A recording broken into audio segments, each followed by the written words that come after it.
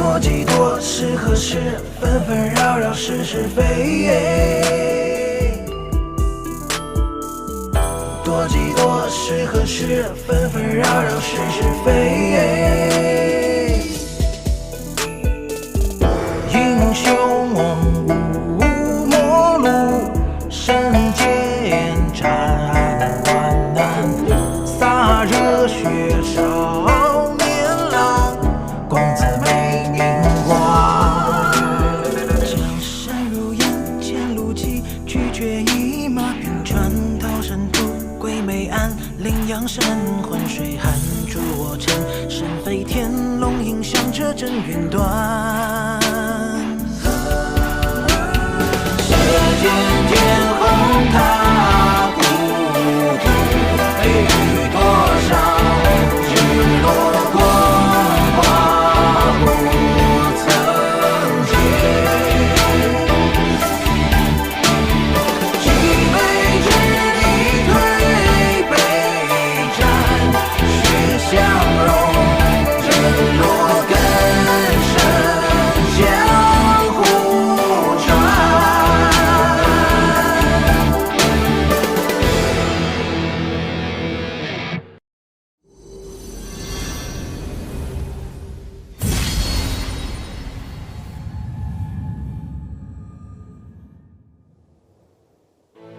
剑域大陆，整个世界都弥漫着剑气能量，是修炼剑道的宝地。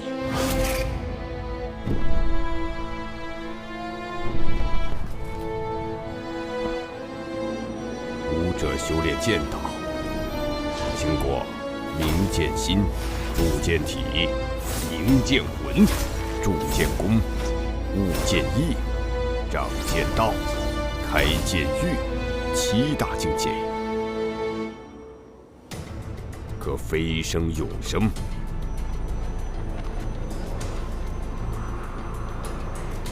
世间留存着10大神剑：天虹、桃神、水寒、星火、震月、逐风、雷祭、荧光、暗灵、血煞，分别代表金木水火土、风雷光暗血的极致力量。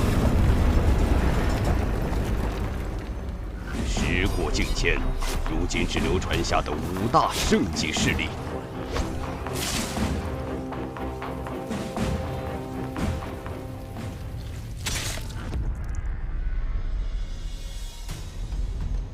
中域剑宗、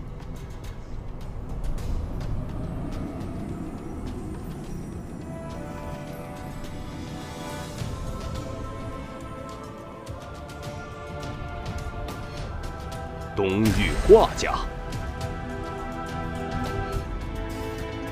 南域楚家、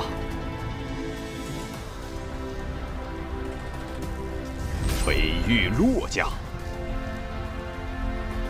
吕家坐拥神剑天虹，称雄西域。而今，西域吕家家主吕神通突破剑道境，成为剑域大陆屈指可数的剑圣强者。清溪，你还好吗？转眼间18载，我们的孩子也快成年了吧？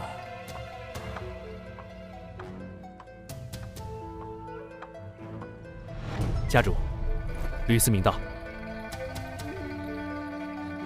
思明，我有一个任务交给你，请家主吩咐。你替我前往北域寒山城方家一趟，找一个叫方清溪的女子，把她和她的孩子请至玄天城。你没猜错，方清溪是我的女人，她的孩子是我的血脉，把他们安全地带回来，不得有误。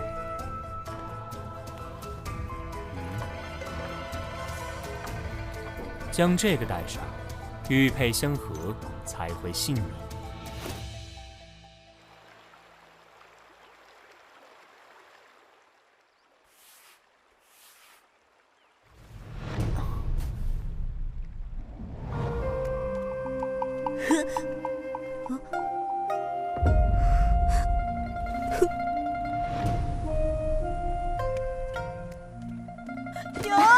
为什么我姓吕而不姓方？小杨，小杨！我就这么昏睡了过去，没想到这一睡，就睡了许久。实在不行，我亲自去魔物森林为杨儿寻药。可弟你是方家家主，这一走，家主就比得上我孙儿的命吗？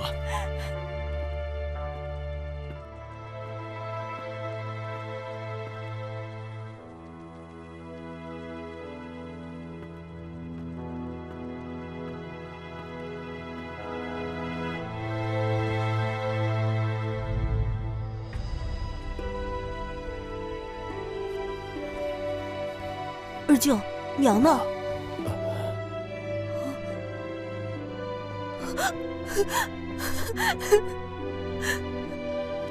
在外公寻药的日子里，方青红夺取了家主之位。为了打压本家，方青红不仅驱逐了娘的牌位，还要置我于死地。二舅为了保住我的性命，自愿退出家族，而我则被贬为奴仆，成了方里处的马奴。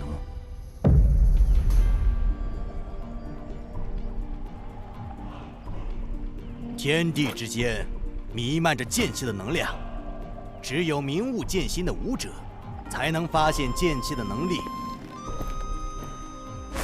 而只有吸纳剑气能量入体，使整个身体都宛如利剑般充满破坏力，才能达到剑体境。若你们能够在18岁之前突破剑体境，便不用再来广场修炼，会获得家族功法。今后只需全力修炼武道，为突破下一境界而努力。教习，下一阶段是什么样的？武道第3境为剑魂境，达到这一境界，就可以凝聚剑魂，以剑魂御敌。哦。我还没有踏入此境界，但我们方家的长老都是剑魂境的强者，你们是家族未来的栋梁，我希望你们将来都能成为剑魂境的强者，成为家族长老。剑魂境吗？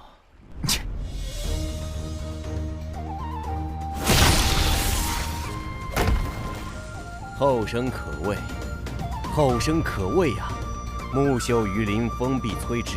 小杨，你剑体境界的事情，千万不能让家族中的人知晓，否则会有杀身之祸。按照目前的进展，想必突破剑魂境也用不了几年。到那时，我的苦日子就到头了。恭喜二公子突破剑体境！二公子今年才17岁啊，居然就突破了剑体境，真是了不起的天才。上午教习指导，下午方青红教授，晚上还有上好的补药。结果17岁才突破剑体境，这和饭桶有何区别？嘿，你还敢躲？本少突破剑体境，所有人都向我恭贺，就你跟木柴似的一言不发。怎么？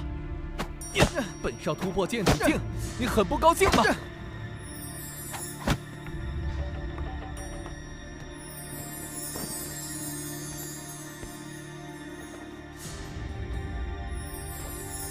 恭喜二公子突破剑体境，现在二公子想去哪里？哼，打了才知道规矩。去回龙国，本少现在是剑体境的武者，我要去跟他们切磋切磋。是。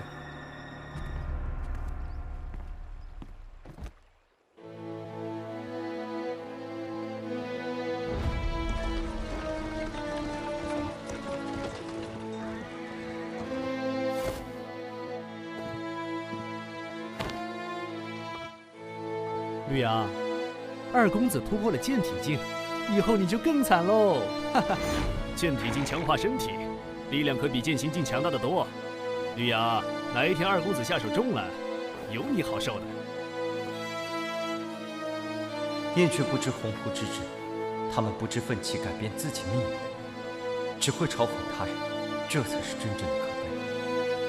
哈哈哈哈哈！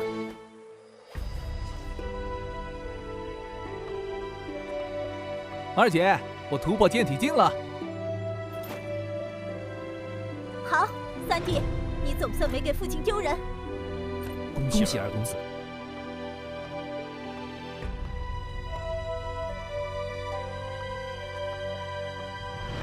方丽姐，你那是什么眼神？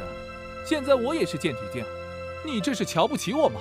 你是方家的二公子，谁敢瞧不起你？17岁突破剑体境，很了不起。哼，你不过是比我早1个月突破剑体境而已，有什么可傲气的？只是比你早1个月而已吗？你不会忘了，我比你还小1岁吧？那又如何？武者之间不看年纪，终究是要凭实力说话。不如我们切磋切磋，让你见识见识我的厉害。好，切磋就切磋。三弟，你当心些，令贤的实力可不弱。有父亲私下教我的剑术，我还赢不了他。也罢，让三弟吃吃苦头也好。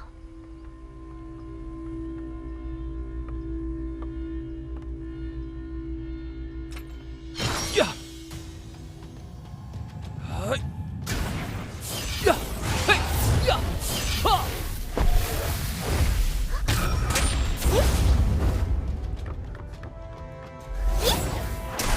呀！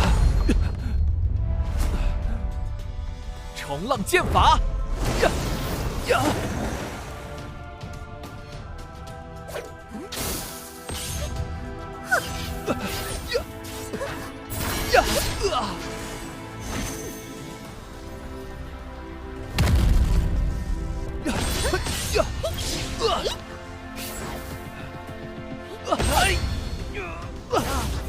不可能，他的剑术怎么会这么强？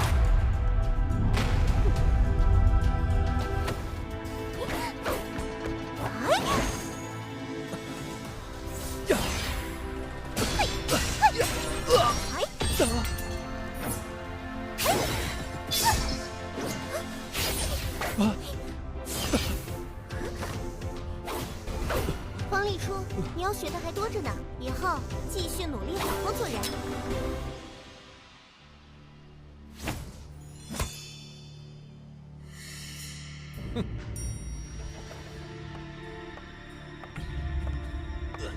气死我了！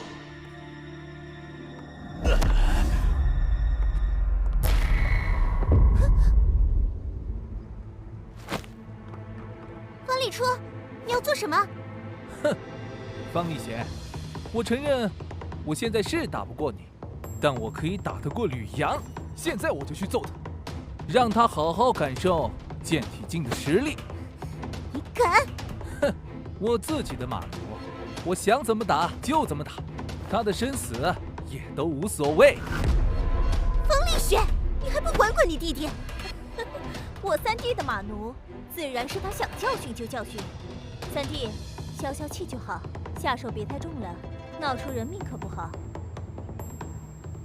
哼，知道了，二姐，我不打死他，哼，顶多废了他。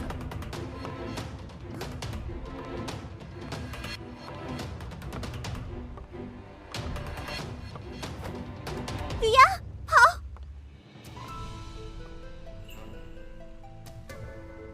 逃！如今我的实力根本无力抗衡方家，一旦逃跑就是死路一条，不如挨着疯子几下罢了。反正我以剑体之境，还是扛得住的。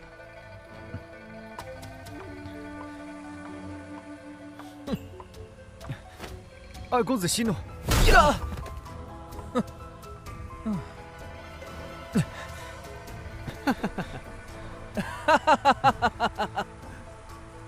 看好了，这就是你小瞧我的代价。呀！呀！住手！呀！哎！呀！呀！你还敢躲？呀！呀！呀！绿芽，以前没看出来，你还真能躲，身体这么灵活，看来你是偷偷的练武了。怎么，想反抗啊？哼，你就是个有娘生没爹养的野种，在方家，你反抗得了吗？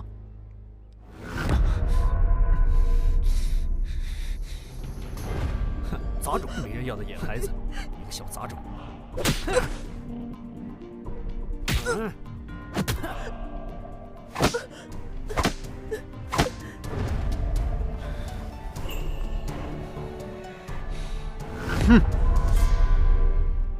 方礼初，你要知道，就算是兔子被逼急了，也是会咬人的。何况我还不是一只兔子。哟吼！你在我方家白吃白喝了这么多年，现在终于要咬人了。你不是兔子，那就是只白眼狼喽！大家看见没有？就是只白眼狼，还是一只野种白眼狼。李显，这事你管不了。吕阳，我倒要看看，你这只白眼狼究竟有什么能耐。冲浪剑法！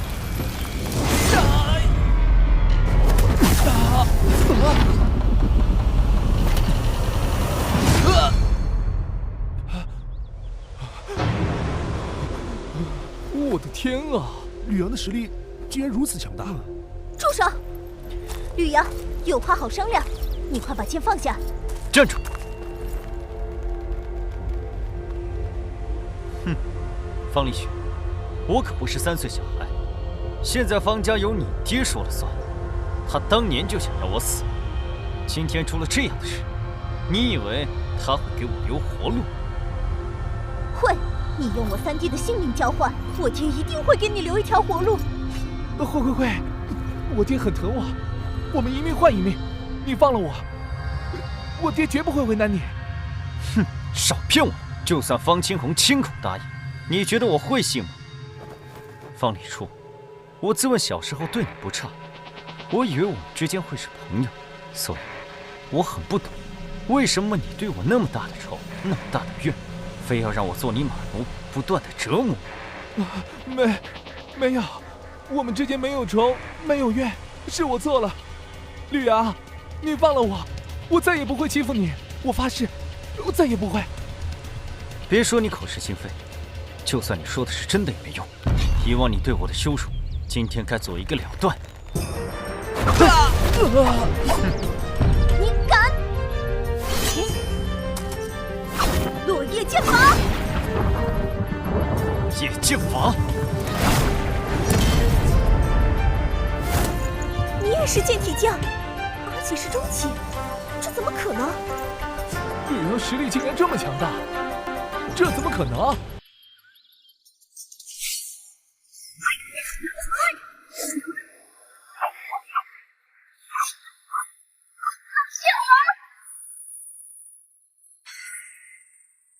寒龙剑法！嘿！怎么可能？都愣着干什么？快陪我拿下吕阳！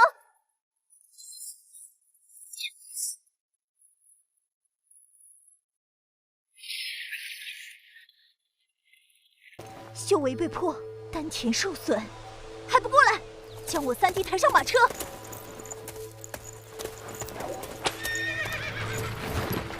送回家族，必须把这事马上告诉父亲。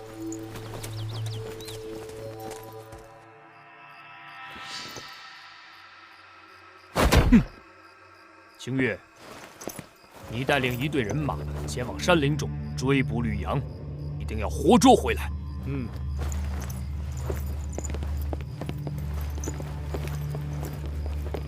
我现在亲自前往沧浪宫一趟，请沧浪宫的医道宗师出手救治李初，帮他恢复修为。李雪，好好照顾你弟弟。是。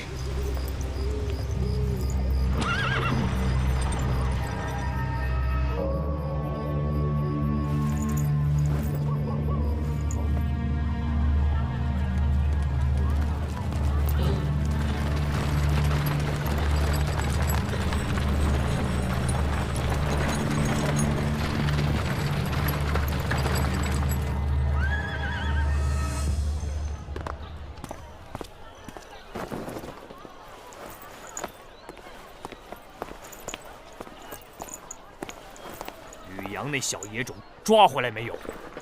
三爷回来了。似乎没有将吕阳抓回来。没抓回来，难不成让他成功逃脱了？哼！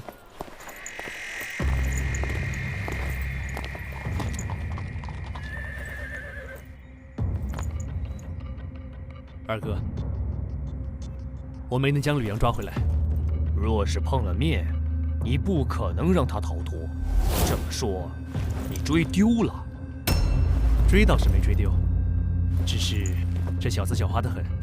等我们赶到回龙湖后面的山林中，追他的9个剑体境精英，全部都受了伤，没能将吕阳拖住。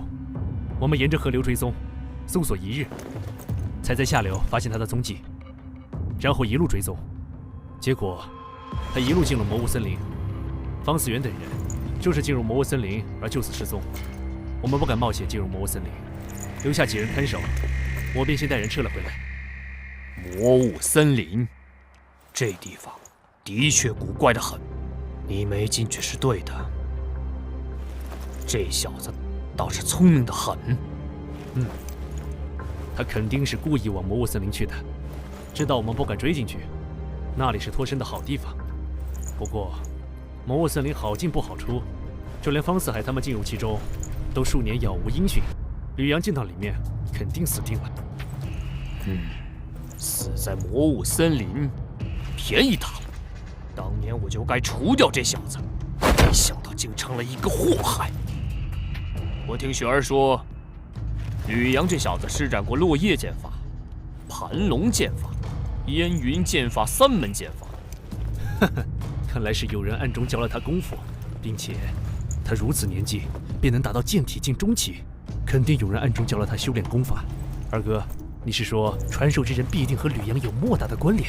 家族内有这个实力的，只有方清流。除了他，还有谁？除了他，还有谁？让他离开了长老团，他还不安生。若非他传授吕阳那小野种武功，楚儿绝不至于落得如此下场。方清流，方清流就算退出了长老团，但受方思源的影响，他在家族中的人脉还大得很，可以抓住这个机会，彻底打倒他。你说的对，就算我当了数年家主，可还有很多人认方清流为方家正统。吕阳那小畜生逃了，这笔账自然要算到方清流头上。走，我们去擒拿方清流。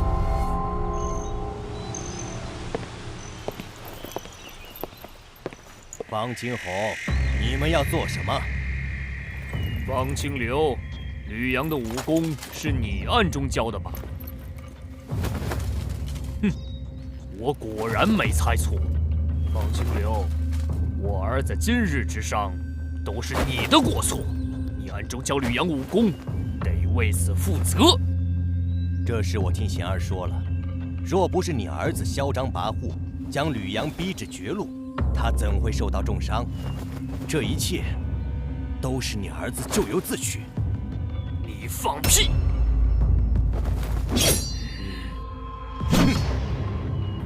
斩！不自量力，去将他拿下！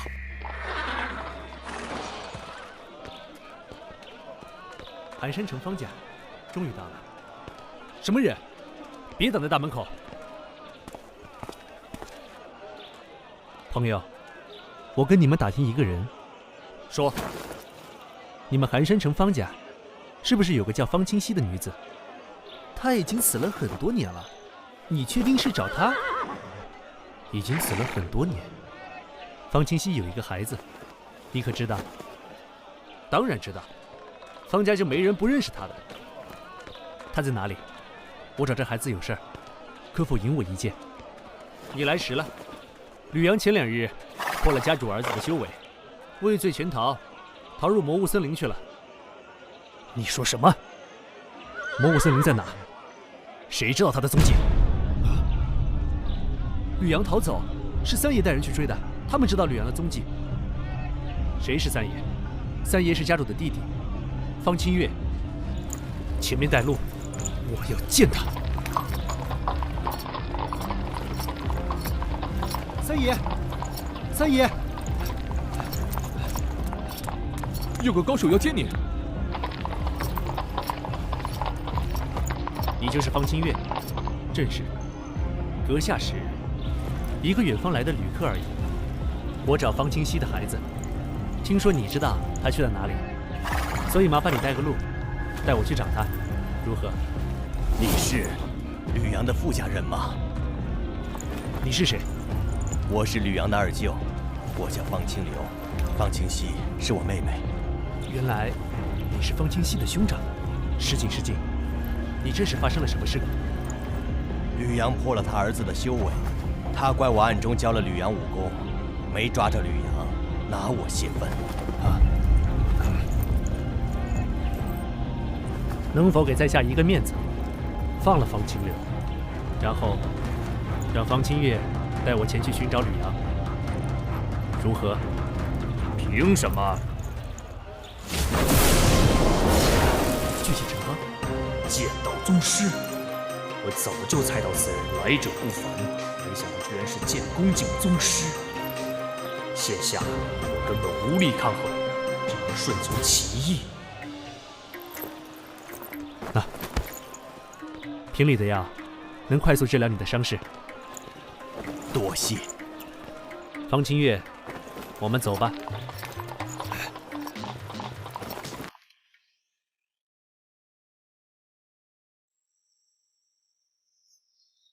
前方是魔雾森林，吕阳就是从这里进入的其中。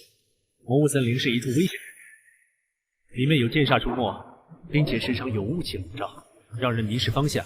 进入其中的人10个有9个出不来，我只敢追踪到这里，不敢前进了。你不怕死吗？你们叫这里魔雾森林，实际上应该叫雪域蛮荒。这里是连接北域、中域、东域的一大片地域。10大神剑之一的雪煞剑第一次出现，便是在这雪域蛮荒中，由雪煞老祖代书。后来雪煞老祖成为剑神，飞身永生，神剑雪煞便留了下来。虽然雪域蛮荒是一处危险境地，但仅限于中心区域。好了，回去了。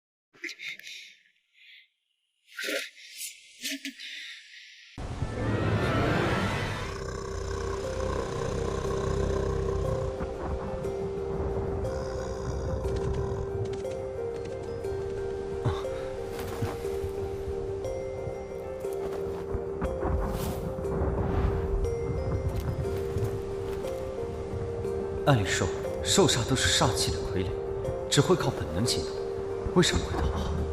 难道是感受到恐惧？难道是怕我？我有什么好怕的？不对劲，据方清月所说，吕阳也就是剑体境中期的修为，但眼下这些人煞都是剑宫级别的，越往前遇到的煞灵越强。但种种迹象表明，吕阳还在前面，这太不可思议了。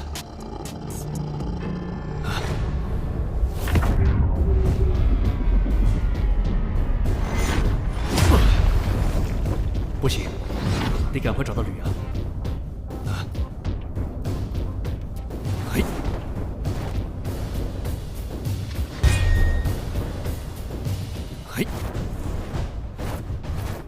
这是走出魔物森林了？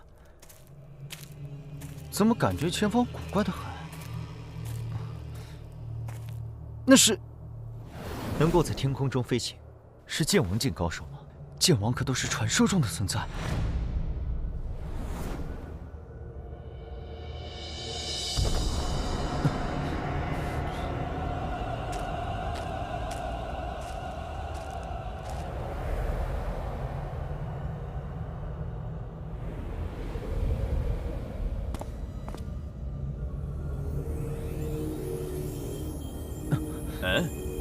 一个剑体境，竟然来到了血域蛮荒之中，真是有意思。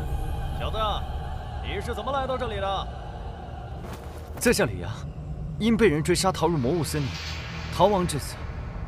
请问阁下，一直向前能够离开这里吗？一直向前，小子，你知不知道，你已经踏入了血域蛮荒，接近中心区域，越往前行，便越靠近血域蛮荒中心。就算是剑圣强者来了，也难做到横穿血域蛮荒。听他的语气，这地方好像很危险，根本不是我这个剑体境的人能够过来的。那我想要离开这里，应该怎么走？既然你能来到这里，一定很特殊。不知你的血液味道如何，合不合血煞剑的胃口？血煞剑，10大神剑。哼！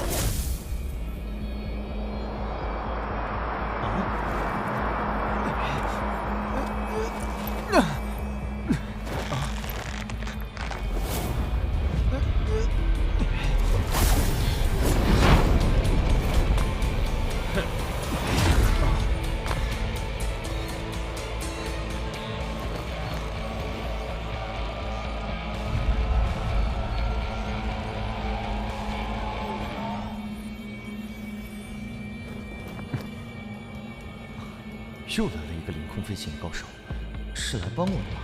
不知道能不能打过血域青年。剑无双，血域蛮荒你也敢来，真是好大的胆子！追杀你是我的使命，厉雪河，无论你在天涯还是海角，本公子都将找到你，除掉你，还天下一片太平。剑无双，你连你真正的使命都不知道。真是悲哀，真是悲哀！我的使命就是守护剑域大陆，让你这个血煞剑的传人死无葬身之地。哼！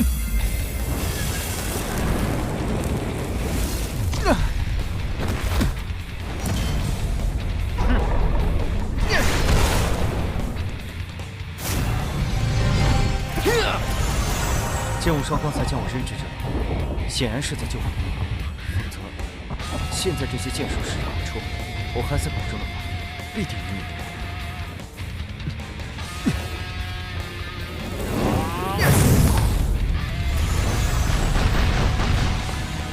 你也接我一击！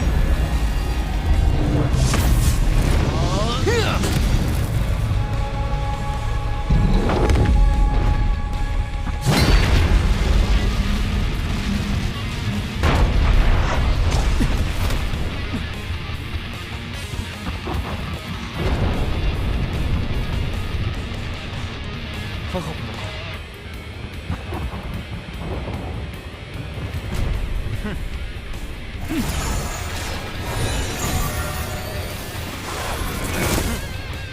嗨！呀！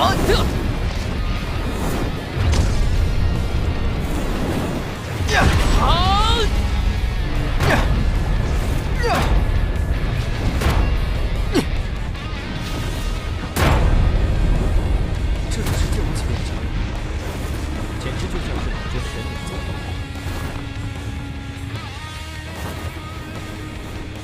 哼！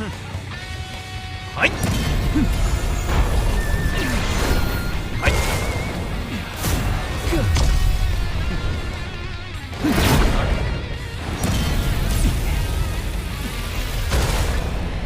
剑无双，你的使命就是喂养我的剑道。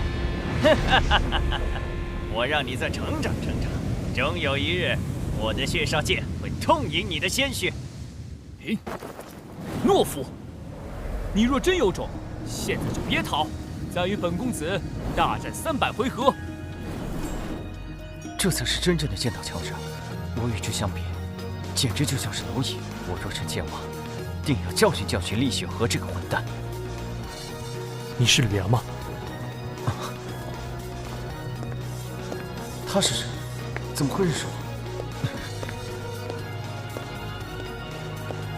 你竟然深入了雪域蛮荒，这里危险，快走！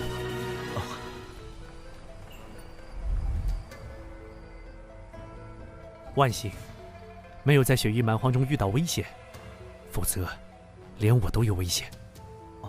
你是谁？你怎么知道我的名字？我到了方家找你，知道了你的下落，便进了魔物森林追寻你。没想到你这么能跑，竟然穿过了雪域蛮荒外围，进入了真正的雪域蛮荒之地。这个你可认识？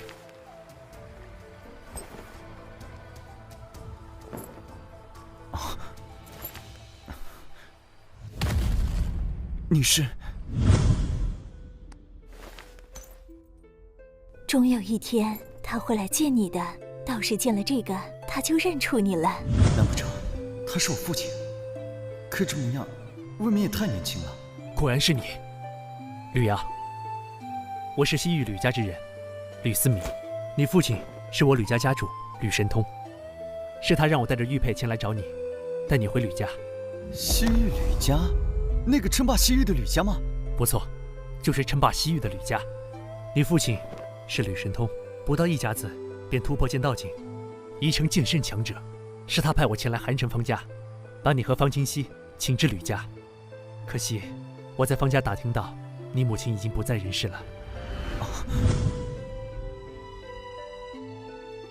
既然他那么厉害，为什么现在才派人前来找我？也许他有别的苦衷，我也不清楚其中的原因，只是负责请你回去。方家容不下你，你跟我走吧。回到吕家，有你父亲的庇护，再也没人能够伤害你。如果我不愿意回吕家，你要抓我回去吗？吕家是西域霸主，你为什么不愿意回去？不知道，就是不愿意。以前我不知道我父亲是谁，我心里很期盼的想知道。现在知道，只想问他为何抛弃我们母子10几年不闻不问。这个问题我回答不了。也许你应该回吕家后当面问他。我可以跟你回吕家，但不是现在。我与方家还有心愿未了，不完成心愿，我不离开。什么心愿？1. 方清红抢夺了属于我外公一脉的家主之位，我要重新夺还，归还我外公一脉。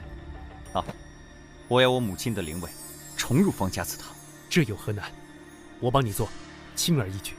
不，我自己的事，我要自己做。你自己做？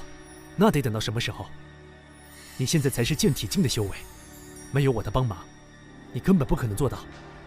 既然吕家是西域霸主，定然有高明武学。你教我吕家的高明武学，我完成心愿不难，用不了多久时间。越是高明的武学，越是难以修炼。你才剑体境中期，学会吕家武功都需要很久的时间。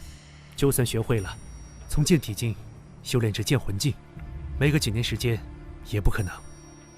这你不用担心，不完成心愿，我不回吕家。你若不愿意教，那就帮我个小忙，带我离开魔物森林，摆脱方家的追杀，然后自己回去。我凭方家的武学也能完成心愿，只是时间久一些罢了。待我完成心愿，自会前往西域吕家找他。唉，这怎么可以？好，你是吕神通的儿子，学吕家武功自然可以。我教你，我倒要瞧瞧，你究竟能不能学会。一定。我不能拖延太久的时间，不如我们做个约定，如果1个月你还没学会，那就先跟我回吕家，等你在吕家修炼成强者，再回方家完成心愿，如何？1个月，这倒是个挑战。一言为定。我们先离开魔物森林。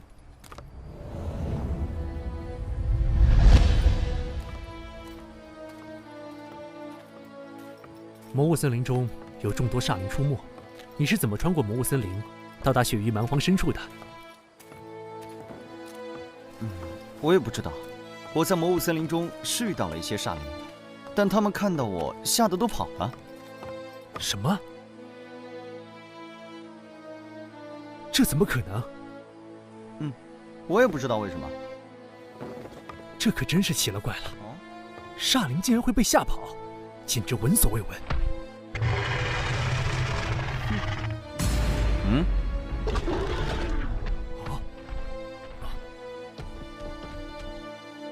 看吧，就是这样。真是匪夷所思。我在那片血光笼罩天空的荒芜之地中，遇到了2个剑王强者，他们在天空中飞行战斗，当真是厉害。剑王强者已经延年益寿，不是凡人之躯，当然厉害。我也是远远看到了他们打斗的场景，才快速追上了你。不知道是哪里的剑王，竟然来到血域蛮荒中相斗。一个叫剑无双，一个叫厉血河，都很年轻。你说什么？剑无双，厉血河？这是神剑公子和血剑公子啊！剑域大陆年轻一辈最妖孽的天之骄子，你居然见证了他们2人的战斗。没想到那2个剑王来头竟然这么大，将来我也要像他们一样成为绝世强者。若非剑无双出手相救，刚才我已经死于厉血河手中。等我成为强者，我一定要找他算账。厉血河身怀神剑血煞，虽然年轻，却已经是剑王中的至强者，将来必成剑圣，甚至有望冲击传说中的剑神之境。想要找他算账可不容易。你不是说我父亲是西域吕家家主吗？吕家是西域霸主，有神剑天虹。我若学了吕家武功，凭神剑天虹，难道还对付不了厉血河？你可知道谁是当世第1强者？是剑宗宗主无剑老人。据说他已经到了无剑胜有剑的地步，所以世人尊称无剑老人。不错，是无剑老人。神剑公子剑无双便是他的弟子。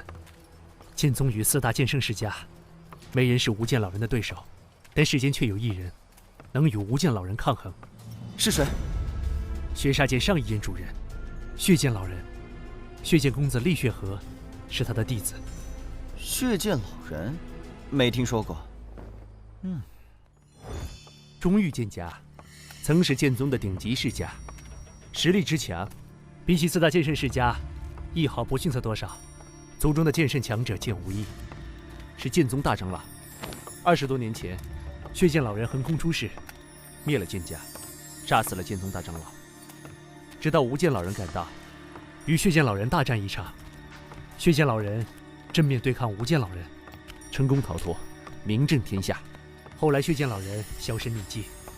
最近几年，他的弟子厉血河身怀神剑血煞现世，可与神剑公子剑无双争锋，其名才再度流传。寒山城乃偏僻之地，你没听说过倒也正常。血剑老人如此厉害，可见所学武道不比西域吕家逊色。你是说我即便学了吕家武学，获得神剑天虹，也很难对付厉血河？以后若是遇到厉血河，还是避远一点吧。他身怀血煞，杀心极重，落在他手里，很容易丢了性命。你也别不服气，整个剑域大陆英杰无数，但能与厉血河争锋者，仅剑无双1人。哪怕是另外几个天骄，比起厉血河都要逊色一筹。甚至是老辈剑王，能与厉血河相比者也不多。所以，逼着厉血河，才是正确的选择。何谓天骄？这是剑域大陆各大顶尖势力间一条不成文的规定，能在20岁前成为剑王者，可封天骄之名。剑无双、厉血河都是20岁前突破剑王，所以又称神剑公子、血剑公子。还有哪些天骄？东域华家、重剑公子华重，南域楚家、炎剑公子楚炎，还有我们西域吕家天剑公子吕天。吕天是你同父异母的兄长，不仅20岁前成为剑王，并且还获得了神剑天虹的认可，所以你想凭借神剑天虹对付血煞，这也行不通。同父异母的兄长，这么说来，吕神通和我母亲在一起之前，已经有了妻儿。是的，关于你母亲的事情，我一无所知。但家主不是滥情之人，想必之间有什么因果，只能等你到吕家之后，询问家主。我一定会问个清楚。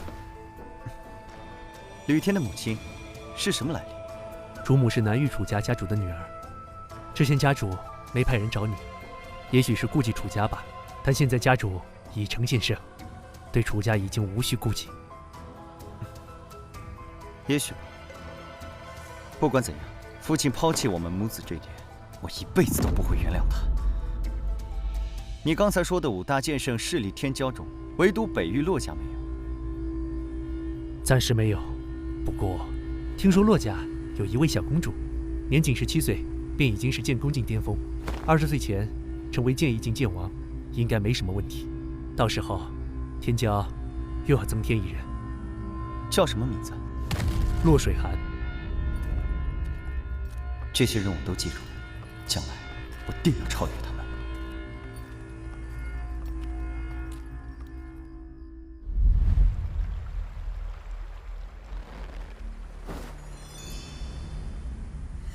我吕家的神剑天虹，是一柄金属性神剑，因此我吕家的武学也多为金属性武学，主要分为3大类：剑经、剑法、剑体。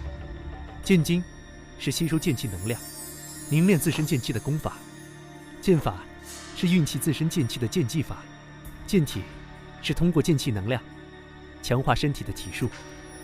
吕家的至强武学是白虎圣剑经，不过白虎圣剑经只有吕家最核心的人员才能修炼，我也不会，只能教你金虎剑王经。金虎剑王经，金虎剑王经可修成金虎剑气，虽然不是吕家至强武学，但放眼剑域大陆，那也是1等1的绝学，可修炼这剑意境的剑王级功法。那我到了吕家，能不能学白虎圣剑经？你是家主之子，当然能学。我先教你金虎剑王经，若你1个月内能够修炼有成，能将修为提升至剑体境巅峰，我就教你剑法和剑体。等你解决方家事务，金虎剑王经要求天赋极高，想必吕阳1个月内也练不出成果。这样一来也好，能早点带他回去复命。好，那我就先学金虎剑王经，看看吕家武学相比方家的小苍浪诀有何出众之处。这小鬼，方家武学也配和我们吕家金虎剑王经相比？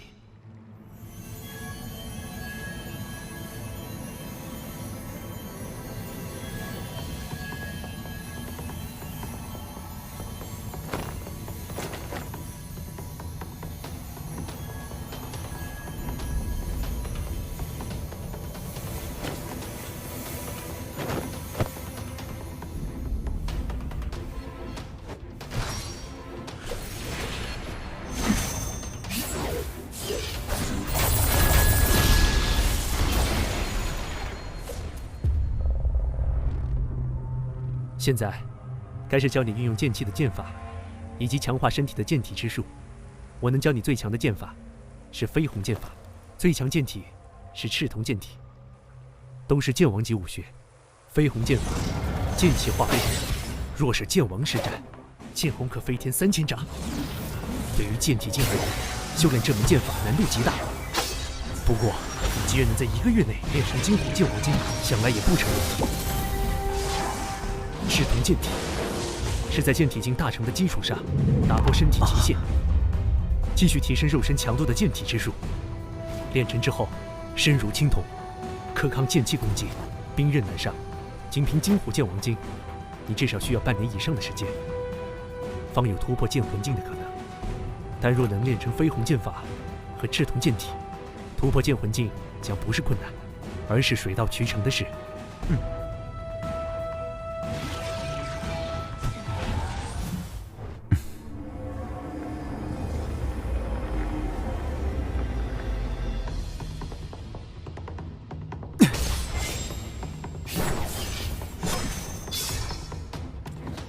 现在可以解决方家的事务了。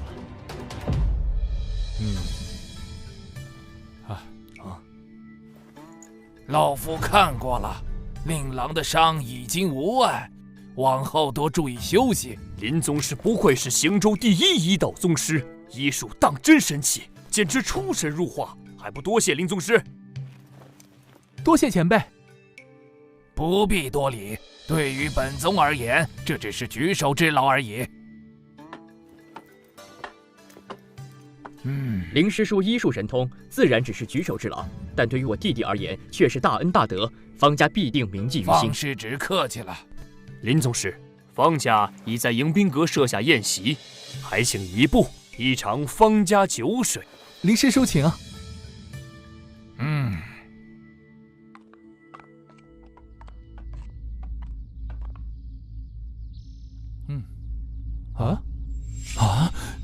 他竟然真的在魔物森林找回了吕阳！我的天，这怎么可能？魔物森林不是禁地吗？家主，不好了！家主，大事不好了！今天可是有贵客在场，谁这么不知好歹？方家这是发生什么大事了？哪能有什么大事？下人不懂事，让林宗师见笑了。房度，你知不知道今天是什么场合？慌慌张张的做什么？家主，那个宗师他又来了，并且还是带着吕阳一起来方家了。这怎么可能？魔物森林可是武者禁地，他怎么可能将吕阳救出来？都别慌，林师叔在此，谁敢在我方家放肆？哪怕是剑道宗师，在行州城也得看我沧浪宫的脸面。林师叔，我师父不在，还请为方家做主啊！方师侄请放心，本宗在此，绝不让他人放肆。多谢林师叔，还请林宗师压阵，我们去会一会那个宗师。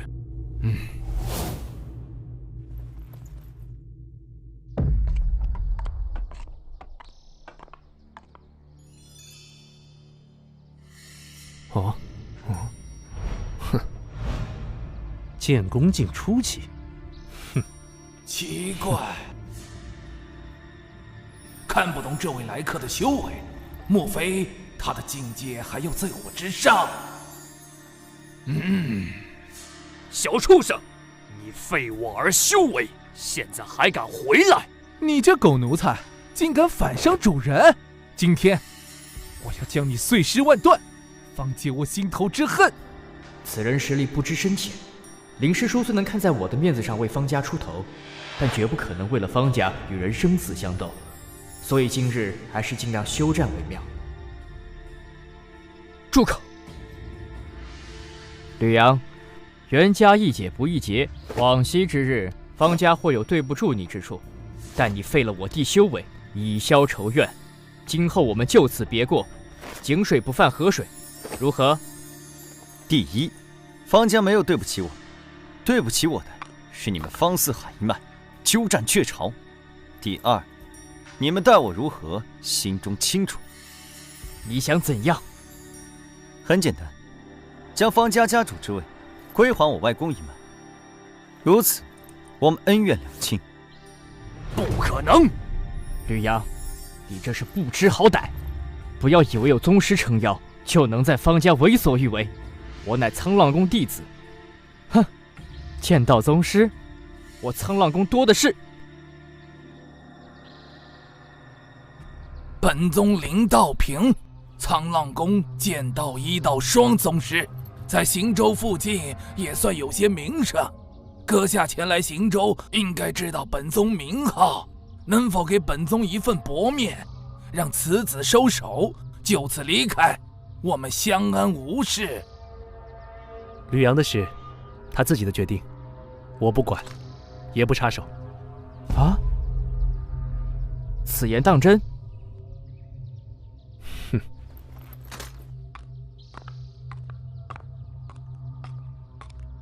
哼，吕阳，你还是别异想天开了。既然已经离开方家，就永远的滚出方家，别再回来。你说的条件，不过是痴人说梦。是不是痴人说梦？试一试就知道了。你竟然已经突破剑魂境。哼，就算你突破了剑魂境，那又如何？别说我父亲是剑魂境巅峰强者，仅是我方丽媛，同为剑魂境初期，也不是你能够抗衡得了的。丽媛，你和吕阳是同辈，既然他非要与我方家不死不休，那你就和他做个了断吧，让为父看看你这些年在沧浪宫的长进。父亲放心，绝不留后患。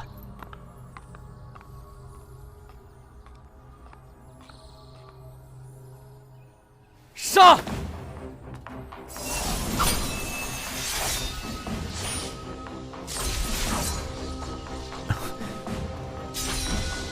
哼，想夹住我的剑，痴人说梦。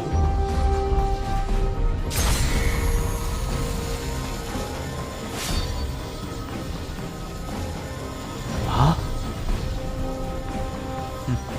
你的剑太弱，不如你来接我一剑。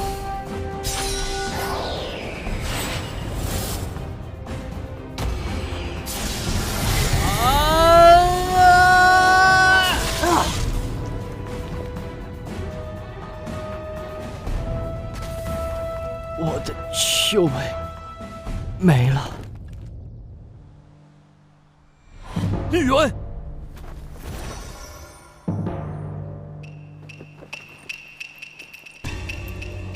吕阳，老子要将你挫骨扬灰，碎尸万段！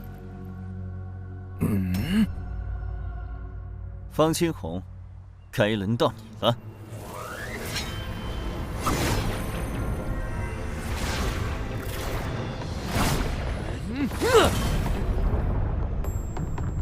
这不正常！剑魂境初期，怎么可能遇剑与剑魂境巅峰分庭抗礼？啊！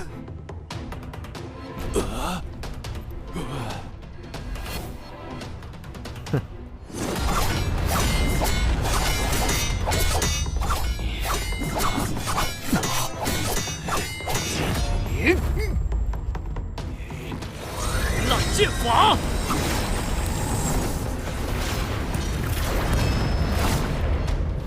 飞鸿剑法！什么？这不可能！吕阳，吕阳，难不成会是那个吕家？方清红，完了！沧浪三叠剑！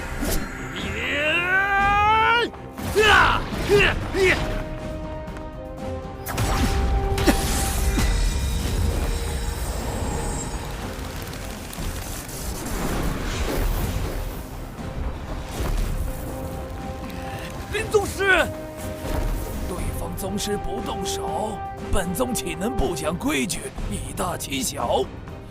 方清红，你们方家之事，自行解决吧。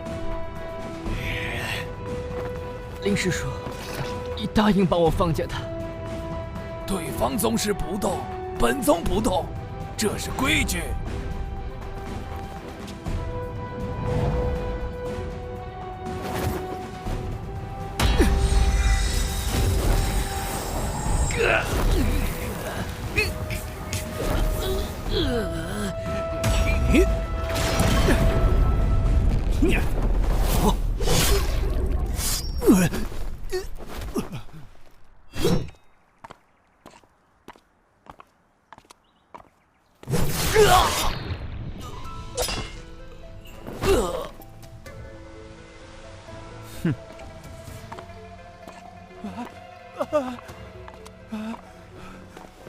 吕阳，求求你，我求求你，不要伤害我，我给你做牛做马。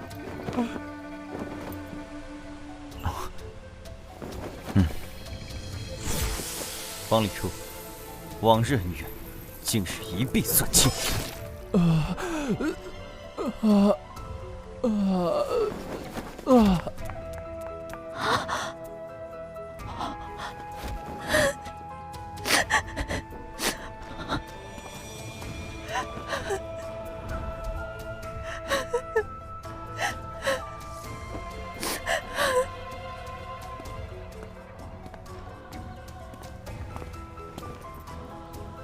舅舅，方家的家主，今后就由你来做，我娘的牌位就麻烦你了。啊？那你呢？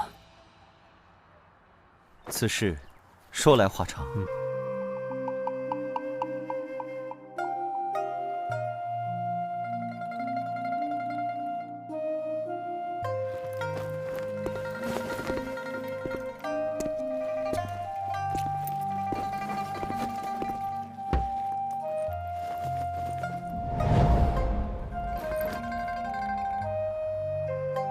娘，孩儿要走了，要去西域吕家。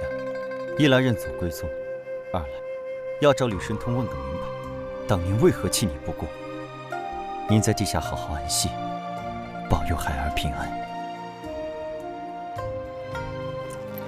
子去西域，山高路远，三妹啊三妹，你一定要好好保佑吕阳，让他一路平安。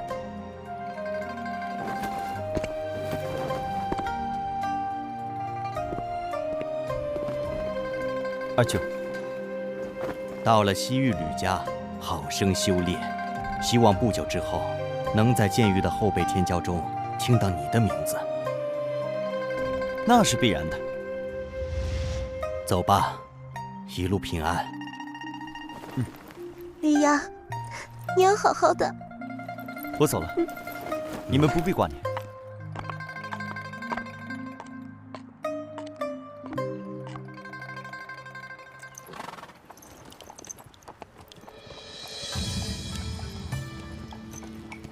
10大神剑的威力都一样吗？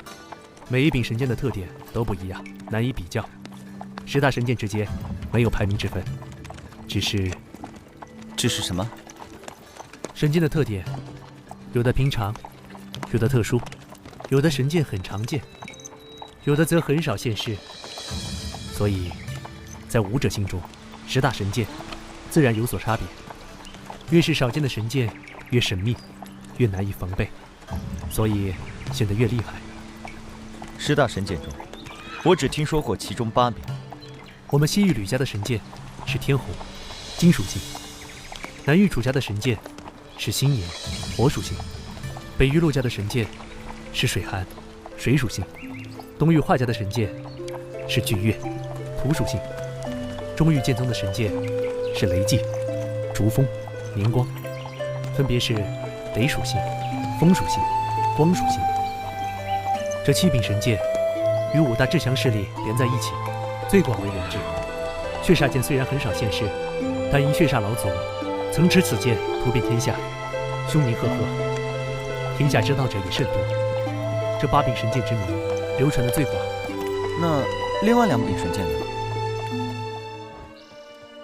另外2柄神剑，其一为桃神，木属性；其一为暗灵，暗属性，最为神秘。出现的年代非常古老，还在血煞剑之前，之后又从未现世，知道的人自然不多。这2柄神剑有何特点？这只在古籍上有记载。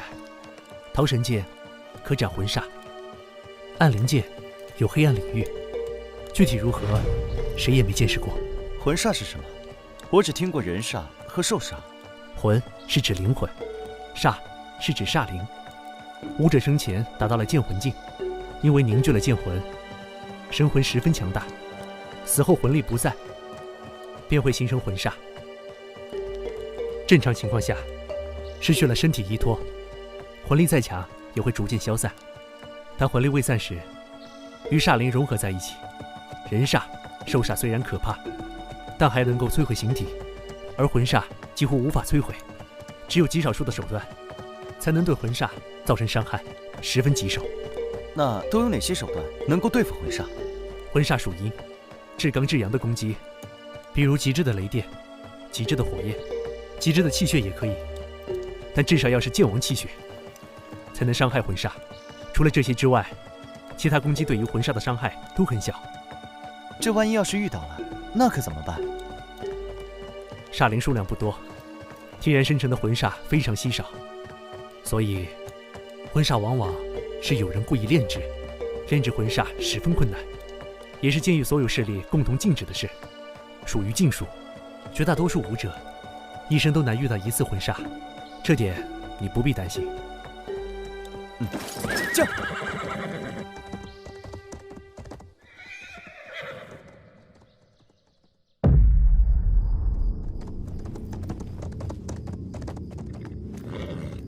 黑山城是豫州西部最后一城，再有1个多时辰，便可到达黑山岭，是连接西域和北域的一条巨大山脉。经过此山需要半天时间。今晚我们在黑山城中休息一晚，明天一早启程，白天翻过黑山岭。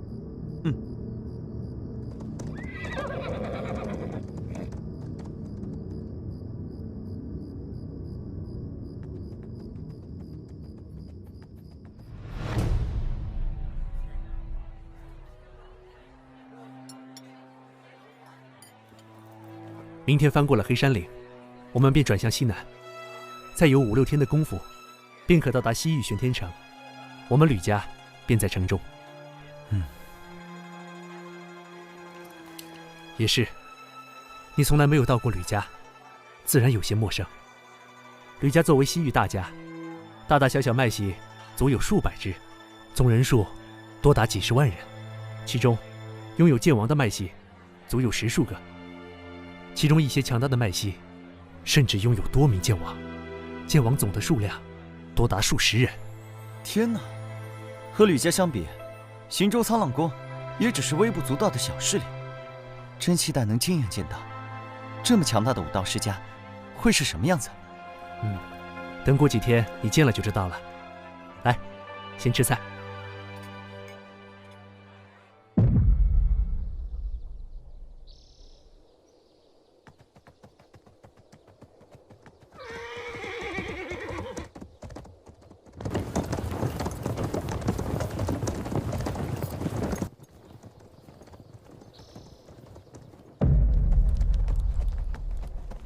这是黑风道，多在山谷间穿行，期间只要翻过一条几百米高的黑风岭，大概3个时辰就可到达西域地界。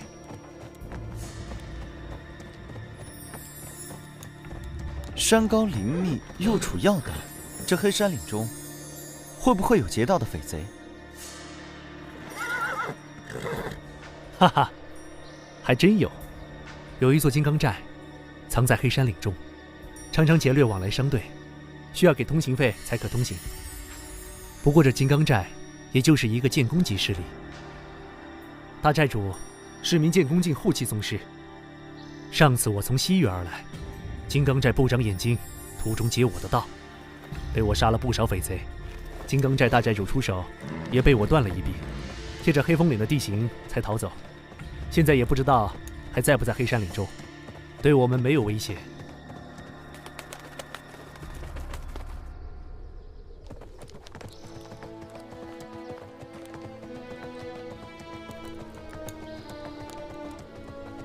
这风声真难听，只是听着吓人而已。这里是黑山岭的岭峰最低处，是个天然的风口，风大风急，风声自然尖锐。前方坡度不小，我们还是下马吧，节省点马力，之后路还长。也好。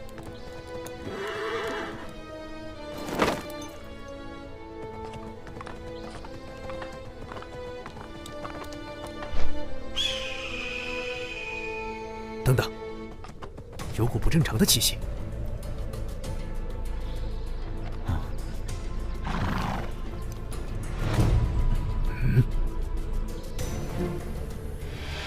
人煞？不是人煞，这里不是煞灵出没地，不会有这么多煞灵依附尸体，是尸魁。尸魁和人煞有什么区别？人煞是煞灵占据人的身躯，而尸魁是武者炼制，看上去相似，但形成却完全不同。人煞背后未必有操控者，尸魁背后必定有操控之人。是哪位朋友炼的尸魁？我们乃西域吕家之人，还请让道。等的就是你们。阁下是谁？敢不敢出来打个照面？不急，你陪我这些宝贝们先玩玩。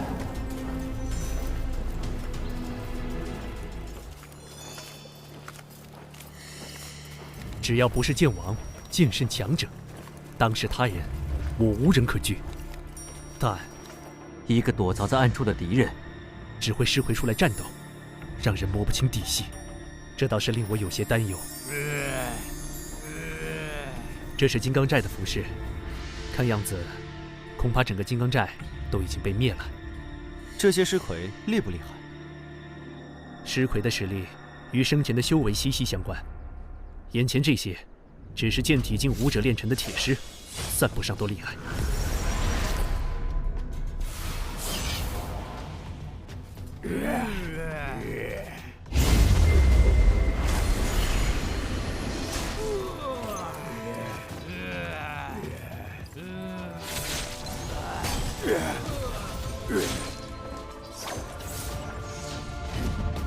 剑魂境武者多被练成铜甲尸，剑弓境武者都被练成银甲尸架。绿芽，你小心一点，请随我身后。银甲尸架很不好对付。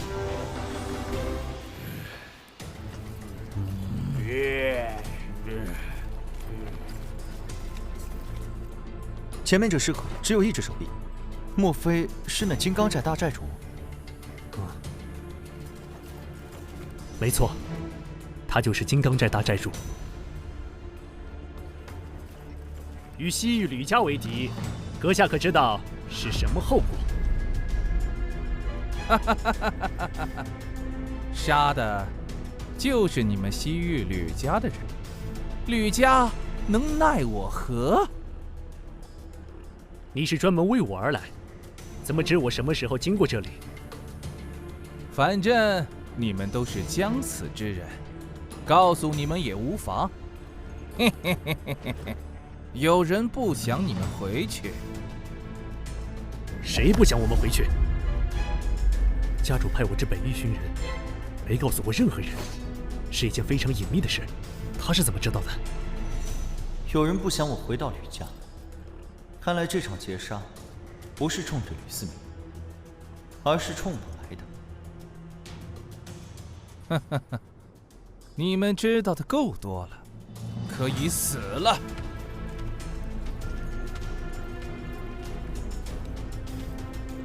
就凭几具铜甲尸和一个银甲尸架，也敢在我面前猖狂？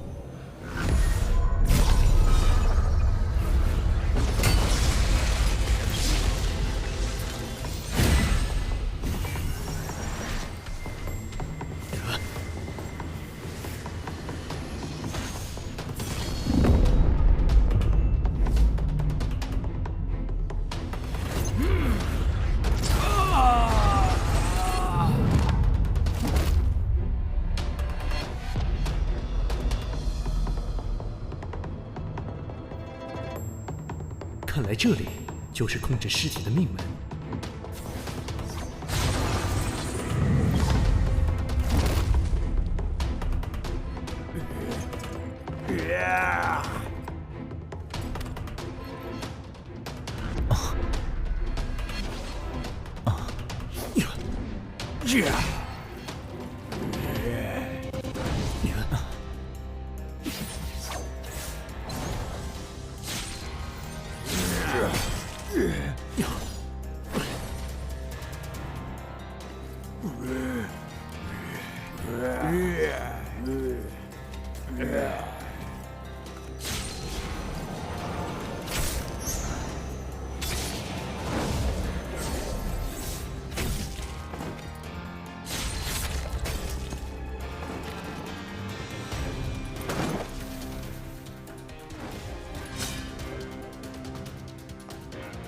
飞鸿剑法，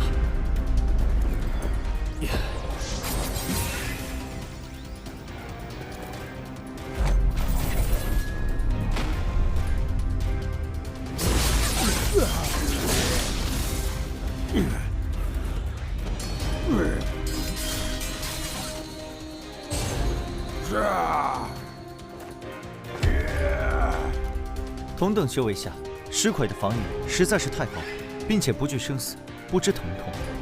哪怕眼前的银甲尸甲实力远逊于吕思明，但却能够与吕思明战个旗鼓相当。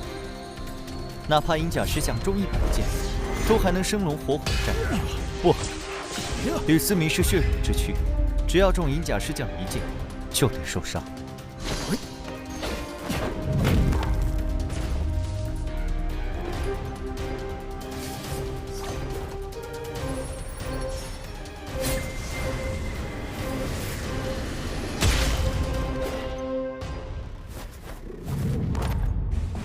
这银甲尸将只是尸鬼，最麻烦的是隐藏在树林里的家伙。不过，一般炼尸者的实力通常没有尸魁那么强大。阁下还打算继续藏头缩尾吗？有什么手段，尽管使出来吧。吕思明，你不要得意的太早。我早就知道，仅凭这些废物，根本奈何不了你。之前只不过是陪你玩玩罢了，现在才是动真格的时候。刚才的银甲尸将已经非常难缠，还只是玩玩。那么，动真格的又会是什么层次的力量？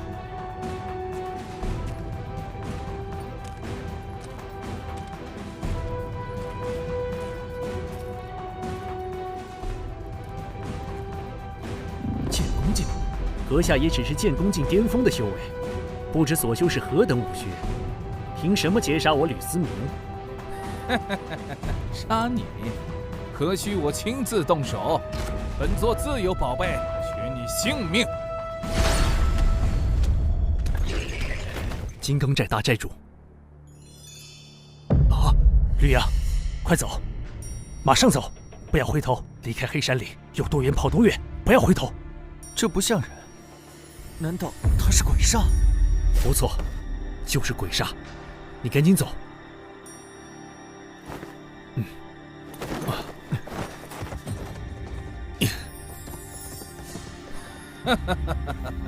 小子，你跑不掉的。今天你们都得死！炼制鬼煞，乃世间禁术。你究竟是什么人？杀你的人。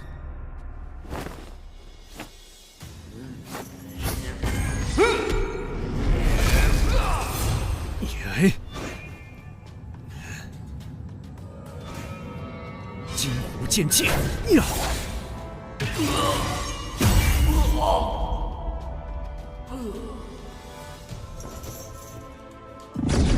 要是让鬼煞进入体内，只怕我的神魂也要被毁。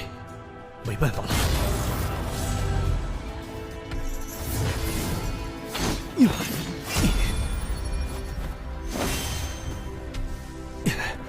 只怪我实力有限，只能为吕阳多争取点时间了。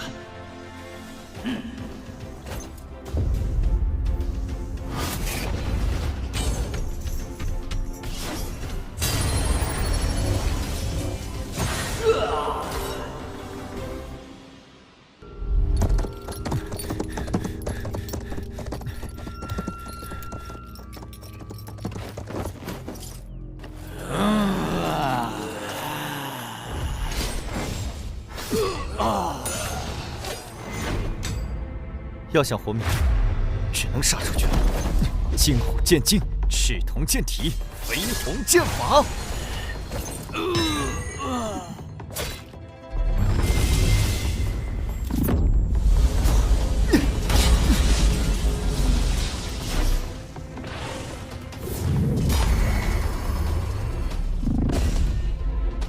不能急躁，要冷静，一定有办法的。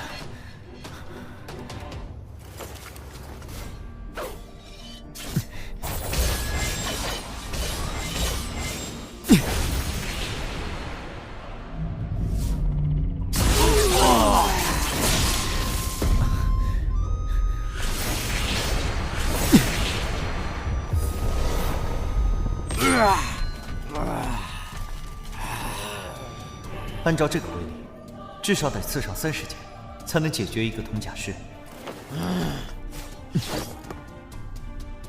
要是这把剑能削铁如泥，也不用这么麻烦了。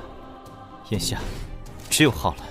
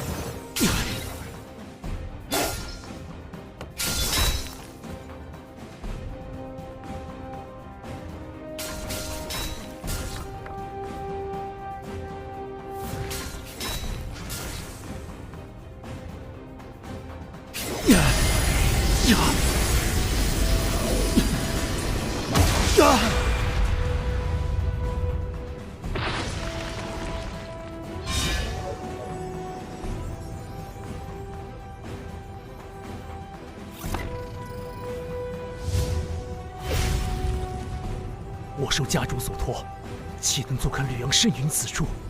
看样子，只能拼死一搏了。呀！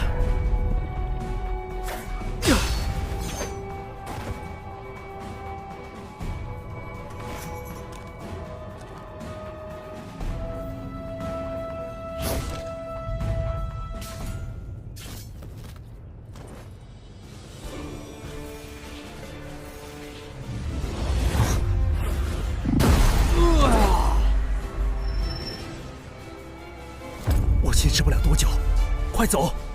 先不要回西域，保住自己，提升实力。我一定会查出背后指使的人，一定！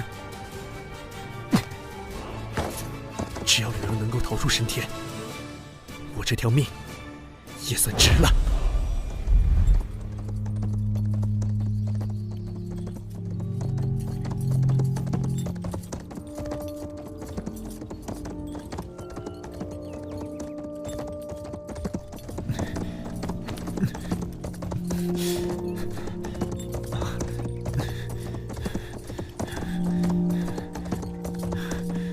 快了，就快逃出黑山岭了。出了黑山岭，便不再是黑风道一条路。天高地阔任我去，对方想追到我就难了。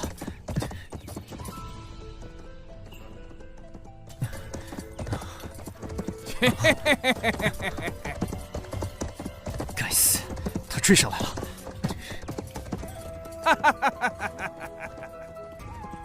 连吕大哥都不是对手，我该如何是好？你跑不掉了。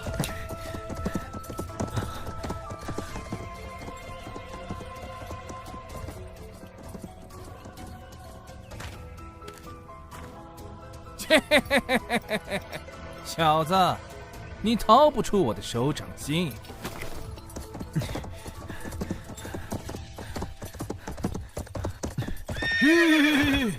实力相差太大，不管怎么想，都没有取胜的机会。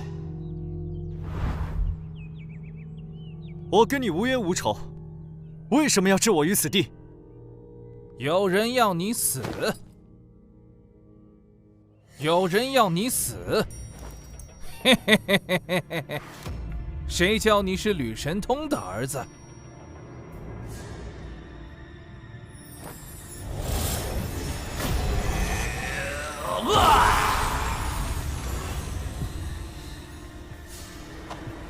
这，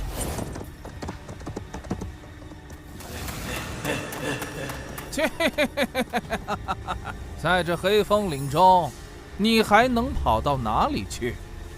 你这是无谓的挣扎。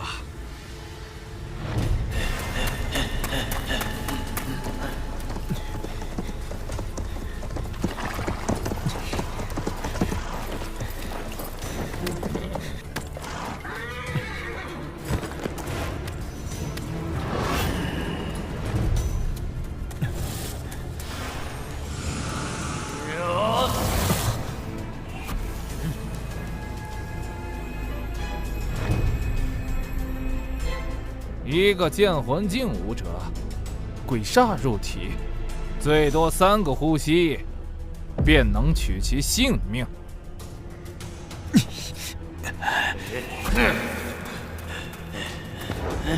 我就这么死了吗？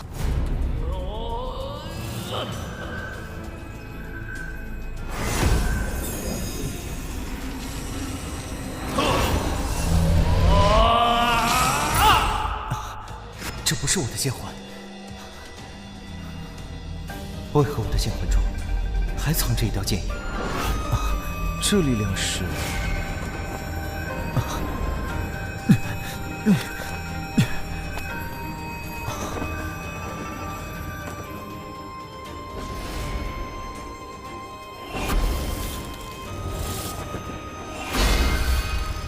能有如此力量的，这柄剑绝非凡品，斩杀鬼煞。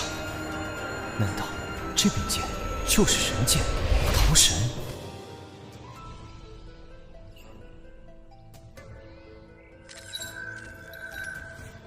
啊！怎么会？鬼煞怎么可能被瞬间消灭？啊！就算鬼煞遇到被克制的力量，被彻底打散，那也会化成剑煞能量融入天地之间。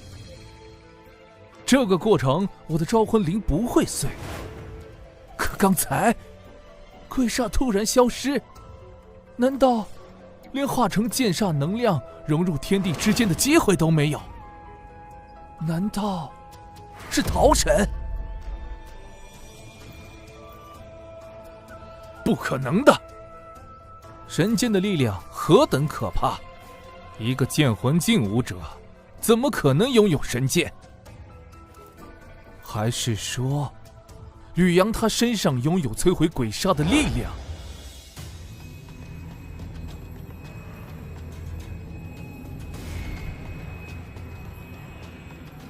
御空飞行，这小子难不成是剑王境界？如果是剑王强者，那就说得通了。剑王强者的气血极其可怕，对于鬼煞有着极大的杀伤力。此地不宜久留，我得赶紧走。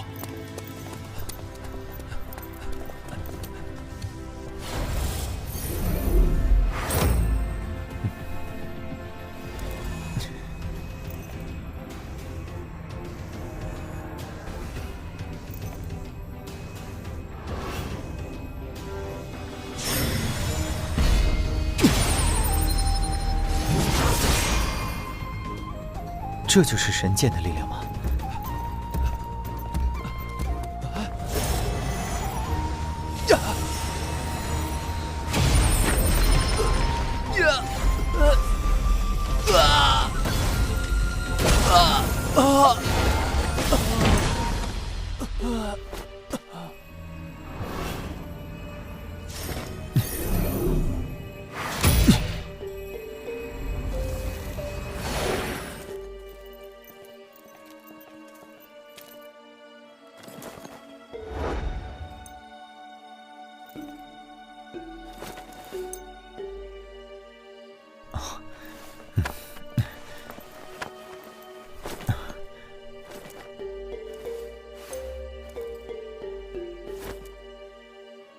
不行，他的同伙可能会通过令牌追踪到他，还是不要带在身上为好。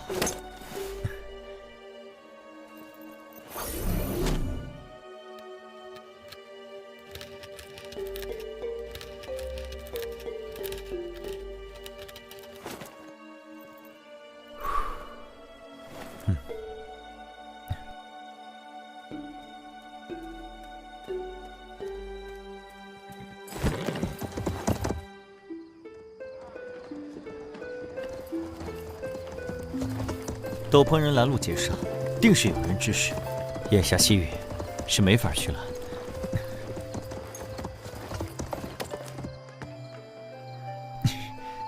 我必须为吕大哥报仇，查出幕后主使。我现在实力太弱了，必须得找个地方藏起来，潜心修炼，修成剑魂，再回西域找吕家。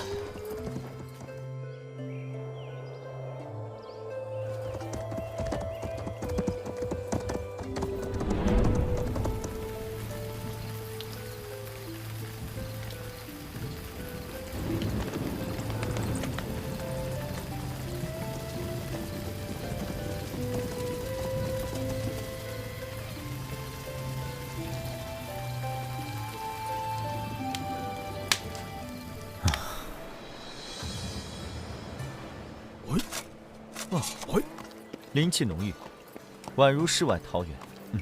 就这里了。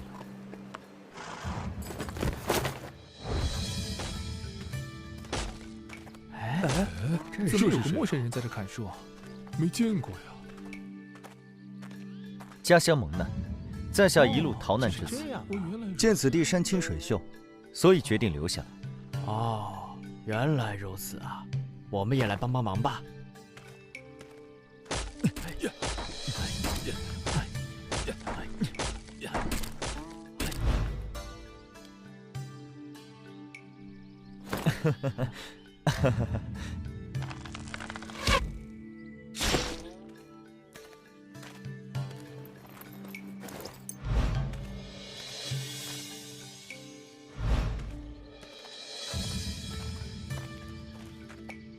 太客气了，来，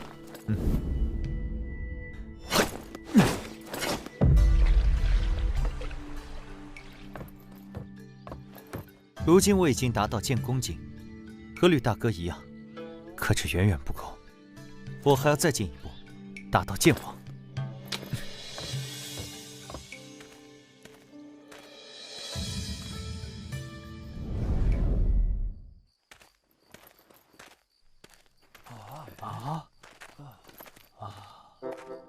吕阳，你今年多大了？18岁，怎么了？18，和我女儿年纪相仿。吕阳，你觉得我家闺女咋样？得了吧，就你家女儿那样，配得上人家吕阳吗？还是我家闺女和吕阳最配。我来元福村，只为亲近修炼武学，等修为大成，便要离开，哪能在此留下牵挂？那个，这位乡亲，其实我还有一事隐瞒。当年家乡蒙难，家母也因此去世。当初我就决心披麻戴孝3年，3年之内不谈儿女婚嫁，待到3年扶丧之期过后再议。我就说嘛，吕阳这么好的人，连咱们村的姑娘瞧都不瞧一眼，是有原因的。这么看来，吕阳也是个大孝子嘛。咱们就尊重人家，之后再说吧。都散了，散了。既然说了3年，那我就得在3年内突破至剑王境界，要不然之后可就麻烦了。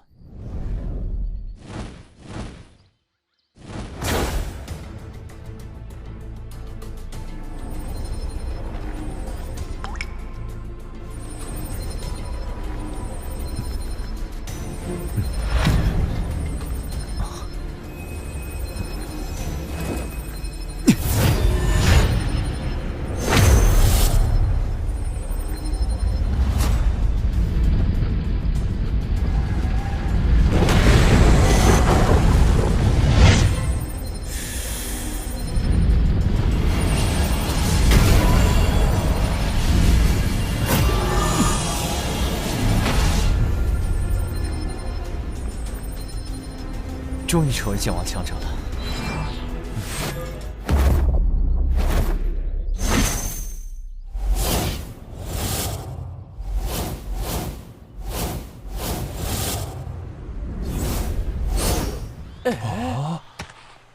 哇！飞了，飞天了！我的天，怎么飞起来了？他究竟是什么人物？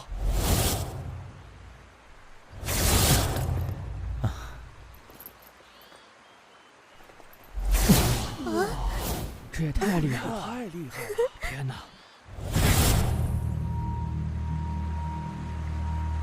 这些年，我一直在考虑一件事：劫杀我和吕思明大哥的，不可能是吕神统派的。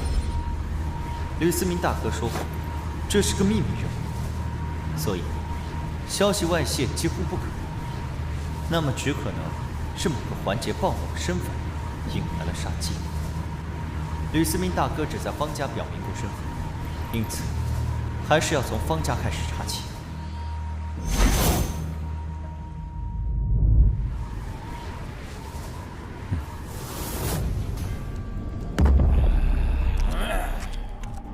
这里竟然也有一头鬼煞，是强吗？还是两者之间有联系。本想出外历练一番，没想到居然遭到围攻，该死！要是我达到剑一境成为剑王，眼前这些家伙又怎么是我的对手？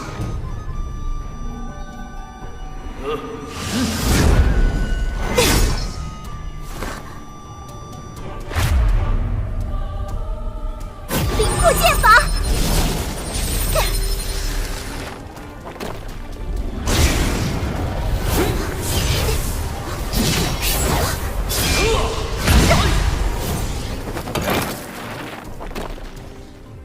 我若死，北域洛家哪怕是绝地3尺，也要找出你们！傻姑娘，你别挣扎了，就是洛家有人让你死。你天赋如此优秀，未成剑王便行走天下，这可是杀你的难得良机，你就乖乖认命吧。喂，这么多人欺负一个小姑娘，你们还要不要脸？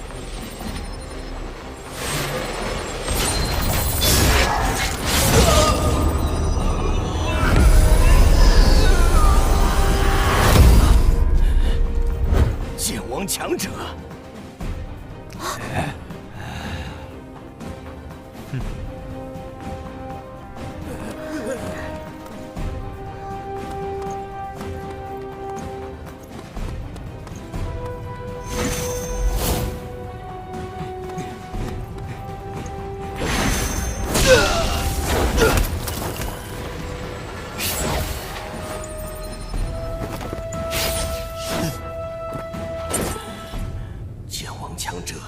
放在任何势力都是名声赫赫，绝非无名之辈。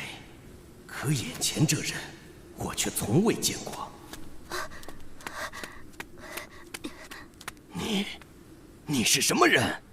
你不是洛家剑王。多谢兄台相救。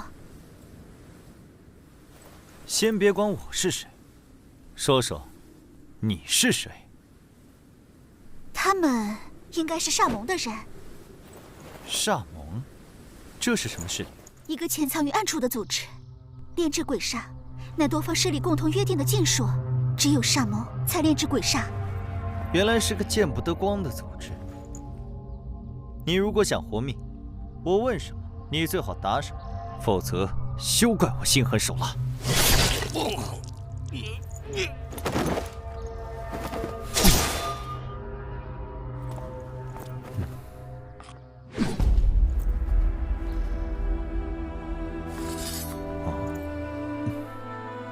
果然是煞力啊！他就是煞盟的人。他们好生嚣张，在北域地界竟敢杀我洛家人。姑娘可是洛家小公主洛水寒？是我，不知兄台是？在下方阳。方家，不是剑圣世家，莫非兄台是剑宗的天才弟子？不是，我就是一个普通武道家族的子弟，只是偶得武道机遇，才修成剑王。敢问方兄，今年多少岁？还有半年就满20了。啊！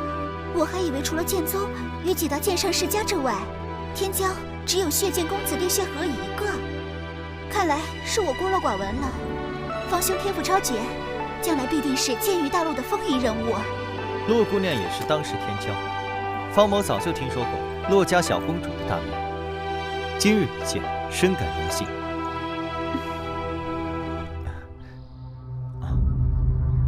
洛姑娘，你对于这个煞盟知道多少？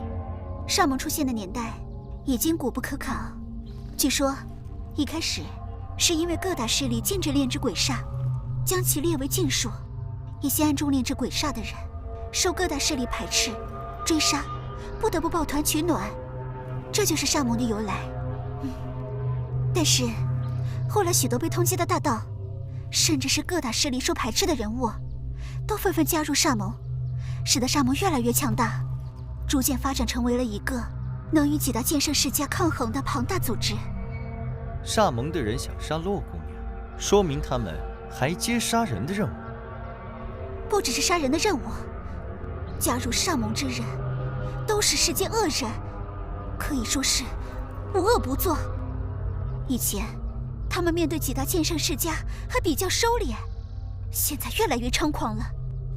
我怀疑我们洛家有人与煞盟勾结，甚至暗中加入了煞盟，所以那人才会说是洛家有人让我死。不知道我被煞盟介绍，究竟是谁想我死？方兄在想什么？啊，没什么，只是突然想到些事情。我现在与煞盟该是结仇了吧？方兄是剑王强者，只要不是剑圣强者出手，煞盟也难以奈何得了你。不过，煞盟是有剑圣强者存在的。方兄如果想今后安全，可以随我一同去洛家。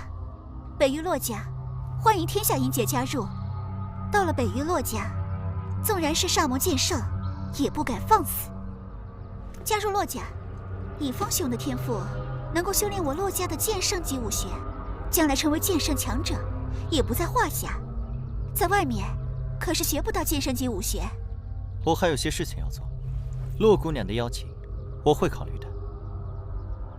再过几个月，我洛家将举行世剑大会，整个剑域大陆的天下英杰都可参加。方兄如果有空，可以去参加。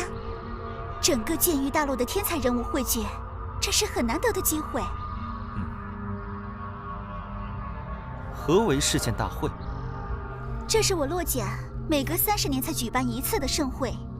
世剑大会考核的是武者的剑道天赋，谁最终能够获得神剑水寒的认可，谁便是世剑大会的魁首，将获得进入洛家宝地修炼一次的机会。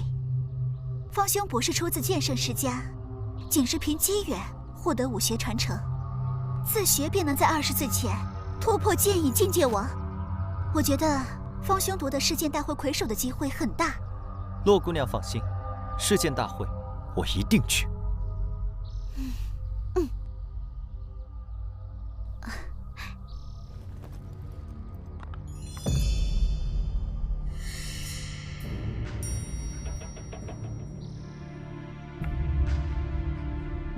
杨儿，没想到几年不见，你的修为连我都看不透了。看来这次你去吕家修为大涨啊！啊，对了，吕思明怎么没和你一起来？舅舅，吕家事务繁多，吕大哥有别的事要处理。对了，我刚来之时，听门人说你辞去了家主之位。哎，我老了，实力也不如从前了。正好你堂哥方力行从苍浪宫学成归来，为人正直，我便退位让贤了。那方金红等人再有姿势吗？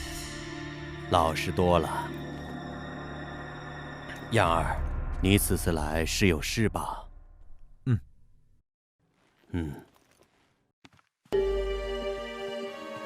有什么事你就开口，好歹这里也是你家。娟儿此次前来，就是要问一事：舅舅和妹妹可曾把吕大哥的身份告知其他人等？我和贤儿从未对外人透露过此事。方青红等人大战过后，就被支去家族偏远之地，想必也无法泄露。不过，要说还有知晓，那就只可能是他了。何人？苍浪宫林道平。那日决斗，你的招式他都看在眼里，一般人看不出，但苍浪宫的林道平不可能看不出你的招式出自西域吕家。你许久未曾回家，这次回来怎么说也得住一晚再走。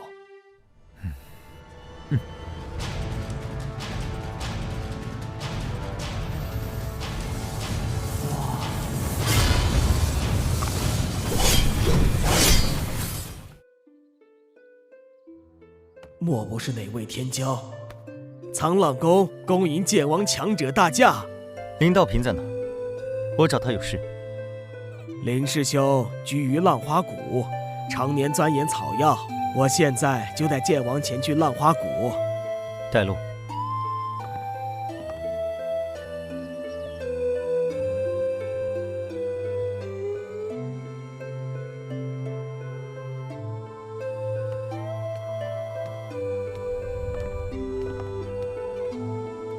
怎么是你？林宗师，我们又见面了。林师兄，你认识这位剑王强者？剑王强者？对呀，这位剑王强者驾临沧浪宫，点名要见林师兄你。仅仅2年的时间，他居然从剑魂境迈入剑意境，这怎么可能？林宗师，不请我进去坐坐？吕阳公子，请。多谢他了，你可以回去了。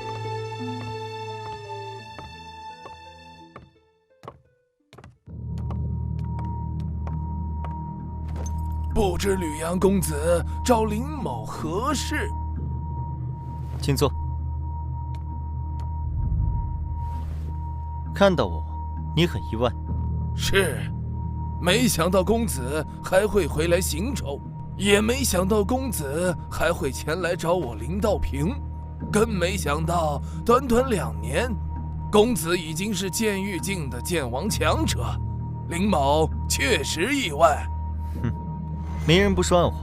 2年前你没有帮助方丽媛，是从我的武功猜出了我的身份，所以选择了避让。现在，我郑重地问你，关于本王的身份，你都告诉过谁？除了我师兄彭旺，没向任何人提起过。你确定？确定。有什么问题吗？我有点事情要问问他。彭旺在哪？我师兄年岁已高，久不行走江湖，近几年一直隐居在飞浪峰，教弟子。方丽媛是我师兄的弟子，他武功被废，我怕我师兄动怒，对公子不利，这才向他告知了公子的身份。带我去飞浪峰，找一找你师兄彭旺，他有没有问题，我问问便知。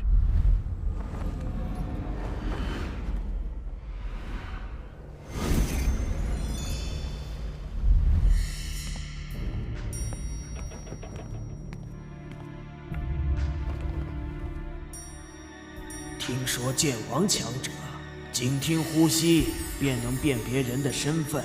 我当时虽然蒙着面，但如果被他留意，他一见到我就能认出来。眼下只能希望别与他相见了。可恶，当时要是杀了洛水寒就好了。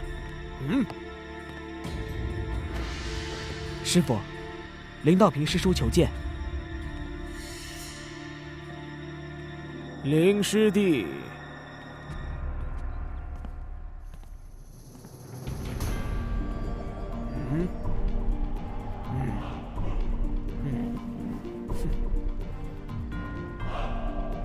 看来这次算是来对了。师兄，林师弟，师兄闲着无事，正想找你聊聊呢。这位公子是？他就是我跟你说过的那位吕阳公子。2年前回了西域吕家，现在又来到行州了。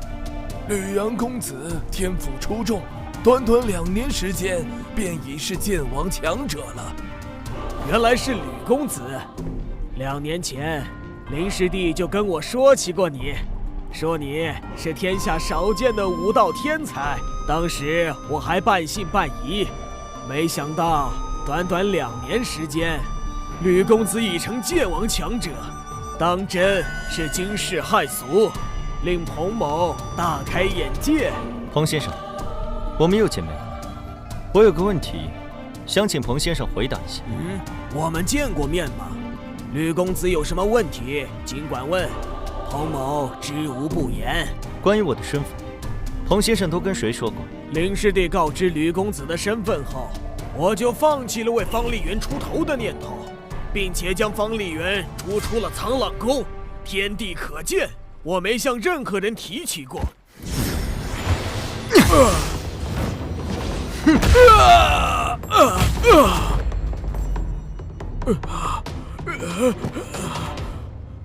吕公子，洪旺，你这是敬酒不吃吃罚酒。哼！你是煞王的人，你以为我不知道？煞王？不，我不是，吕公子，我也没跟别人说过你的身份，真的没有。公子息怒，我师兄年岁已高，气血开始衰败，经不起打了，请公子手下留情。看来你不知道，我返回西域吕家的途中，遭遇了煞盟的劫杀。吕思明为了救我，命丧黑风岭。有人向煞盟透露了我的身份，不是彭旺，难道是你不成？不，当然不是我。2天前，我路过元苍山脉时，已经跟彭旺见过面了。当时他蒙着脸，和煞盟的鬼煞操纵者一起，但我却记住了他的气息。刚才我一眼便认出是他。你说我在黑风岭遭到劫杀，与他有没有关系？说吧，你将我的消息都透露给了谁？我不能说。敬酒不吃吃罚酒，看来不给你来点狠的，你就不知趣。哼！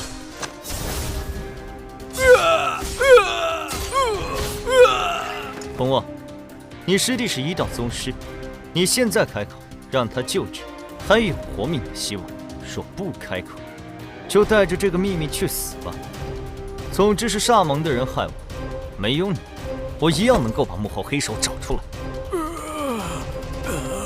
我说，说说吧，你把我的身份告诉了谁？别再给我耍花样，我不会给你第2次机会。飞燕庄庄主燕凤来。燕凤来是什么人？飞燕庄是云州一个剑王势力，飞燕庄主燕凤来是剑意境剑王。剑王？他什么年纪？具体修为？燕凤来30余岁，突破剑意境，成为剑王已经10余年，没听说他在剑意境的修为有提升，应该还是剑意境初期。吕公子，你若是要去飞燕庄，还请谨慎。燕凤来是最普通的剑王，对于李公子倒是威胁不大，但燕凤来的情夫向飞鹰却是凶名显赫，不是一般人物，遇到了得当心。向飞鹰又是哪方势力的剑王？向飞鹰是个独行客，不属于任何势力，在整个北域都有很大名声，是一名剑意境后期的剑王，速度无双。他常去飞燕庄，与燕凤来的关系人尽皆知。公子初成剑王，遇到向飞鹰，恐怕会有一定的危险。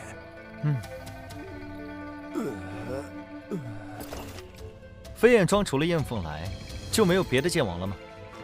没有，飞燕庄的上一位剑王在30多年前便去世了，中间有20年退化成了剑宫级势力，直到燕凤来成为剑王，才重新成为剑王级势力。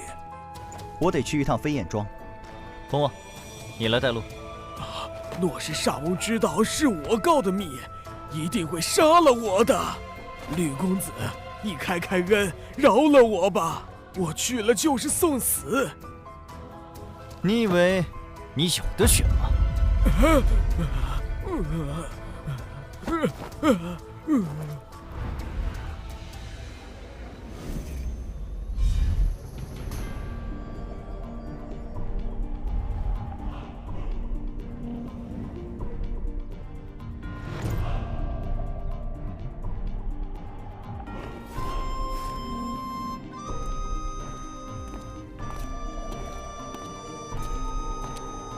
赤血阎罗，雪见公子。准备好了没有？一切都已准备妥当。公子，属下不仅找齐了所需的异兽之血，还意外获得了3株千年血玉枝，连同其他灵药都泡在血池中，祝公子一步登天。做得好，鹰王，办事有长进啊！哈哈，应该的，应该的。去血池。公子请。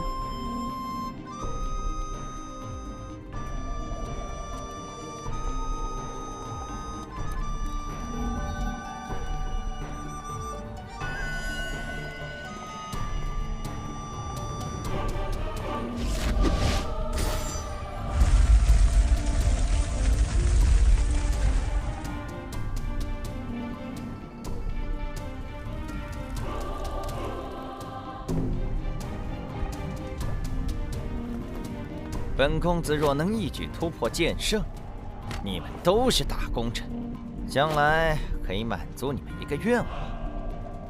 多谢公子。公子天赋绝世，突破剑圣势在必得。突破剑圣，须得参悟大道，不可受任何干扰。赤血阎罗，你留在石室之中，为我护道。是，公子。燕凤来向飞鹰，你们守在外面，不许任何人靠近，以免本公子领悟剑道时被打扰，前功尽弃。是，公子。哪怕是一只苍蝇，我们也不会让它靠近。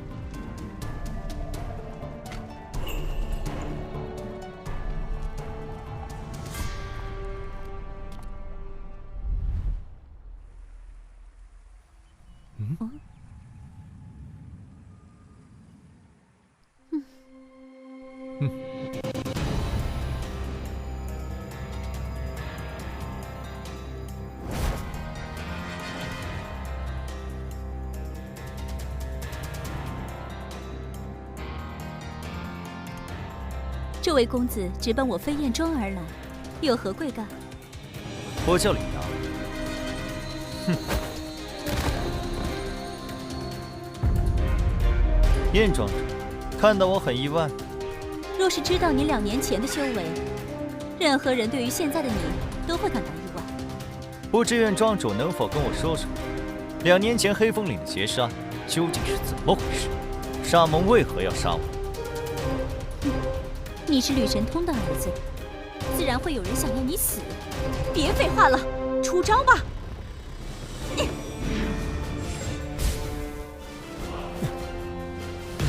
不见棺材不落泪。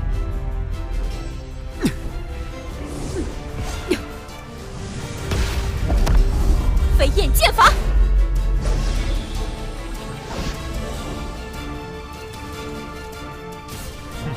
飞鸿剑法。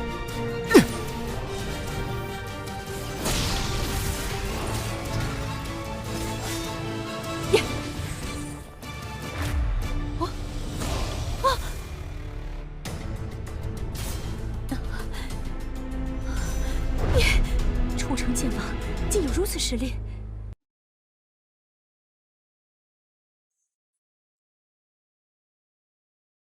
飞天鹰王向飞鹰，哈哈哈哈哈！看来本王威名远播，你这个初入江湖的新晋剑王，也知道本王的大名。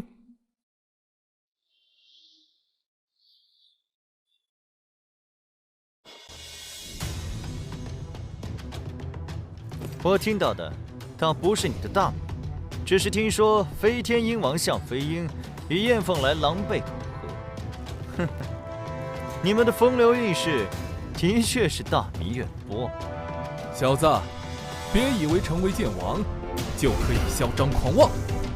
剑意境初期的剑王，本王又不是没杀过。2年前你就该死，侥幸逃过一劫。现在本王就送你下黄泉，看看谁还能救你。哈哈哈哈哈！本王的飞鹰13击，看看你小子能够接住几剑。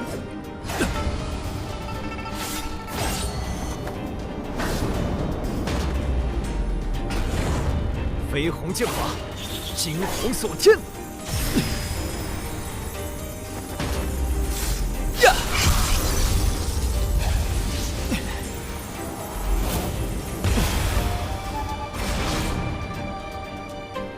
第2剑。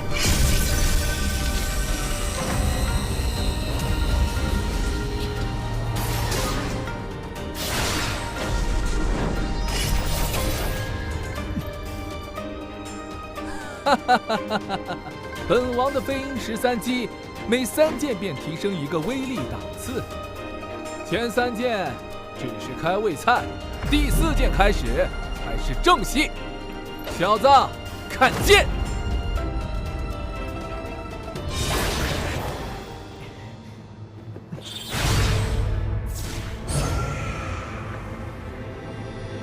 哈哈哈哈哈！看你能夺几剑！第5剑，第6剑。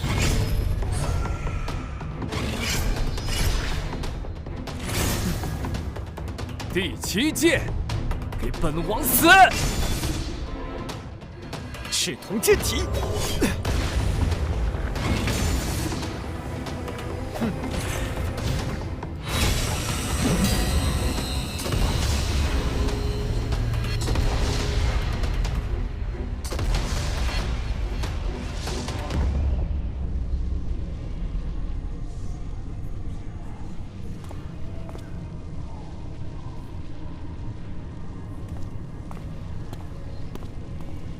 公子，我出去看看。不必，向飞鹰能解决。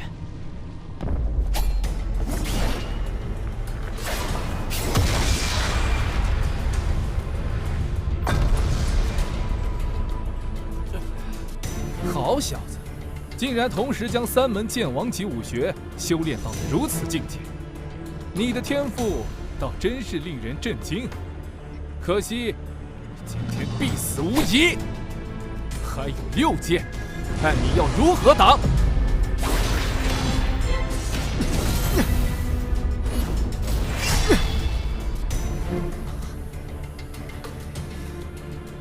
小子，你离死不远了。哈哈哈哈哈哈！第12剑。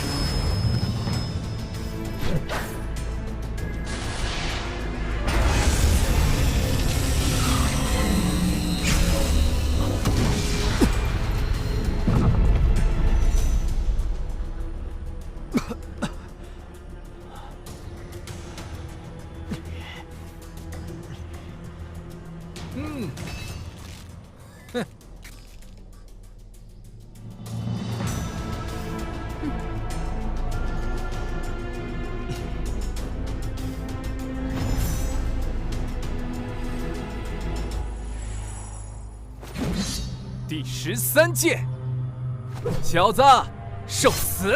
向飞鹰，看剑！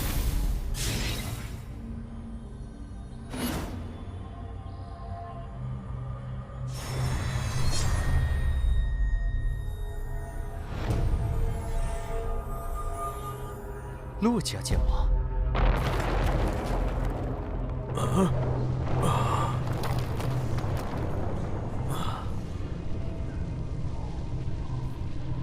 赤血阎罗，把他们全部都杀了！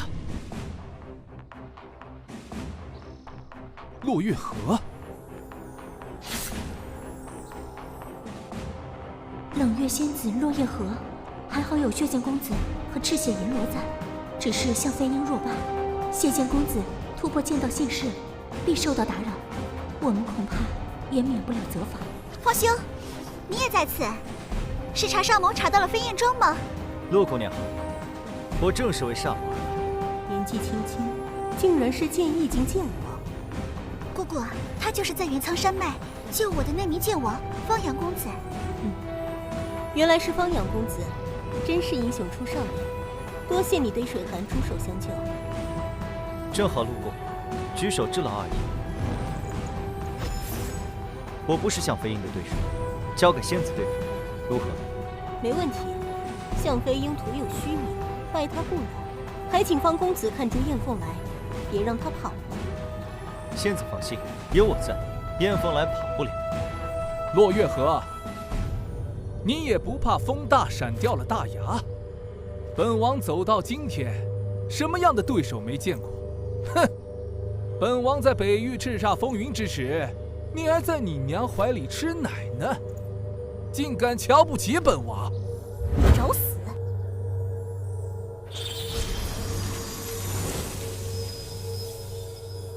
本王的飞鹰13击还剩最后一剑，也是至强一剑。落月河，我倒要瞧瞧你能不能接本王这一剑！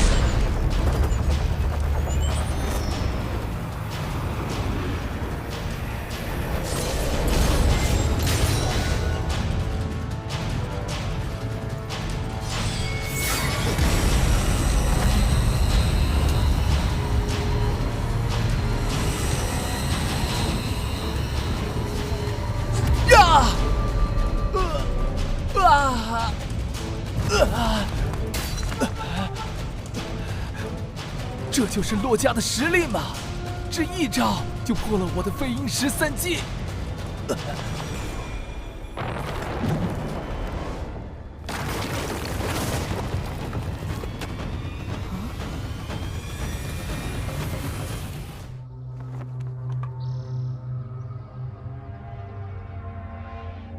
这飞燕庄里竟然藏龙卧虎，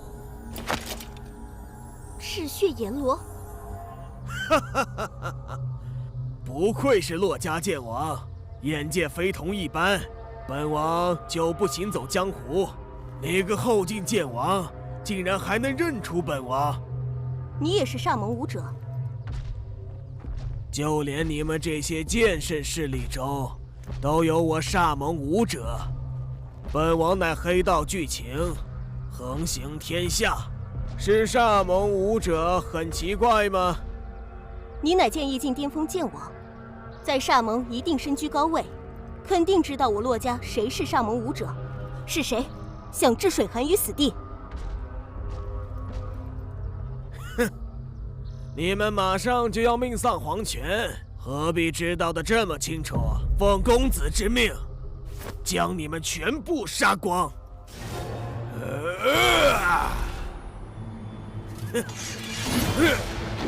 公子，这世上能命令赤血阎罗切除黑道，莫非血剑公子厉血河也在这里？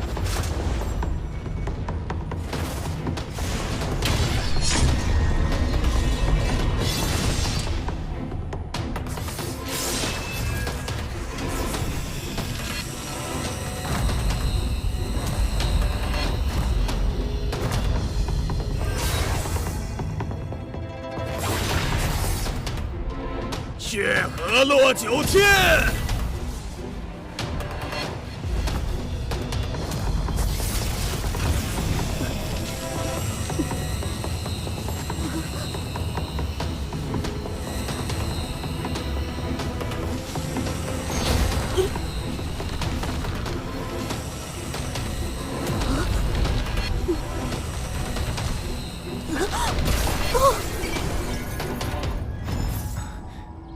没办法了，只能用它了。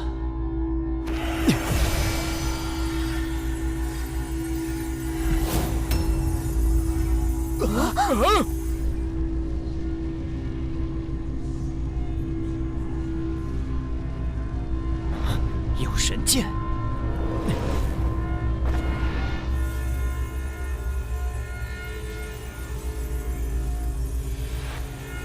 赤血阎罗是吧？现在我就送你下黄泉，变成真正的阎罗，借我一剑！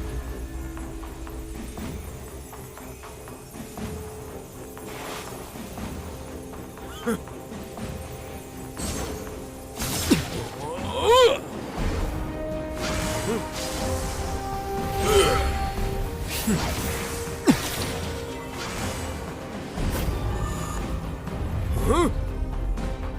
公子救我！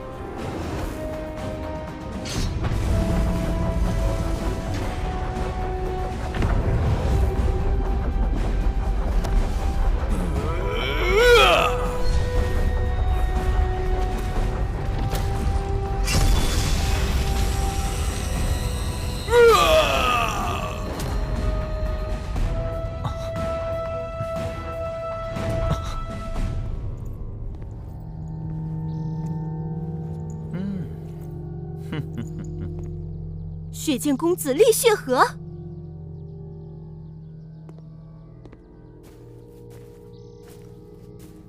没想到这北域云州竟然能遇到一位天骄。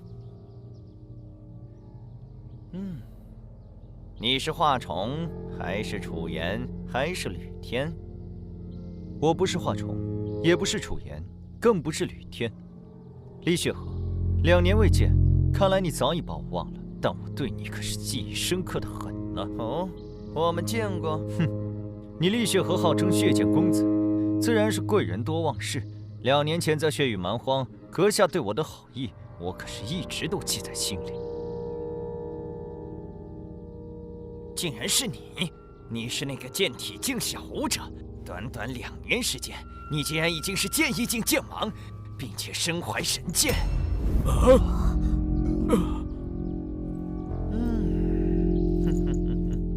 没想到之前遇到的一只小蚂蚁，今天却成长成了一名剑王，的确是令本公子意外。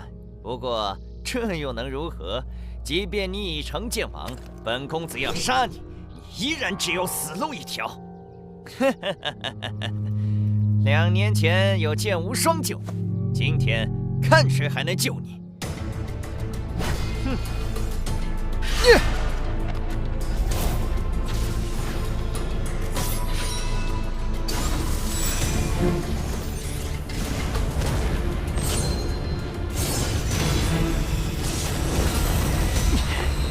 你手中神剑是桃神还是暗灵？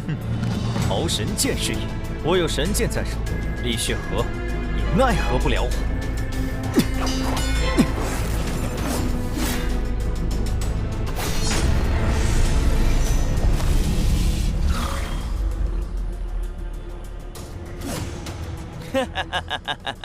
你以为仅凭一柄神剑就能保住你性命？今天就让你好好瞧瞧神剑的正确使用方法。血煞剑，脱离！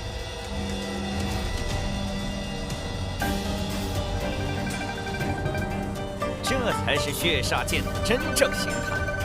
小子，你要么与桃神剑脱离，让桃神剑现出真正形态，与之对决；要么就与桃神剑融为一体，在2柄神剑的交锋中活活震死。血煞剑，给我斩！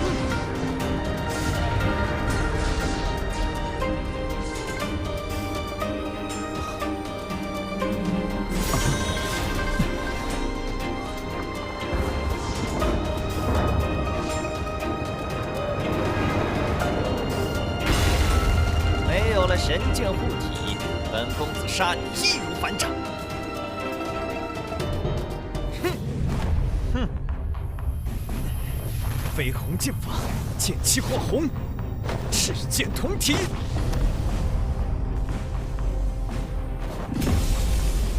啊！西域李家功法。嘿！哈！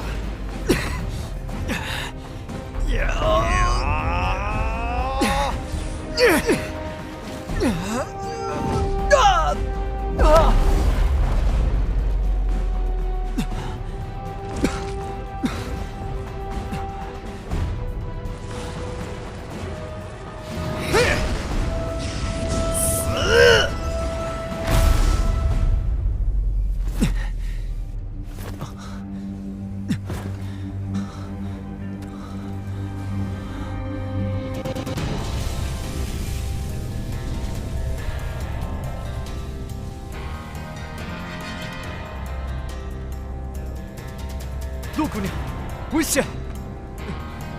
方兄上次救我一次，这次我也救方兄一次。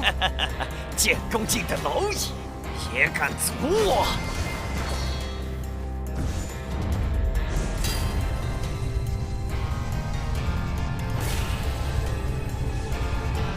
何方闲人，想杀我骆家后辈？这是剑圣烙印。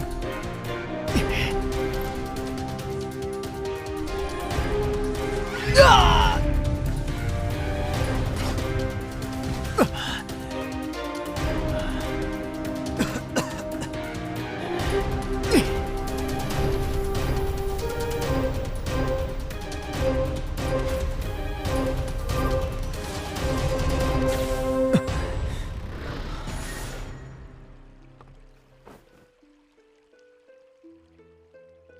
乐姑娘，这剑圣烙印是什么东西？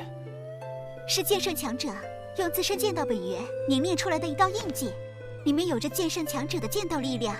我身上的剑圣烙印是我骆家剑圣骆宏远老祖所留。难怪李雪河连一个照面都挡不住，可惜没能将李雪河击杀。李雪河哪那么容易死？不说血剑老人，也可能在李雪河身上留下剑圣烙印，仅是他拥有神剑血煞。在生死相关之际，神剑也会护住，借助神剑之力，足够他逃出升天。其实你也没那么容易死。刚才我若没有阻拦绿血河的攻击，你遇到生死危险，桃神剑也会护住。我刚才算不上救你，只是让你少受点伤罢了。你身上有剑圣道印，在元苍山脉时也不会有真正的危险，我也算不上救你一命。你不懂剑圣道印的珍贵，剑圣强者每分出一份剑圣道印，就是一次修为的退步，而且每动用一次，消耗都极大。对我而言，剑圣道印就像性命一样宝贵。那就谁也不欠谁了。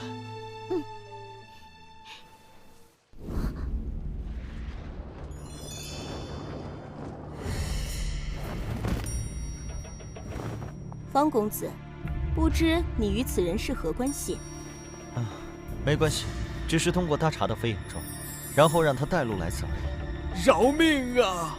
饶命！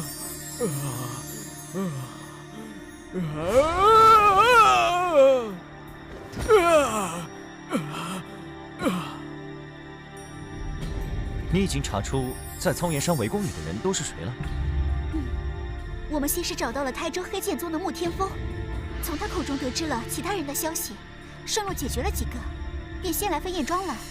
就剩下彭旺，本来打算从飞燕庄离开之后，再去咸州苍老宫找他，现在正好免得我们再跑一趟。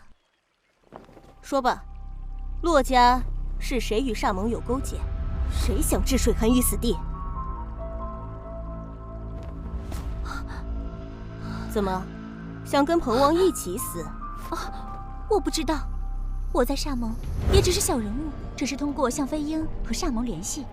你们骆家若有煞盟之人，必然在煞盟地位非凡，那是我能够接触，就连向飞鹰恐怕也未必知晓，除非你刚才将赤血阎罗或者是谢剑公子留下，他们才能接触煞盟的核心人物。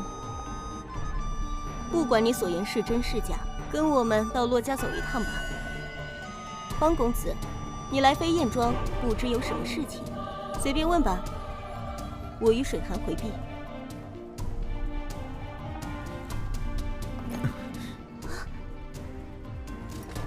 有什么好回避的？我和西域吕家有些关系，真名叫吕阳，问的问题跟你们问的差不多。杀你的命令来自西域吕家，我对吕家比骆家知道的还少。按你说来，厉血河和赤血阎罗他们知道。也许吧，我不确定。或许你可以想想，西域吕家有哪些人不愿意你回去？想你死的人，应该就在他们之间。就这样，这件事情总有一天我会查个水落石出。原来公子是西域吕家的天骄，难怪天赋如此惊人。吕家一门两天骄，真是难得一见的盛况。吕兄怎么万里迢迢来到北域来了？你是吕神通的私生子，一直在北域寒山城方家长大。2年前，吕家宗师前来寒山城接他，返回西域吕家的途中，遭到煞盟劫杀，吕家宗师身死，煞盟之人也命丧，他不知所踪，从此下落不明，直到现在才重出江湖。难怪，吕神通2年前曾至北域，大肆屠戮黑道势力，想必就是吕阳公子遇险之后，吕神通向煞门报复。细看起来，你和吕神通年轻时是有几分相像。吕前辈2年前突破剑道境，成就剑圣威名，可是当之无愧的第1人呢。原来你是剑圣之子，难怪剑道天赋如此惊人。我还未回西域吕家认祖归宗，我的身份还请2位不要外传。公子放心，我与水寒都非多舌之人。李阳，你跟我们回骆家吧。李阳，你跟我们回骆家吧。为啥？就算我和姑姑不说出你的身份，厉血河、赤血阎罗、向飞鹰都知道你的身份。若是想你死的人知道你还活着，必然会再度出手。你虽有神剑在身，但若是遇到厉血河这样的强者，还是会有危险。眼下骆家是你最好的去处，在北域骆家，哪怕是剑圣，都不敢放肆。你骆家也有剑圣，万一也对我的神剑有所企图，我岂不是羊入虎口？你不用担心我洛家剑圣会对你不利。整个剑域大陆，5大剑圣势力，我洛家是最不排外的。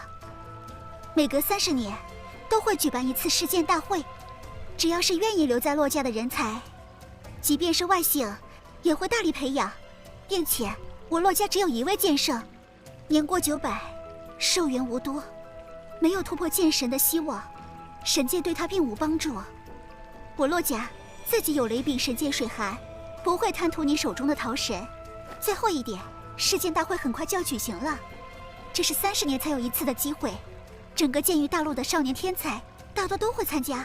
你可以在大会上见识到其他天骄。你天赋如此超绝，就不想跟其他天骄同台竞技吗？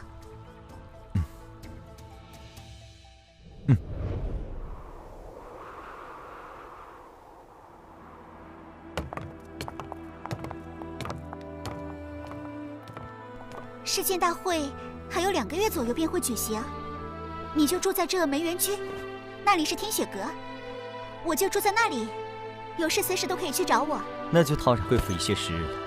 没事，只要你愿意，住多久都可以的。好了，吕公子，今晚洛家会在听雪楼设宴，欢迎公子的到来。你先休息，到了时间，我会让人来请公子前往。多谢。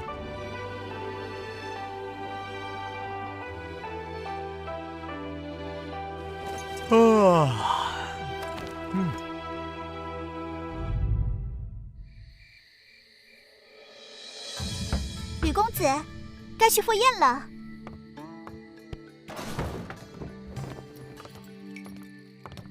你说要我们别将你的身份外传，我和姑姑没有告诉任何人，就连我父母也不知你是吕神通之子。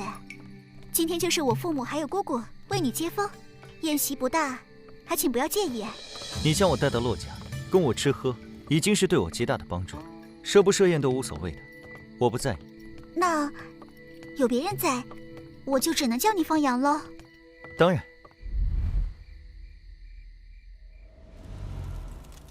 欢迎方阳来我们洛家做客。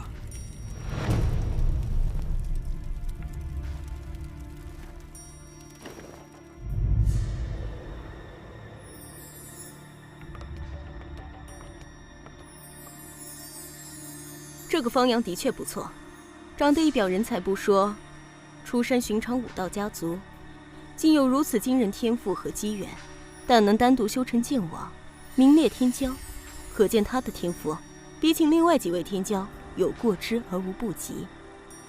他不是出身剑圣势力，反而是他的优势，这意味着他可以加入洛家。这些天骄，个个都是剑圣潜力，一位剑圣，客户千年平安。对对对，若能加入洛家，那就再好不过，当属寒儿良配。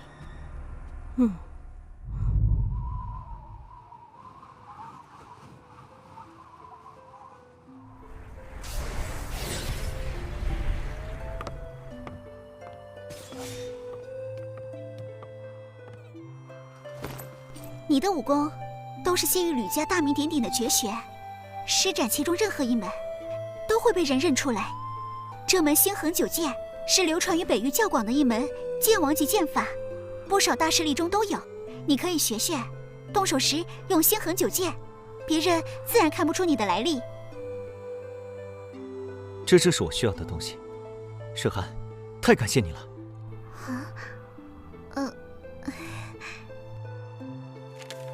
这剑法，感觉比飞鸿剑法还要高深。星横九剑，知道的人多，练成的人少。但你能20岁之前突破剑王，修炼星横九剑应该不难。这门剑法威力极强，足够你在世剑大会上使用了。吕阳，今天过后，很长一段时间，我都不能来找你了。为什么？我感应到突破剑意境的契机了，准备闭关一段时间，争取在世剑大会之前一举突破剑意境，成为剑王，让我洛家在世剑大会上也露个脸。那是好事呀。加油！祝你早日突破剑王。你继续修炼，我先走了。这些天，他天天来，我已然习惯了。可一想到他明日不来，我心里倒是有些空落落的感觉。以后，要是能一直有他陪在身边就好了。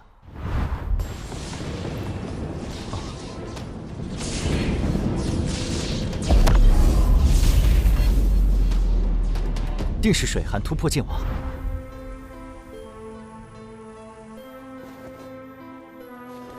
水寒，你成剑王，便可修炼我洛家剑神先祖留下的至强武学。你上前来，我将这3门武学直接烙印于你脑海，日后你认真修炼。多谢老祖。我不知还能坚持多久。水寒，你要努力修炼，争取在我寿终之前突破剑道境，成为剑圣，护我洛家。老祖，你一定能活得久久的。能活得长久一些，自然更好。但剑圣寿元最长也只有1000年，洛家未来还是要靠你。这3天好好参悟一下冰皇圣剑经，争取在世剑大会上获得水寒剑的认可。水寒告退。在洛家出现新的剑圣强者前，我必须用尽一切方法，活得更长久一些。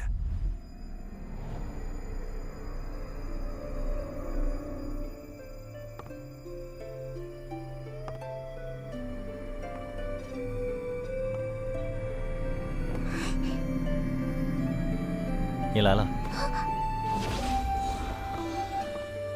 不错啊，1个月没见，你的突破剑已经出奇了。你也是啊。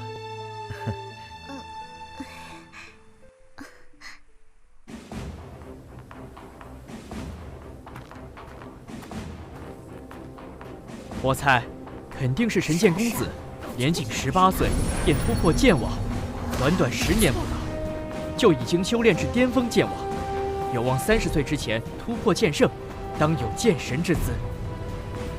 不错，神剑公子乃剑宗弟子，更是无剑老人的高徒，自身天赋妖孽，又有天下第1人之位，谁能与之相比？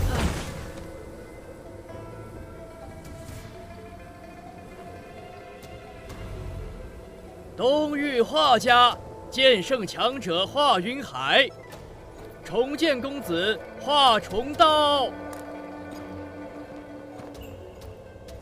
南域楚家，楚家家主楚剑雄，岩剑公子楚岩道。西域吕家，吕家家主吕神通，天剑公子吕天道。中域剑宗，剑宗副宗主白玉秋，神剑公子剑无双刀。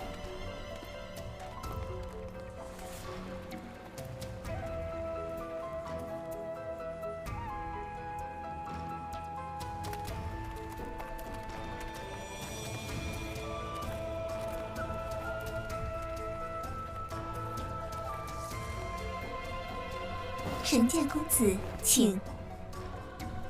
重剑公子，请。这天骄宴，宴请的是各方后辈天才。据我所知，洛家天骄只有洛水寒1人。那这一座位是北域洛家，欢迎各位天骄前来赴宴。哎，寒剑仙子旁边的男子是谁呀？竟然也透露着剑王气息。洛家有这么一位年轻剑王吗？若是天骄，早就名扬天下了。当世的天骄，除了血剑公子厉血河之外，都已到场。他不可能是厉血河吧？世剑大会是我正道联盟的盛会，厉血河怎么敢来？肯定不是厉血河。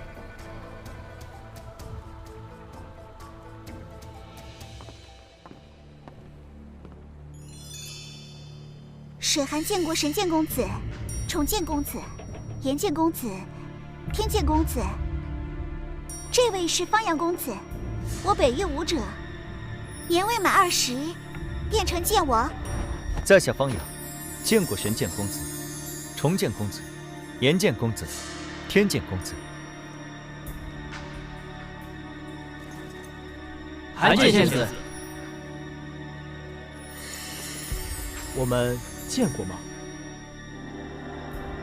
？2年前，血雨蛮荒中，我差点遭了厉血河的毒手，是神剑公子出手救了我，一直没机会当面感谢。今天，总算再见着神剑公子了，多谢。你是那个剑体境小武者？短短2年，你竟然已经修炼成剑王？啊！偶得机缘而已。不管得了什么机缘，能够2年时间修成剑王，那也是惊世骇俗。你自身的天赋潜力肯定很不一般，不在我之下。神剑公子过誉了，我一直以公子为榜样。那我可得努力了，否则很快就会被你追上了。方阳公子，你看我时目光也异于平常，难不成我们曾经也见过？没有，我从未去过西域，只是久闻天剑公子的大名而已。啊？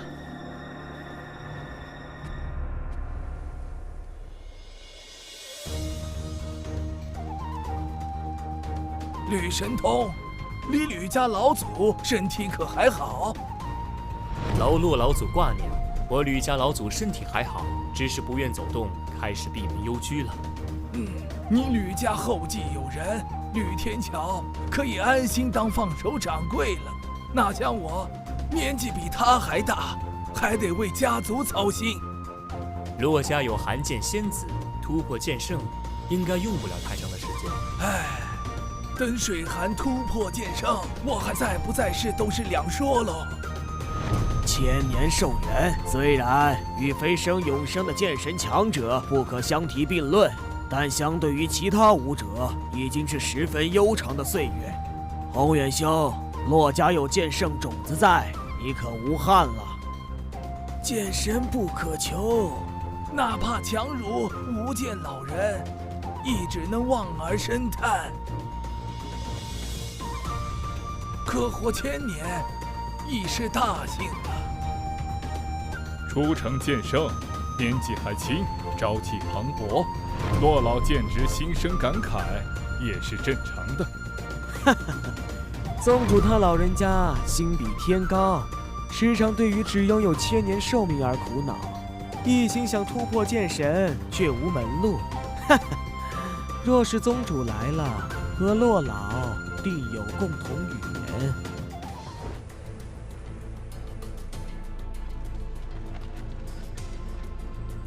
无剑老人若是生在现在这个剑道盛世，他的天赋不在剑无双之下，当剑神有望。是啊，像无剑老人25岁变成剑圣，仅100多岁就达到剑道近巅峰，距离剑神仅1步之遥。如此天赋，即使和现在这些孩子相比，也是不遑多让啊。可惜，数百年来，无剑老人一心修炼，却也始终未能突破，甚至为了寻求突破，行走天下，匡扶正道，虽获盛名于世，却未能寻得契机。宗主也自知突破无望，所以这些年来一直隐居宗内。不过，宗主他老人家发掘了无双这个天赋，不在他之下的后辈天骄悉心培养，对无双寄予厚望。只要无双将来如他所愿，想必也无遗憾。剑无双，的确精彩绝艳，世间罕见。剑无双，天赋无双，宛如无间老人在世，哪怕在众多天骄中，也遥遥领先，独占鳌头。当世天骄，当属剑无双第一。或许无间老人期盼的剑神之位，当真要落在剑无双身上。哈哈哈哈！无双虽然优秀，但剑神之位还得看个人气运。当世天骄，每一位都有希望，只是无双也并非没有匹敌之人。血剑老人的弟子厉血河，天赋不在无双之下。若是厉血河以神剑血煞问鼎剑神，剑域大陆恐将血流成河，我正道联盟也将迎来巨大灾祸。近日煞盟频频活动，江湖很不太平，水寒在北域之中都遭到煞盟劫杀。还有这事，煞盟好大的狗胆！他们这是忘了无间老人杀得他们如同丧家之犬，东躲西藏的时候吗？水寒说，厉血河也和煞盟武者在一起。我担心的是，血剑老人恐怕也为煞盟站台，甚至就是煞盟之主。否则，煞盟怎会如此气焰嚣张？煞盟之事，还得我们五大势力联手，互相帮忙。一旦有所发现，就连根拔起。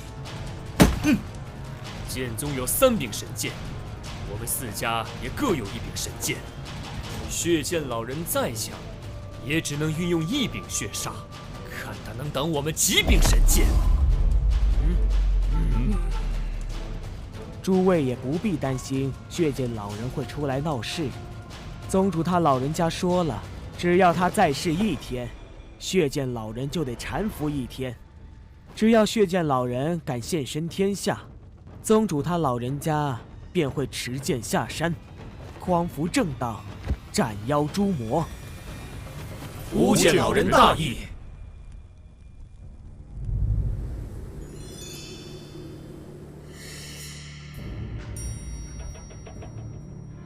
我为了突破剑王，被家独自历练，谁知却遭到煞盟偷袭。提起修炼，大家别觉得我天赋最高，其实当年我在剑宗的修行，现在回看也称得上残酷。无双公子所言极是，我当年修炼也是，我跟无双一样，也在成为剑王之后游历四方，效仿无间老人前辈，匡扶正道，斩妖除魔。这些年来，也有几段颇为凶险的经历。听你们这么说，我倒是最为幸福的那一个了。我爹啊，总是害怕我出事，直到我成为剑王之后，获得了神剑天虹的认可，有了神剑护体，他才注重自己的修炼，一举突破了剑道境，成为剑圣。吕家主成就剑圣，名震天下，没想到还是一位慈父，令人钦佩，令人敬仰。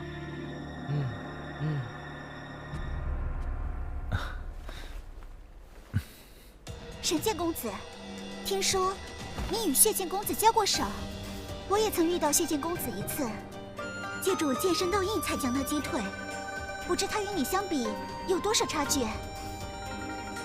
厉雪河此人，很有可能还在我之上。神剑公子，此话怎讲？唉，你们都只知道我追杀过厉雪河几次，每一次都是厉雪河逃走，就以为他不如我。其实，我与厉雪河的战斗，我从未占过上风。他每一次逃走，都是主动身退。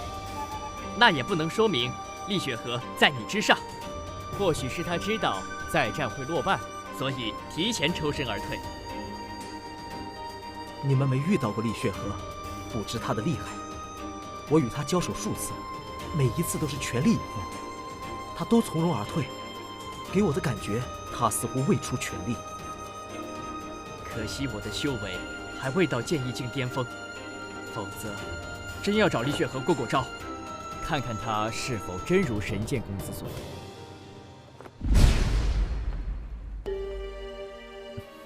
下次再遇到厉雪河，方阳啊，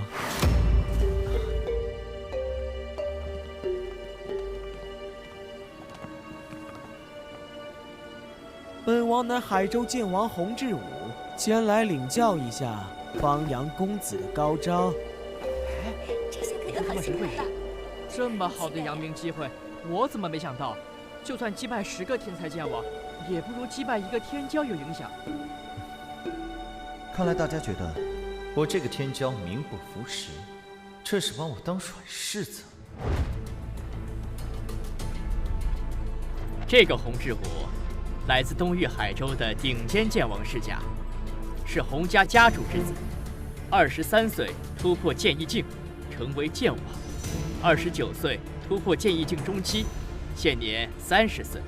洪家的怒涛剑法很不一般，洪志武的实力在剑意境中期剑王中居于上位。去年曾与我切磋，本公子用了12招才将他击败。方阳，你可要当心，别败在一个普通天才剑王手下，夺了天骄的威名。是啊，普通天才剑王与天骄之间有质的差距，若连一个洪志武都不如，简直让人贻笑大方，怕是没面子再坐在这里喽。天骄代表着未来的潜力，别纠结于一时成败。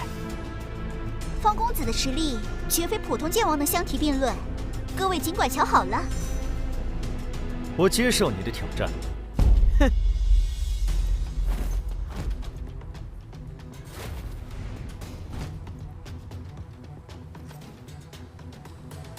天才剑王挑战天骄，这是我第一次见到。若是这个洪志武胜，那今晚就精彩了。哈哈，对方毕竟是天骄，能够20岁前成为剑王，剑法造诣肯定也很惊人，哪那么容易败？若是别的天骄，洪志武肯定没希望。但对手是这个方阳，那就不一定了。凭借机缘奇遇而成的剑王，即便是天骄，实力也未必出众。这么说来，这个方阳铁定不是洪志武的对手啊！洪志武抓住了这个好机会，说不定可以名扬天下。哼，2年修成剑王，我一眼就看出你不是靠自身修炼，而是靠机缘奇遇，在外力的刺激下强行突破的剑王。说说吃了什么好东西，竟能让你在短时间内突破剑意境？打就打喽，啰嗦什么？你这么着急落败，我成全你。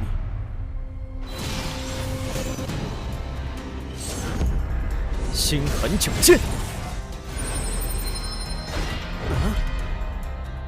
怒涛剑法。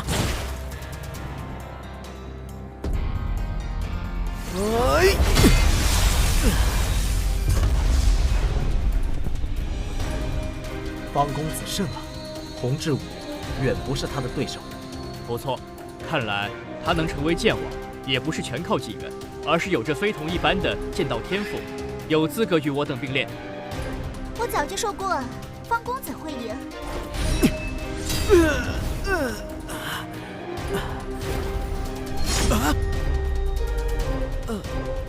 我输了。承让。洪志武也敢挑战天骄？是啊，怎么样，自讨苦吃了吧？杨建公子，杨建公子。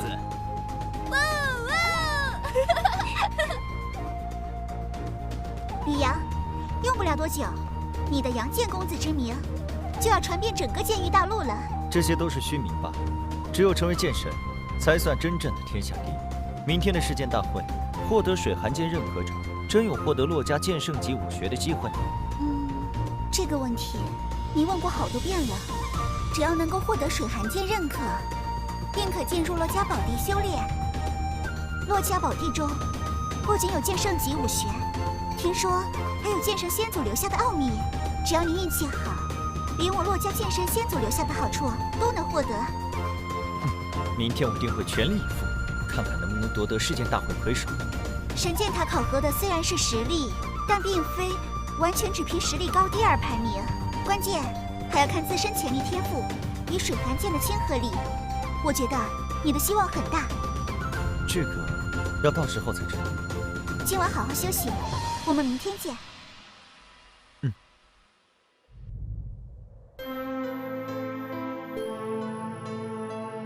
这就是我们的考核场所——神剑塔。稍后我们都要进入，只有完成考验，才能到上一层。时间越早者，排名越靠前。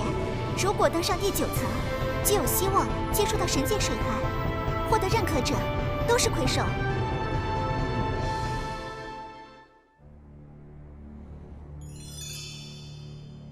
昨晚的天骄宴似乎极为热闹，出了一位新的天骄，叫什么方阳，称为阳剑公子，不知是哪一位？听说这个阳剑公子之前名不见经传，并非出自名门，竟能成为天骄，令人意外啊！不是出自于我们5大势力的天骄，真是罕见。我们5大势力的天骄都有剑圣教导，这个阳剑公子出身于平凡，竟能不声不响成为天骄，纵观历史也是极其罕见。不知他的天赋高到了什么地步，才能够年纪轻轻在20岁以内自学成为剑王。洛老，你们洛家小公主旁边那位就是阳剑公子方阳吧？肯定就是他。洛老，这个方阳与你洛家小公主走得很近，听说他还在洛家住过一段时间，洛家总该知道他的来历吧？听水寒说起过，他出身于北域一个普通武道家族，2年前遇到了机缘奇遇，自学成剑王，最近才出世行走江湖。哈哈哈！什么样的机缘能让他短短2年时间成为剑王？他说了吗？那就不知了，那是他的秘密，不好寻根问短。哼，我不信，一个出身普通的少年，一度默默无闻，会突然间因为机缘奇遇，短短2年时间便成为剑王。他昨晚曾与同境界剑王一战，剑法造诣很高，实力很强。也许他的机缘奇遇只是学到了剑王武学而已，并没有增长修为的奇遇，而是靠自身修炼突破剑王。因为学到剑王武学，2年时间自学修炼成剑王，这可能吗？这得多高的剑道天赋？理论上是可能的。剑域大陆如此广阔，武者数量何等浩瀚，在此剑道盛世，出现1-2个特别妖孽的天才，也不是不可能。反正我是不信他自学能成剑王，我觉得方阳背后定有剑圣教导。如果真有剑圣强者教导方阳，那会是谁呢？如果是我们5大势力的剑圣，不可能一点消息都没有。如果是煞蒙剑圣王，煞蒙剑圣不可能。方阳曾在煞蒙武者手下救过水寒，并且还曾调查煞蒙，遇到过厉雪河，差点被厉雪河杀死，绝不会是煞蒙之人。也许是煞蒙演的一出苦肉计呢。我建议将他拿下，好好审问。这不好吧？没有丝毫证据，就凭心中猜测，便要审问一位天骄。他是什么人，日后自然知道。现在看着便好。试剑大会，于神剑塔中比试，谁闯塔的层楼越高，速度越快，成绩便越好。神剑塔会记录你们每一个人的成绩，最终会给出评判。前10名都将获得剑山参悟剑道的奖励，第1名更是可进入洛家剑神仙祖开辟的宝地修炼。真的吗？现在试剑大会开始，入神剑塔。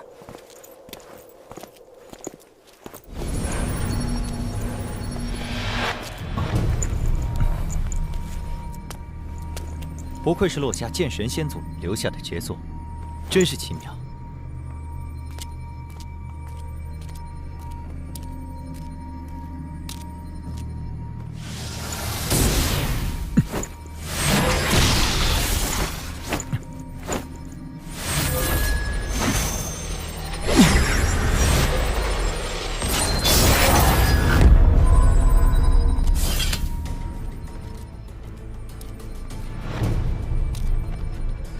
看来，这个令符是关键了。好快的速度，不亚于剑王。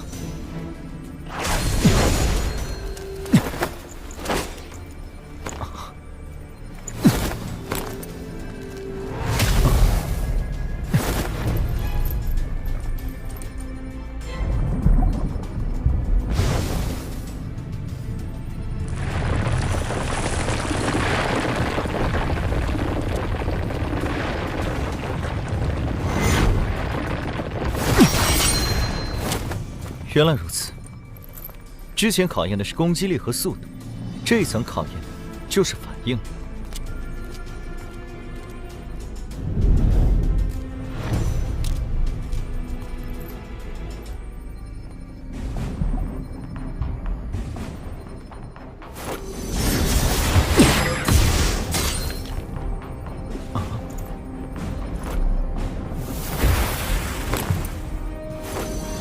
心狠九剑。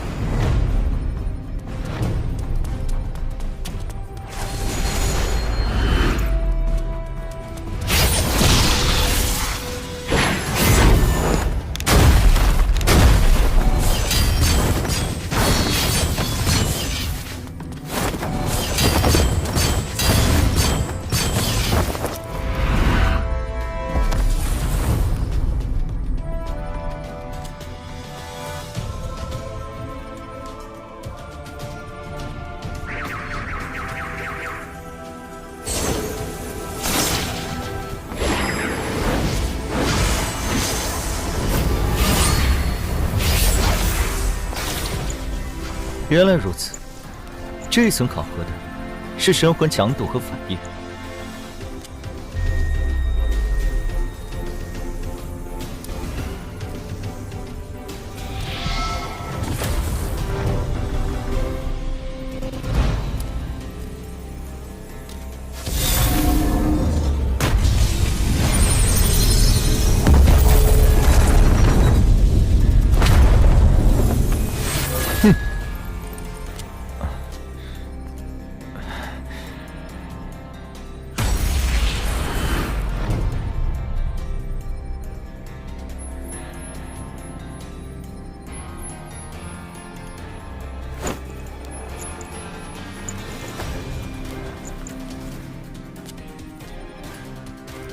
啊！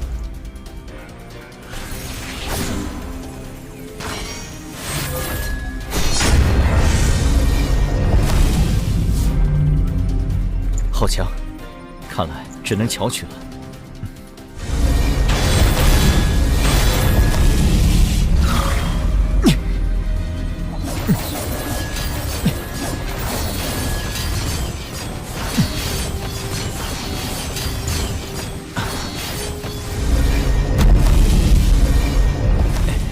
这场最后一步了，我绝不能就此结束。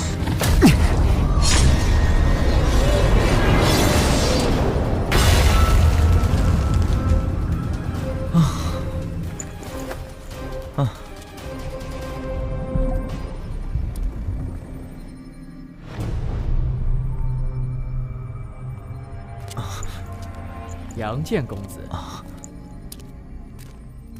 没想到是你第二个来到这里。神剑公子，你好快的速度，到了多久？不到半刻钟。前6层考核的是实力，虽然修为不同，面临的考核强度不同，但你不会剑圣级武学，通过前6层的速度定不及我，慢个半刻钟左右很正常。这么说来，第7层至第9层的考验，你通过的时间似乎一点都不比我慢。或许你通过第7至第9层的时间比我还要更短。谁快谁慢不重要，重要的是谁能够获得神剑水寒的认可。每一次试剑大会，神剑水寒只会认可1人，要等神剑塔中前9层的人全部消失，水寒剑才会选择认可之人。虽然我身上已有神剑灵光，但也渴望能够获得神剑水寒的认可，这是我天赋潜力的肯定。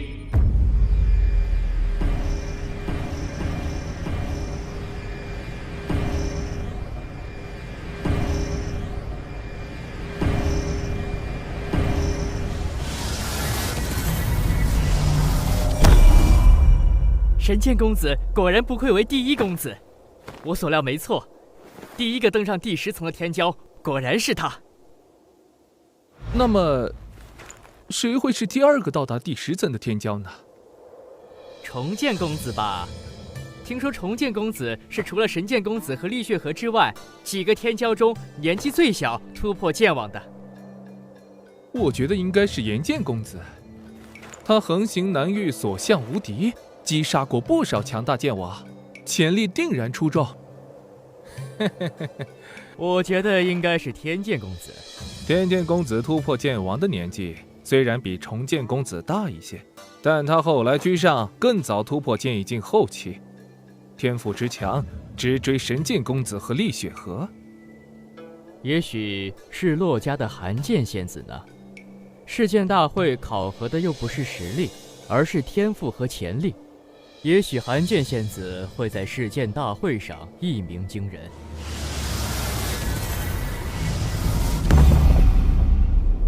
怎么会是杨剑公子？这个杨剑公子，好高的剑道天赋！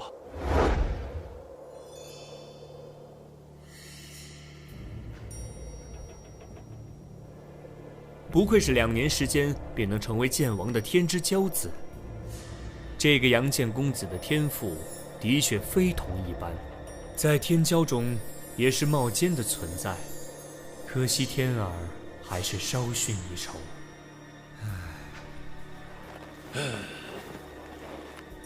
的确是数1数2。方阳不是出自名门，更非5大剑圣势力，天赋却如此出众，与水寒关系又好，当可收纳入洛家。如此，我洛家未来便有2位剑圣强者。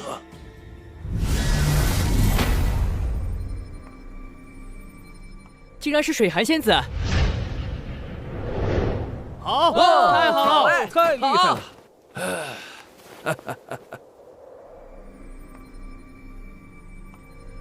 太棒了！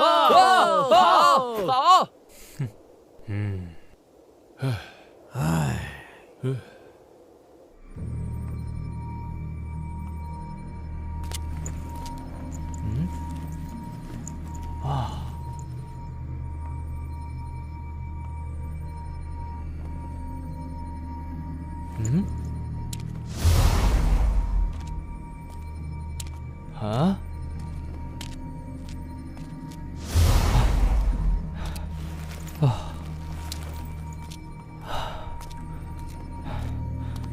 我竟然是最后一名。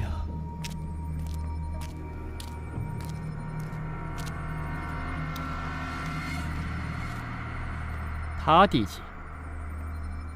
他第几？啊？问我，我也不知道啊。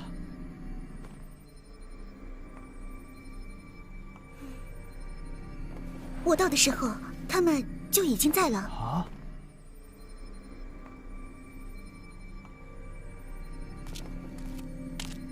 我第2。还好不是第1。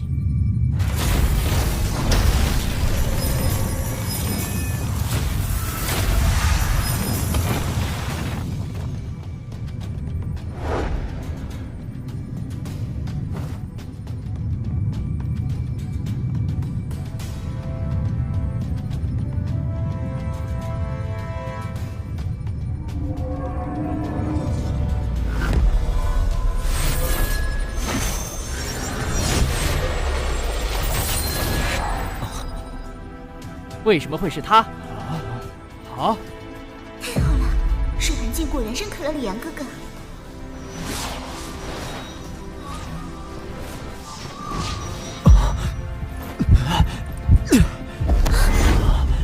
是不是体内已经有了一柄神剑，无法再容纳第二柄？还是说，我现在的修为不够，所以无法容纳第二柄？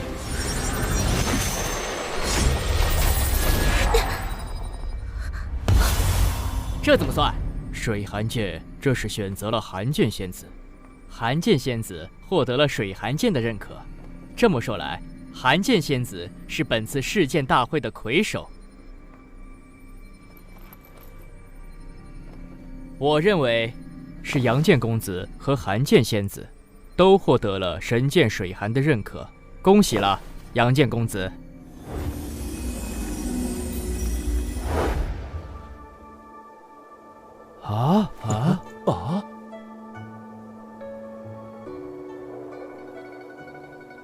为什么水寒剑选择了杨剑公子后，又改变了目标？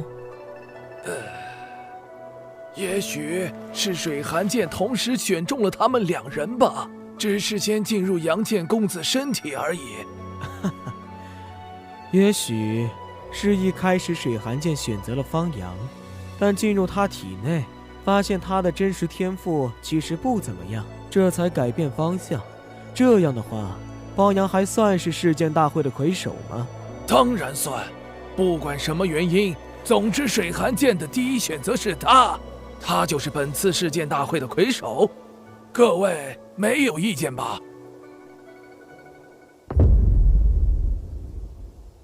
各位小友，前10名单已出，分别是方阳、洛水寒、剑无双、吕天、楚言、华虫、叶媚儿、战星河、君一寒、楚西西。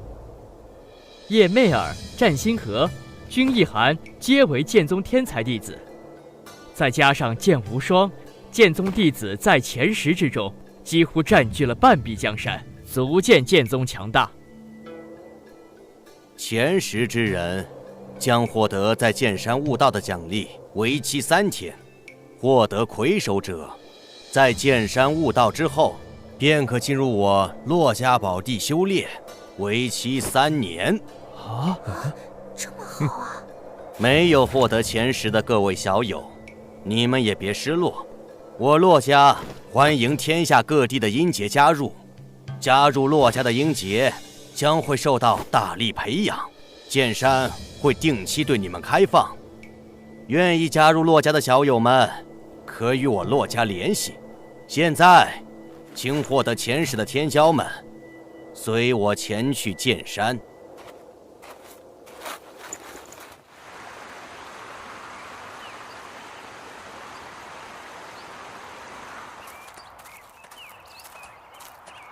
此为剑山，剑气笼罩区域，除了剑圣强者，任何人都不能踏入。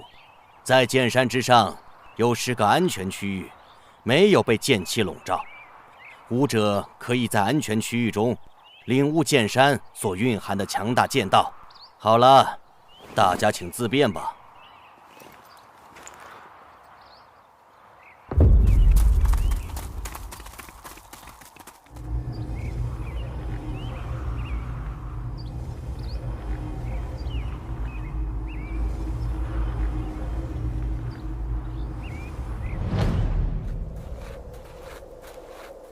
洛老，这几日承蒙洛家招待，多有烦扰之处。我儿幸得贵府剑山修炼之机会，不胜感激。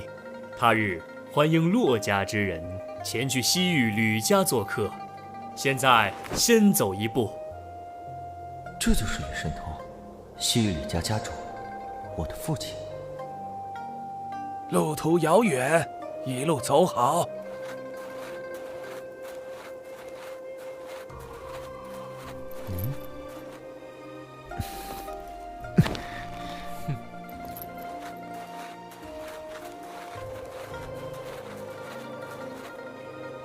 这是我洛家宏远老祖。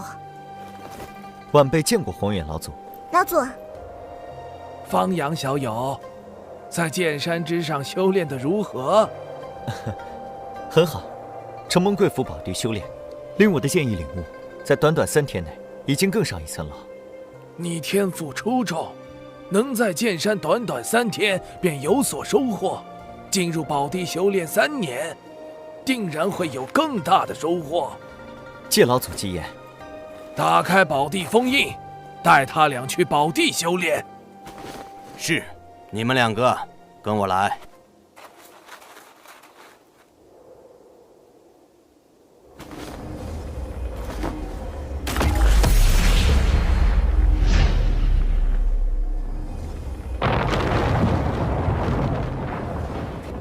修炼宝地可以进去了。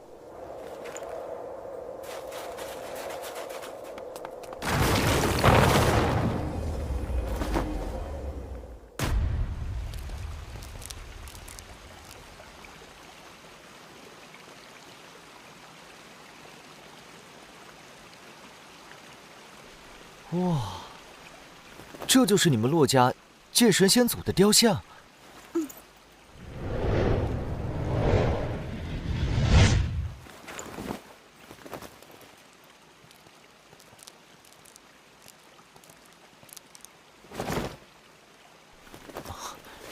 好浓郁的剑气能量。洛家宝地修炼1天，相当于外界修炼2天。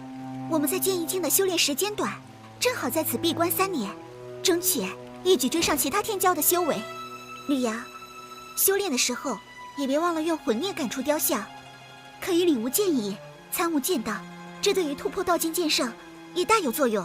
那剑圣级武学呢？也在雕像蕴含的剑道之中，需要自身领悟。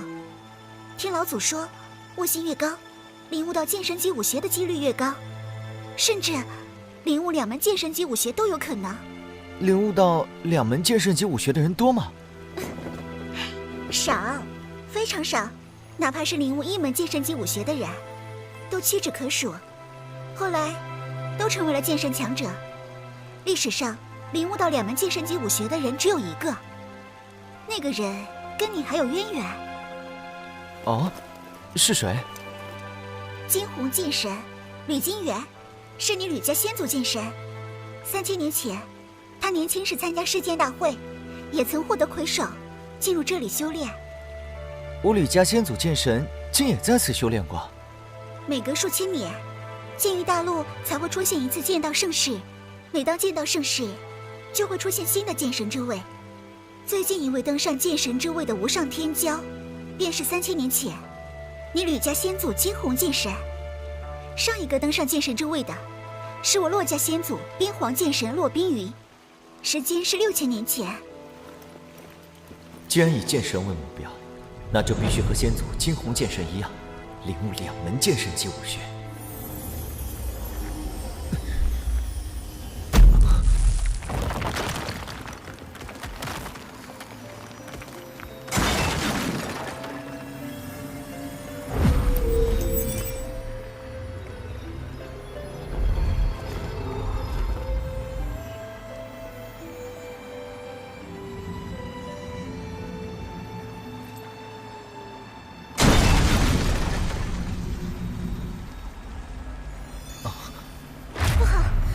这里的剑阵坏了，被封印在冰雪魔域的妖灵又出来了。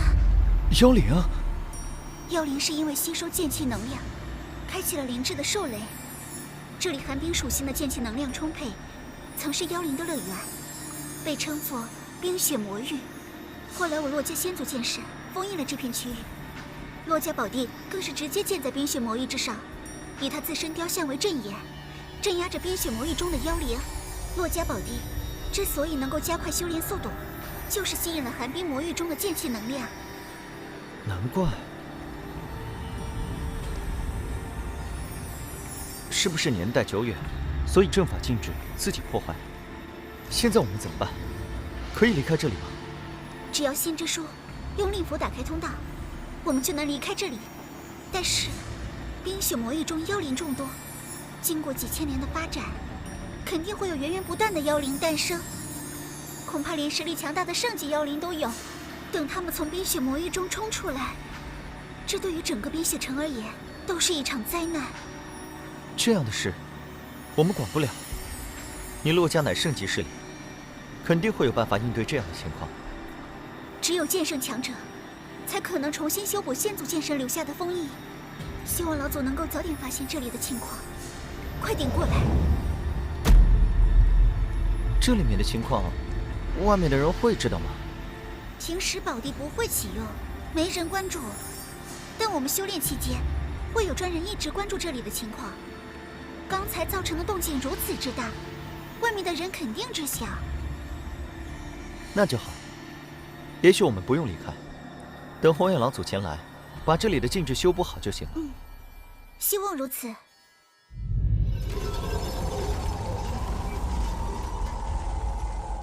你在这里继续看着，我去禀告副家主。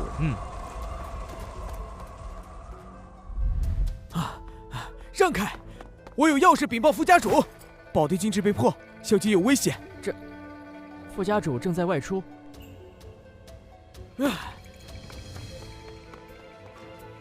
老祖不好了，大事不好了！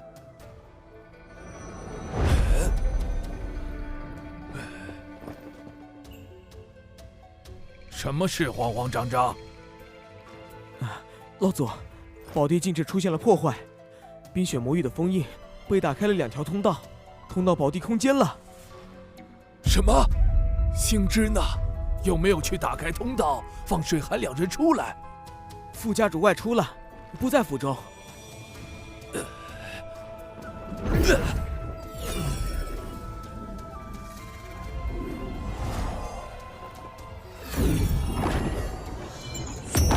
开！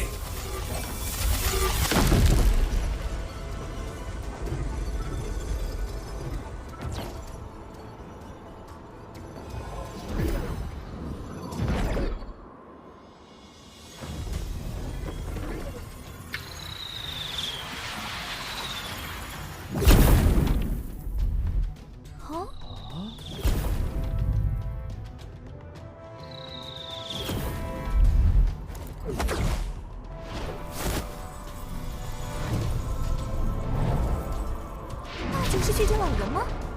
他怎么会来我北域洛家？他想干什么？红远老祖呢？老祖在哪儿？有剑圣前来，老祖怎么没有现身？就是。血剑老人来了，快去找红远老祖。只有老祖使用神剑水寒，才可抗衡。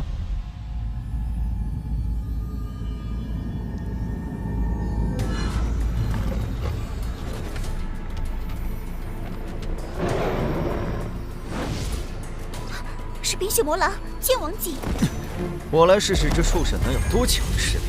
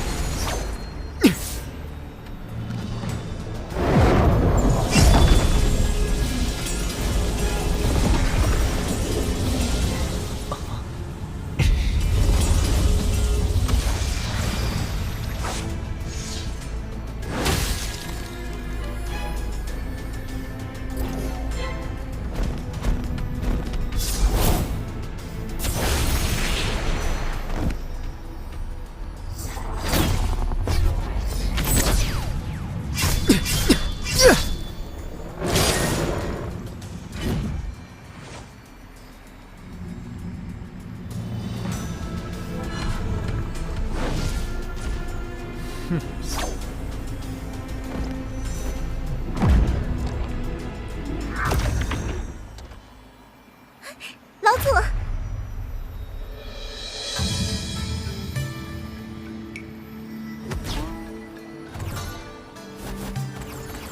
怎么了，老祖？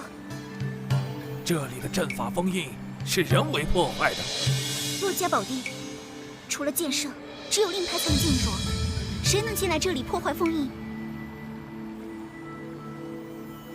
没错，事到如今，只能去问问星之了。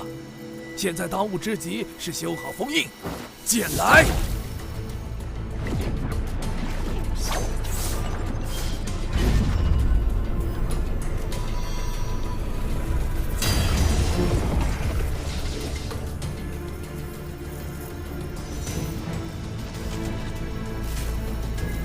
不好，他们的目的是神剑。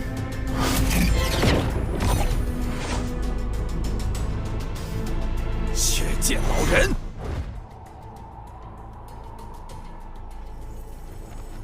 骆宏远，若是冰雪魔域的封印彻底开了，整个冰雪城都将被妖灵淹没，你们骆家会血流成河。不如你告诉本座，神剑水寒的操控之法，本座得了水寒剑就离开，让你放开手脚去修补冰雪魔域的封印，如何？想要我骆家神剑，做梦！本座要的东西，还从来没有失手过。骆宏远，失去神剑水寒，你北域骆家依旧是剑圣势力。若是冰雪魔域的封印彻底解开，那你北域骆家要被除名了。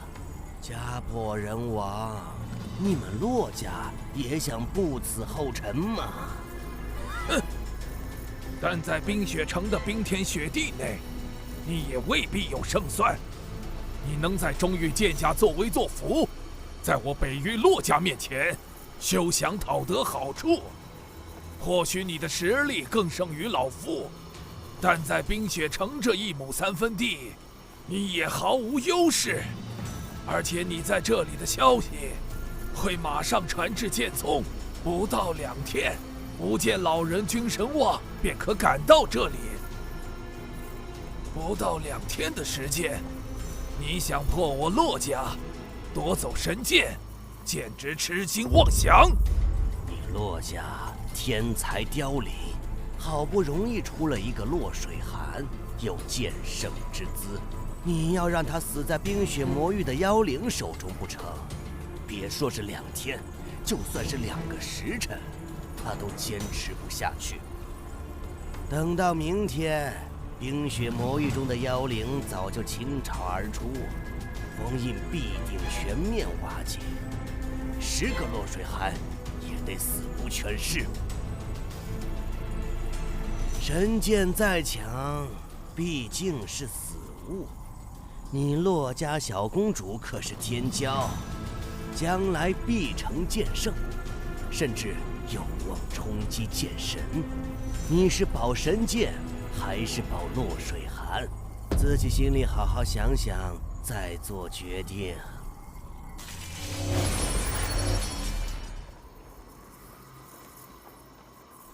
你仔细想想，一个未来的剑神有多重要？现在，选择权交到你手里。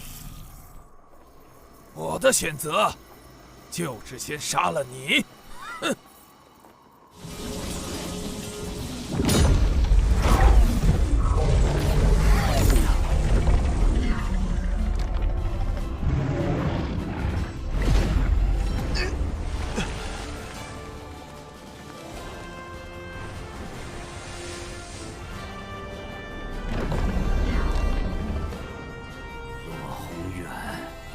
选择的是一条死路。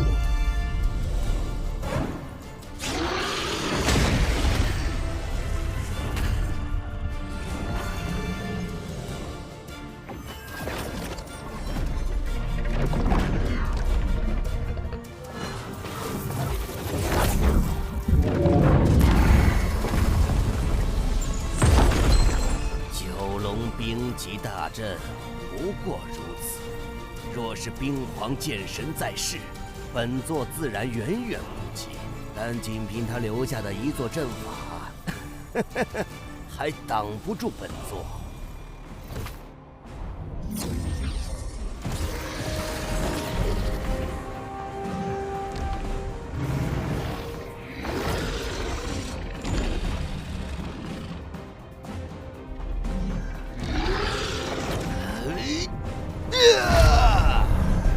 血魔煞神，能让本座动用血魔煞神，北域洛家的确比中域剑家要强大得多，但也就此为止了。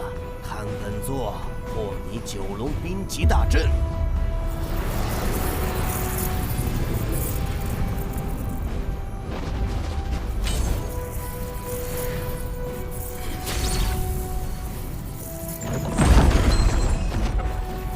老人这门剑术当真可怕。若仅靠9条冰龙攻击，迟早会被血煞之气进入污染。若是被血剑老人操控了9条冰龙，那么……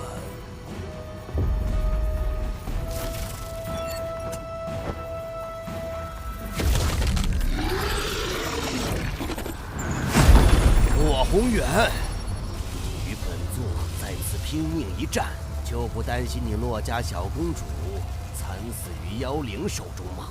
冰皇雕像有我先祖力量，只要还在，寒儿便不会有大危险。我必须尽快打退血剑老人。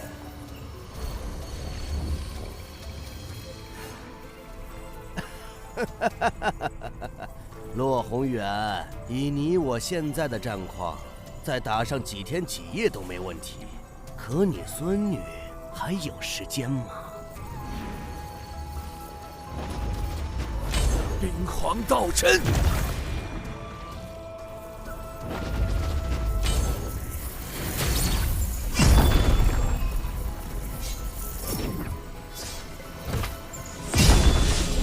糟了！冰皇雕像已经受到攻击，宝地空间病人正在激动。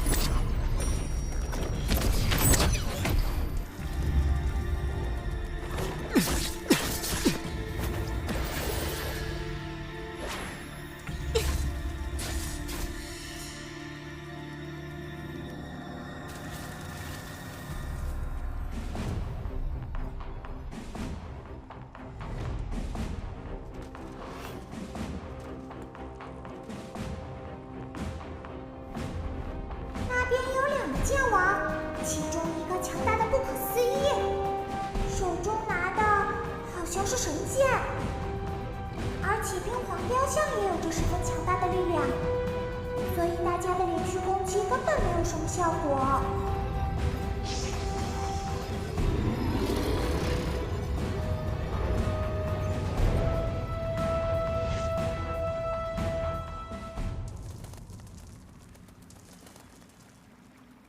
幽灵的攻势结束了，恐怕没有。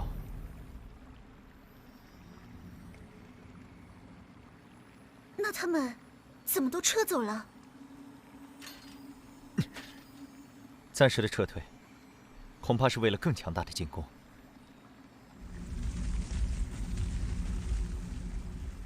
可能是更加强大的妖灵。该不会有妖圣过来吧？应该不是妖圣。据先祖笔记记载，妖圣的身躯非常大，如同小山一般，哪怕是体型小的，也有10几20丈高；体型大的更是可达到30、40丈高。这个通道太小了，妖圣应该过不来。不，就是妖圣。不知外面什么情况，我凭神剑逃神，能不能挡住妖圣的攻击？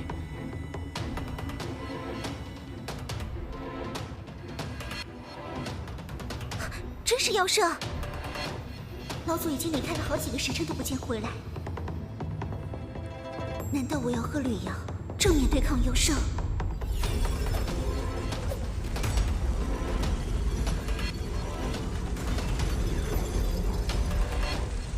难怪这头剑圣级妖灵能够穿过通道来到这里，原来是一条蛇妖。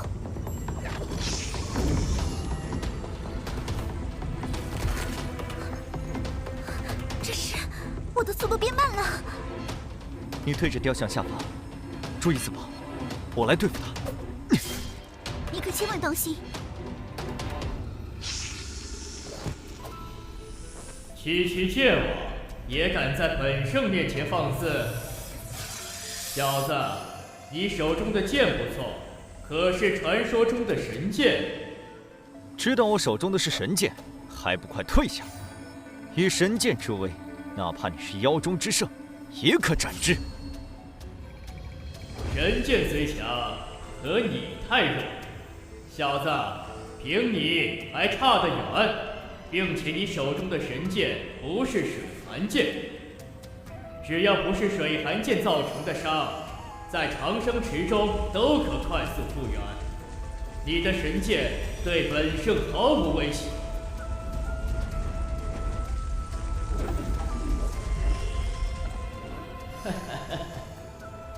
你们都很年轻，如此年纪就已经是剑王，看来你们是人类武者中的天之骄子，击杀你们应该很有乐趣。现在让你们知晓什么是圣级实力。星恒剑气！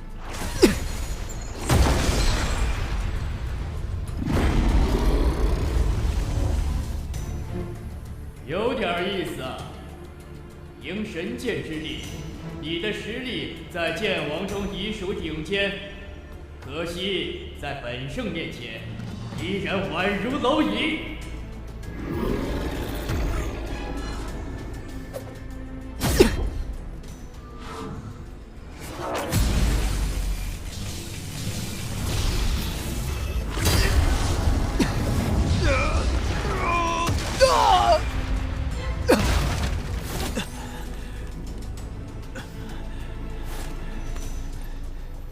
你怎么样？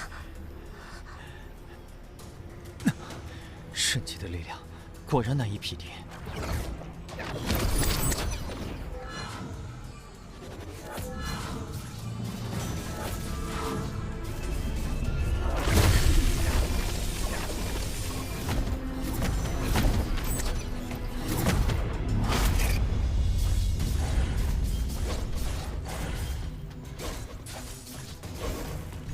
这是先祖的边皇绝身斩。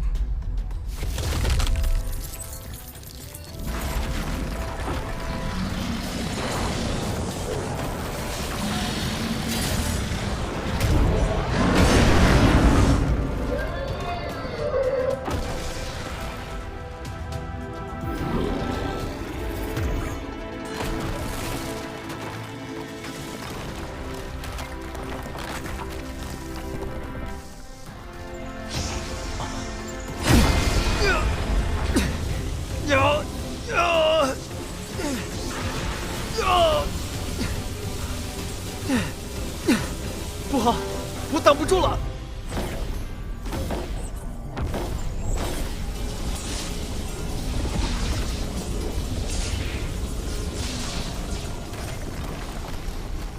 糟了，妖圣，灵阙雕像恐怕撑不了多久了。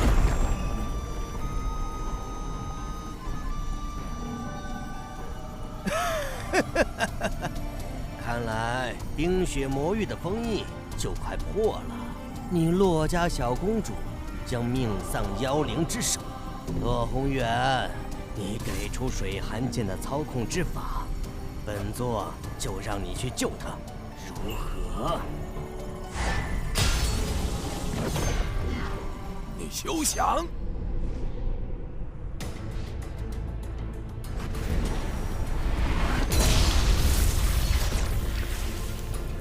要是强带水寒剑回去，还需用血煞镇压，根本无法运用。必须得让这个老家伙吐出水寒剑的引导之术才行。寒儿、方阳，一定要撑住啊！不见棺材不落泪，洛宏远，经此一战，你血气大大消耗，还能活多少时间？只要洛水寒一死，你洛家便后继无人。等你死后，本座取你洛家神剑，如探囊取物。他说的没错，若是真到了那一步，也只能舍剑救寒儿了。这怎么回事？攻击冰皇雕像的妖圣为什么停手了？难不成被冰皇雕像爆发的力量斩杀了。不可能啊！药圣哪会那么容易死？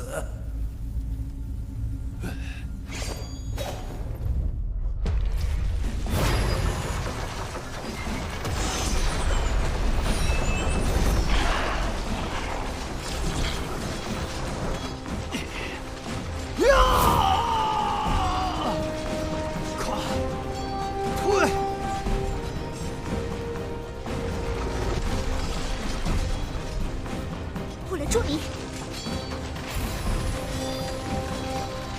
水元术，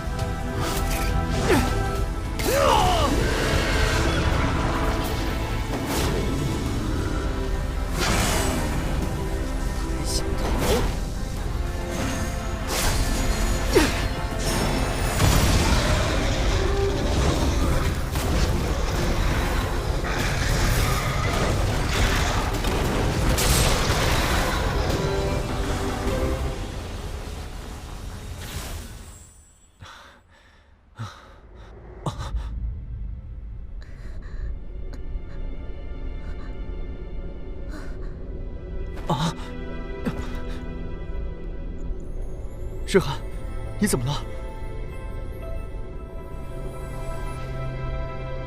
还好，击退了那头妖兽。我的水元术没有白费力气。放心，身体无大碍，没有性命之忧。我以剑我修为转移剑圣力量，受到了水元术的反噬。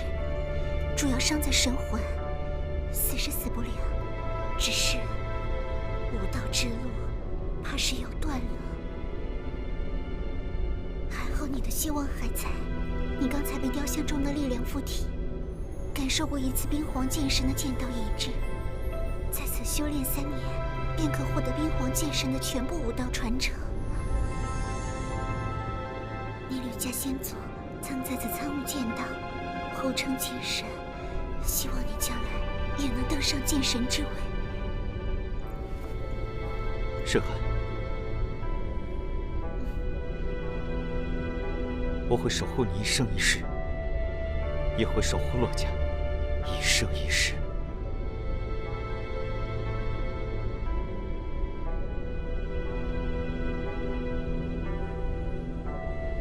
不知道那个家伙还会不会再来？他可是说有个长生池，能够快速恢复伤势。他伤得那么重，并且是神剑造成的伤，应该没那么容易复原吧？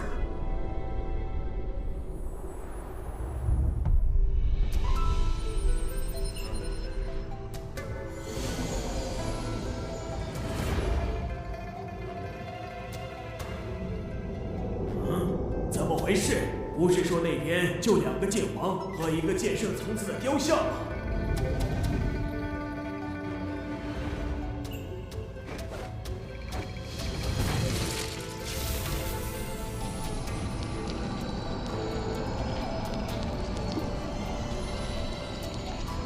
不愧是神剑，这等伤势，看来得要10天半个月了。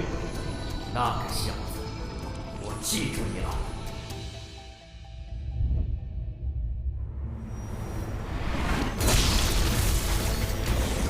只要冰皇雕像安稳，说明韩二还是安全的。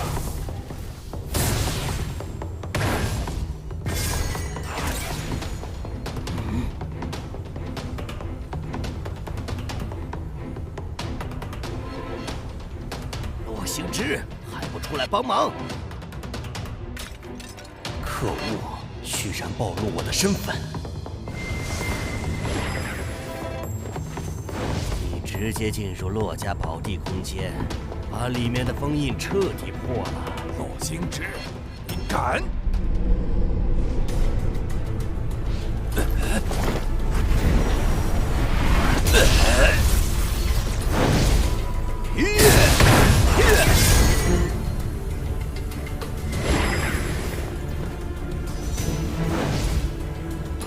阻止洛星之，格杀勿论。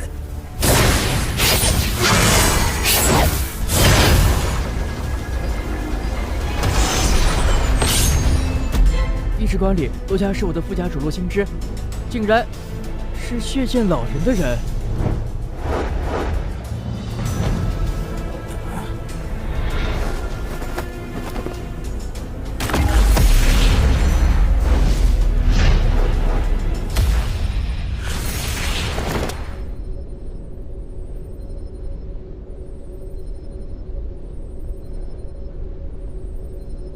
奇怪，为什么妖灵全部撤退？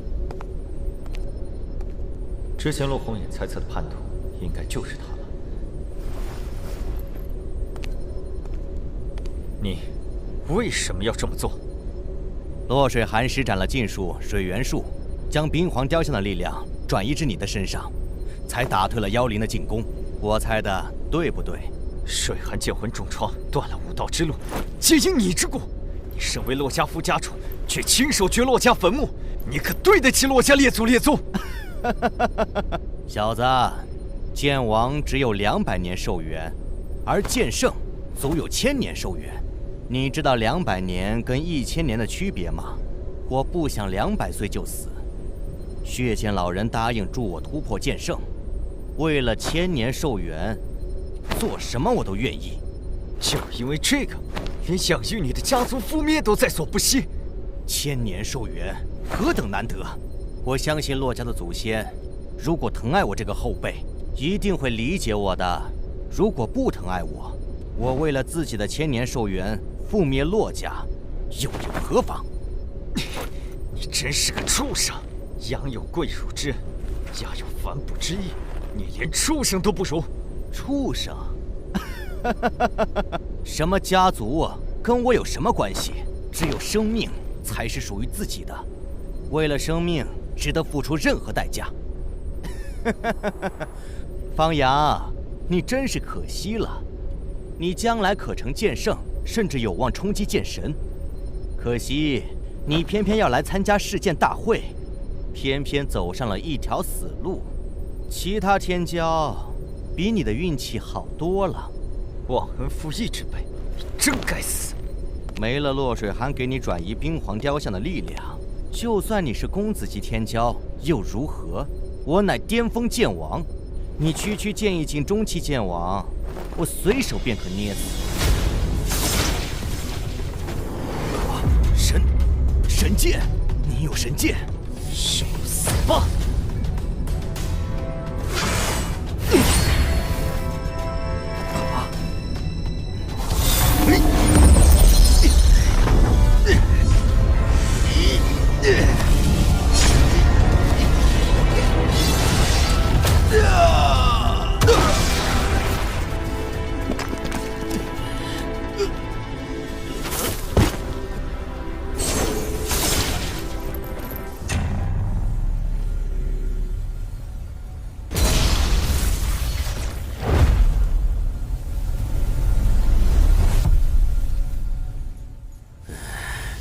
真是个废物！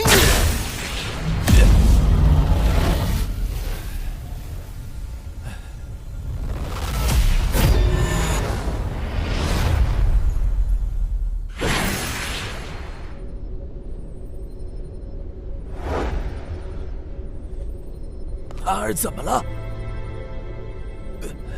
他动用了水元术禁术。水寒是我洛家唯一的剑圣种子，现在他剑魂重创，武道之路已绝，这是天要绝我洛家之路吗？宏远老祖，将来我成为剑圣，愿守护洛家。当真？若无水寒施展水元术禁术，我也挡不住那头妖圣，此刻已经身死弥撒。既然他的剑圣之路已绝，那么就由我来替代他守护洛家，这是我对他的承诺，绝不许愿。你和水寒，我愿守护水寒一生一世，成就剑圣之后，便向洛家提亲。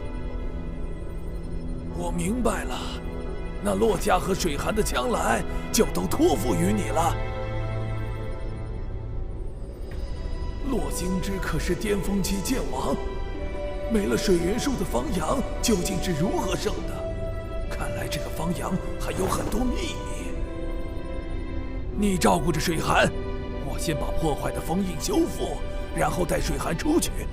你可以留在这里继续修炼，直到3年期满。为什么是3年？这里的能量都要供应冰雪魔域的封印和九龙冰旗大阵。每隔30年让人进来修炼3年已经是极限，时间再长些，就有可能使得封印失去力量之源，而失去效果。况且这一次我运用九龙冰击大阵，消耗了不少能量。你在这里修炼的时间恐怕达不到3年整，就会因为能量耗尽而被传送出来。原来如此。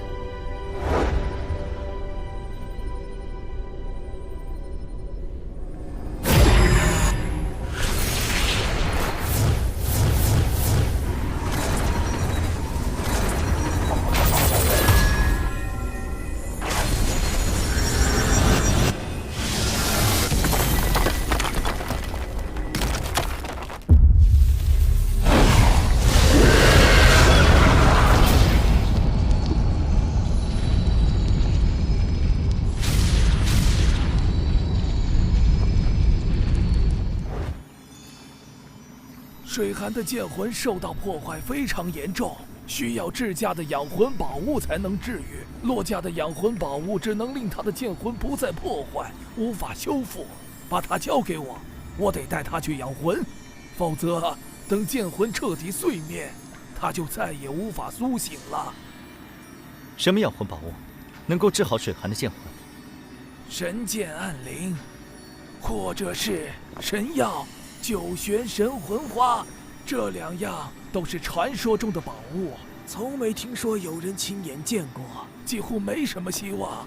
还好洛家有先祖留下的千年养魂木，以他的剑魂损坏程度能够保住。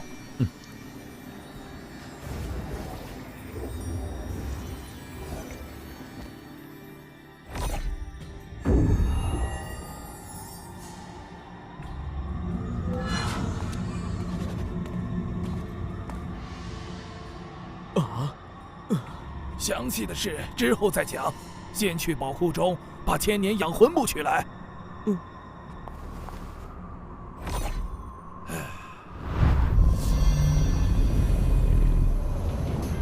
这强大的气息，是剑宗宗主无间老人吗？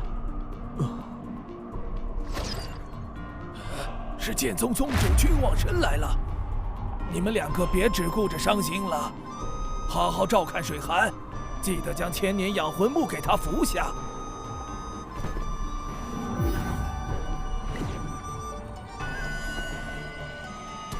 君宗主，宏远兄，看来我来晚了。君宗主能从中域剑宗不远万里而来相助，洛家上下已经感激不尽了。却见老人慑于君宗主的实力，知道君宗主要来，提前1个多时辰就已经逃之夭夭。唉，可惜，自从剑家的血债之后，我便一直留意着他的消息，没想到他一蛰伏就是20余年，一直不见踪迹。现在好不容易有了他的消息，又被他逃走了。血剑老人往这边去，君宗主或许可以去这个方向碰碰运气。若是运气好，或许真能遇上。已经过了1个多时辰，再追上的希望十分渺茫，不急于一时。你先跟我说说血剑老人现身洛家究竟是什么情况，整个过程你跟我仔细说说。那请君宗主到洛家小坐。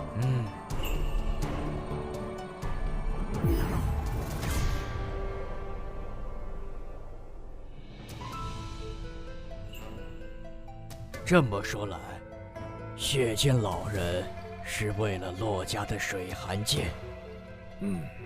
君宗主可有什么发现？神剑之贵重，任谁都知道。也许他就是眼红神剑，另外3大家族的神剑他没机会弄到手。偏偏你洛家的冰雪城建立在冰雪魔域之上，借着30年一次的世剑大会打开冰雪魔域的封印，才有机会在你保神剑还是保洛家剑圣天才的两难之间夺取水寒剑。说来奇怪，你洛家宝地中究竟发生了什么事？仅仅2个剑王天才，再加上1座冰皇雕像，便让洛兄志的破坏都失了效果，连他自身进入其中都命丧黄泉。也许杨剑公子身上有什么对付剑王的厉害手段吧，我也不太清楚。至于妖灵被击退，则全靠洛水寒施展水元术禁术，将冰皇雕像的力量转移给了杨剑公子，使得他拥有了剑圣之力。妖灵被打怕了，就不敢继续来攻了。好了，我去血剑老人逃走的方向碰碰运气，若能找到他，这次一定不让他逃脱。我将他请来洛家，让他向宏远兄谢罪。我洛家虽然损失了一位天骄的未来，但与剑家家破人亡相比，却也算不了什么。君宗主若抓到血剑老人，无需让他来洛家谢罪，直接让他为剑家陪葬即可。好。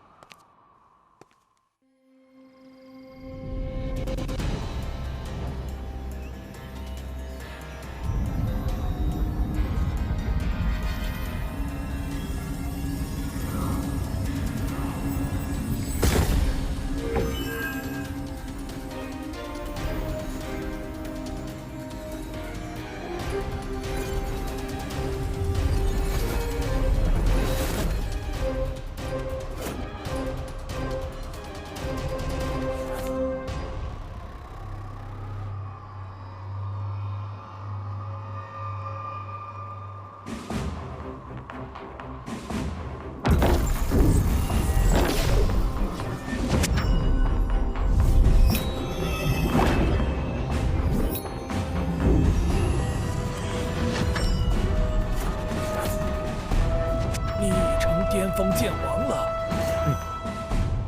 舍寒怎么样了？他的剑魂已经稳住了，只是无法继续修炼武道而已。走，带你去见他。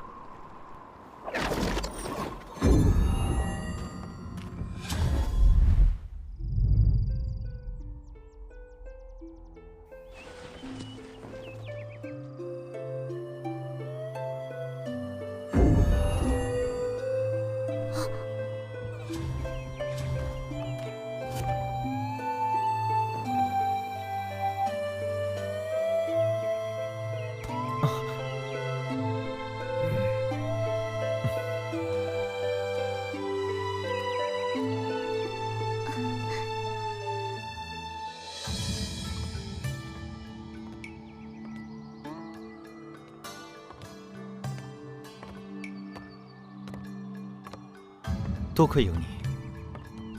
你说，成为剑圣之后，便向洛家提亲娶我，是真的吗？当然。你现在已经是巅峰剑王，似乎突破剑圣也快了。是对剑道已经有所感触。若是能继续在洛家宝地修炼1-2年，我有把握领悟剑道，成为剑圣。这也是没办法的事啊，只能开启那么久。西域吕家，是不是也有类似的修炼宝地？应该有吧。最近的剑神强者，便是出自于西域吕家，应该会有最完整的剑神底蕴。你要回西域吕家了？不错，我得找吕神通问清楚当年他和我母亲的事情。名分什么的，我可以不要，将来我也可以不留在吕家，但我身上流着吕家的血脉，吕家的神剑传承，我得学。仅是领悟寒冰剑道，成就剑圣，这是冰皇剑神走过的道路。我要集冰皇剑神、惊鸿剑神2人的剑道优点，领悟出新的剑道，走一条新的剑道之路。我觉得这样将来成为剑神的希望才会更大一些。你说的有道理，绝大多数人都想沿着前人的足迹走捷径，而你却想要开辟新的道路。仅是论这份气魄，就已经胜过绝大多数人了。新的剑神之位出现，当属于新的剑道之路。你什么时候去西域吕家？我刚刚出关，先在冰雪城住几天，陪陪你，过几天就出发。那你的身份，什么时候告诉我父母和老祖？现在也没什么可隐瞒的了，只要我回西域吕家，身份就会天下皆知。现在就告诉他们。好。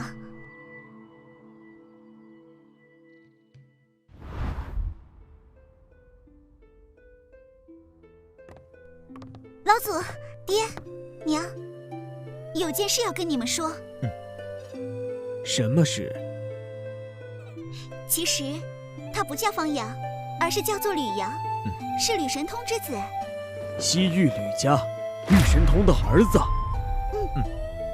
这是怎么回事？吕神通见过他，怎么连自己的儿子都不认识？我自幼在北域寒山城方家长大，我母亲。你不仅是吕神通的儿子，并且还有神剑桃神。姑姑也知道吕阳有神剑桃神。我们遇到烈血河时，就是吕阳用神剑桃神抗衡了血煞，这样我才能凭借剑圣倒影将烈血河重创。在宝地空间，也是因为吕阳有神剑桃神，才能够在获得冰皇雕像力量的短时间内重创妖圣，将其击退。我能击杀洛星之，也是凭神剑桃神。真的是神剑，暗灵剑养魂，桃神剑诛煞，这可是2柄最古老的神剑，只在雪煞剑屠戮剑域大陆之前的时代出现过。万万没想到，竟有现世之时，桃神剑怎么在你的身上？我也不知道，应该早早就已经在我体内。不知道吕神通知不知道原因？我去西域吕家后，得问问他。你什么时候去西域吕家？我已经跟水寒说好了，过几天就走。最好是快点走。为什么？血剑老人入侵洛家，目的就是为了神剑水寒，或许也会对你身上的神剑桃神感兴趣。既然厉雪河知道你身上有神剑桃神，很有可能会告诉血剑老人。为得桃神，血剑老人也许会在你前往西域吕家的途中截杀。你今天刚出关，见过你的人不多，你悄悄离开冰雪城，这才能路途平安。前辈所说在理，一切以安全为主。老祖说的对，你尽快秘密出城，才能一路通畅地回到西域吕家。没错，血剑老人已经在洛家策反了一个洛星之，洛家很可能还有暗中与煞盟勾结的人，所以吕阳不能在洛家久留。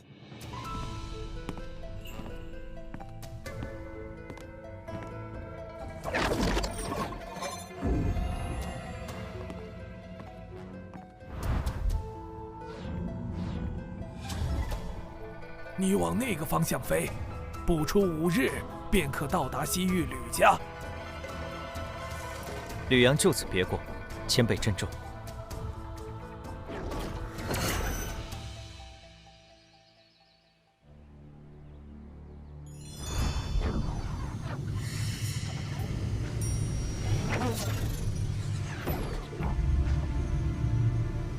着实比方家气派多了，可惜母亲看不到了。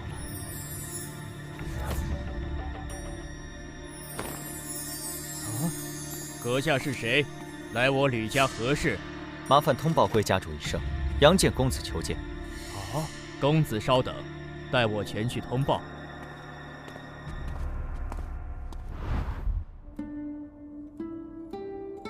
神通，天儿今年才26岁，就突破了剑意境巅峰，比你当年突破剑意境巅峰的年纪要早了好几年呢。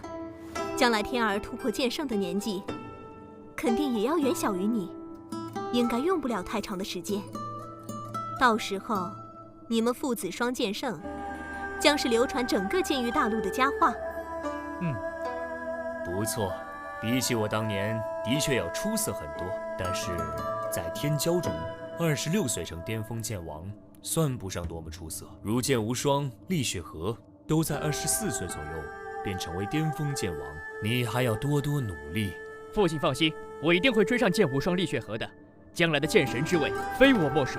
有自信是好事，但千万别骄傲自满。在成为剑圣之前，每天再多加2个时辰的修炼时间。每天再多加2个时辰修炼，那等于是全天闭关了。父亲，再怎么刻苦修炼，也该讲究劳逸结合吧？是啊，我相信天儿的天赋，只要他认真修炼，必不输给任何人。神通，你别将他逼得太狠。若你将来的目的只是剑圣，那么你想怎么轻松都行。如果你的目标是剑神之位，就必须得付出比别人更多的努力。逆水行舟，不进则退。天骄虽少，但也有7人，他们都刻苦修炼。你前进的慢了，就等于是后退。现在不是7个了，洛家的洛水寒剑魂受到重创，修炼之路已经断了。还有方阳那个小子，出身于微末，能学到什么厉害武功？将来顶天也就是成为剑圣，华重楚言也不如我。只要我努力超过剑无双和厉血河，剑神之位就是我的。让你好好修炼，不是让你骄傲自大，瞧不起他人。同为天骄，别人出身于微末，却能比你更早登上洛家神剑塔第10层，说明天赋比你只强不弱。你连正事别人都做不到，只知盲目自大，怎么可能在武道之路上比过别人？吕神通，你这是干什么呢？天儿怎么就骄傲自大了？天儿比你当年要优秀多了，他还要这么优秀？整个剑域大陆无数武者，天儿能在同代排名最顶尖，多少人渴求不到这么优秀的儿子，你都不如天儿，你还说他？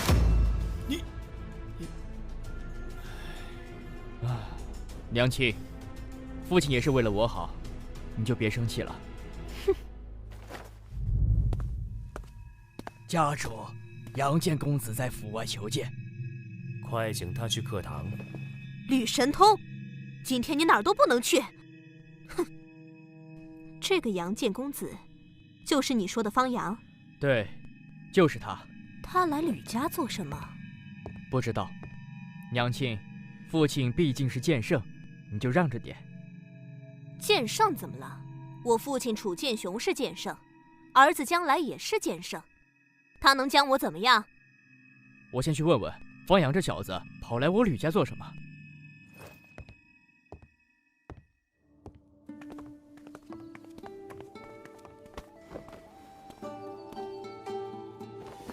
方阳，你来我吕家做什么？找吕家主，问点旧事。你能有什么事问我父亲？先问我吧。你不知道，问也白问。你都没问，怎么知道我不知道？还请继续带路。不许走！方阳，不把话给我说清楚，休想向前一步！你们吕家是吕家主说了算，还是你说了算？就凭你，还没资格在我面前狂妄！我倒要看看你在洛家宝地修炼这么久，有多大长进！住手！父亲，越来越放肆了，给我退下！是。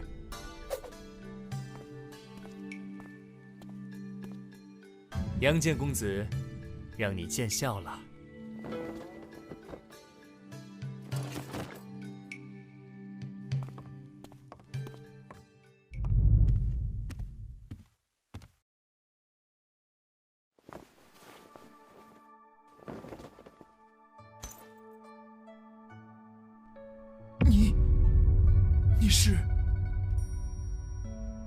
是我和清溪的儿子。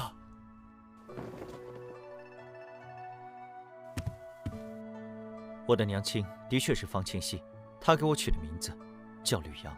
方阳，吕阳，原来如此，原来如此。我还以为你跟着司明一起被煞门害了，没想到你还活着。你就是我的儿子，我和清溪的儿子。我不确定你是不是我父亲，如果你真的是，为何弃我娘亲于不顾？为何我活了18年，你从来都没来看过我？我对不起你娘亲，也对不起你。我来，不是想听你说对不起，而是要知道为什么。如果没有值得我理解的理由，我无法替娘亲原谅。你想知道我和你娘亲的故事？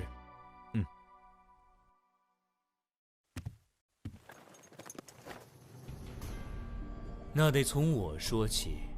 我并不是吕家家主的唯一继承人。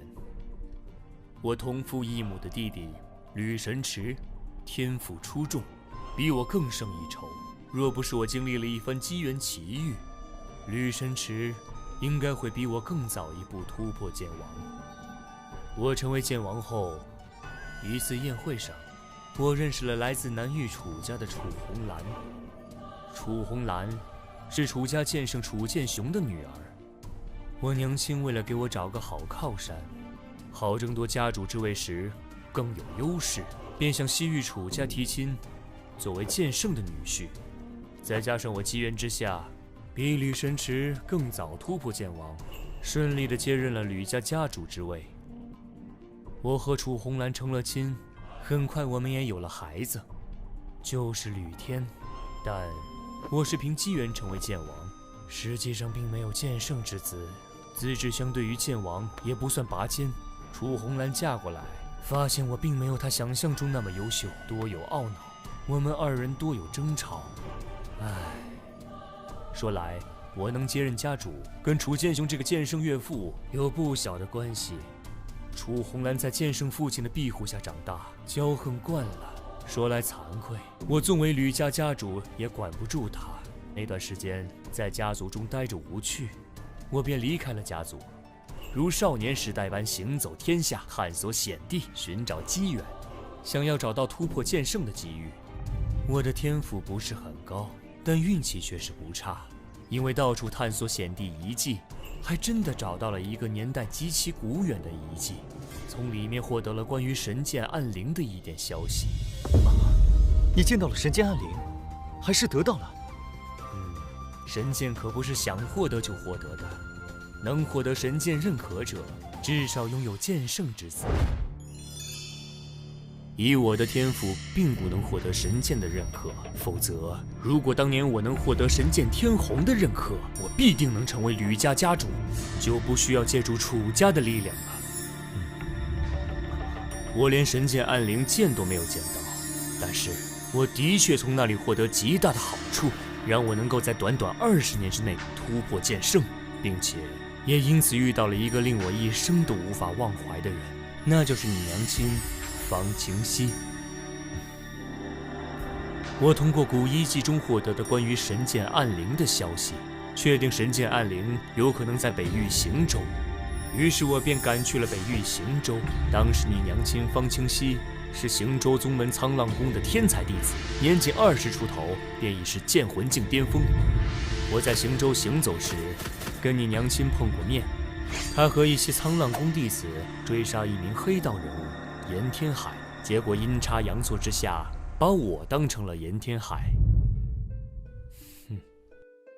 结果可想而知，但我当时已经是剑意境剑王，轻轻松松就击退了他们。你娘亲当即代表沧浪宫向我赔礼道歉，那是我们第一次相遇。后来呢？后来我们就分开了。我继续在行舟行走，不停地通过古地图对比山岳江河，最终确定神剑暗灵应该就在元苍山脉之中，位于行舟、台州、沧州之间的元苍山脉。对，我在元苍山脉寻找神剑暗灵时，跟你娘亲第2次相遇了。那时他们诛杀真严天海之后，这个严天海有个剑宫境宗师的兄弟严天意，得知严天海被杀，前来行舟复仇。当时那群苍浪宫弟子正好在元苍山脉中寻药，被严天一找到。剑魂镜如何能抵抗剑宫镜宗师？苍浪宫弟子当场便死了好几个。你娘亲是剑魂镜巅峰的修为，勉强逃走，但也被严天意追杀。在被追杀之时，慌不择路，意外地闯入了一处古遗迹的入口。那时我正好也在入口处。这处古遗迹在特定的地点，人就会被传送进来，但只能进不能出。严天意也跟着闯了进来，被我出手击杀。我和你娘亲便被困在了那处古遗迹中。神剑暗灵就在那处古遗迹中。根据我获得的消息和古地图的判断，应该是的。但是这处古遗迹有点特殊，像是另一个世界。那里也有日月山河、花草树木，并且还有着一头头厉害的妖灵。我和你娘亲找不到离开的方法，便只能在那个世界探索。结果在猎杀一头青蛟妖王时，我身受重伤，多亏你娘亲照顾，才得以生还。渐渐的，我们被困了大半年时间，也许是相处的久了，我和你娘亲暗生情愫。我心想，如果这辈子都没法离开了，我们得一直生活在一起。我们便以天地为证，做了夫妻。如果一直没法离开，我们一直在那个世界生活着也就好了。可惜没有如果。那你们是怎么离开那处古遗迹的？那个世界中还有我应付不了的妖圣，为了躲避妖圣，我和你娘亲根本没法在一个地方长久停留，哪怕她怀有身孕，我们也得经常转移位置。大概怀了你3个月的时候，我们找到了一个山洞，里面有着人为开凿的痕迹，有石桌石椅，就像是有人生活过。那里还有别人？那里的痕迹是很久很久以前留下，应该是曾经有人生活过，也许是意外来到那个世界的人，也许是封印那个世界的人，反正已经非常久远。我在山洞深处的水潭旁边的藤蔓上获得了一颗半拳大小、鲜红如血的果子，里面蕴含着极其精纯的能量。我正是吃了那枚果子，修炼速度大增，悟性也提升不小，这才能在20年之内突破剑圣。我和你娘亲在那个山洞中休息了1个晚上，结果当晚你娘做了一个梦。她说梦里面她也睡在山洞里，结果一柄粉色的剑不知道从哪里冒了出来，刺入了她的肚子。当时她就醒了过来，吓得顿时就跑，出了山洞一直向前跑，跑着跑着前面出现一个湖，她就直接跳到湖里去了。结果画面一转，她就离开了那个世界，回到了元苍山脉，然后就真的醒了。你娘彻底醒来，就连摸肚子，发现肚子完好，才松了一口气。然后她就把这个梦跟我说了。当时她情绪有点激动，说梦里太真实了，一切都像是真的。要离开山洞，向梦里面跑去的方向看看。说来也是神奇，当我们离开山洞，就按照你娘亲梦里面跑的方向前进，真的发现了一个小湖泊。我们跳入湖泊中，也如梦中一般离开了那个世界，到了古遗迹之外，出现在元苍山脉之中。我们就这样莫名其妙的出来了。粉色的剑，桃神。如果娘做的梦是真的，那么桃神就是在那时进入了当时还在胚胎状态的我。原来如此，这么一来，一切都说得通了。吕阳，离开之后，我娘回了方家生活，你就回了西域吕家，再也没有来看我过。我有我的苦衷。我之前说过了，我虽为吕家家主，但我管不住楚红兰。如果让她知道我在外面还有女人，还有孩子，她若铁了心要除掉，我阻止不了。她的父亲是剑圣，以楚红兰的性子，怕是会诛杀你和你娘亲。我没有道理名分，吕家的剑圣老祖也不会站在我这边。只要你们身份暴露，就会死，所以我不能看望，甚至我都不能派人暗中保护。我不敢露出丝毫马脚，在我有能力保护你们之前，我们连一点牵连都不能有。难道他真的是为了保护我们母子？一个剑王根本没有面对剑圣的资格。想要光明正大的认你们母子，我必须成为剑圣，才有可能。所以，我回到西域吕家，一直勤修苦练，不成剑圣便不出关。论资质，在同代天才中，我排不进前5，但是5年前，我终于突破剑道境，成为同代第1位剑圣。这时，我才有保护你们母子的力量。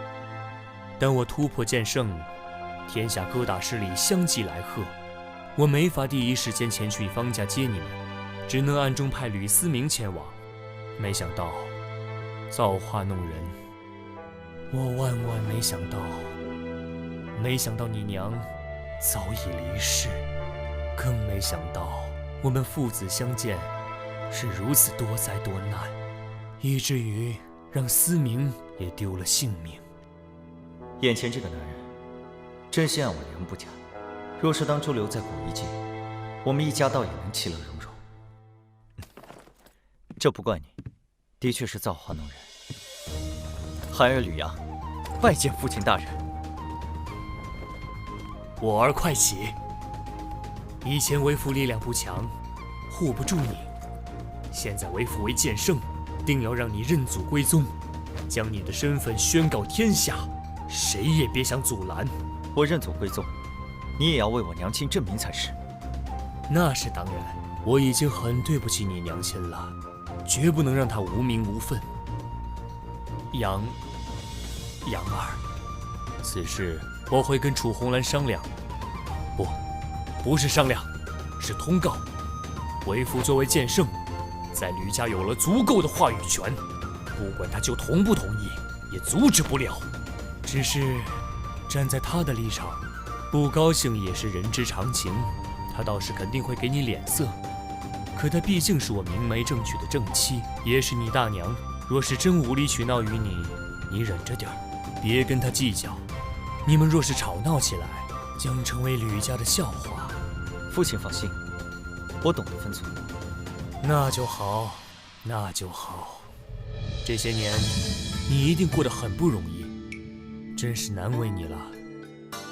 但是从现在开始，苦难的日子都过去了，我很快就会给你举行认祖归宗仪式。等你认祖归宗，你可以学习吕家任何剑圣武学，可以进入吕家各处宝地修炼。以你的天赋，好好修炼，将来必成剑圣，哪怕是剑神之位，也有不小的希望。实际上，我觉得剑神之位，希望最大的就是你。何以见得？以我之经历，武道修炼，天赋重要，气运也很重要。我虽然不是同代天赋最好的，但气运却佳。所以，我总能获得别人获得不了的好处，第一个登上了剑圣之位。你能够在短短2年修炼成剑王，可见你的天赋很高，并且大难不死。想必你成为剑王，也肯定经历了奇遇，气运也差不了。有天赋，有气运，自然希望更大一些。其实那2年，除了吕大哥教我吕家3门剑王级武学，我并没有获得其他奇遇，只是闭关修炼了2年而已。闭关修炼2年，你就一路修炼成了剑王。你的修炼天赋之高，比我意料中还要高得多。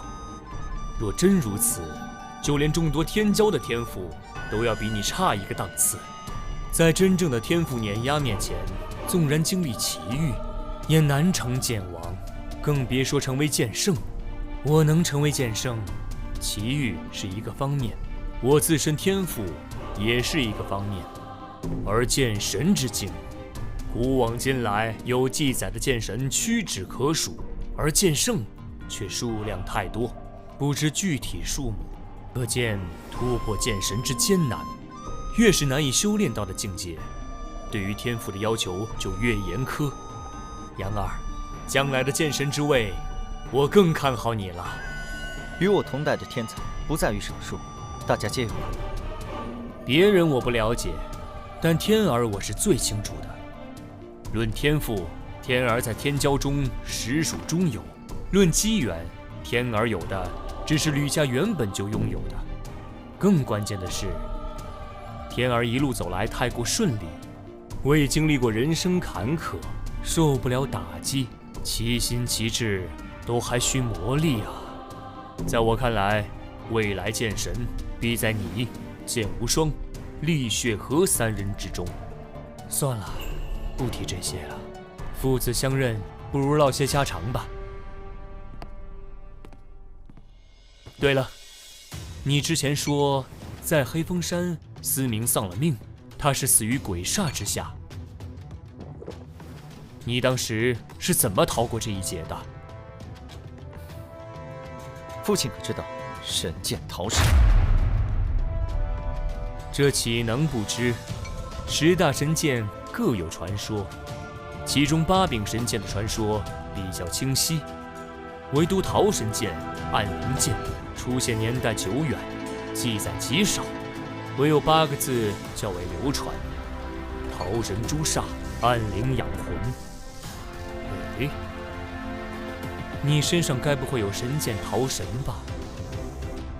不错，我身上有桃神剑，靠桃神剑的力量击败了鬼煞，也将追杀我的煞盟武者一一击败。你真的有神剑桃神？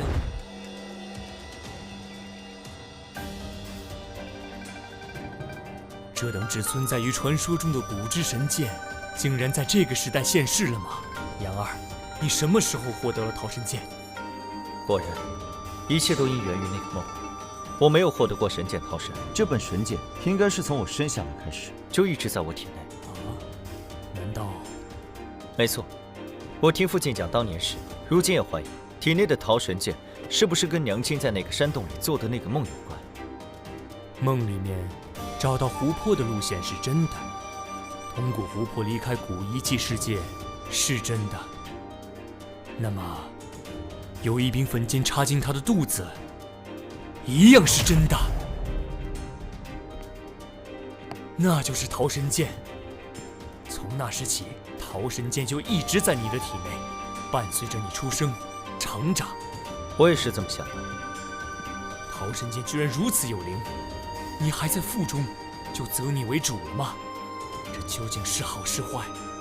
还有，你娘亲早逝，会不会跟桃神剑有关系？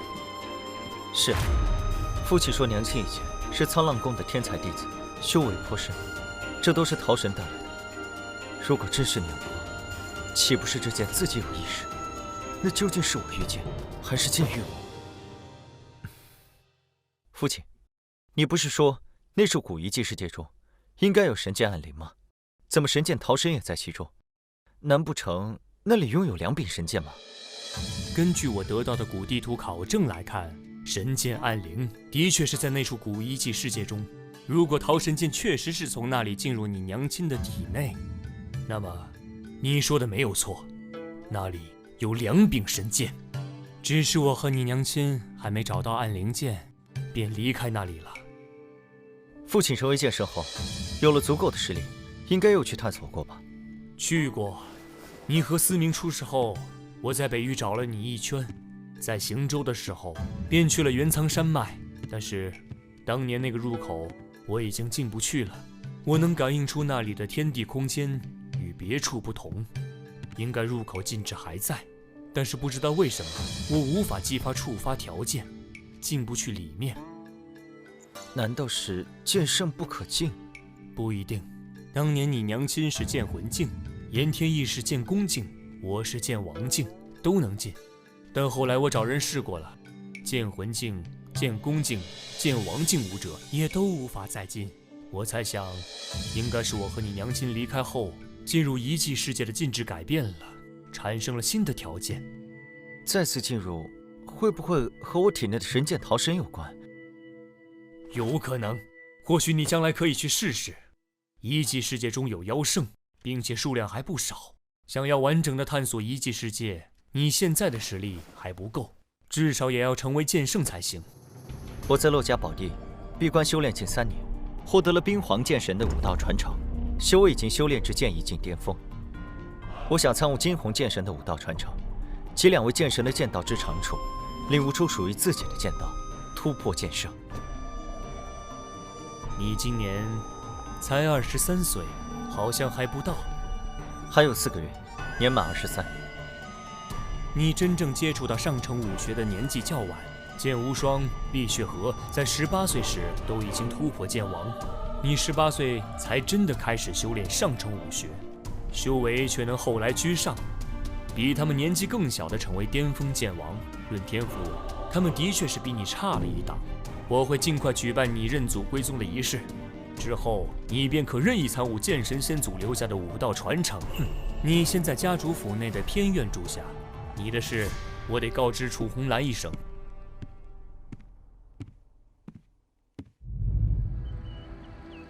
太过分了！这个吕神通现在胳膊肘都开始向外拐了。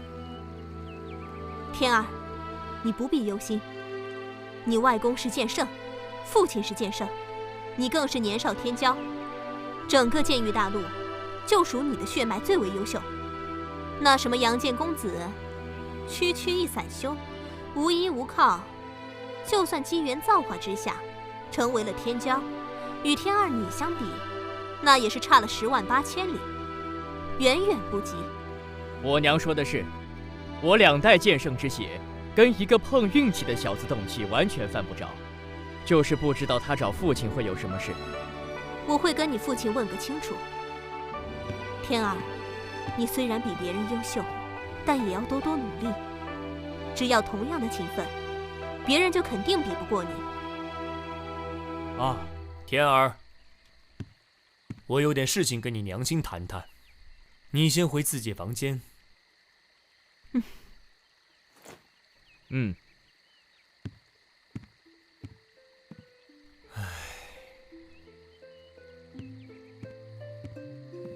红兰，天儿是我的孩子，我没理由看轻他。他的天赋远胜于我是不假，但同代天骄好几个，他并没有远胜其他天骄的优势。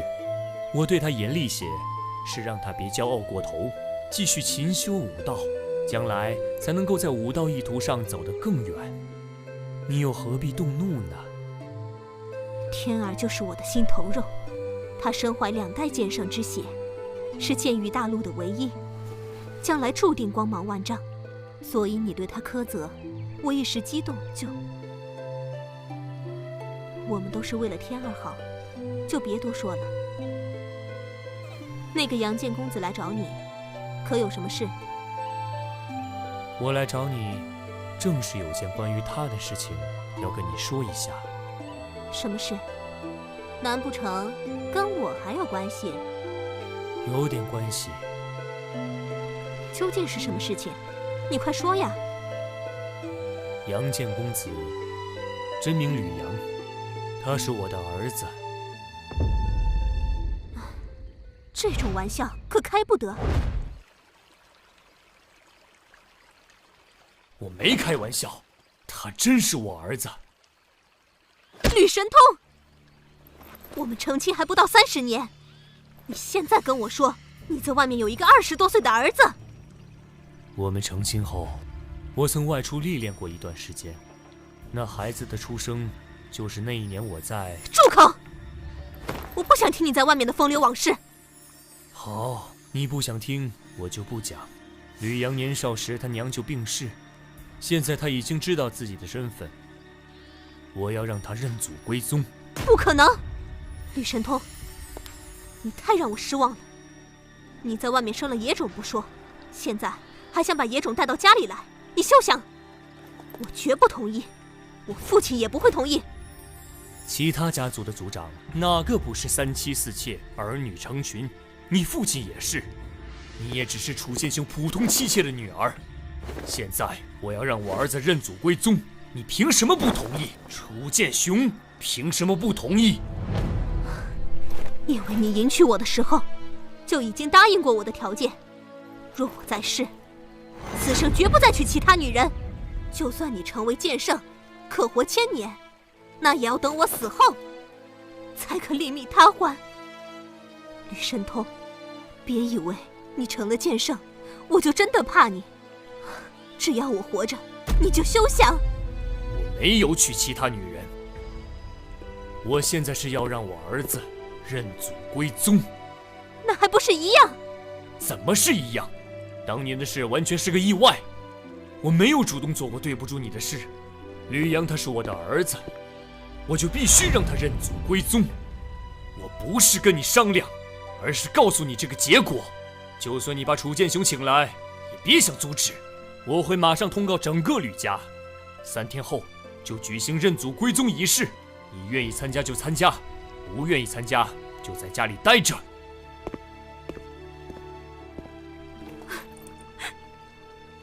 野种，该死的野种！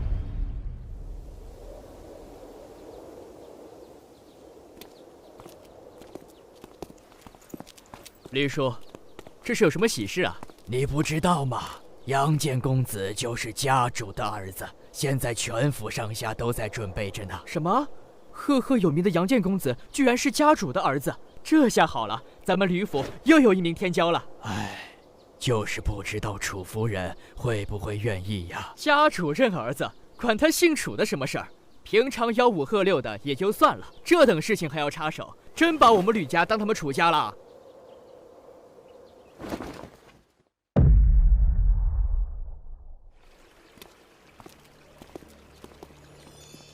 天儿，你父亲现在的心思都在那个野种身上，对于我们母子，他已经完全不放在心上了。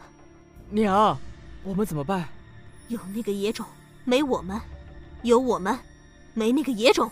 我恨不得一剑斩了他，但在吕家，父亲不可能不阻止。那就把他引出吕家，引出玄天城。若是他，到时候你就是你父亲唯一的儿子。他再也不会轻视你。好，我要与他决一死战。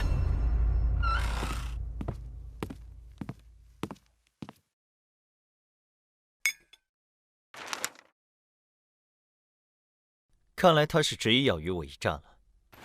哼！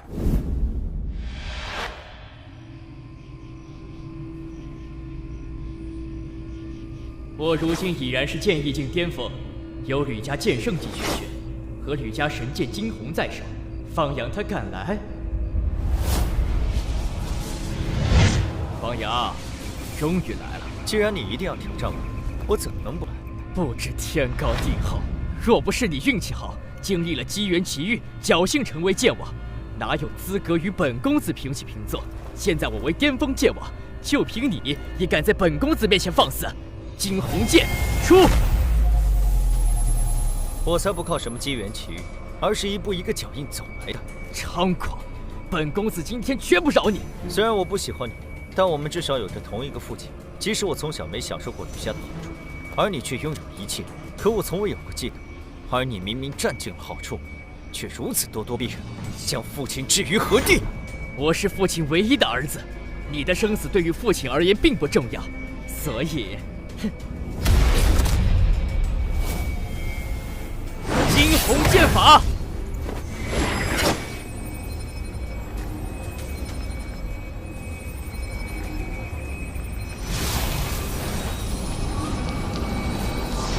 明破寒龙剑法！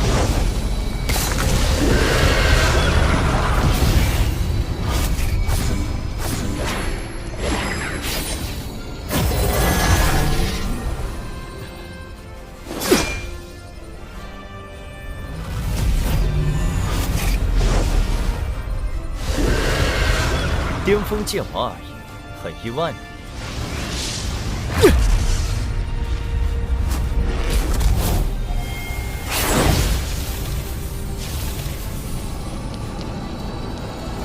金光不灭剑体！你能将我逼至施展金光不灭剑体的程度，已经足够优秀了。本公子承认，以前我确实看清了你。你能够在冰皇雕像上领悟2种圣级武学，天赋足可跟本公子一比。可惜，你依然不是我的对手。我吕家惊鸿剑神极善功法，有着至强攻伐剑术——圣虎剑法。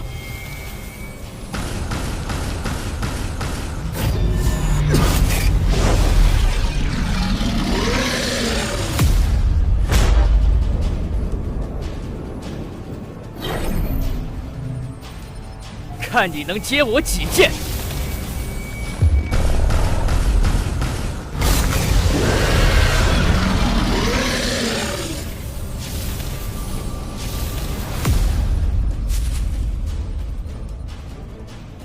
第3剑，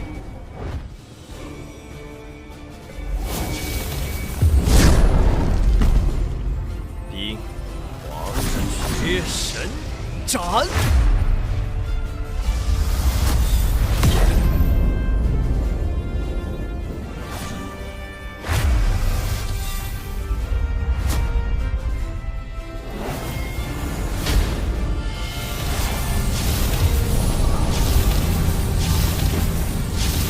啊！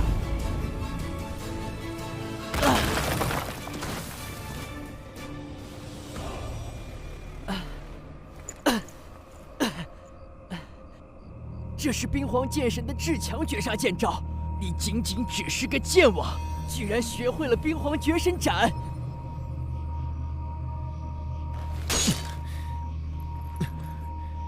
你败了，不是我的对手，以后少惹我。我败了，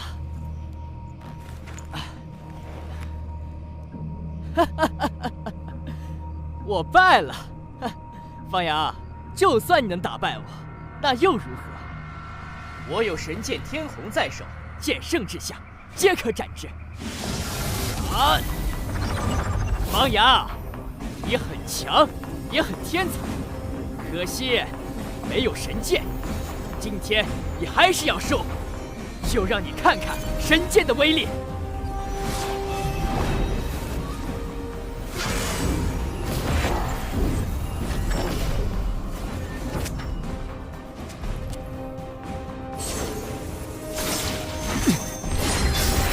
神剑，我也有。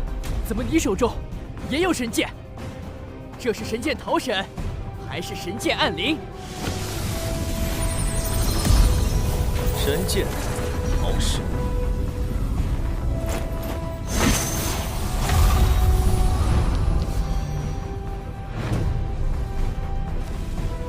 你们在干什么？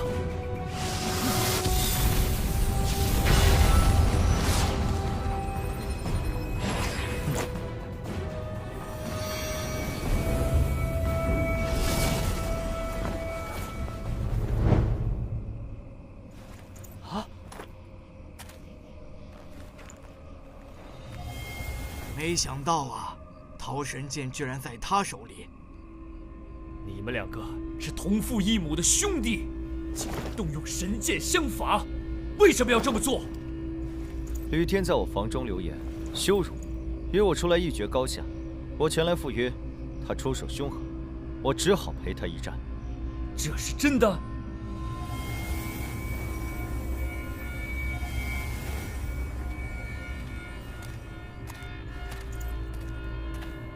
啊！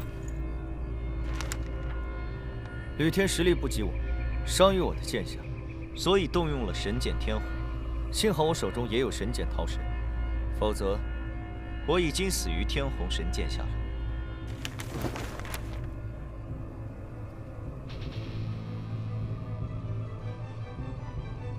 哼！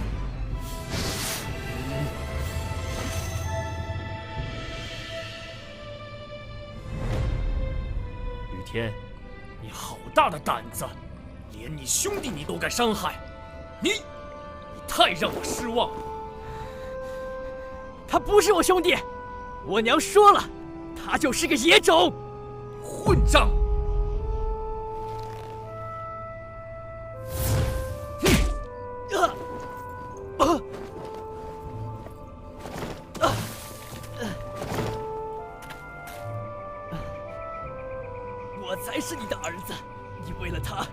然打我！我娘说的对，你心里只有那个野种，有了它就不要我们。你，都是一家人，有什么过不去的坎？吕天他现在不懂事，给予相应的惩罚就是了。以后他终究会懂的，一家人终究是一家人。你给我去春风洞，好好闭关思过，至少10年。10年后，你认识到错误，为父再放你出来。我不服！哼！不服便一辈子在穿风洞别出来。哼！哼！我们回去，明天就是认祖归宗仪式，一切照常举行。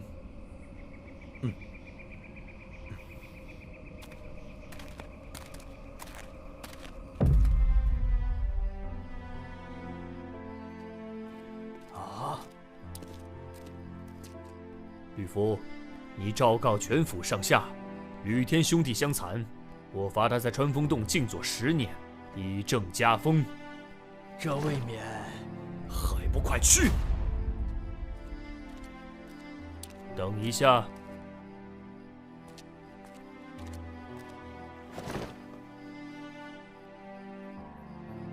通知完，拿上伤药，送到穿风洞来。我知道了，老爷。你也随我一同过去吧。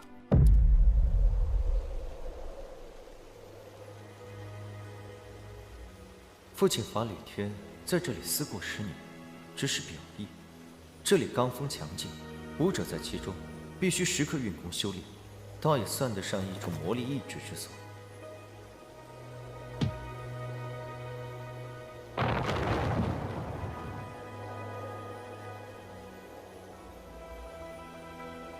在里面想清楚再出来。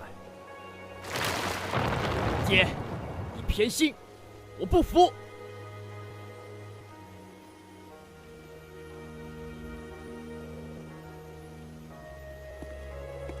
真是可怜天下父母心啊！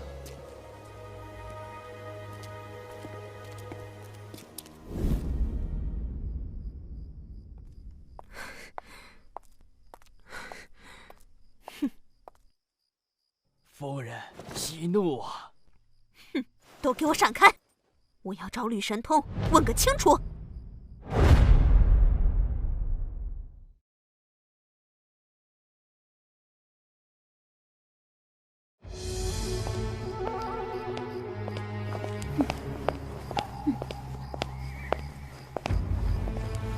夫人，息怒啊！都给我闪开！我要找吕神通问个清楚。这，身为家族主母，如此大呼小叫，成何体统？我问你，是不是将天儿关入了穿风洞？是。你赶紧将天儿放了。穿风洞那是人待的地方吗？天儿从小到大就没受过那种罪，我绝不允许你对我的儿子如此摧残。什么摧残？那是他犯了大错。再说了，在那里面需要日夜修炼功法，抵抗罡风。他正好一边反省过错，一边刻苦修炼武道，争取早日突破剑圣。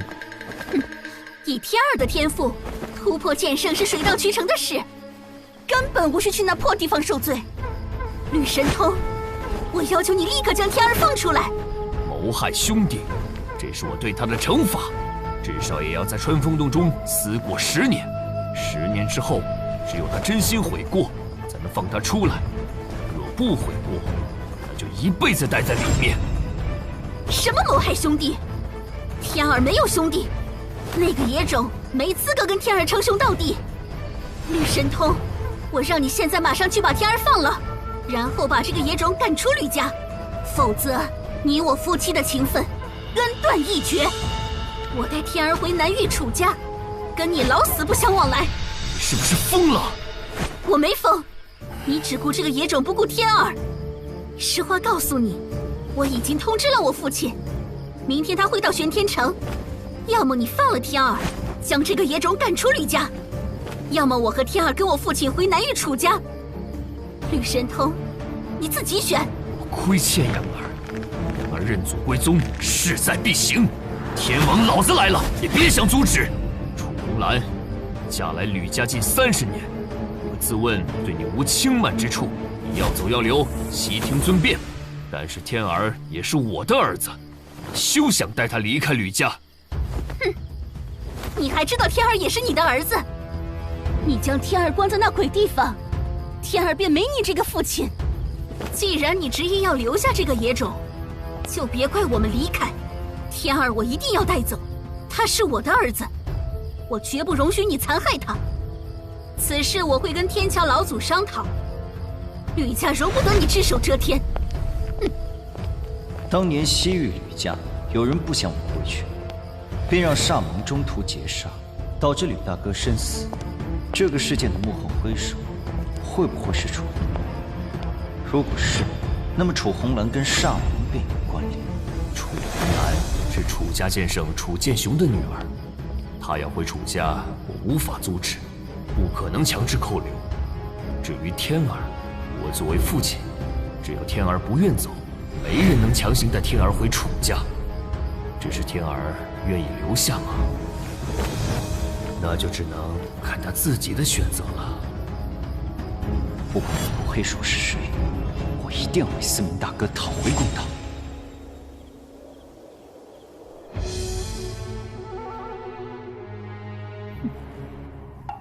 神通也是一时的气话，都这么多年的夫妻，何必呢？你也不肯放了天儿。你有所不知，天儿意欲谋害吕阳这件事，我和神通都看在眼里。神通把天儿关起来，也是情有可原。哼，好，好，你们不放，我自己去。哼。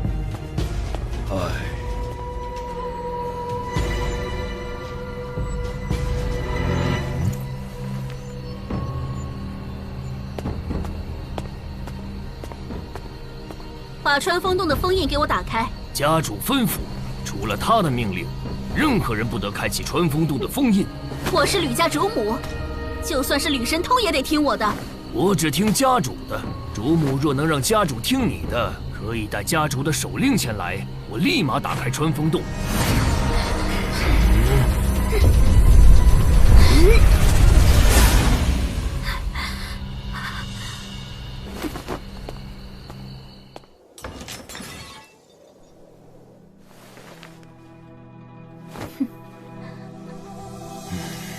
好，好，好，吕神通，为了一个野种，你竟如此绝情！等明天我父亲到来，你不还我儿子，我让吕家天翻地覆！哼！明天就是阳儿认祖归宗之日，也可能是天儿离开之日。唉。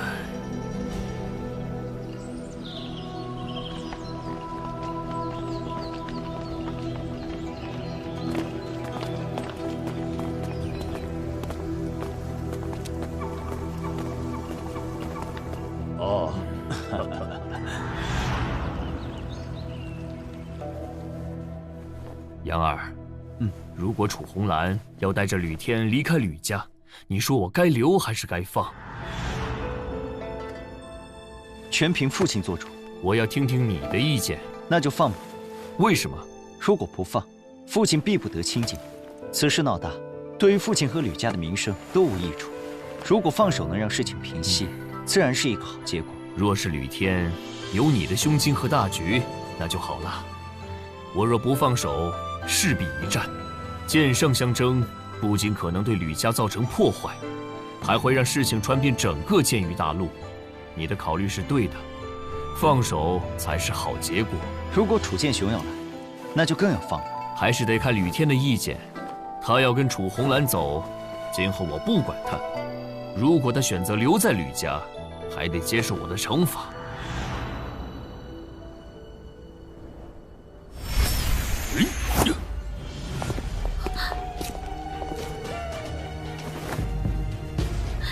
父亲，兰儿，你这是怎么了？吕神童欺负你了？他将天儿关入了穿风洞，无论我怎么要求，他都不放天儿出来。就这些，吕神通没对你动手吧？他敢！你没吃亏就好。走，带我去跟吕神通谈谈。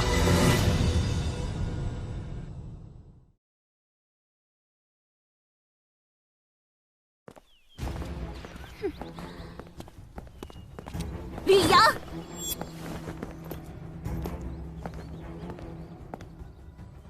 岳父，吕神通，男儿说你把天儿关起来了。是，他欲杀害兄弟，被我关入穿风洞受罚。什么兄弟？就是一个吕阳。岳父，你女儿什么品性，你很清楚。我吕神通虽无雄霸之气，但也是顶天立地的男人，已忍她多年。有一物，早就想成交于您，因天儿之故，一直没有拿出来。现在他自己选择回楚家，正好解我心愿。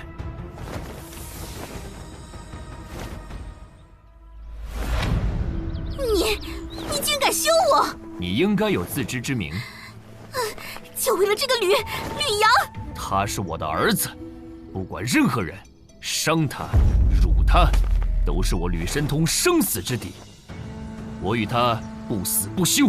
之前我已经忍你够久了，现在我们再无关系，再口无遮拦，别怪我不留情面。楚家主，还请管好你的女儿，别在吕家撒野。气死我了！就是这个吕阳。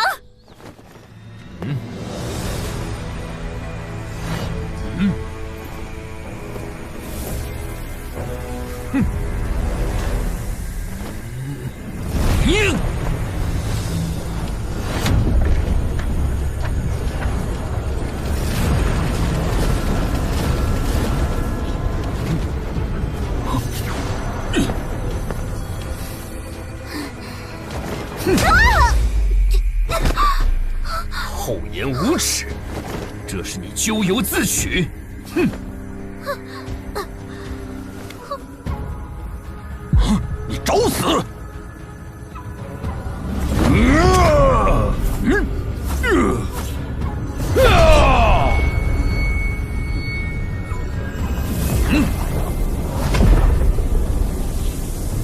楚家主，西域吕家，可由不得你放肆！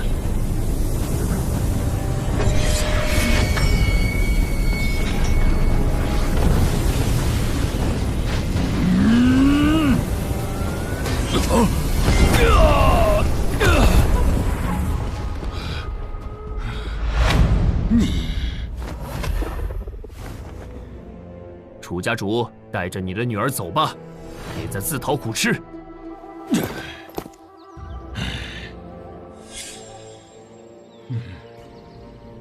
还有天儿，我也要带走。天儿是我儿子，是我吕家子孙，他该留在吕家，你无权带走。哼，我可听红兰说了，你将天儿关入了穿风洞。既然你心里只有吕阳这个儿子，为何还要抓着天儿不放？我是他外公，不能看他在吕家受你们虐待。你不将天儿放在心上，我楚家可是将天儿视为心头肉。我并非不将天儿放在心上，他犯了错就要受罚。如果有人杀他，我一定也会为他主持公道，将他关入穿风洞思过10年。这是对他的惩罚，必须落实。10年之后，我会尊重他自己的意见。他愿意留在吕家就留在吕家，愿意去楚家就去楚家，由他自己决定。现在放天儿走，即使他在楚家，依然是你的儿子。你将天儿关入穿风洞10年，只会获得他无尽的怨恨，只会彻底断了你们的父子恩情。唉。思过10年，我相信他会明白自己的过错，理解我的用心。我给他的惩罚，不仅仅是惩罚，也是磨练。能理解则好，不能理解，那也只能听天由命。我只做我该做的。10年后，他会怎么做，那是他的选择。好，好，好，吕神通，今天你可真是让我刮目相看。哼，本座走了。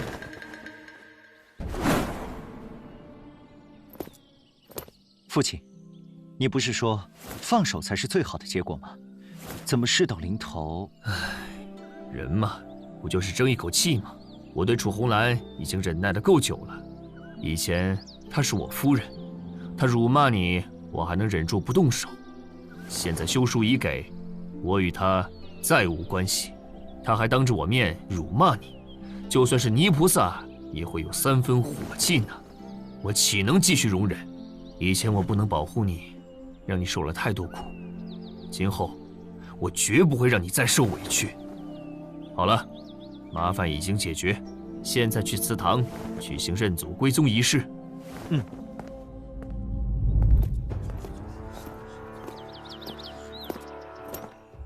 认祖归宗仪式开始。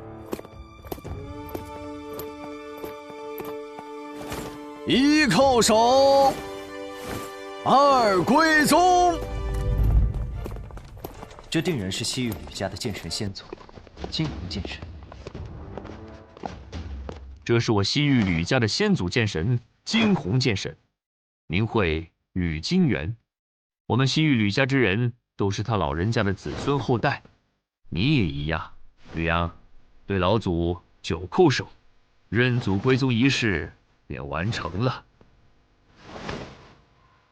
吕家子孙吕阳，叩见先祖。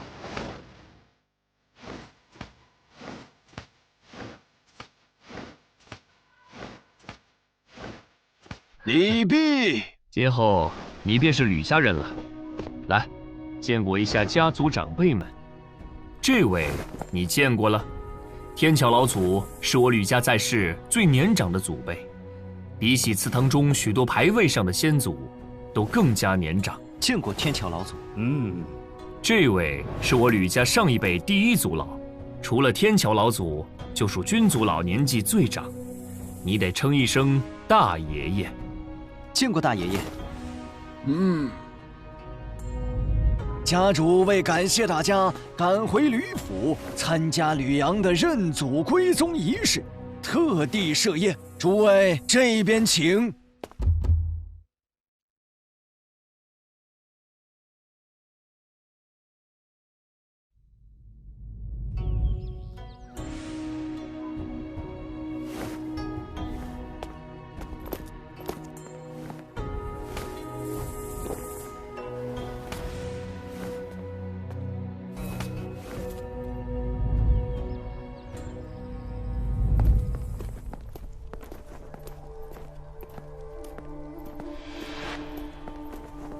杨儿，我和天桥老祖已经说好，明天你就可以进入吕家祖地修炼了。吕家祖地中都有什么？里面有金红剑神所创的武学秘技，除此之外，还有一面玉璧，玉璧中有一幅金剑白虎图，需要剑圣强者才能激发玉璧，里面蕴含着金红剑神的剑道法则。你先在祖地修炼我吕家武学，待武学有成，我和天桥老祖会轮流激活玉璧，最长能保持1年左右的时间。你能不能有所收获，全看你自己的领悟。好，你有什么想要说的？我今日在其间听他们说，父亲你有个弟弟叫吕神池，怎么今天没有看到？祠堂也没有他的牌位。之前没有跟你详说，吕神池与我竞争家主之位失败，心怀怨恨，投了煞盟。这已经是很久之前的事了。你和思明返回西域的途中被煞盟劫杀，应该就是他的手笔。原来是他，以楚红鸾直来直往的性格，勾结煞盟似乎不太像他的作风。果然是这个吕神池，他该死！我会让他用性命为吕大哥赔罪。希望天儿不要重蹈我们兄弟之间的覆辙啊！思明是我吕家英杰，有望成为剑王。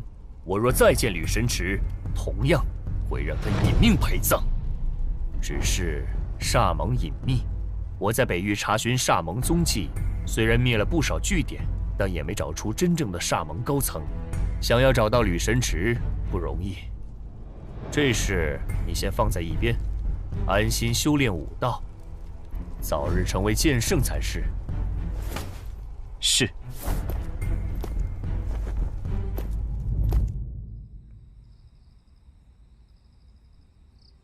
吕大哥，我一定会为你报仇。水寒，我定会找到神剑暗灵。眼下，我首先要做的就是突破剑圣。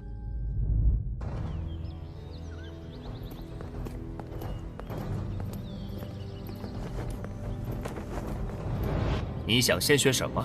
一门一门来。初期阶段有我的指点，你修炼起来会轻松许多。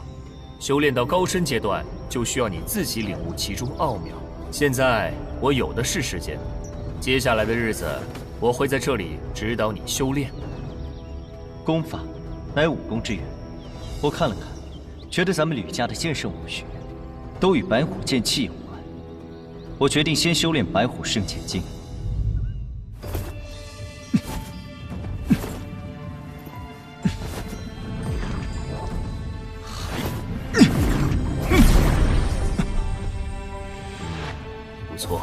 不错，仅仅半年，吕家的飞鸿剑法、圣虎剑法、金光不灭剑体，你都已掌握。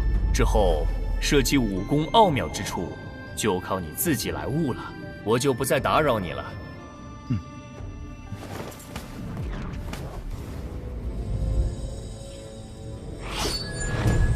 有新的剑圣诞生了。怎么样？可是剑无双。各大家族，中域剑宗都已传讯，并不是几位公子天骄，那就是厉血河了。太好了，养儿传讯，定是有大的进步。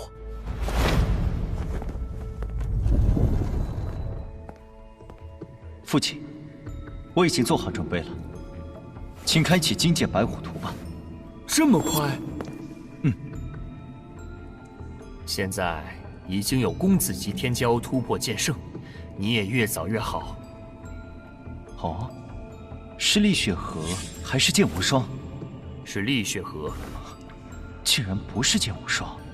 你在祖地好好修炼，我和天桥老祖会时常开启玉璧，显化金剑白虎图。我们最多能坚持1年时间。你抓紧机会。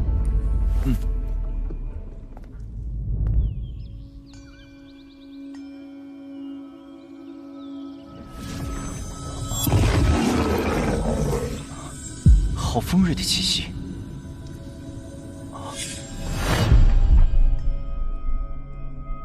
白虎的锋锐气息，比起金色剑光更上一层楼。等等，难道说？金红剑神的剑道特点，就在于锋锐二字。这与冰皇剑神的寒冰剑道，倒有着本质的区别。冰皇剑神、金红剑神，都是将单一的路走到极致，专注一个方面。若能够将二人的剑道领悟结合，那么必将能领悟出一种新的剑道。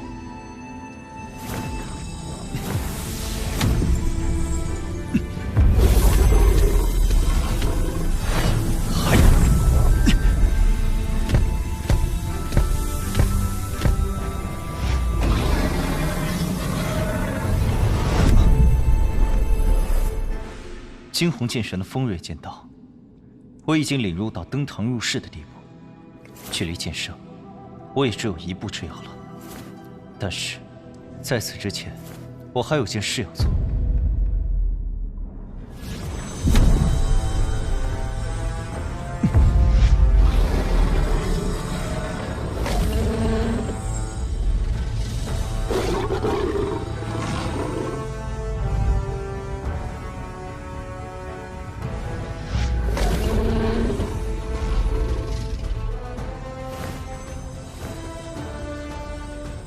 如此，就叫寒风吧。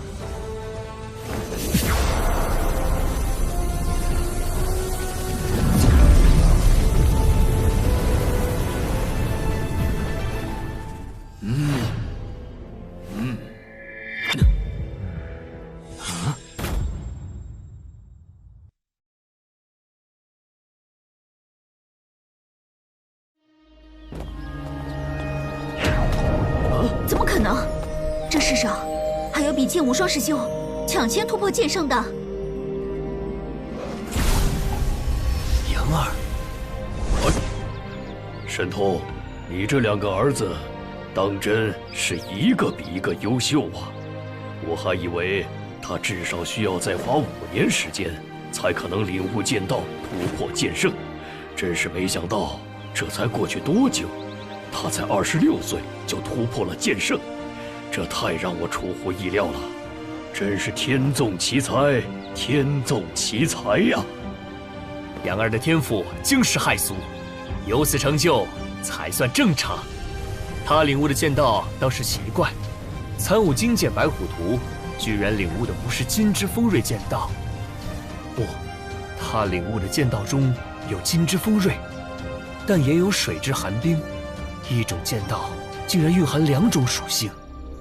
吕阳不是进洛家祖地修炼了3年吗？看来也领悟了洛家冰皇剑神的水之寒冰剑道。他竟能将2种属性不同的剑道之力融合为一，当真难得，难得呀！吕阳领悟的剑道，集金红剑神、冰皇剑神2大剑神的长处，力量之强，定然远在单一的锋锐剑道、寒冰剑道之上，未来成就不可限量。剑神之位，吕阳有望。哈哈哈哈！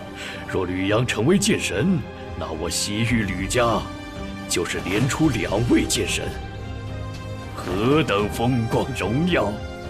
吕家列祖列宗，你们在天之灵，必有我吕家天骄。怎么会是他？若是剑无双比我更早突破剑圣，倒也罢了，凭什么他也能比我更早突破剑圣？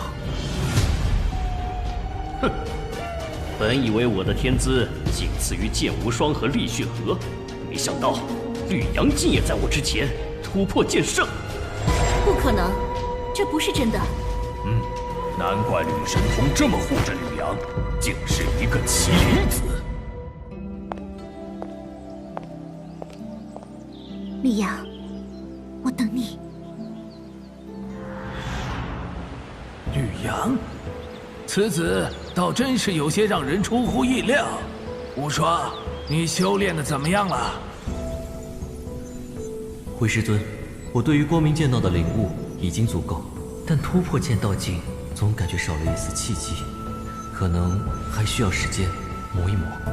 西域吕家有人突破剑圣，为师带你走一趟，前去祝贺一下。西域吕家是吕天，还是吕阳？竟要师尊亲自前去吗？是吕阳，此子崛起于微末，回到西域吕家认祖归宗不过3年，年仅26岁便突破剑圣，天赋之高，当真罕见，值得为师亲自去见识见识。清净剑圣身上残留有突破剑道境的道韵，这对于你突破剑圣很有帮助。到了西域吕家，你与吕阳交交手，也许突破的契机就有了。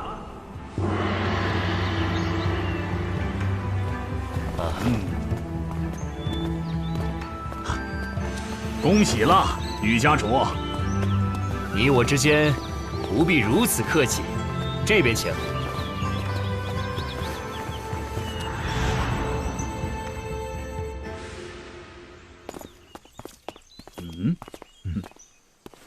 前辈，我已经有了神剑暗灵的消息，不日就将前往寻找。等我获得神剑暗灵，再迎娶水寒过门，一举治好他的剑魂伤势。好，若有什么需要帮助的，你但讲无妨，咱们也都是一家人了。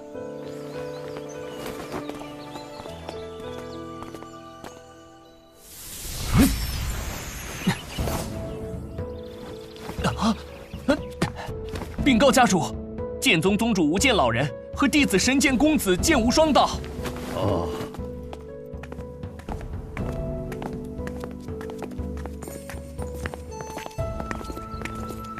君宗主，天桥兄，无剑老人，果真是天资聪颖，气宇不凡。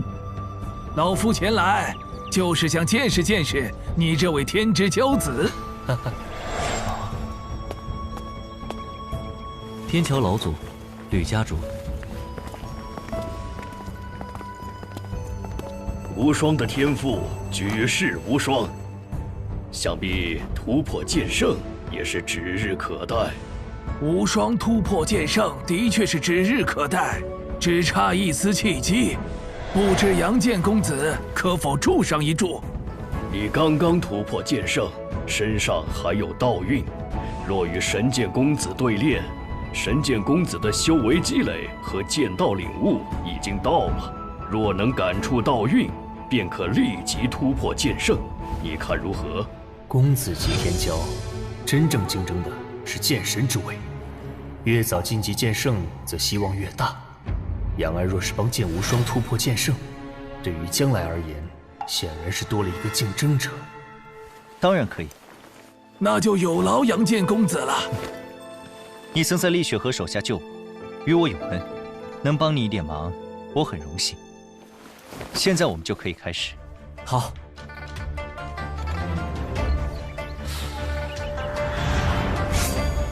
请。得罪了，圣光剑法。如此速度，若是其他剑王未必接得住。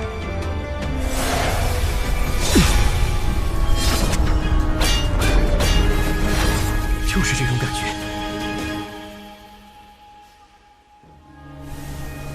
吕阳领悟的剑道很不一般呐，他的剑道中既蕴含了惊鸿剑神的锋锐，也蕴含了冰皇剑神的寒冷，了不起。确实非同一般。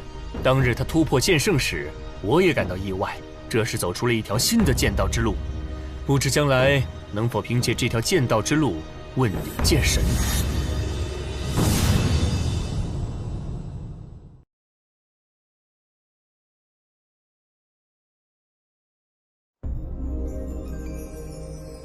问鼎剑神哪有那么容易？哪怕是沿着诸位剑神曾经走过的剑道之路，都千难万难，更别说是一条新的剑道之路了。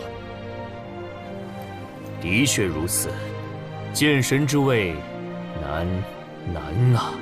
一个时代，天才无数，剑神之位却仅一席，等于是千军万马过独木桥。的确是难于登天。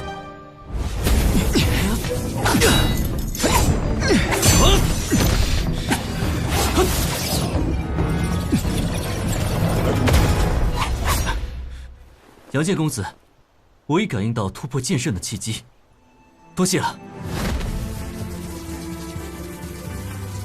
今日过后，公子级天骄中又将多出一名剑圣。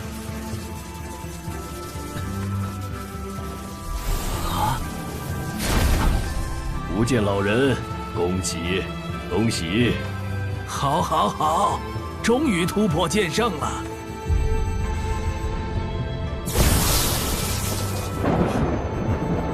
绿阳突破剑圣才多久时间？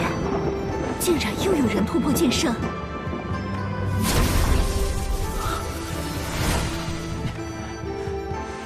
剑圣，这就是剑圣的感觉吗？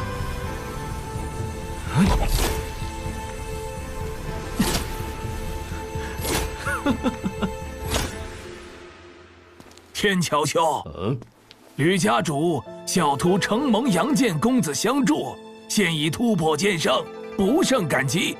老夫先带小徒回剑宗修炼去了。君宗主慢走，我等在此祝贺神剑公子突破剑圣，就不前往剑宗再跑一趟了。无妨，无妨。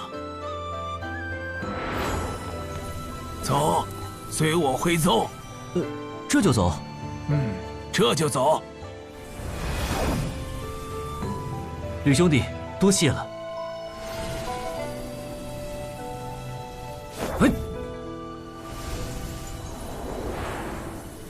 师尊，何故走得如此匆忙？剑神之位仅有一席，兼有厉血河、吕阳突破剑圣，后面吕天、楚言、华崇等人也都会相继突破。谁更早修炼至剑道境巅峰，谁便更有希望问鼎剑神。你既然突破剑圣，自然要第一时间返回剑宗。我会教你一门新功法，辅助你修炼，加快你的修炼速度。还有功法能够加快剑圣的修炼速度吗？血气乃人之根本，血气越足，精气越旺，神魂也越强盛。我教你一门强化血气的功法，名曰血坤功。修炼之后，血气澎湃浩大，宛如传说中的神兽巨鲲，能让你在剑道境的修炼加快速度，更能大大提升你突破剑神的希望。师尊，修炼血气的武功，那不是血剑老人的强项吗？厉血河是血剑老人教出的弟子，整个人都血气滔天。你懂什么？大道同源，别人修炼血气，你就不能增强血气了。老夫一身的心愿都在你身上，回去后给我好好修炼。若练不成血坤功，今后别说你是我的弟子。是，师尊，我一定好好修炼。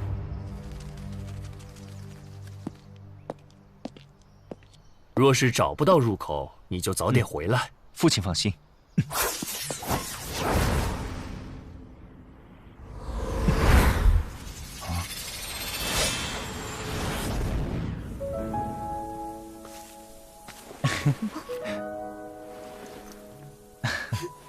你不是说知道了神剑暗灵的消息，要先去找神剑暗灵吗？怎么又来看我了？神剑暗灵就位于北域的一处遗迹世界中。到了北域，当然要先来看看你。再给我一点时间，我一定找到神剑暗灵，为你治好剑魂之伤。你可一定要当心。我已成为剑圣，并且有神剑桃神在手，天下何处不可去？你不用担心。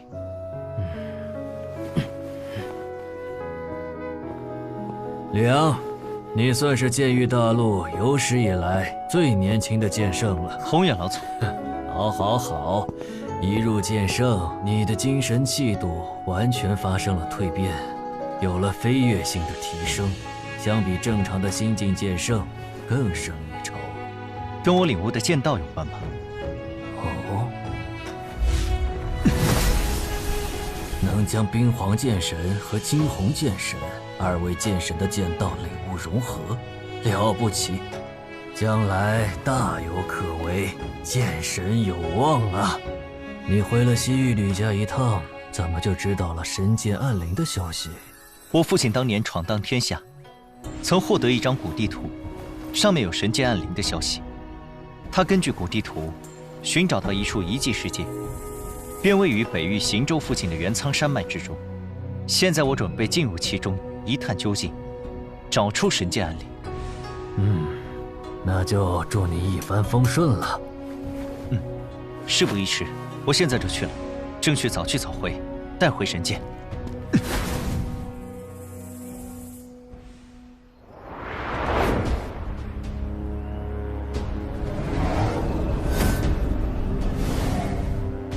李血河，曾经本公子以为只有剑无双才有资格做我的对手，没想到你竟然会比剑无双更早突破剑圣。小子，你当年不过是我指缝中溜走的小杂鱼，如今却成了能与本公子相提并论的剑圣，还真是出乎我的意料。李血河，时代变了，现在已非当年，你还敢在我面前显身，想找死吗？小子，夸你几句，你还真把自己当个人物了。本公子特意前来找你，就是要让你认清现实，我李血河永远是你不可战胜的对手。哼，若非你有神剑护体，今日就是你的死期。哼！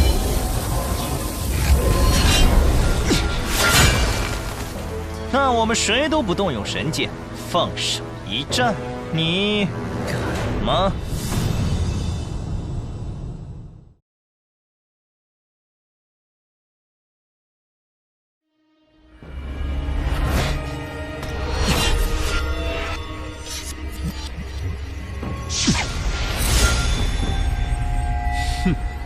乐意奉陪。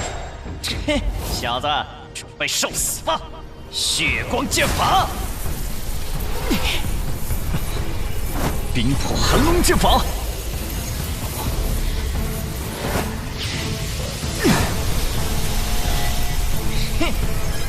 血河剑法。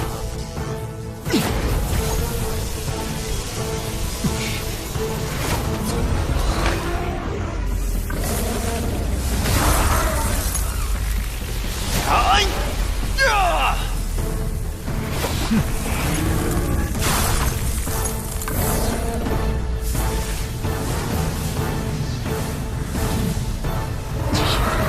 血魔煞身！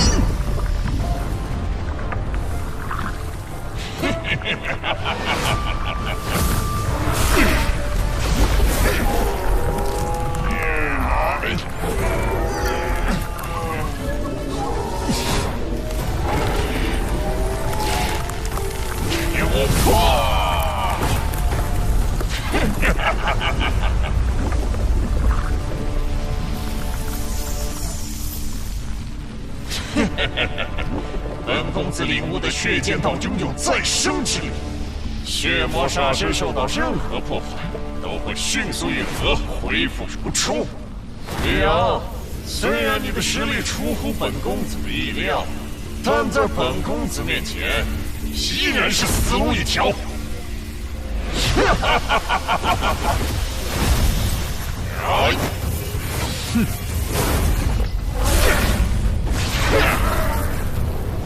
看你往哪儿逃！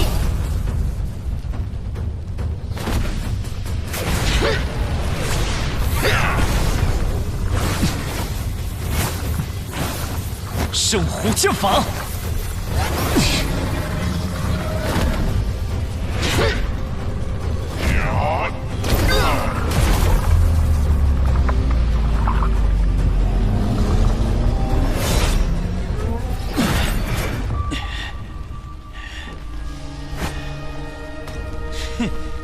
你竟然伤到我了！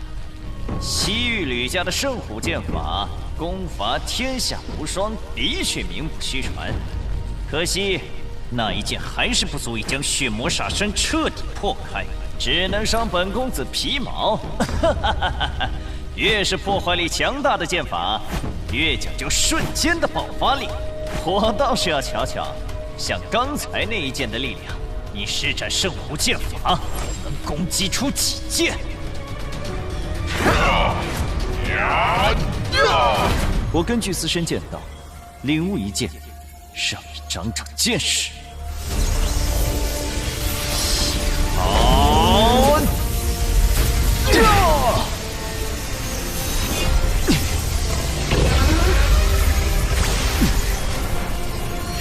好！好！这！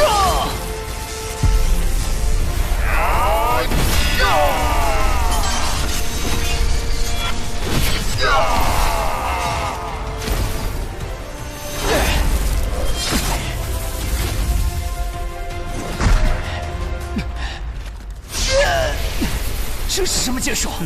我根据自身剑道领悟出的一剑，还不完善，未取名字。若是我这一剑领悟完善，李雪河就算你有神剑，也未必护得住你。切！你之前不是说不动用神剑吗？怎么突然间说话不算数了？自身领悟的剑术，能够在剑圣阶段自创武学，自古以来就是成为剑神的基础。而如今我离自创剑术还差得远，可这家伙居然先我一步创出了自己的剑招，我不会输给你，绝不会！李阳，你给我等着，下次见面，我一定会胜过你，将你碎尸万段！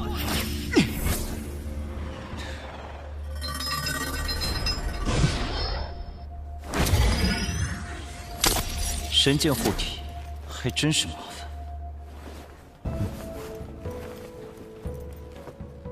还是先确认一下位置吧。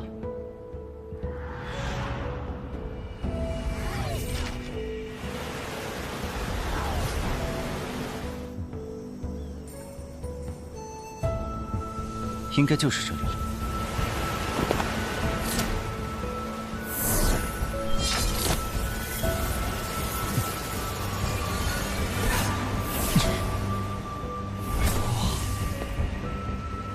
果然，逃生是进入的关键。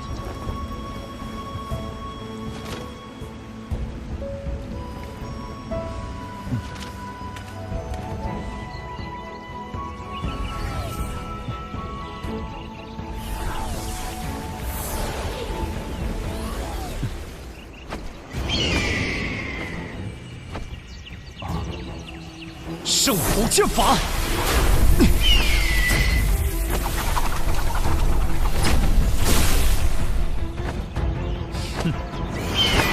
死活的东西，滚开！哼！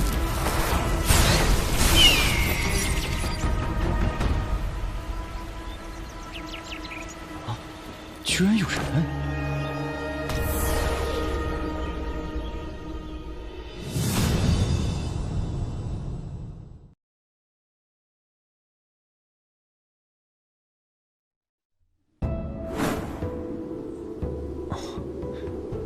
这规模足够容纳100万人生活了。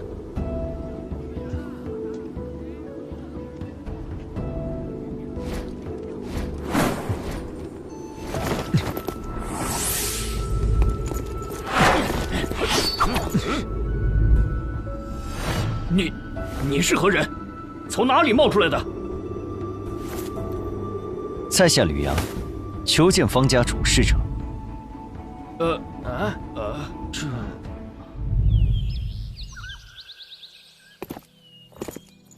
有公子要求见你。老夫乃方家族长方敬祖，公子看着很面生啊，衣着也很特别，莫非来自外界？我的确来自外界。没想到祖宗的预言成真了。 真有外界之人来找我们，太好了！哦，此话怎讲？敢问公子，是否和方家人有血缘关系？我母亲姓方。那就对了，你是先祖剑神的血脉，更是预言中来解救我们的人。啊！来，我跟你细说。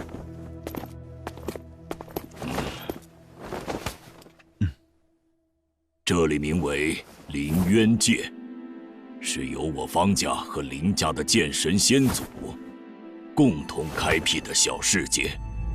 曾经，我们的先祖生活在剑域大陆，那里五蕴兴隆，剑道强盛，修炼至剑神境，可飞升天界，享无尽寿元。那时，我们方家的先祖镇渊剑神。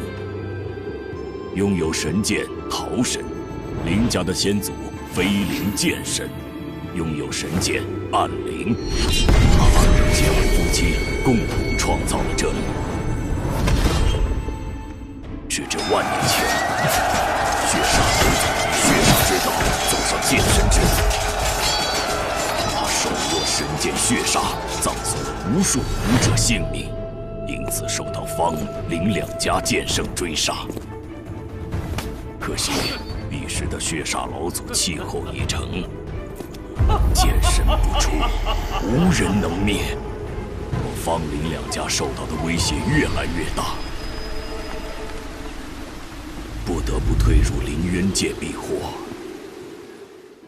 此外，还有许多剑圣世家也来到凌渊界，为了防止被血煞老祖迫害，方凌2家。 就此开启封印，只留下一个秘密入口，需要多位剑圣配合神剑才能打开。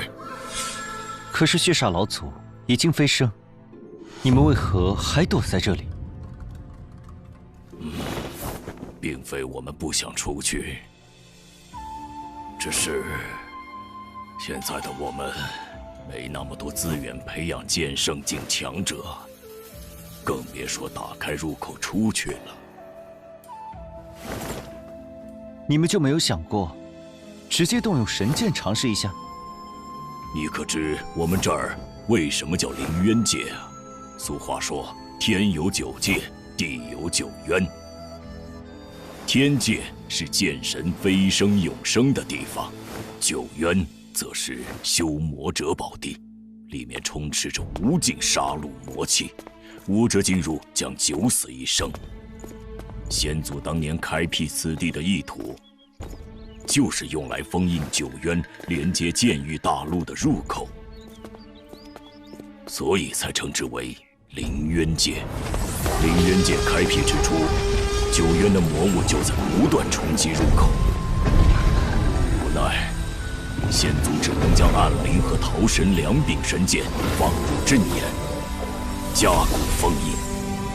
如今暗灵受到9渊魔气的侵蚀，已经失去控制，任何人靠近都会有生命危险，所以我们举家迁移到边远地带。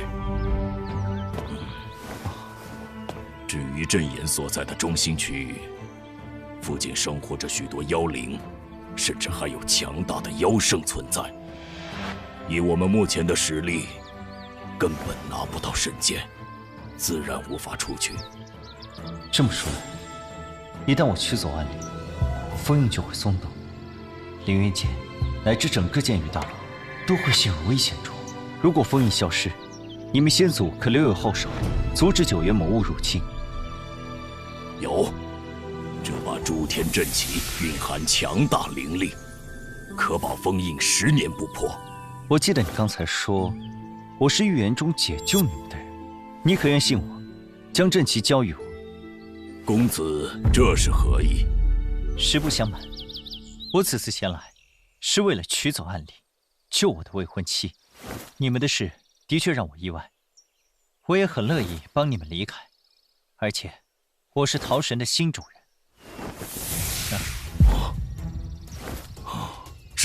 真的是神剑桃神？罢了，也许这就是天意。阵旗可以给你，但你要保证取走暗灵后带我们离开。没问题，我以神剑之灵起誓，如有虚言，定当万劫不复。对了，按理说你们方家应该是这里的主人，为何不住城中，反而居于城外？我们方家早已没落，现在做主的家族是唯一拥有剑圣强者的陈家。看来你们在凌渊界的日子也不好过。只能离开凌渊界，这些恩怨就让它随风而去吧。你倒是看得开，不过有件事我得先告诉你们：血煞剑的传人现世，正要与我争夺剑神之位，你们出去要做好心理准备。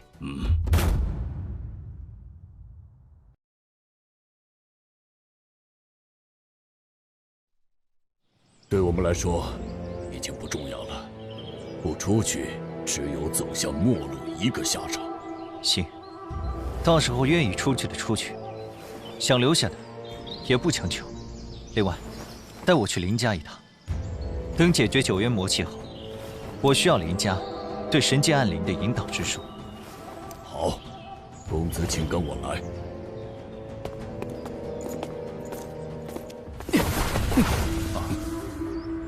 陈雨欣、陈允和，方敬祖，此人是谁？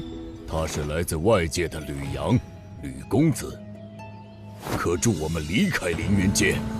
哼，凌渊界脱离外界，早已万年有余，现在没有任何瓜葛。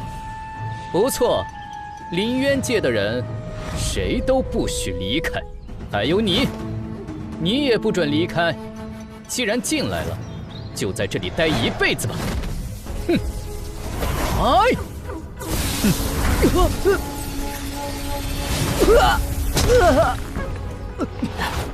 你竟然是剑圣！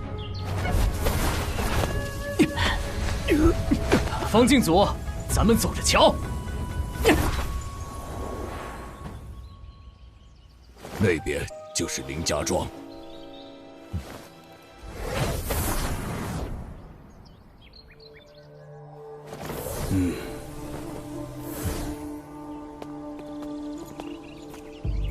以吕公子的能为，相信用不了多久，就能将引导之术融会贯通了。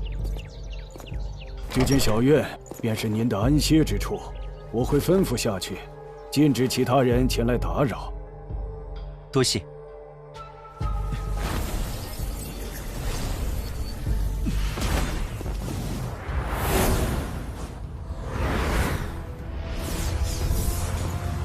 哇哦，哎，陈家的剑圣怎么来了？我们没得罪他们吧？哎，不知道啊。1名剑圣，9名巅峰剑王，哎，这阵势也太吓人了。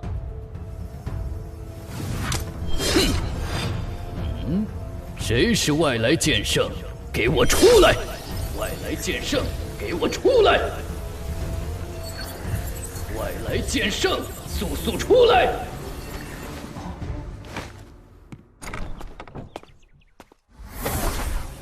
我就是外来剑圣，阁下有何指教？我当是什么厉害人物？原来是个剑意境初期的毛头小子。给你2个选择，要么一辈子留在林渊界，要么现在就离开，回你的剑域大陆。林渊界我想来就来，想走就走，还轮不到你在这指手画脚。小子，你现在走还来得及。若本座亲自动手，你将会被永远镇压于此。笑我，一个井底之蛙还想镇压我？只怕你没这个资格。你找死！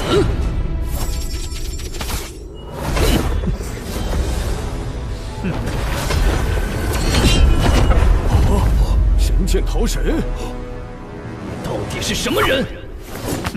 剑域大陆西域家剑神后人公子天骄，称号杨剑公子。我要带人离开林渊界，你可有意见？没有，一切由公子说了算。那就好，待我拿到暗铃，愿意随我离开者，要早做准备。是。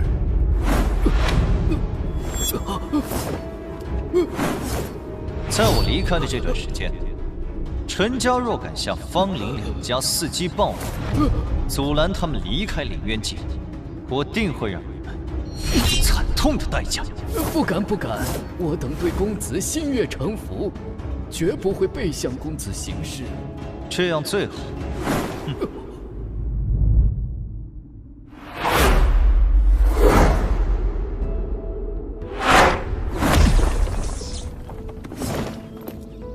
这就是爹所说的地方。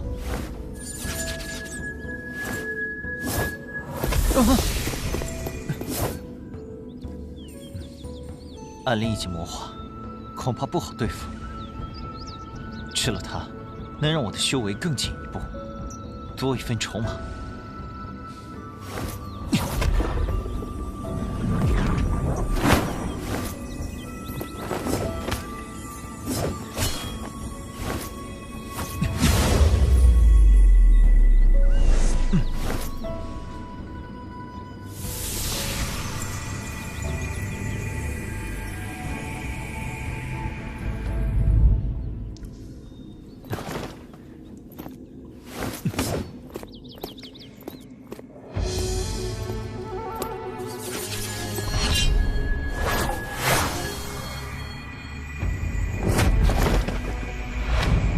镇元界神的武道传承，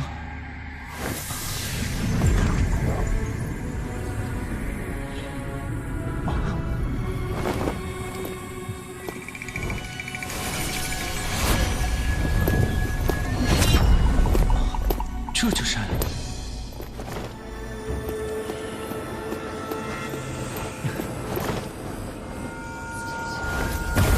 九月母气，果然厉害。是飞灵剑神的武道传承。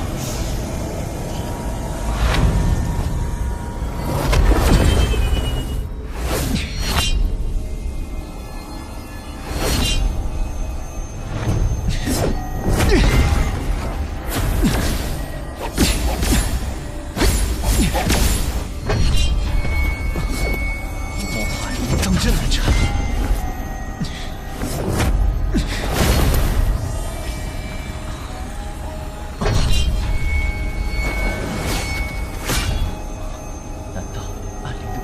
范围限制。看来以我目前的实力，无法拿下他，必须从长计议。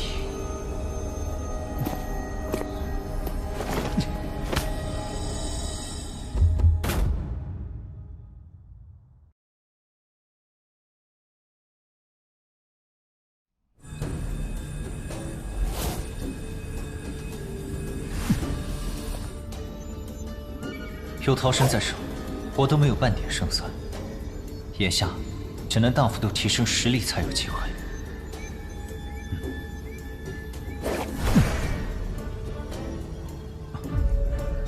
这里的剑气能量太弱，若想短时间内提升修为，难于登天。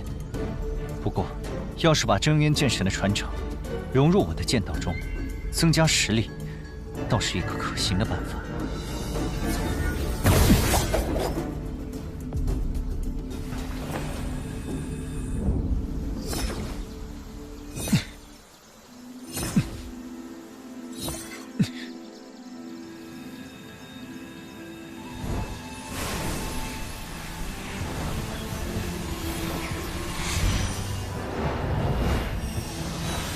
剑影诀，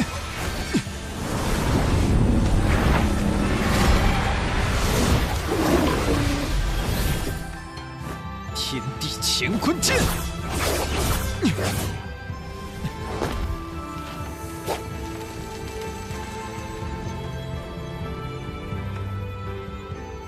，3年过去的真快，如今我已修炼至剑道境中期，又领悟出龙虎剑印诀和天地乾坤剑2种剑道，是时候再和暗灵一战了。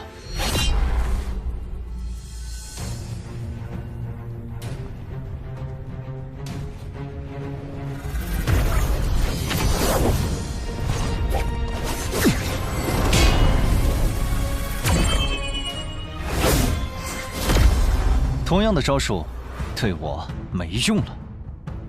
龙虎剑印诀，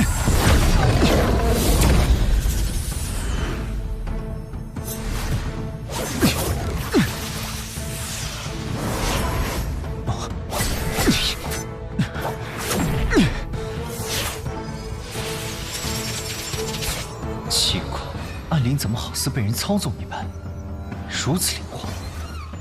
龙虎化天地，一剑破乾坤。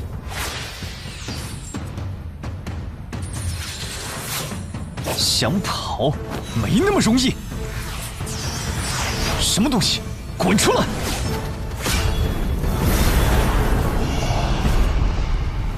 区入道境中期，竟有如此实力，小子，看来你也是世间难得一见的天之骄子。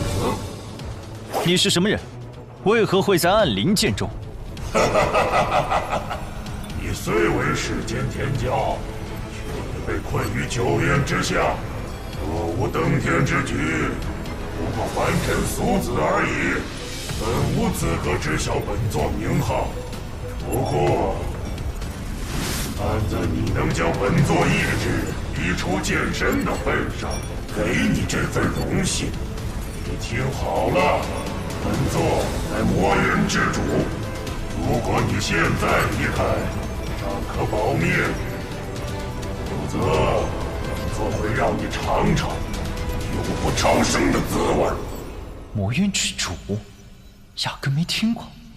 我不管你是什么人，赶紧从暗灵剑中离开，不然我就将你彻底磨灭。若本座真身在此，连虫子都算不上，真不知天高地厚。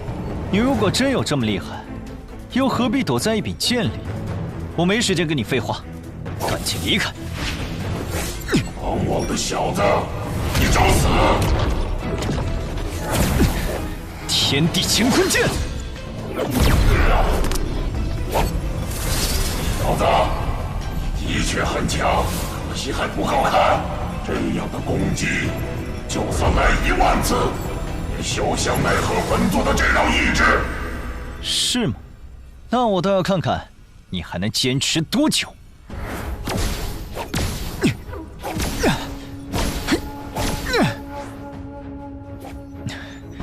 这家伙到底是什么鬼东西？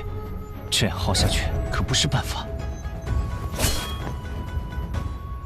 对了，如果融合了飞灵剑神的剑道传承，也许就能抢过暗灵的控制权。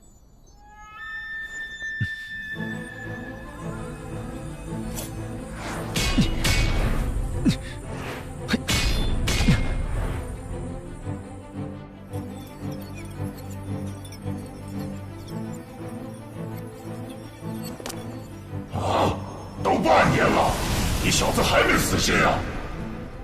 我说了，暗灵剑我志在必得，你必须离开。在本座面前，一切都是徒劳。是吗？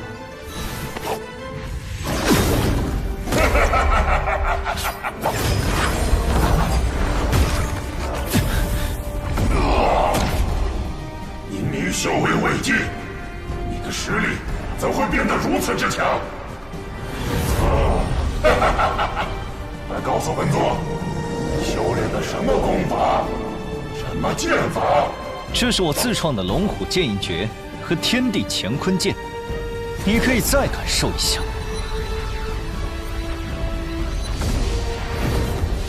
一剑动乾坤。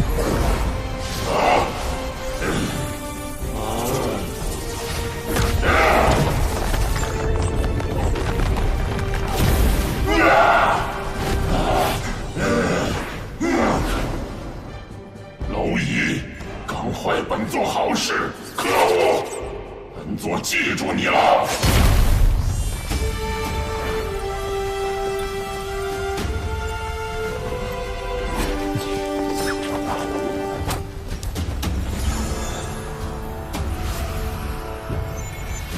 必须拿到暗灵，修复水寒的剑魂。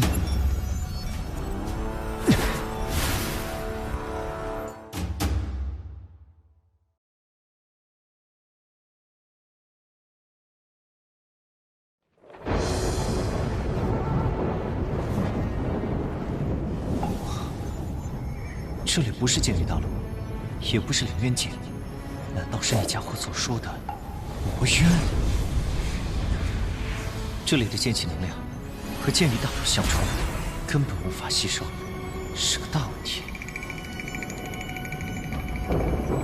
无论如何，都不会放弃。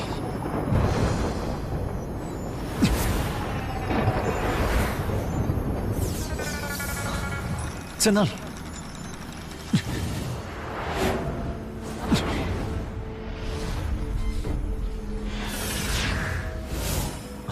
糟糕，感应不到他的位置了。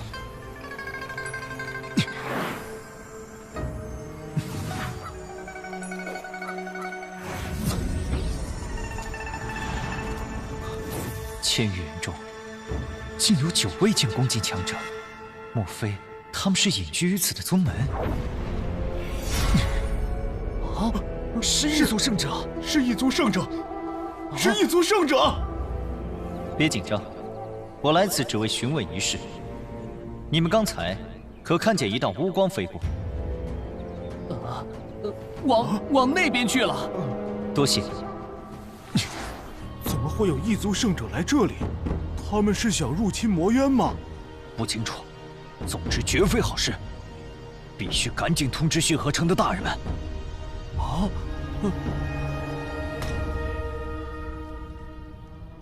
爹。血炎真和钟行力正在追踪神兵，相信很快就会有结果了。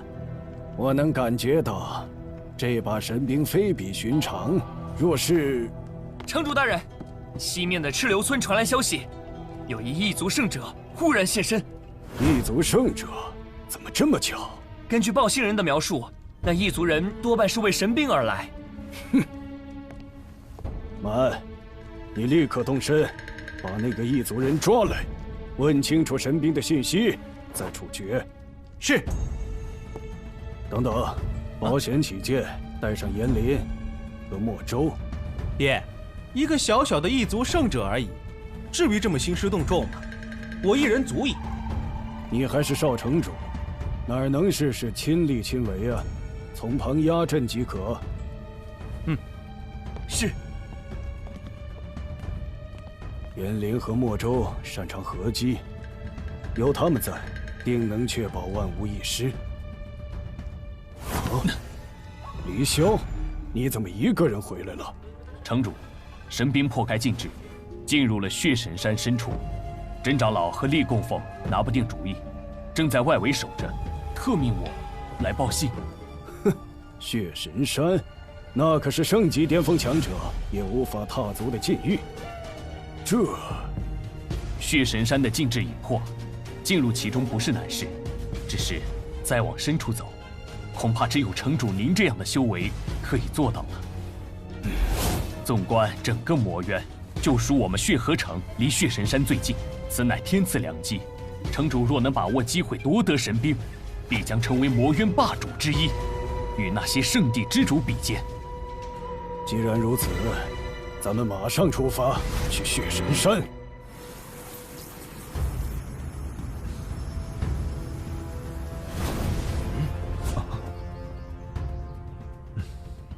阁下来自何处？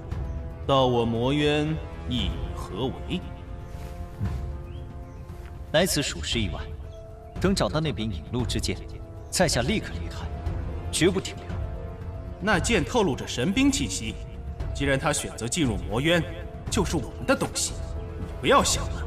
那剑对在下至关重要，三位若愿告知去向，在下感激涕零；若不愿，还请让路。哼，异族人，这里可是魔渊，你的生死全在我等一念之间。你最好识趣点儿，提供些有用的信息，我们或许可以考虑饶你一命。不错，我们少城主一只手就能捏死你，赶紧把知道的说出来，免得受苦。老实交代来龙去脉，否则本座的白骨魔焰会烧得你连渣都不剩。那柄剑，我要拿来救人。谁敢阻挡，神挡杀神，我挡诛魔。口气不小，本座倒要看看你有多少狂妄的资本。你们两个试试他的本事。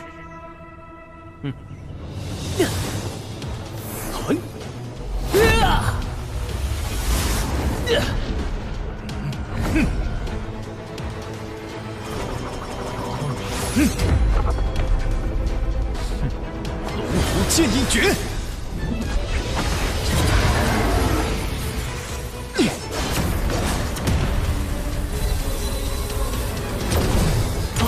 怎么可能？好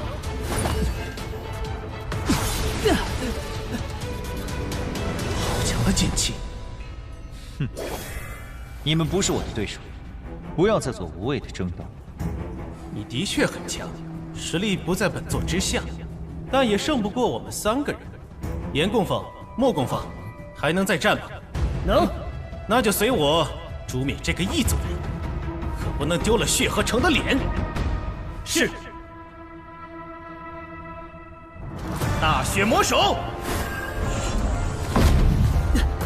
我焰炎雨。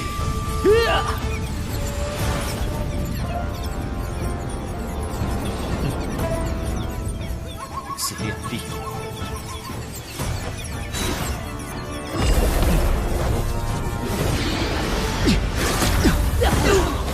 这不可能！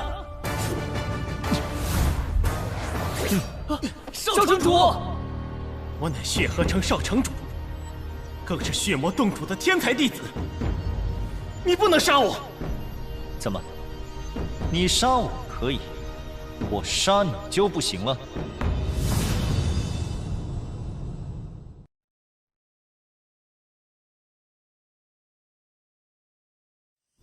我爹可是入道境后期的圣者，我师父是入道境巅峰的圣者，你若杀我，定会遭到他们的疯狂报复。我不管什么境界，只要离开魔渊，你们谁都奈何不了。我也不是什么嗜杀之人，这样，只要你老实回答我的问题，我就放了你。你想知道什么？自然是那道剑光的去向。不清楚，我爹已经派人去查了。只是我出来的时候，消息还没传回来呢。真的？当然是真的。那把你们魔渊武者的修炼境界和势力，简单介绍一下吧。啊！魔渊武道共分为6大境界，分别是明心、断体、凝魂、命宫、玄意和入道。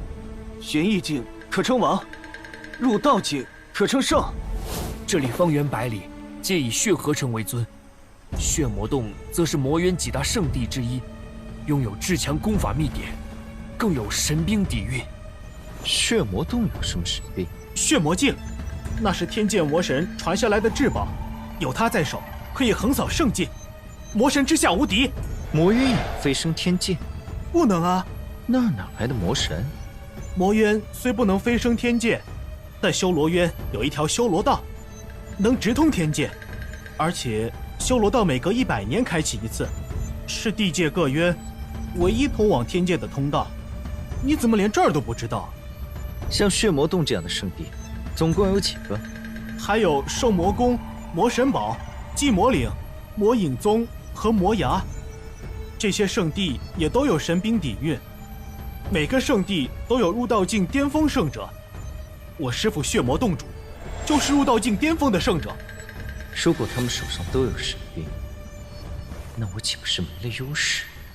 喂，你还有什么问题？你叫什么名字？血炎蛮，我可是血河城的少城主。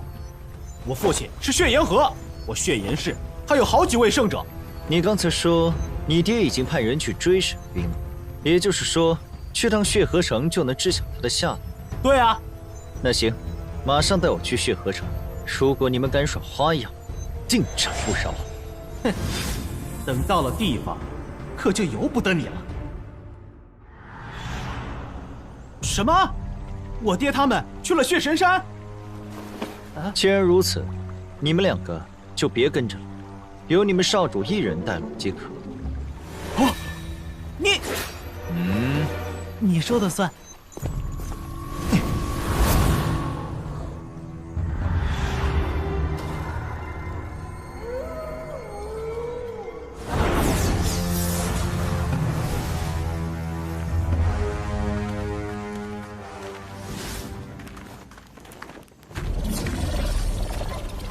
可恶，有这道禁制在，根本进不去。城主大人，既然咱们现在解不开这禁制，不如退到一旁，静观其变。不错，神兵的消息藏不住，很快就会引来其他强者。我们进不去，他们或许会有办法，到时候再见机行事也不迟。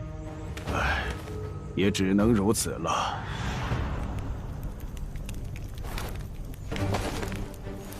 城主，有圣者来了。是异族圣者。满儿，少城主怎么和异族人在一起？少城主受伤了，难道是被那异族人挟持了？啊！爹，救我！满儿，这到底怎么回事啊？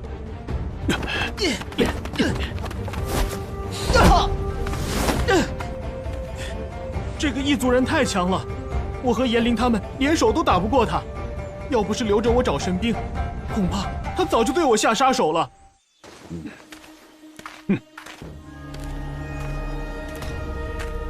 等等，你不能进去。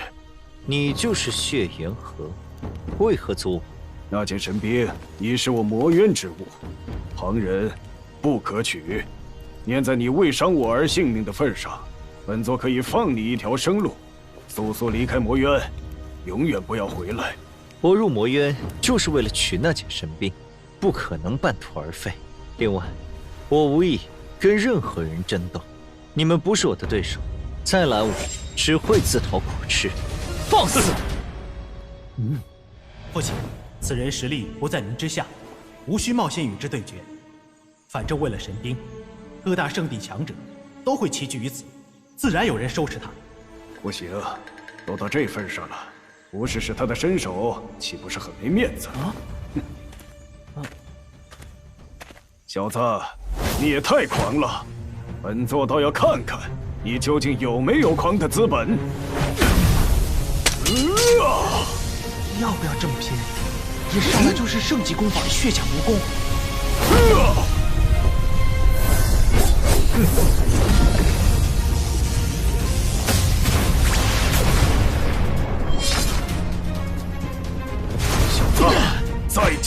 传。到此为止吧。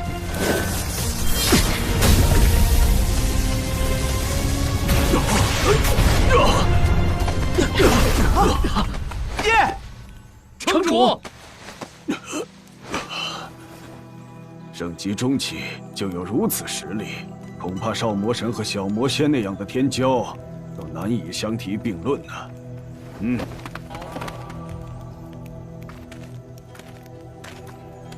抱歉，刚才是我眼拙了。阁下若执意进入，我等绝不阻拦。不过，血神山的境制虽有破损，但依旧强大。如果没有入到巅峰的修为，恐怕难以深入。此外，6大圣地的强者正在赶来的路上，阁下只有1个人，这就不劳你费心了。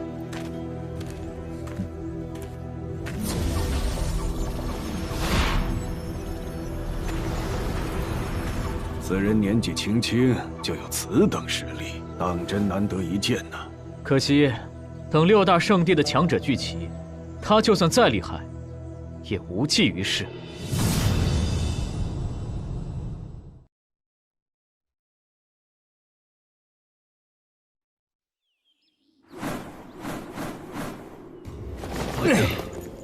宗主，见过师傅。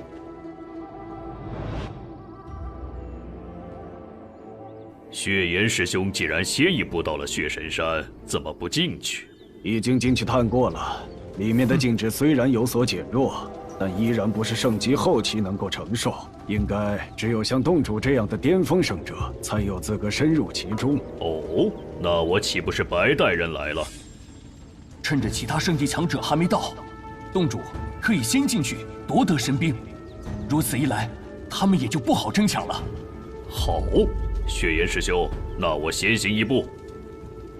其实已经有人在里面了。这么快？是哪位圣地的主人？非也，是一个圣级中期的异族圣者。异族？血岩师兄，这就是你的不对了。你怎能放他进去？应该当场击杀才对。父亲也想拦，只是对方实力太强，根本拦不住。哦。总之，对方实力很强。我估摸着他已经达到了巅峰圣者的层次，洞主，你一会儿可要小心些。若他抢先一步拿到神兵，就更不好对付了。放心吧，我魔渊神兵岂是一个异族人能觊觎的？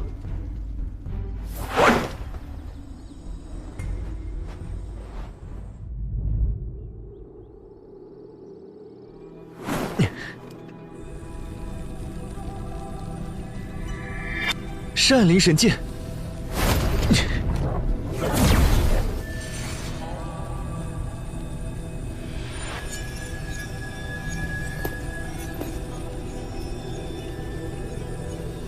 看来只有先破了这道屏障，才能拿到暗灵。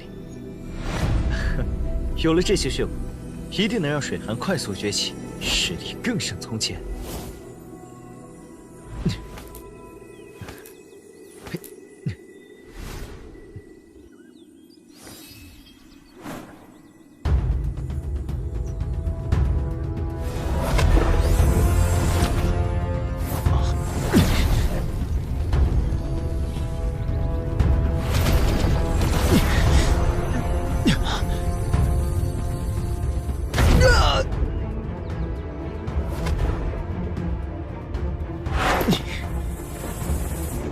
好强的气息！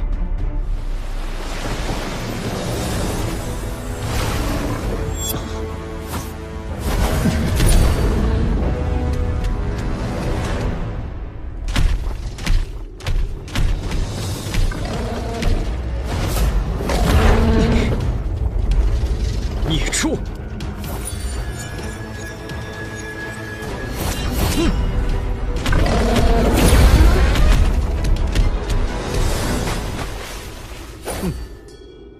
受了桃神一剑，没那么容易恢复。这下看你拿什么嚣张！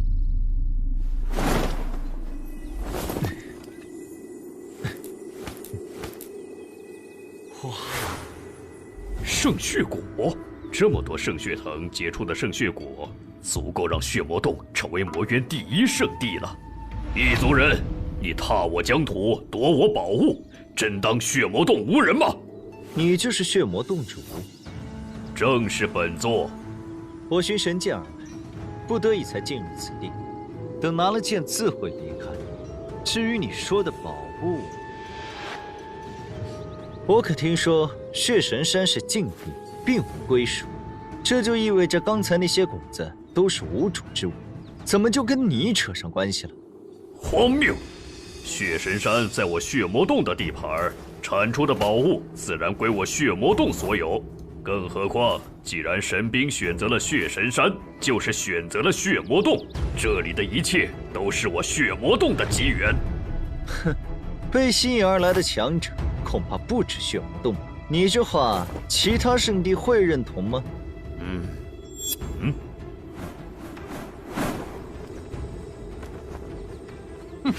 谁说血神山属于血魔洞？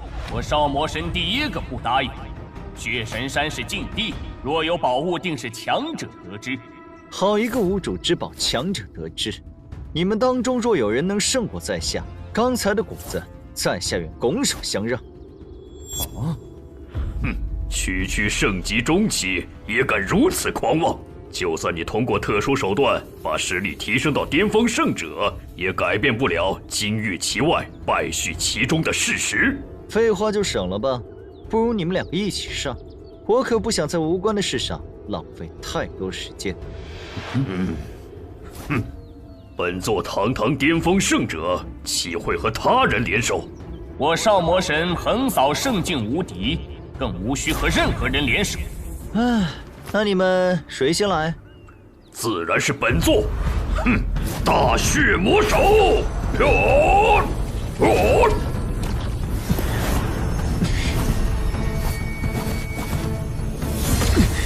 圣级中期就有此等实力，着实难得。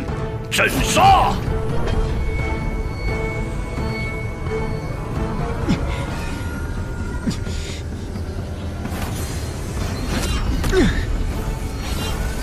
破！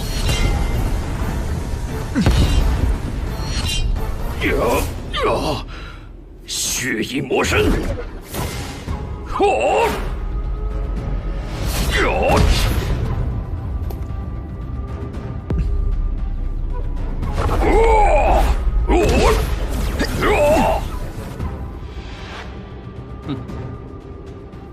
这怎么可能？他明明只有圣级中期的修为，我就不信耗不死你！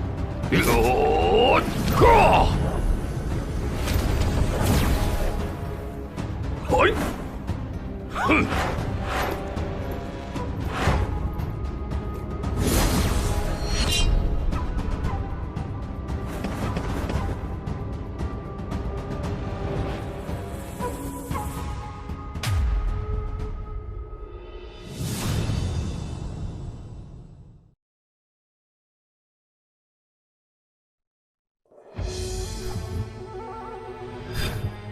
这个异族人虽然只有圣级中期修为，实力却近乎巅峰，比我们的天骄强太多。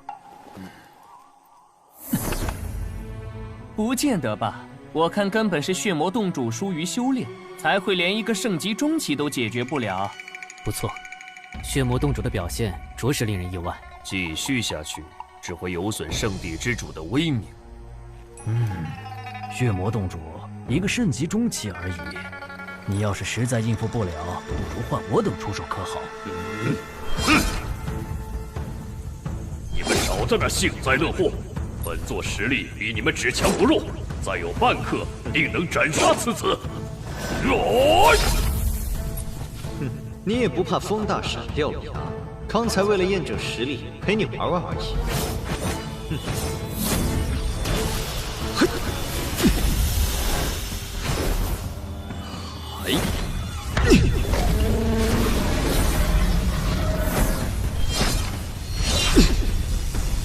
天地乾坤剑！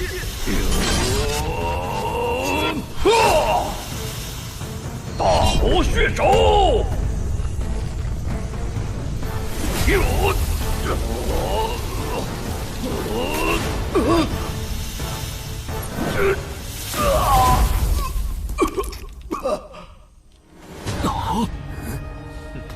你败了。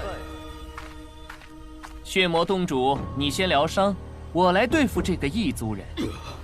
用不着你插手，待本座动用神兵，此子必死。一个圣级中期而已，何须这么大阵仗？不错，这种程度就动用神兵，岂不显得我魔渊无能？以此人的年龄看，让少魔神与他一战最为合适。血魔洞主，你也太小题大做了，不如退下来疗伤，就不要再劳神了。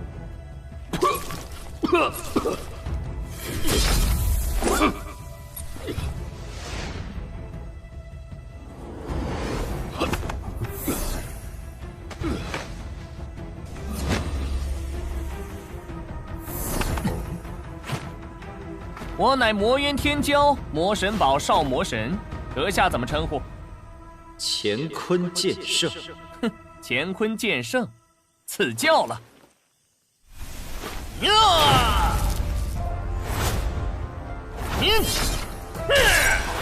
大力魔神击法。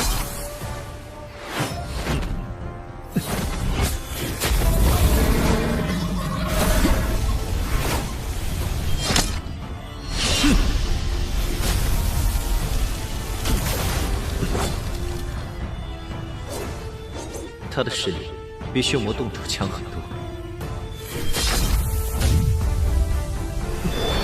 圣符剑法，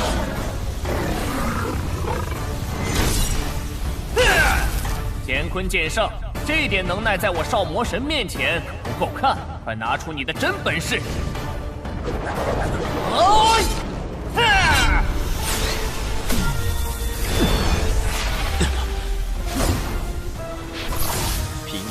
绝神斩！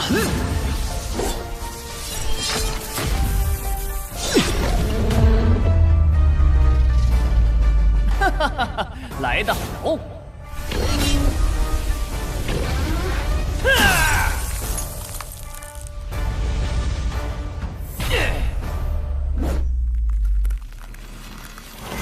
哼，的确不错，可惜还差得远。你再不拿出看家本领，我就赢了。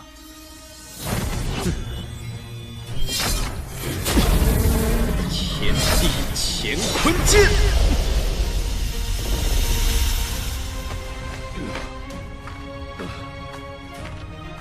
又是这招，而且比刚才更强了。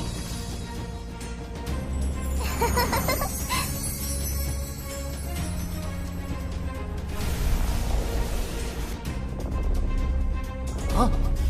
大力魔神戟，不动如山势。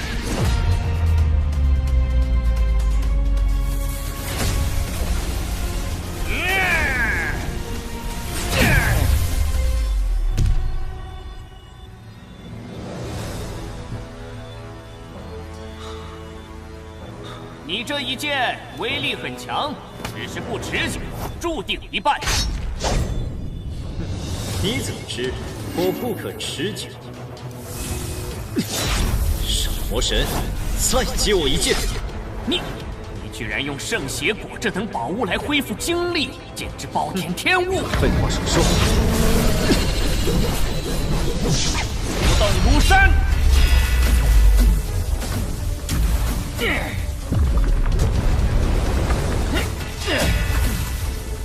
我倒要看看你还能接我几剑！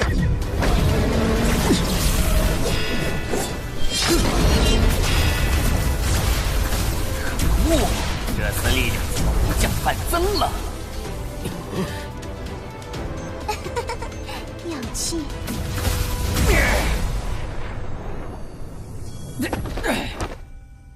结束了？不，还没有结束。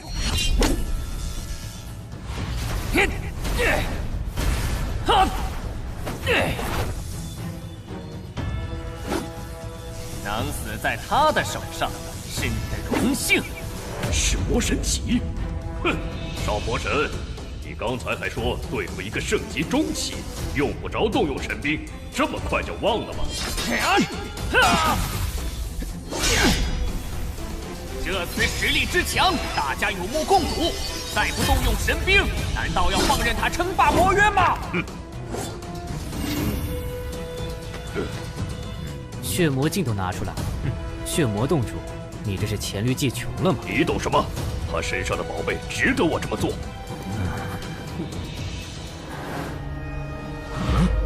难不成这里的圣血果都被那个异族人摘了？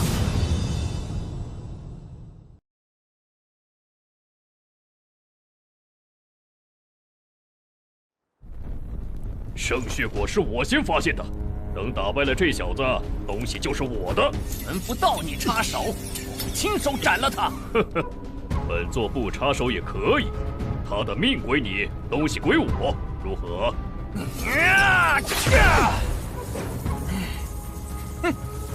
可笑，人都是我杀的，你凭什么拿他的东西？呵呵，单论实力，本座的确不如你，但神兵嘛，我的血魔镜可不弱于你的魔神级。这个时候还敢分心，你注定要败。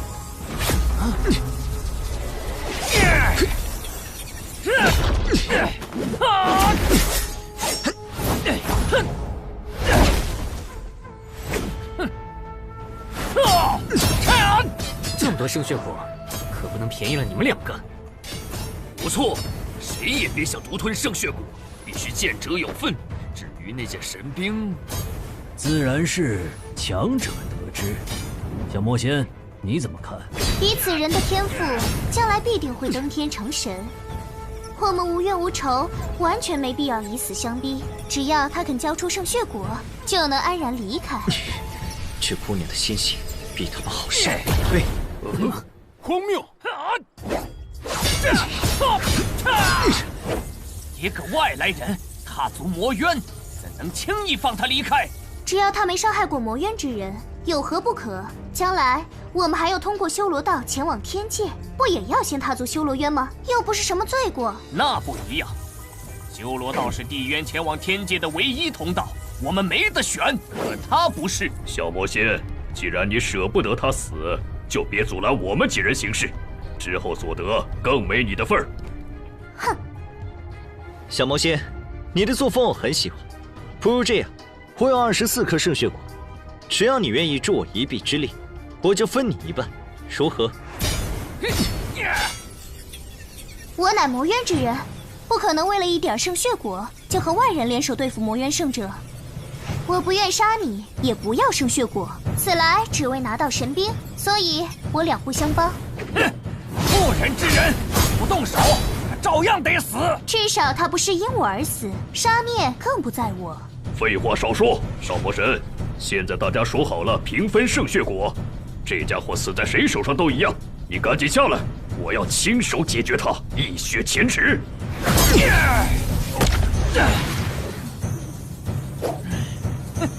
好，给你这个报仇的机会。乾坤剑圣，你敢伤本座的万金之躯，就要做好以死谢罪的准备。哼，现在知道怕了，可惜太迟了。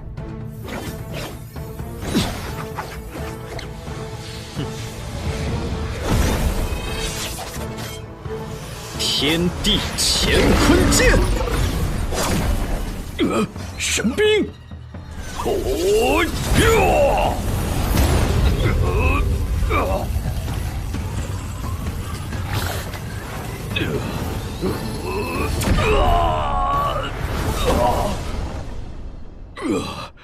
那把剑不是一般的神器。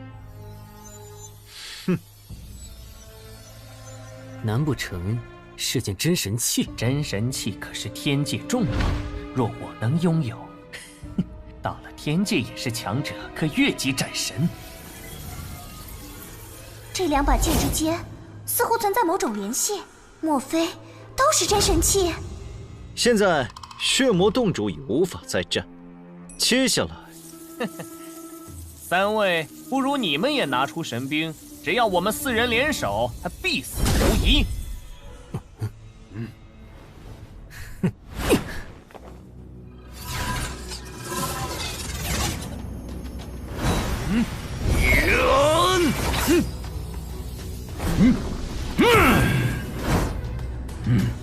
我来墨渊只为寻剑，本不想与你们争执，可惜你们偏要咄咄相逼，那就怪不得我了。说的好像胜券在握一样。乾坤剑圣，你认为你还有活命的机会吗？少废话，大家一起上！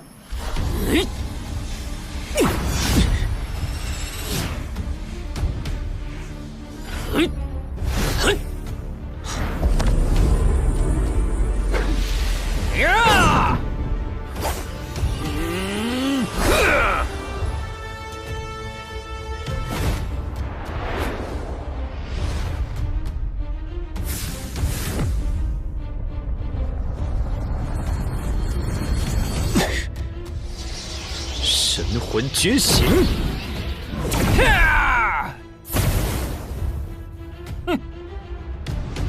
天地乾坤剑！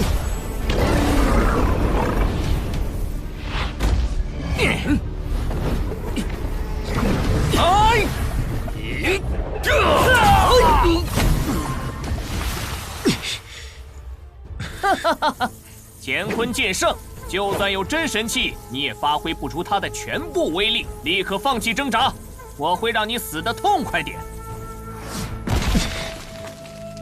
不可能！冥顽不灵，杀了他！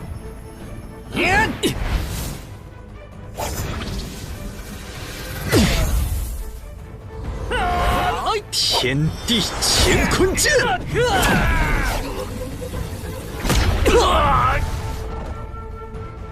不能退，现在退了，暗离剑就再难得到手，到时候水寒的神魂之上将无药可救。怎么会？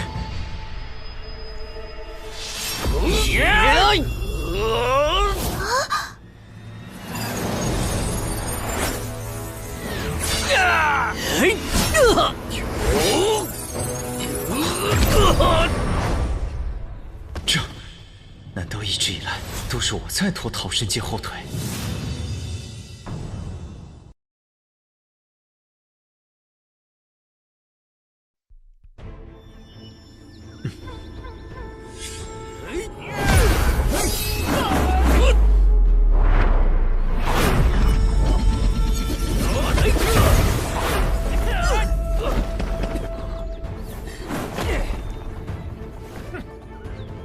？4人联手动用神兵，居然打不过一把剑，这怎么可能？这只能说明他是真神器。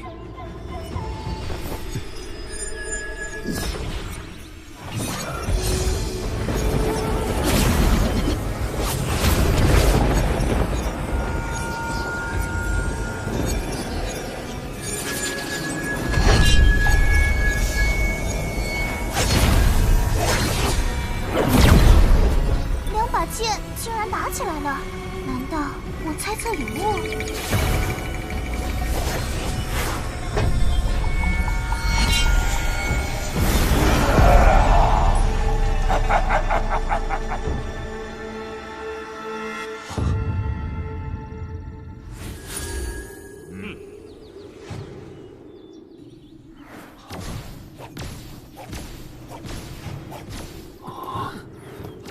好强的威压，他们是谁？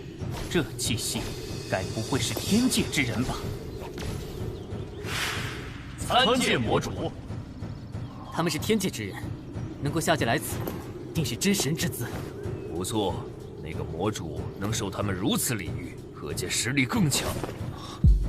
真神，看来这个魔渊之主真的来头不小。那灵，有让你看他。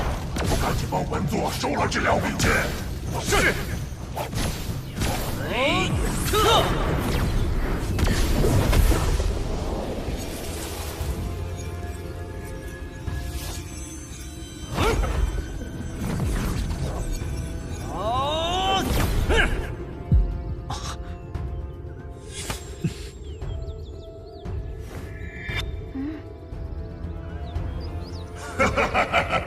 本座耗费2万余年，才收服1柄神剑，你小子又白送了1柄，真乃天助我也。原本我以为阁下只是魔渊至强者，却不想比天神都厉害。哼，井底之蛙，区区天神，怎能与本座相提并论？请问，您是宗寒祖师吗？你怎知本神名号？可是来自魔神堡？魔神堡宗也，拜见宗寒祖师。这是您万年前赐予魔神堡的神兵魔神戟。年纪轻轻就是巅峰圣者，或许将来我们会在天界相遇。若晚辈真能登上天界，定当拜会祖师，聆听教诲。此人似乎不是魔渊之人。他的确是个异族人，此来魔渊就是为了夺取神兵，而您手中的神剑就是他之前所用兵器。魔主大人，此子入侵魔渊，可不可杀？不好！还想挣扎？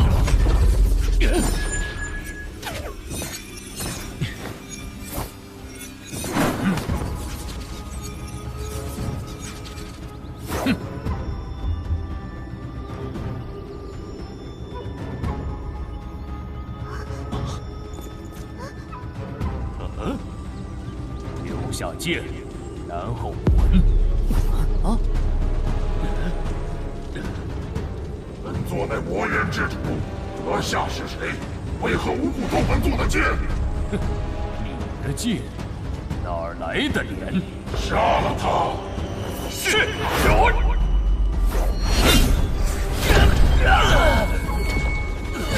弑神王，快走！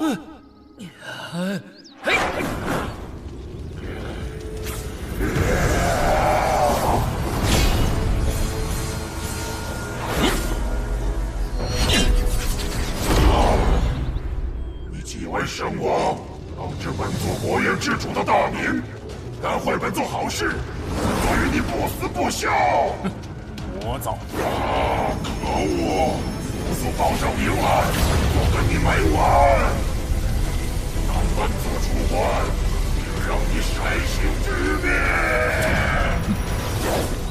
这样就结束了。此人实力太强，我彻底没机会了。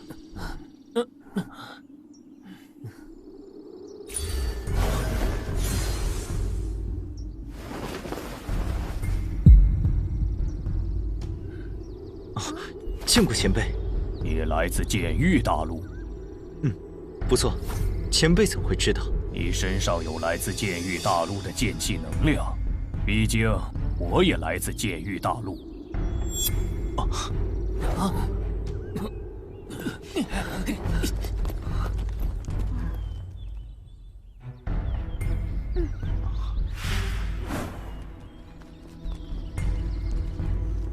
不知前辈是哪位剑神？吾名方振海，名号振渊。吕阳拜见先祖。你是方家血脉？我娘是方家人。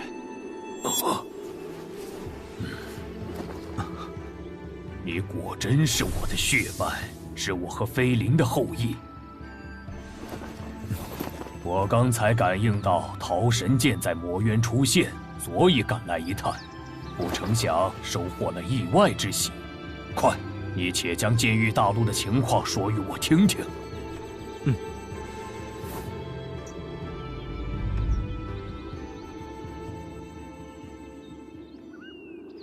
看来洛水寒定是位风华绝代的女子，能让你如此奔波，连魔渊之主都不怕。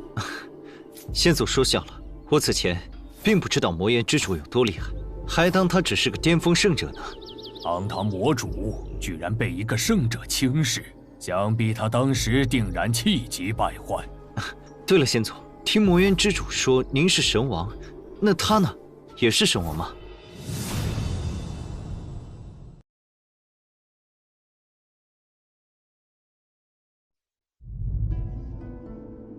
你现在走出剑域之外，也是时候了解一些事，比如天有9界，地有9渊，在剑域大陆修炼至剑域境，可成剑神飞升天界；而在天界，剑域境则为神域境，是成神的第一境，又被称为虚神。相当于地界武者口中的天神，寿元长达数载。都成神了，也不能永生啊！永生只是一个相对概念，想要绝对永生，谈何容易？虚神有1000年寿元，已是难得。那神域境之上是什么境界？神域境之上是神涅境，通常被称为真神，而后经历9次涅槃，肉身、筋骨、神魂分别经历3次洗礼，脱胎换骨7次后，就有凝聚命轮的希望，被称为神君。命轮？那是什么？有道是命轮不毁，神体不灭。命轮又被称为神轮，到达神轮境就是神王。也就是说，涅槃9次后，100%能凝聚出命轮，进而突破至神轮境。是的，越往后几率越大，伴随的风险也越大。那神轮境之上还有等级划分吗？涅槃的次数会影响到后续的修为吗？有，神轮境共有初期、中期、后期和圆满4个级别。不过这个境界按实力划分，其实是6个档次。7次涅槃就能突破神王者，在神轮境初期只有1星战力，又称1星神王。每提升1个层次，战力相应提升1星。8次涅槃突破的初期就是2星神王，以此类推。9次涅槃突破者初期就是3星神王，最高可修炼至6星神王。那天界的神王多吗？不多，数量极少。啊？为什么？天道有自己的规则，当神王寿元到达一定层次，就要承受十分恐怖的3灾9难，哪怕6星神王也顶多度过6难而已。当然，传说中也有度过7难8难的逆天存在，但是能度过9难的神王还从没听说过。听上去虽然很艰难，但既然踏上这条路，就没有回头的道理。总有一天，我也要成为神王。你志气倒不小，从剑域大陆飞升的那些剑神，可没几个成就神王。不管结果如何，至少要朝那个方向努力。先祖，你可见过我本家先祖惊鸿剑神吕金元，还有冰皇剑神骆冰云？没见过。我已经离开天界1万年了，一直镇守在血渊之中。是地底9渊中的血渊？为何这么久都不回天界？飞青受了很重的伤，险些神形俱灭，需要血渊第3层的长生血池滋养才能保住性命。我在地界可随时回到他身边护持，天界距离太远，来回费时又费力。如果水寒受了重伤，我也会一直守在他身边。先祖，您刚才说血渊第3层，它有好几层吗？9渊都有3层，我们现在所在的地方便是魔渊第1层。听说在远古时代，地界第1层的武者修炼至神域境，能随意往来天地2界，直到9渊被封印。除了剑域大陆的武者能飞升天界外，其他8渊之人只能走修罗道，去打天界的天荒界。那剑域大陆也属于地界，它是9渊之一吗？剑域大陆在远古时代名叫玉渊，那里封印了天界一批剑道神王，同时也封印了整个地界，又被称为剑域大陆。数度岁月过去，剑道日益昌盛，封印之力削弱不少，这才诞生了剑神飞升天界。飞青就是第1个飞升天界的剑神。到底是谁有这么大手笔，能封印整个地界？不清楚，这些都是秘闻。我也是成为神王后才知晓部分信息。也许你能揭晓这个秘密。我？剑域大陆有一个古老传说，谁若能聚齐世间10大神剑，就能解开起源之秘。我和飞青所在的时代，只有暗灵和桃神现世。可听你刚才说，其他神剑也出现了，这就是最好的契机。我会努力聚集10大神剑，揭晓这个秘密。先祖，我之前听魔渊之人说，桃神剑可能是真神器，这里面有什么说法吗？神器分为4个档次：虚神器、真神器、王神器和至高神器。而10大神剑都是至高神器，曾在天界享有赫赫威名。他日等你到达天界，切记不可轻易暴露。既然桃神剑和暗灵剑都是至高神器，您留在身边岂不是更保险？傻小子，实话告诉你，桃神和暗灵当中都有一道封印，连我都解不开，所以拿着并无大用。论其威力，还不如我自己炼制的王神器，你就好好拿着吧。不过有一点我得提醒你，既然剑域大陆有这样的传说，也就证明有人想要让10大神剑聚集，你要小心。遥想当年，我就带着桃神闯修罗道，却在即将离开之时，收到天人传音，告诫我只有10大神剑聚集，才能带桃神离开剑域大陆。没想到剑域大陆上还隐藏着这样一位恐怖强者。当然，你难道忘了我刚才跟你说的？剑域大陆曾镇压着几位剑道神王，如果我猜的没错，10大神剑应该就是他们的佩剑。对了，先祖，你最初想带桃神去修罗道，是为了去天界吗？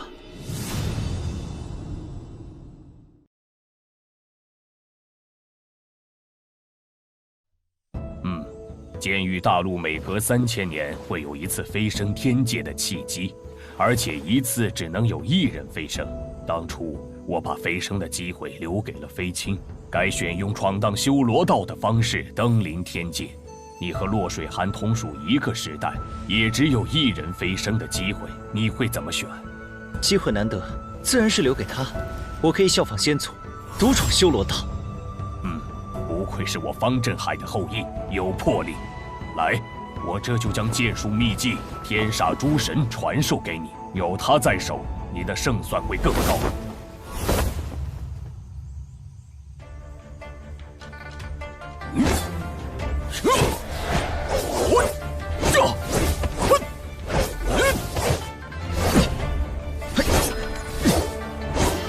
我果然没有看错人，你很有剑道天赋，这么快就学会了。这里面记录着一式合击剑术，是我和飞青以诛煞剑法、追魂夺魄剑法为基础所创招式，名为诛煞夺灵，可无视外力阻挡，即便到了天界，也很少有人能敌。不过这招剑术需要2人共同完成，而且至少都是剑圣才能修炼。多谢先祖。这把镇渊剑是真神器，倘若有一天你到了天界的天荒界，遇到困难，可凭此剑向镇渊剑宗寻求帮助。多谢先祖。他日晚辈成神后，说再能相见，只要有用得着的地方，尽管吩咐。悟道一途就是与天争命，步步艰险。你要记住，无论任何时候，保命第一。如果将来你成就神王，我的确有需要，会通知你来血渊第3层的长生血池找我。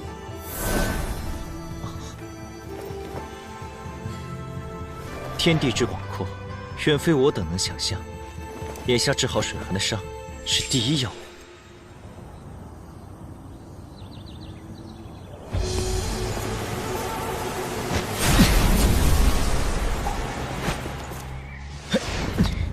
绿阳公子，你降服魔化暗灵剑了？不错，你们现在着手准备吧。1个月后，我带你们重返剑域大陆。多谢绿阳公子，我这就通知大家。等通知完其他6大家族，必须先回剑域大陆一趟。毕竟这么大的事情，还要跟洛家商量下。另外，水寒也在等我。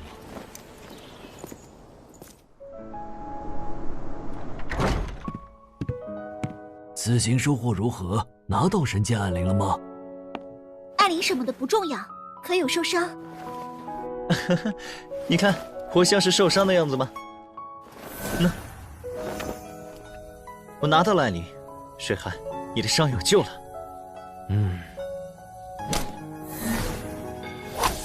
好好养伤，等你恢复了，我们就举办豪华婚礼。邀请天下豪杰来做客。杨哥，谢谢你。这是我应该做的。你先去炼化暗灵吧，我还有事要跟宏远老祖和洛家主商量。好，你们聊。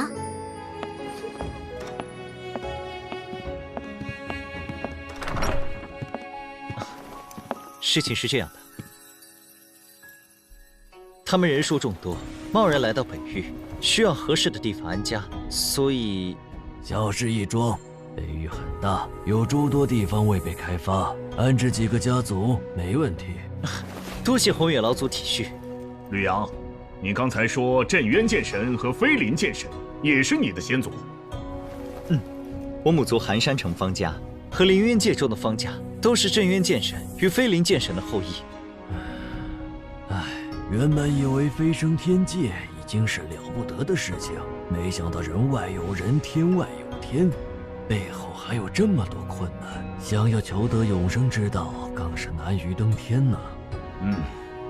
还好你命大，有镇渊剑神及时现身护道，否则……总之，你为水寒孤身犯险，真是有心了。对了，我离开这几年，可有发生什么大事？各大势力的天骄们都忙于闭关修行。至于神剑公子剑无双和血剑公子厉血河，已经销声匿迹很久了。而南域楚家的炎剑公子楚炎，在3个月前成功突破剑道境，并向吕家发出战书，扬言要挑战你。但因你不在，此事就不了了之了。煞盟也没有动静吗？相比几年前，沙盟平静得很，几乎没有任何消息。我总觉得血剑老人和血剑公子一定会再现时。目前台面上越平静，将来闹出的动静就会越大。不过，不管他们闹出什么动静，都只有玩火自焚一个下场。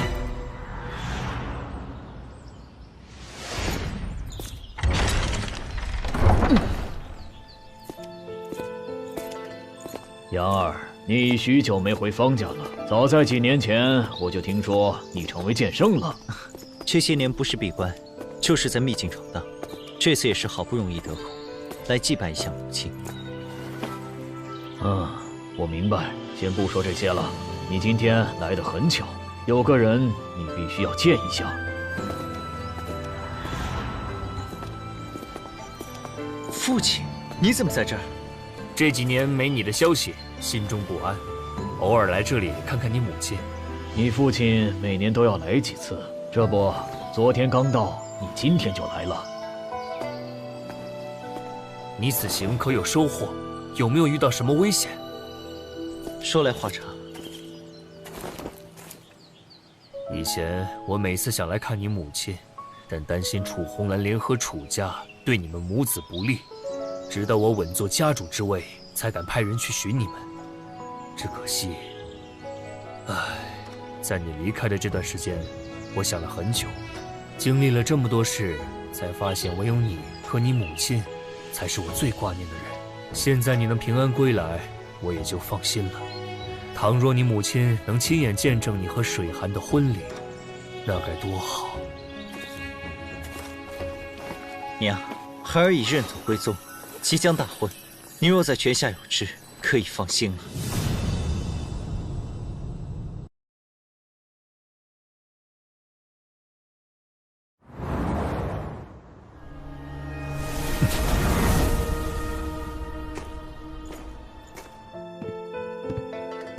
那些来自林渊界的家族，适应能力很强，而且也很安分，和周围势力相处融洽。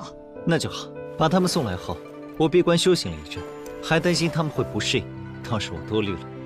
对了，水寒恢复的怎么样？已经好了7、8成，再有1、2个月就能彻底恢复了。杨哥，看样子你状态不错，咱们也是时候把婚期定了。老祖已经看了几个好日子，就等着你做决定呢。好啊，不如就定最近的那天。最近的好日子是昨天，下一个好日子是3个多月后的6月19。哈哈，正好，就定6月19吧。到时候水寒正好完全恢复，我的实力也能更上一层楼。行，我这就安排人准备。诗涵，这里面一共有44颗圣血果，可加快武圣修炼。待你恢复重修武道，即可炼化，相信用不了多久，就能超越当下许多天将。既然它这么重要，你就先留着自己用吧。等飞升成神后，还有剩余的再给我。放心，我还有一半，足够修炼至武圣巅峰。这一半你用了，就能快速成就剑神。剑神之位非杨哥莫属，我能成为剑圣，守护洛家千年，便已心满意足。那可不行，我不想跟你永隔两地。我也不想，只是我若抢了飞升的机会，那你怎么办？就算你不抢，我也得另寻他法去天界，必须闯地渊，过修罗道。你呀，好好修炼，只有这样，我们才能在天界重逢。我听说修罗道很危险，你能不能不去？哼，再危险也难不倒我。我已经做好了充分准备，你只要把握机会飞升，在天界等我就好。好，我听你的，一定会拿下剑神之位。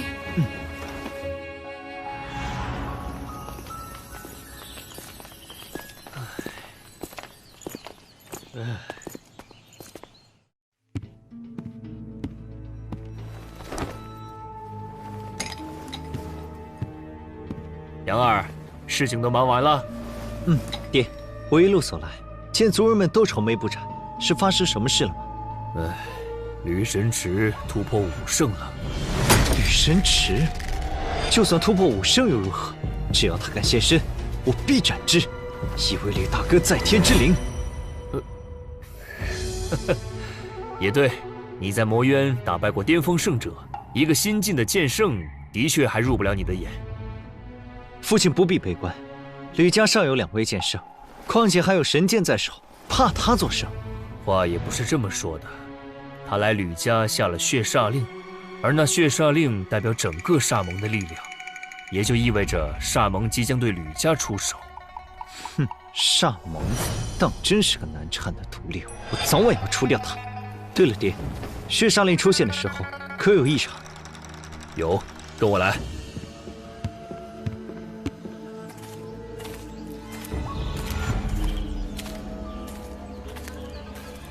血煞令昨晚出现的时候，我们损失了2名正在巡逻的剑王。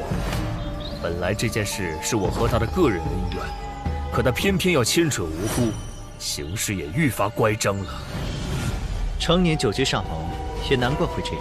父亲放心，他们若真敢来，正好可以一网打尽。这是圣血果，能够快速提升武圣修为，这些分量足够你突破剑道境中期了。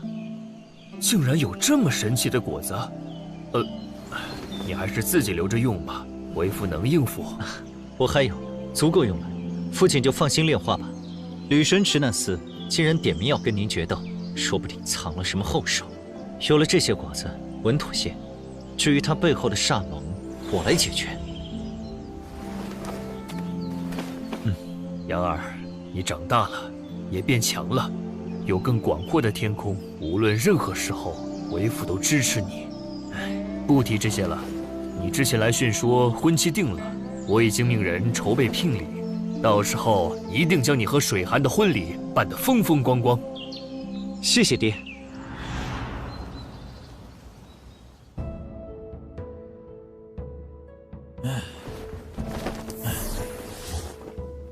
吕家那小子平静了这么多年，如今又活跃起来了。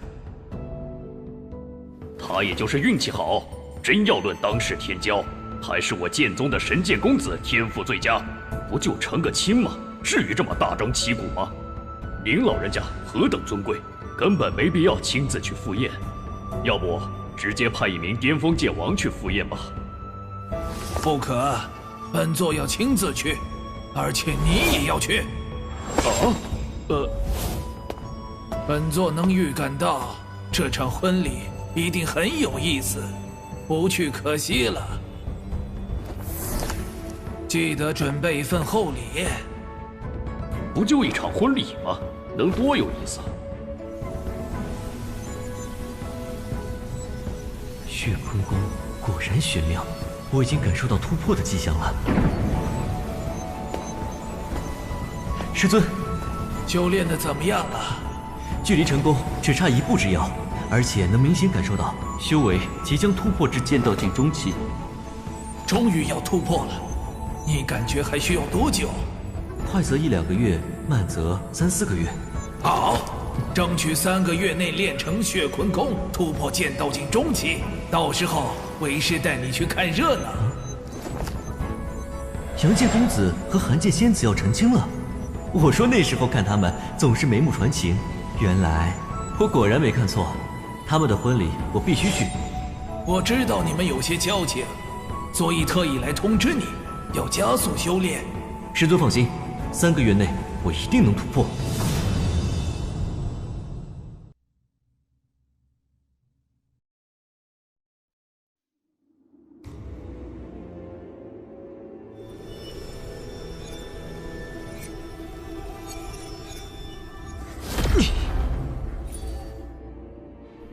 什么事？盟主有令。师父有何吩咐？6月19，吕阳和洛水寒大婚，各大势力都会前去祝贺。届时，盟主也会带领整个煞盟前去赴宴，请公子做好准备。哼，大婚，好啊，我一定会给吕家还有那个吕阳备份大礼。剑奴，通知下去。让煞盟所有人都收敛行迹，在此之前不许有任何争斗。是。吕阳啊，吕阳，待吕家覆灭之时，本公子定会一雪前耻，好好回报你。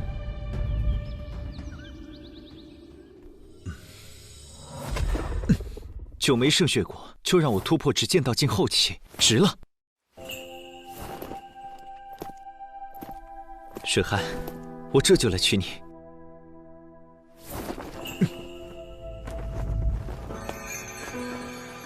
你今天真美，我会常回来看你们的。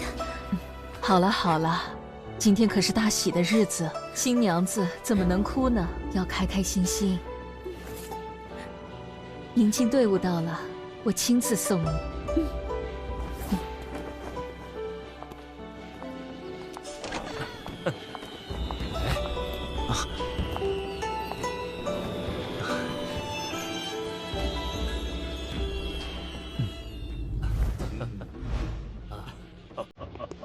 请。哇，中域剑宗虽然是第一势力，可这也太托大了。如此重要的婚礼，竟然还没到场。是啊，怎么说吕家也是剑圣世家，就算比不过剑宗，也不用如此轻视吧。中域剑宗不见老人白玉秋剑无双前来祝贺杨剑公子大婚。哦，剑宗宗主、副宗主都联袂而至，当真令我吕家蓬荜生辉啊！哎，神剑公子，看你这修为，似乎已经突破至剑道境中期了，恭喜恭喜啊！哎，闲话勿提，我等已备好佳作，就等3位入席了。对，金宗主、白副宗主、神剑公子，快请入席。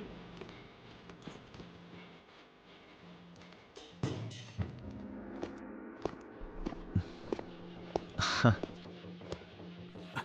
恭贺杨剑公子和寒剑仙子大婚，祝2位白头偕老，早生贵子。多谢诸位。无双，你虽比吕阳晚1步入剑圣，但现在已是剑道境中期，定然超过吕阳一筹。吕阳的天赋的确比我好，说不定他早已突破，只是气息内敛，没有显露罢了。剑圣之境哪有那么容易提升修为？你是有宗主亲自指点，才能突飞猛进。吕阳可没这么好运气，别说是几年，就算是几10年停留在剑道境初期也很正常。副宗主，我怎么觉得你对他有偏见呢？在我看来，他能在这么短的时间内从剑体境成长到如此地步，肯定胜过任何一个天骄。我不信他的修为会在我之下。哦，杨剑公子，南域楚家严剑公子向你挑战，一决高下。岩见公子，你可真会挑时间。本来我对你一点兴趣都没有，但现在既然你选择在这个时间点挑战我，我就成全你，给你一个圆满的结果。哼，这可是你说的。既然是决斗，比的就是实力。我们2个都不能动用神兵。可以，杨儿，爹，水寒他们就在后面，麻烦你帮我照顾一下，我一会儿就好。唉，好吧。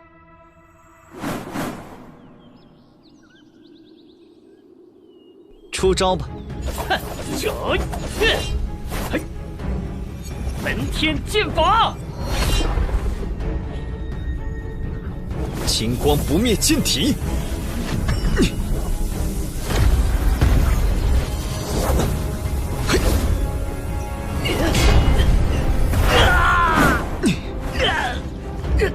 怎么可能？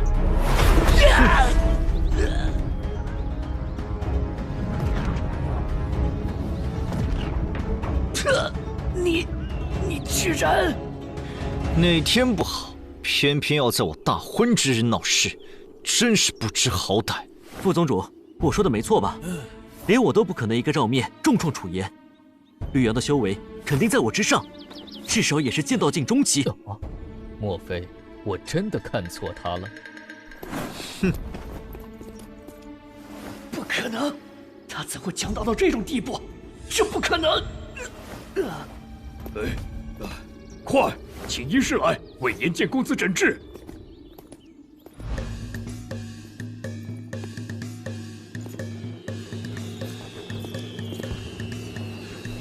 夫人，请下轿。恭喜恭喜！谢谢谢谢，里面请里面请。好好，多人啊，真热呀！你看到吗？哇，射上！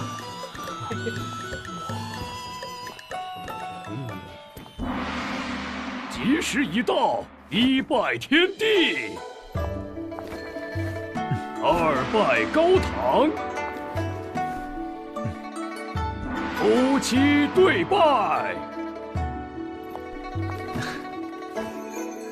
送入洞房。洞房，洞房！谁？啊！快看，那是什么？是上盟剑圣，大家稍安勿躁，我出去看看。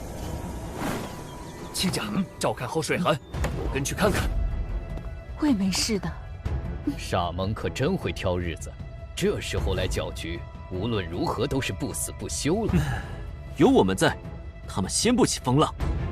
好戏要开场了。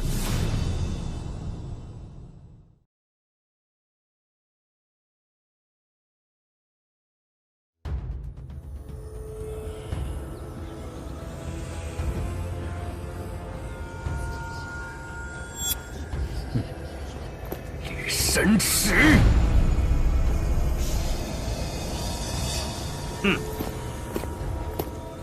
华天诀，你还有脸来？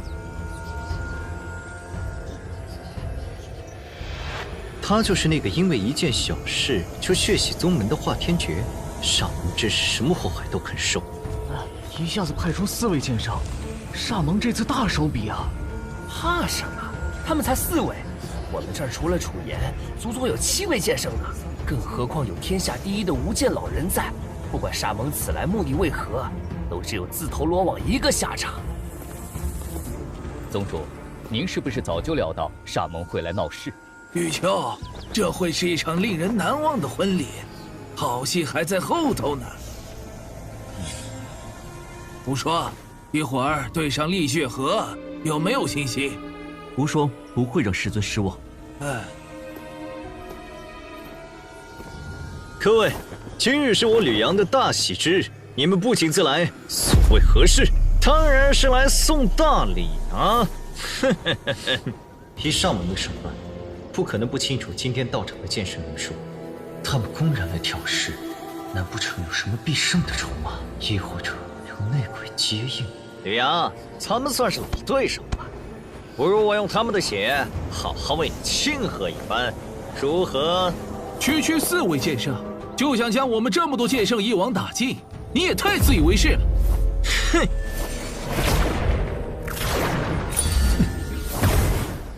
面对上门挑衅，无间老人不仅不落于众，甚至还有一丝余裕，是我的错觉。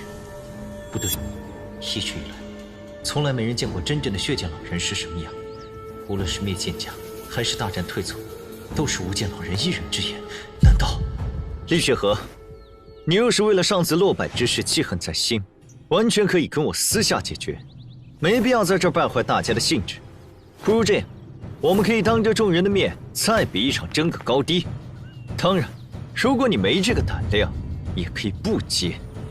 公子，您之前答应过我。哼，一场没意思，要比就比3场，而且第1场必须由吕神通来。可以。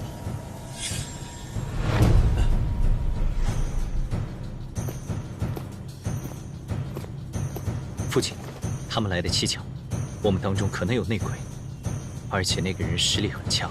我明白你的意思，我也有这种想法，不过咱们没有证据，不能妄动，先拖延时间，再静观其变。哼！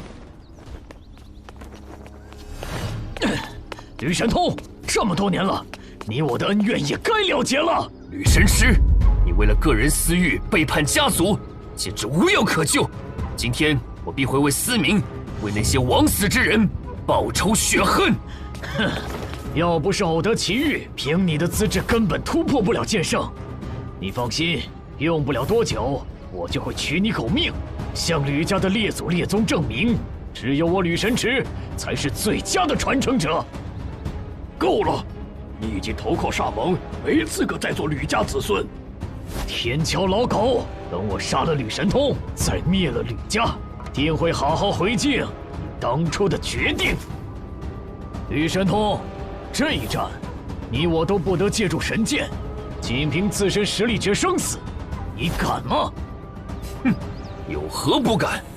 好，这可是你说的。如果你敢中途动用神剑天虹，我就立刻将血煞借于吕神池。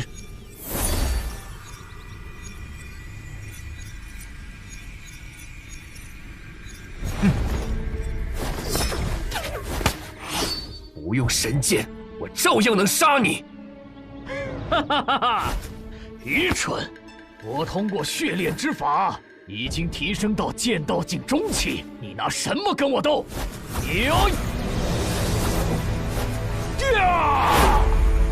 血河剑法！都被人练成血奴了，还洋洋得意，蠢的是你自己！圣虎剑法！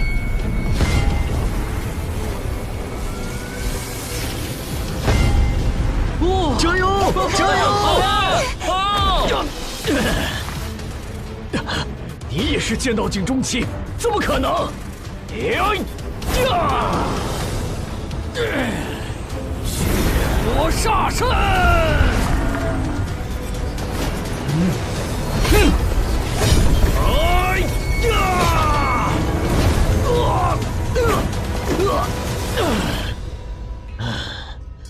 可恶！哪里逃？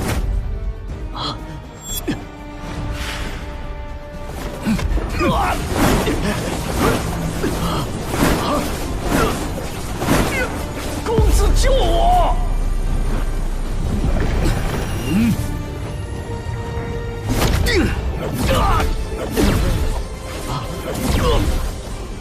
哇，厉害！加油！公子救我，我撑不住了。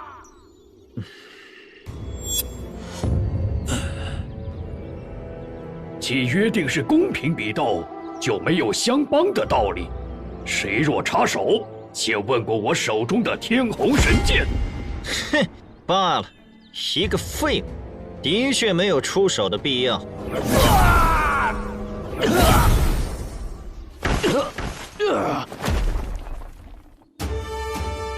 吕神池，你背叛吕家，残害同族，罪无可赦。哼！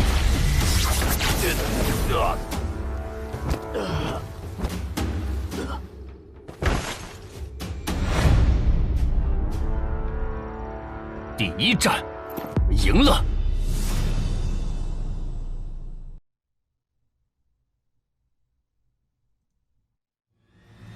教主威武！吕家威武！吕家主好样的！沙蒙贼子胆敢来犯，必须杀得他们有来无回。哼！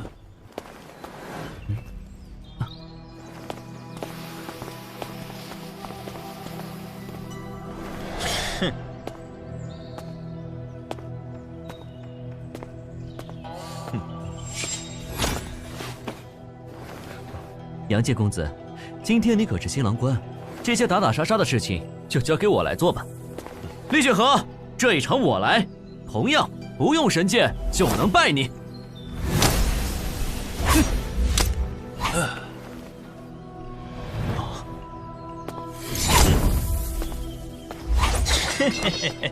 既然你这么急着找死，我就成全你。厉雪和，这么多年了，每次交手你都是我的手下败将，一次又一次的逃跑。今日我师尊也在场，看你还能往哪儿逃？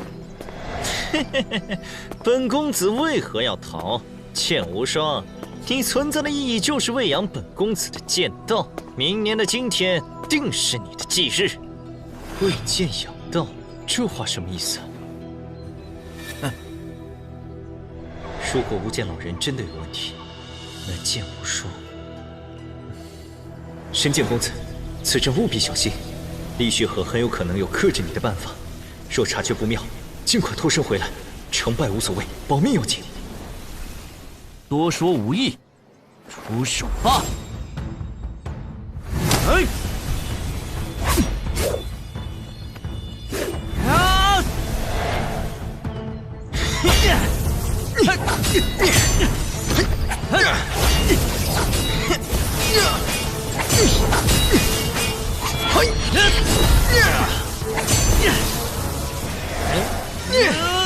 血魔煞身！你以为这样就能挡住我吗？光明圣剑！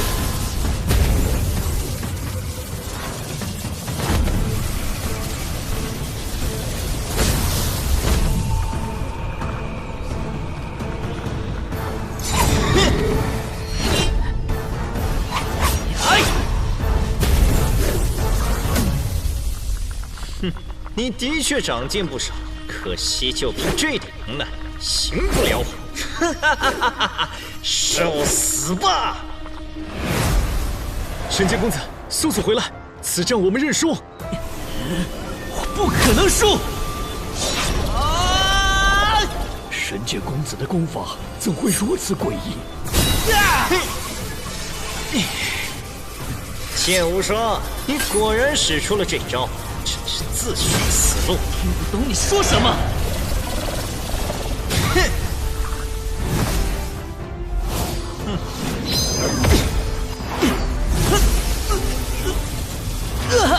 厉雪和，你做了什么？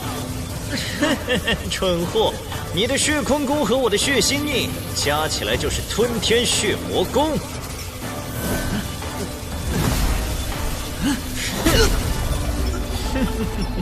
只要你运转血坤功，我便可凭血心印镇制，借你的血气修成血神之心。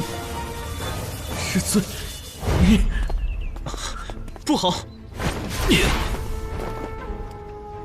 宗主，该打的人是厉血和，你快救救无双，他可是你从小带大的亲传。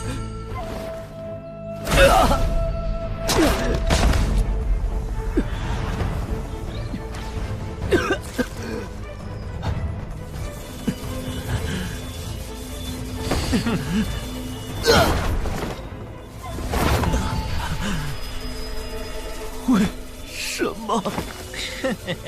我才是师尊的亲传弟子，而你不过是师尊豢养的一头猪，只为成就我的剑道。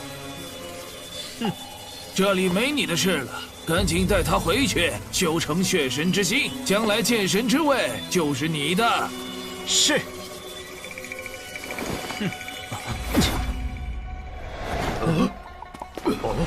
君神望，你果然有问题。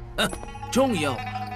今天你们注定都要成为我的养料，助我成神。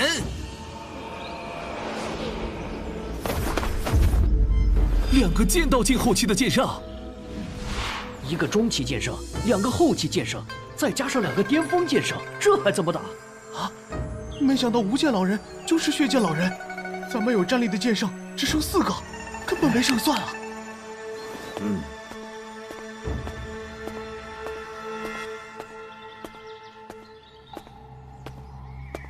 我来。君神王，枉我一直尊你敬你，视你为正道领袖，没想到你竟是煞盟盟主。你灭剑家，又收剑无双为弟子，现在更亲手将他毁在厉血河手中，究竟有何目的？君神王，回答我！雨天桥，我记得当年你和剑无心交情不错。你还好意思提他？当初你和他都是上任剑宗宗主的亲传弟子，他因为比你年长，早一步突破剑圣，得到宁光的认可。那时候宗主就有意传位于他，可他觉得你资质更好，便主动让位于你。这些你都忘了吗？我从没想过，你居然会丧心病狂到恩将仇报，不但杀了他，还灭了整个剑家。笑话，我又没杀他，怎么能算恩将仇报呢？怎么可能？他现在在哪儿？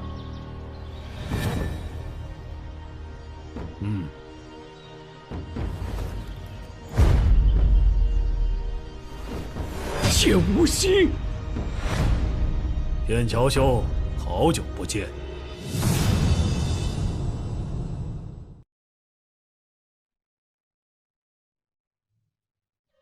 剑无心，君神王灭了你全家，你居然还帮他做事！盟主是为了给剑家培养剑神，我对盟主自然是感激不尽，马首是瞻。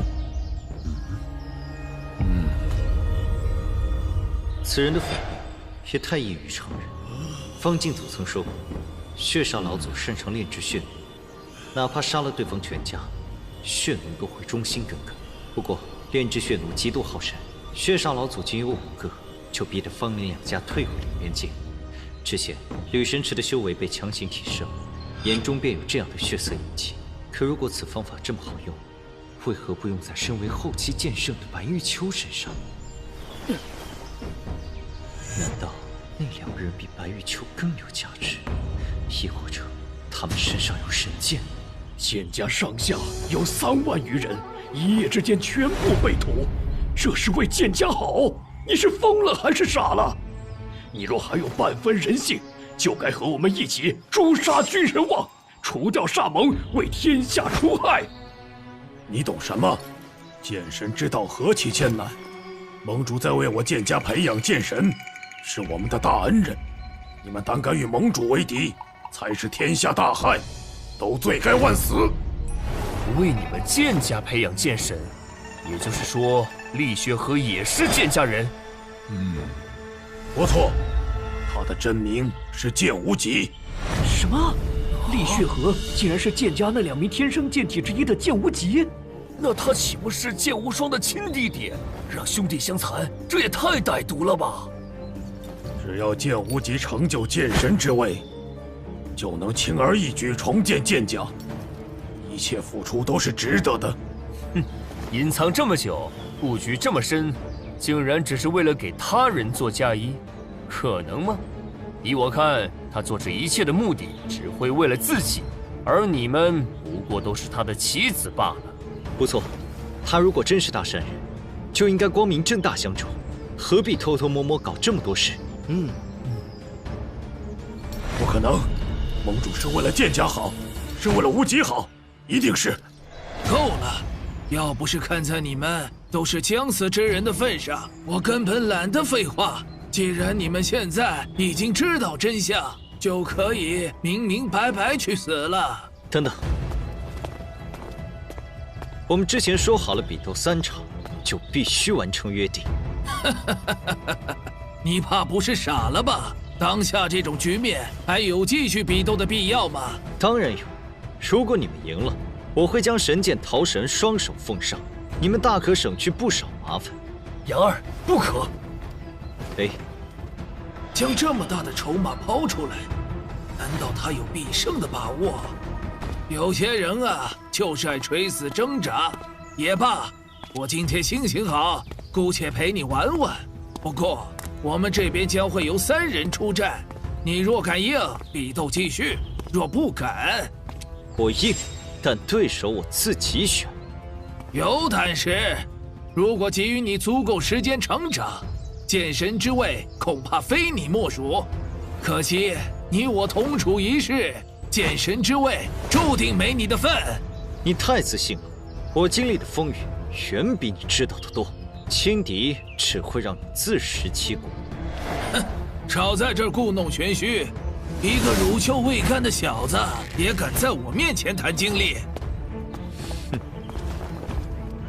若是不敌，你尽管走，不必管任何人，也不必犹豫。只有保住性命，才能拯救更多人。雨阳，以前你总能逢凶化吉，那是运气好。今天可不一样，没人救得了你。我选他。还有，说我没猜错的话，这2位应该是中域剑宗的剑圣吧？一位是身怀神剑雷技的战无痕，一位是身怀神剑逐风的叶剑一。不可能！我剑宗剑圣，怎么可能都是蚱蜢之人？你倒是聪明，可惜了。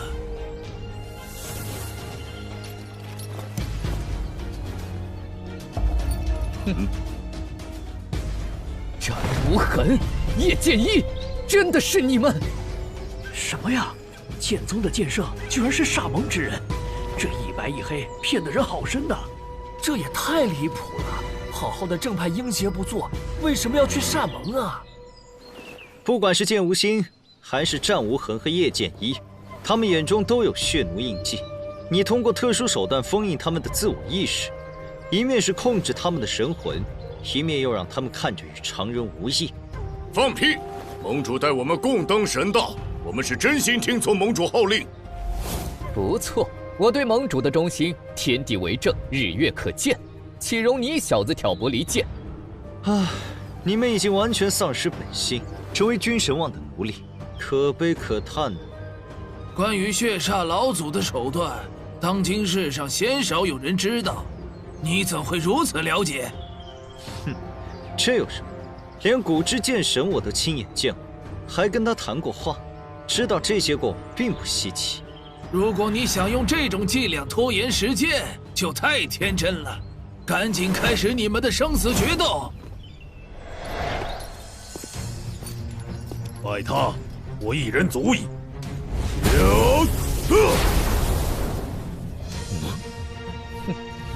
雨阳，盟主让你活，你就能活；盟主让你死，你就得死。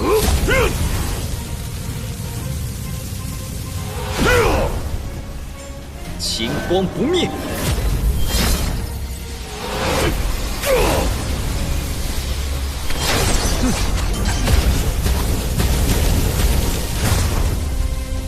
有意思，你的剑道造诣的确惊人，金光不灭剑体也修炼到大成境界，值得我全力出手。血魔煞身！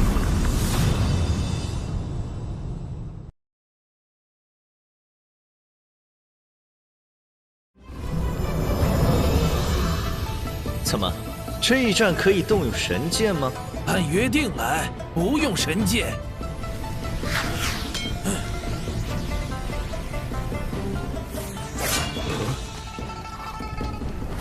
没有神剑，本座也能3招杀你。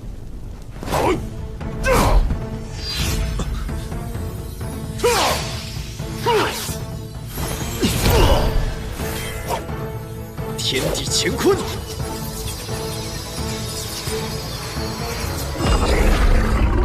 血光剑法，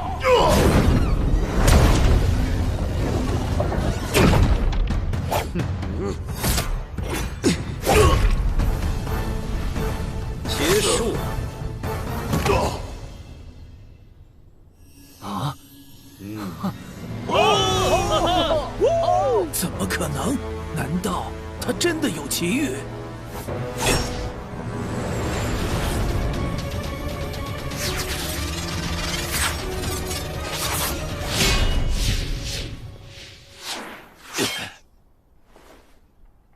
哼，你刚才所用剑术，并非惊鸿和冰皇的传承，甚至比他们更强大。看来你定是得到了什么机遇，又凭借他们自创了神级剑道功法，才能够成长得如此之快。不愧是无剑老人，眼力果然毒辣。你说的没错。你能在成为剑圣的数年内自创出神级剑道传承，实力悟性远超其他公子天骄。若无意外，当时的剑神非你莫属。但只要有我在的一天，你就没这个机会。无痕、剑一，你们去试试神级剑术的威力，顺便恭送杨剑公子一程。是，盟主。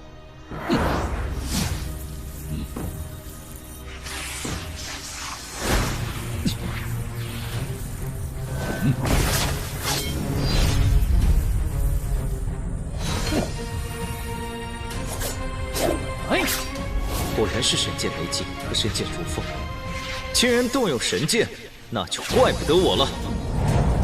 风极剑法，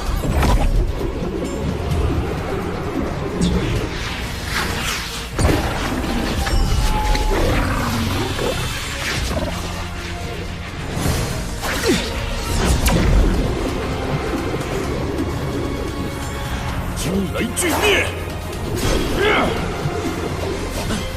桃神再厉害，也无法抵御两柄神剑夹击，到时候只能乖乖臣服。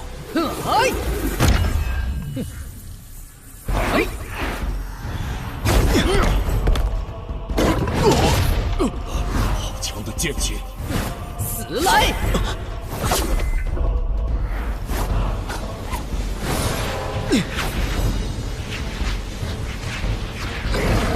天地乾坤！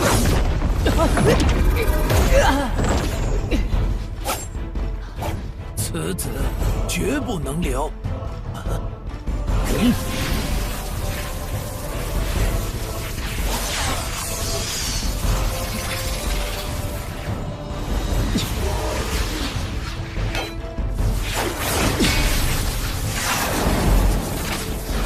可恶！天地乾坤！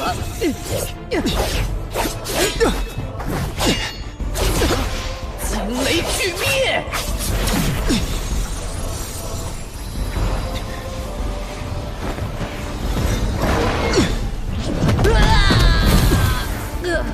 真没想到，短短数年，杨剑公子竟强大到这种地步。是啊，看来只要有他在，煞盟这些贼子都只能含恨而终了。杨二小心！以我们目前的实力，上去只会成为累赘，先静观其变吧。在有神剑护体的情况下，你都能将他们打成重伤，可见你自创的功法剑术很不一般，实力远远超过了剑圣层次。你稳坐第一强者之位也有500余年，想必实力也早已超过了剑圣层次，所以你也自创了剑神武道传承。吕牙，你果然聪明。我若没有自创剑神武道传承，单凭其他任何一种剑神传承，都不是你的对手。哼，你既然已铸剑神之基，又何必走血煞老祖的邪道来祸害天下？只要能成为剑神，飞升天界，哪管什么正道邪道？你年纪尚轻，无法体会到迟暮之感。我已年过800，即便已铸剑神之基，也突破无望。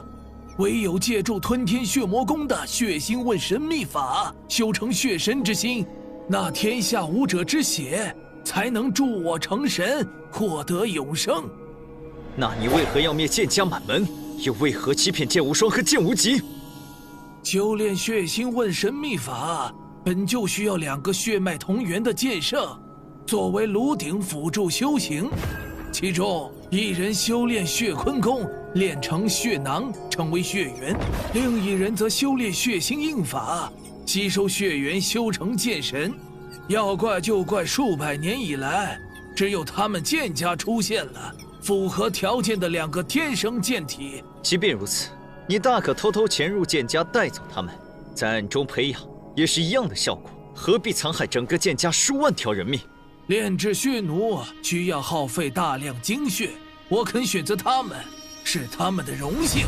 而修炼血星问神秘法，最基本的要素就是修炼者心中必须积蓄足够的怨念之气，只有这样，才能成就无上辅药，助本座修成血神之心，伴入剑神境。另外，再加上足量的武者之血，就能彻底成为剑神，留名百世。所以，你们今天一个都跑不了。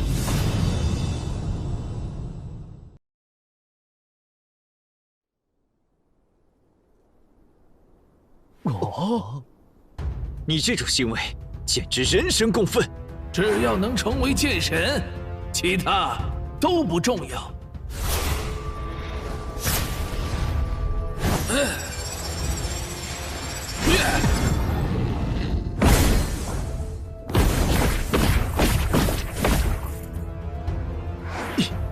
吕阳，接剑！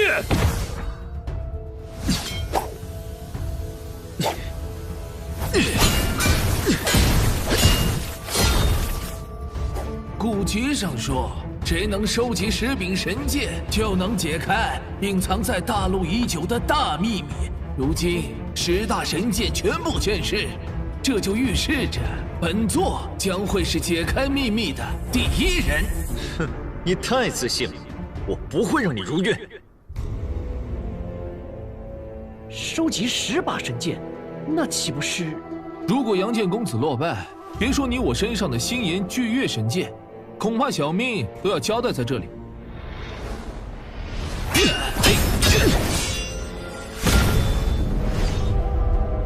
本座自创的剑神传承，名曰血光风雷诀，以血之剑道为主，融合了光之剑道、风之剑道和雷之剑道。吕阳，你所创传承名叫什么？龙虎剑意诀，以龙虎化天地，天地乾坤，蕴含水之剑道、金之剑道、木之剑道和暗之剑道，我称它为乾坤剑道。好一个乾坤剑道，包容万物，潜力之大，更胜本座的血光风雷诀。只可惜你的剑道还不完整，远非本座对手。我很好奇一个问题，说，你想让剑无双兄弟辅助修行，大可悄悄将他们炼化，为何要集结煞盟来生事？他们2个已经是板上钉钉的事，根本无需待机。至于来这里，自然是为了夺取武者之血。还有就是，你不觉得如此盛大的婚礼很适合来一场嗜血盛宴吗？特别是看到你们得知真相时愚蠢至极的表情，简直太有意思了。就为了这个？那是自然，在本座看来，你们和死人没有区别。君神忘，你太狂妄了！只要有我在，你今天注定失败。吕阳，你的表现的确很让本座意外，可惜你刚才消耗过大，根本无法维持巅峰状态，剩下的只有死路一条。血光风雷诀，龙虎剑印。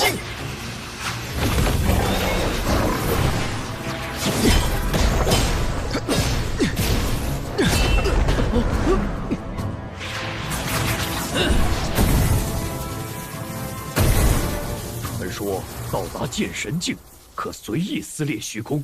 吕阳和君神望的实力虽然还达不到剑神层次，但他们展现出的战力已经很接近剑神层次了。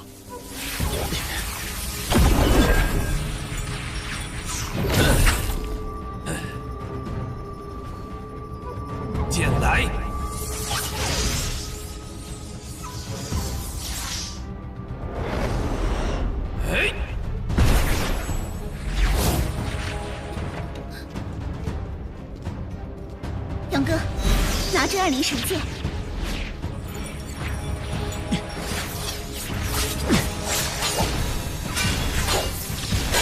楚言，华虫，帮我挡住他2灵神剑。嘿，嘿，呀，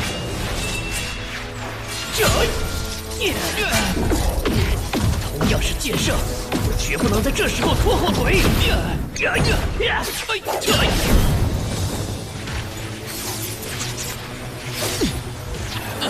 雕虫小技。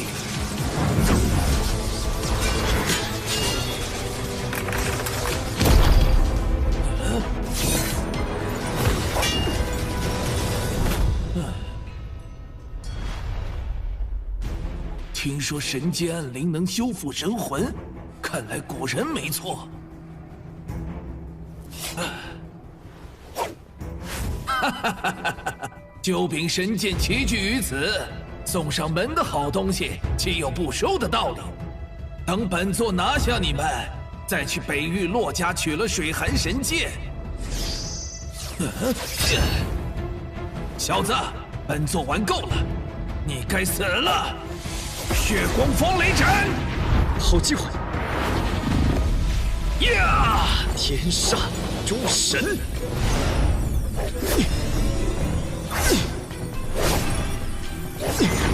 这种剑势怎么会？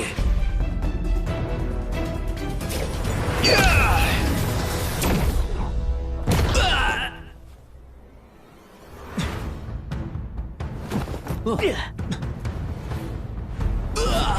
不可能！这不可能！这哪里逃？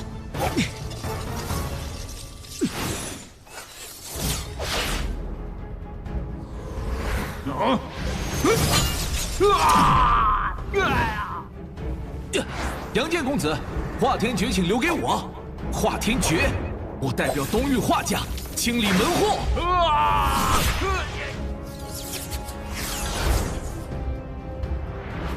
风雷剑盾。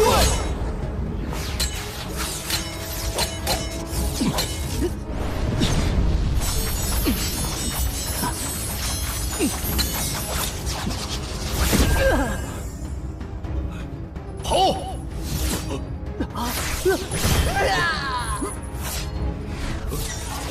公主，救我！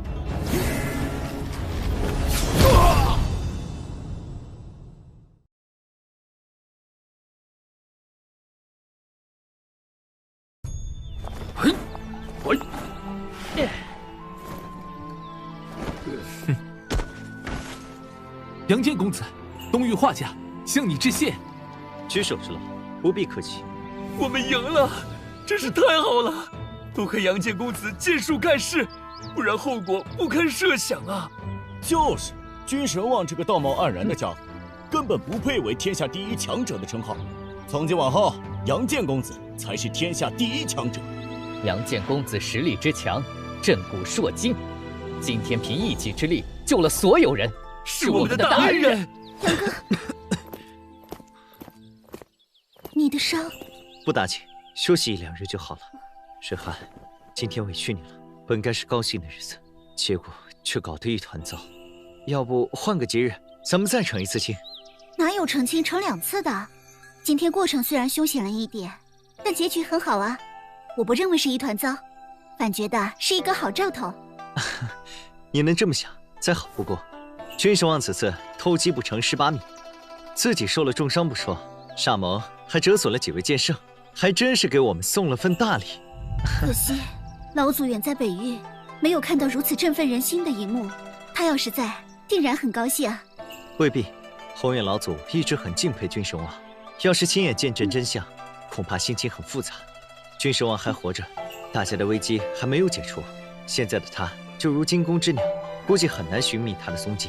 水寒，趁他未现身前，咱们必须练好上次说的合击剑术，增加胜算。明白，我会尽快突破剑圣。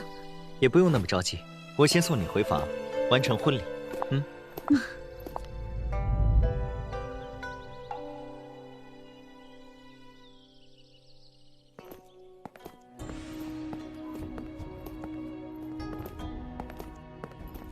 杨建公子，白某昔日对你多有偏见，甚至一度怀疑你是煞盟培养的天骄，而对无间老人的话却是……总之，是在下有眼无珠，现自罚一杯，向公子致歉。白副宗主客气了，剑宗遭此大劫，以后还得靠您主持大局。我相信剑宗内绝大多数武者都是好人，剑无心他们也只是失去了自我，被君神王控制，身不由己罢了。我敢断言，他们的本心肯定还在剑宗这边。公子说的在理，婚宴过后，我想带他们3人回去剑宗安葬，不知……当然可以。多谢。杨建公子，若非你逆转乾坤，我们恐怕都难逃君神王毒手。我华重敬你一杯。杨建公子，我也敬你。君神王受伤不轻，肯定会去利用剑无双和剑无极恢复伤势，冲击剑神境。可惜了这2个剑家遗孤，8成是凶多吉少了。只是接下来该如何对付君神王？君神王若想躲藏，应该会去地域广阔的血域蛮荒。就算他能半入剑神境，也缺乏足够的武者之血再进一步。到时候定会主动现身。他一旦现身，各大势力必会有所察觉。只要及时互通消息，我必会第一时间赶到，将其斩杀。可是以君神王的实力，一般实力根本无法周旋太久。倘若杨建公子距离较远，无法及时支援，那岂不是很危险？那诸位觉得，君神王再次出现，会优先袭击哪个势力？我剑宗3柄神剑皆已落入君神王之手，而且他对剑宗的底蕴一清二楚。若想收集武者之血，从剑宗入手的确能便利许多。哎，白副宗主，要不你别回去了，再传讯回去，让他们集体到别处避难。我剑宗有上百武王、上千宗师，还有数以万计的普通弟子，我不能弃他们不顾。至于大范围迁移避难，不现实。不过，我已经做好与剑宗共进退的最坏打算。如果我是君神王，的确会将剑宗视为第一目标。不如这样，我去剑宗守株待兔，一定能等到他。君神王要疗伤，短时间内不会现身，我也需要时间研习武学，增进实力。白副宗主，你可以先回剑宗，召集宗内武者做好防备。好，剑宗和整个剑域大陆的安危，就拜托杨建公子了。责无旁贷。杨建公子，关于收集10大神剑，10大神剑关乎着剑域大陆的上古之秘，一直以来他们从未同时出现，如今全部显示。不单是君神王，我也很想探索这个秘密。你不必担心，我不会强夺星炎神剑。你们主家还需要他防备君神王，等我除掉他这个大祸患，自然会去主家跟你们做个公平交易，借神剑一用，画价也一样。多谢杨建公子大义。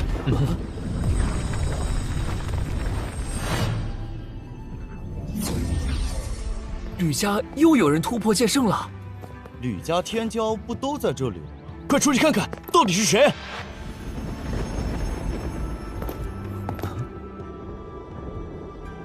父亲，看来吕天已经突破剑圣，可谓是双喜临门。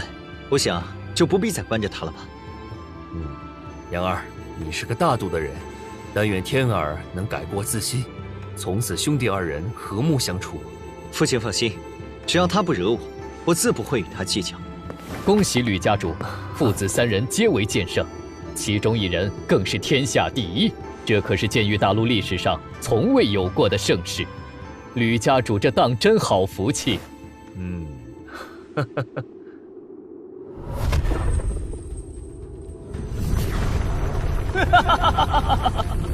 终于突破剑圣了！这家伙成亲了。吕阳，可敢与我再战一场？让父亲好好瞧瞧，谁才是他最优秀的儿子。我天剑公子年仅35岁就成为剑圣强者，父亲，他吕阳可能与我相比。这小子，我看还得再关上个10年才行。他不清楚状况，又刚刚突破，膨胀些很正常。只要让他认清现实，自然会收敛。剑道境后期，怎么可能？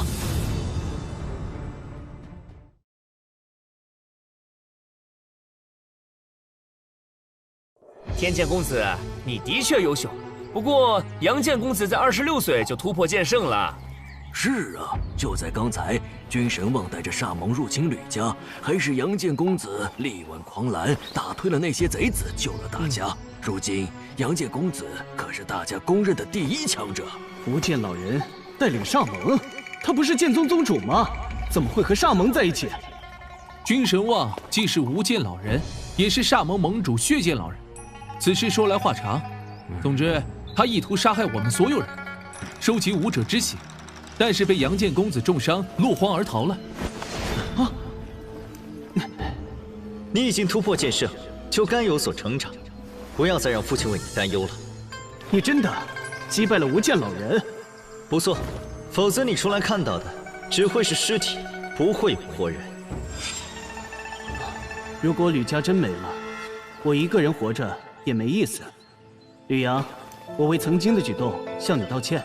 你想给我任何惩罚？我愿意受着。父亲已经惩罚过你了，以前的事都过去了，以后我们要一致对外，守护家族。好了，兄长，今天是我大喜之日，就别傻站着让人看笑话了，快去喝杯喜酒吧。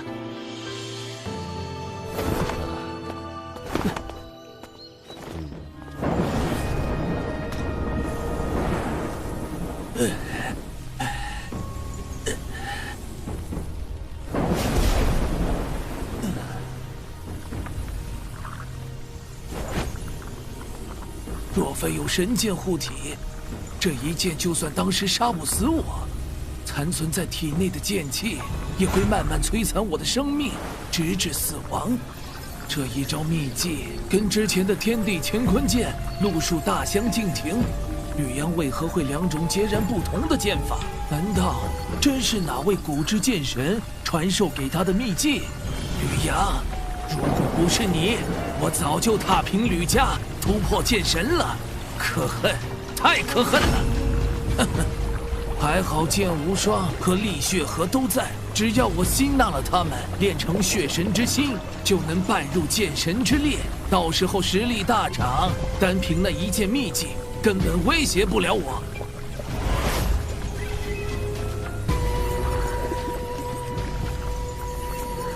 培养了你们这么久，是时候展现价值了。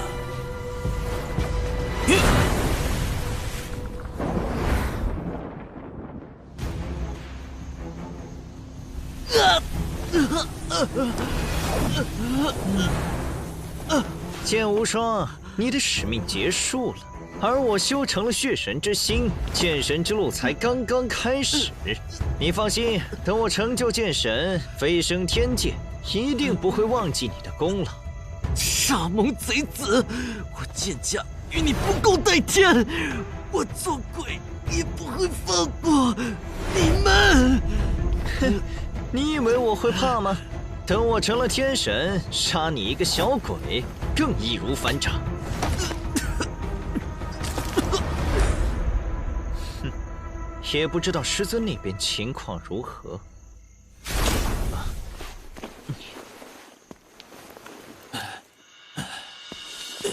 师尊，我已经练成血神之心了，您那边进展如何？你做得很好，现在也该知道真相了。真相？师尊，你受伤了。那些家伙的确难对付，师尊不必气馁。等您休养好，我陪您一起去，定能找回场子。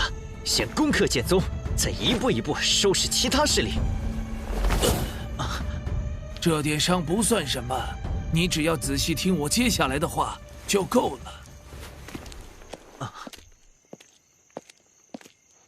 当年我灭了中域剑家，我跟你说只留下了剑无双一条命，其实并非如此。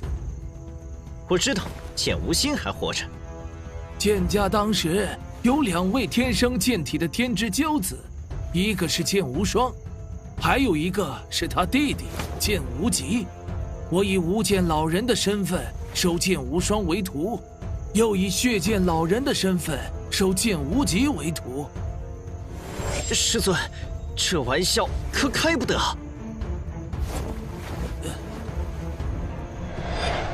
我骗你做甚？剑无双比你年长1岁，是你的亲兄长。不可能，这绝对不可能！我分明是沙蒙厉家子弟，而厉家被剑宗所灭，我怎么可能？为什么要这么做？当然是为了我自己。就算是亲儿子，我也不会费这么大功夫为他人做嫁衣。你和剑无双都是我的养料，而你修成的根本不是血神之心，而是血种。一日以来，我尽您爱你，将您视为至亲，可是你却将我玩弄于股掌，甚至就连剑无双也是真心待你。你为何要如此残忍？又为何偏偏选中我们？因为血腥问神秘法的修炼条件非常苛刻，2个炉鼎需要血脉同源。我找了整整500年才找到合适的人选。为了让你们心甘情愿修炼，不得已做了一个大局。那你做了这么多，大可偷袭我，拿到你想要的东西，又为何告诉我真相？因为我需要你的怨恨，只有保持怨恨的状态，才能成就完美的血神之心。我杀了你！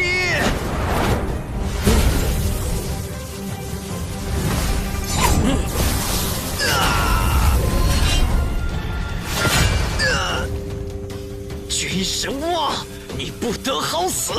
我诅咒你，永远无法飞升成神！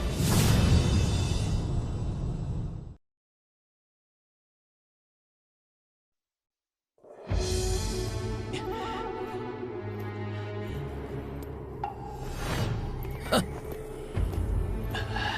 好徒儿，你如今也就只能逞嘴上功夫。本座不但能顺利飞升，还能长生不死。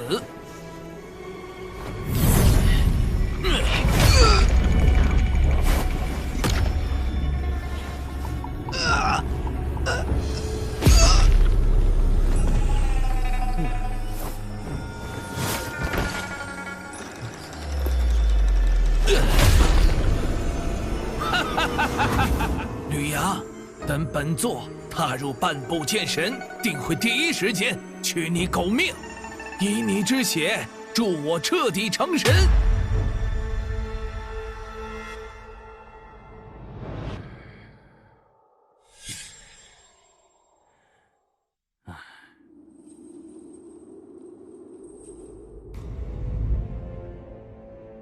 吕神通真是好运，不仅有吕天这等天骄做儿子，还有更加出色的麒麟子吕阳。以吕阳现在的实力，若想报复天儿，那岂不是？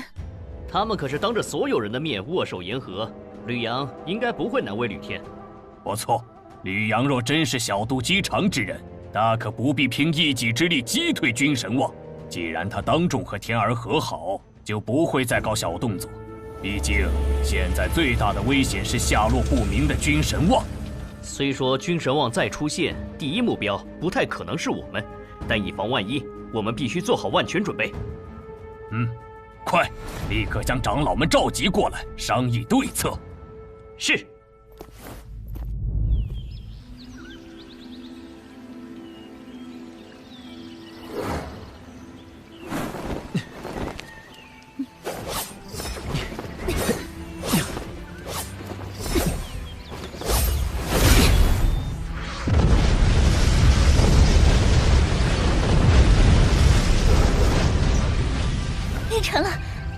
练成了。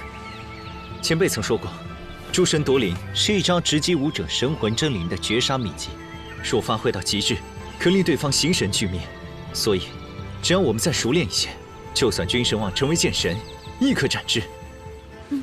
他现在躲着不露面，一定是伤还没好。我们还有时间。话是这么说，不过我们也是时候出发去剑宗了，免得他突然出关偷袭，我们来不及支援。刚练成合击剑术就要离开吗？父亲，虽说君神望出关的最佳选择是剑宗，但也不排除其他可能。我这次坏了他的好事，吕家也很可能成为第一目标。如果他真的突袭吕家，你们可凭借神剑天虹和惊鸿剑神留下的底蕴，全力抵挡，尽可能拖延时间，等我和水寒回来支援。你们也要小心，吕家我们会全力守护。至于剑宗的众多武王，你们也一定要照顾好。不错，除非君神王从我的尸体上踏过去，否则他休想动我吕家分毫。你们对于君神王而言都是大补药，切记千万不能意气用事，尽力而为就好。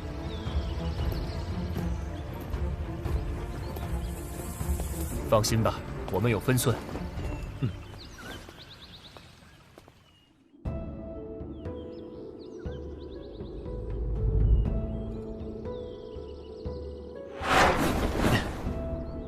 杨建公子，你总算来了，白某等的可是望眼欲穿呐。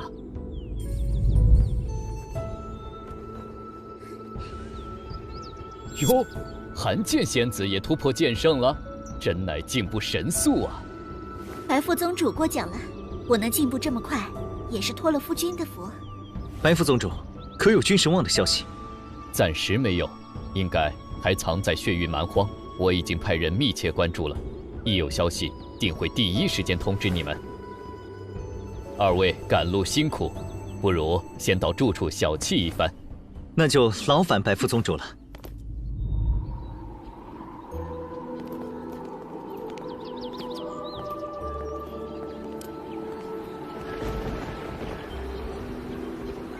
我小时候就对剑宗十分憧憬，希望有朝一日能来观景。今天总算实现了。也不知道君神王何时会现身。嗨，何必想这些糟心的事？趁他现在还没出现，我们不如好好把握当下时光。也好，是我太紧张了。这2天先陪你好好参观参观。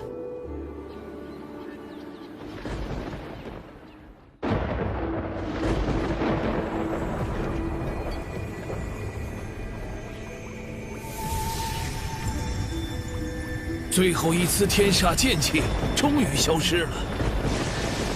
吕阳，现在本座已是半步剑神，接下来就是你的死期。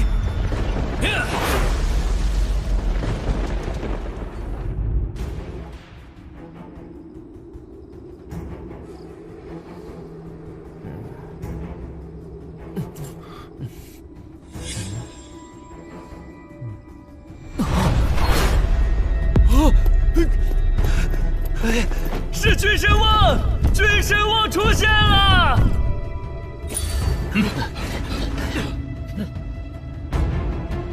来人，速启动传音大阵，向宗门汇报，君神王出来了，即将路过襄阳城。是。最好只是路过，最好很快的速度。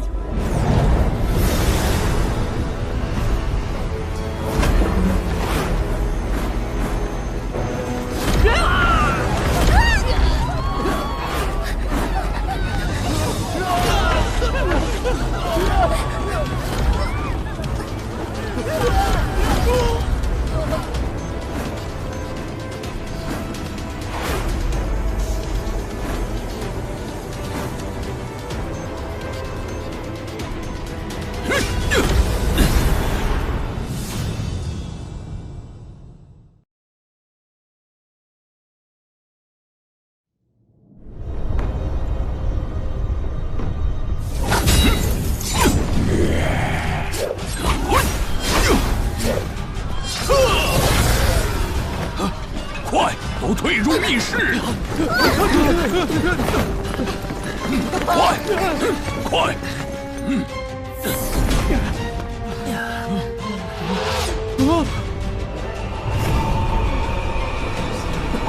进来了，他进来了！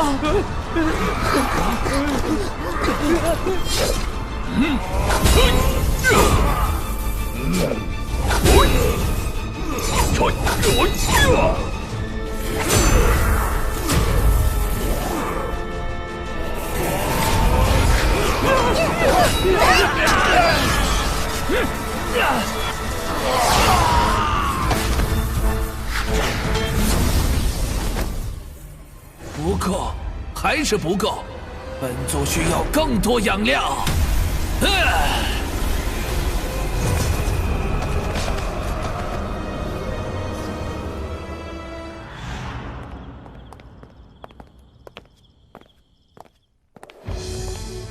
君神望在向阳城现身了，但是消息刚送过来，那边就发出阵阵惨叫，接着便没了声响，恐怕凶多吉少。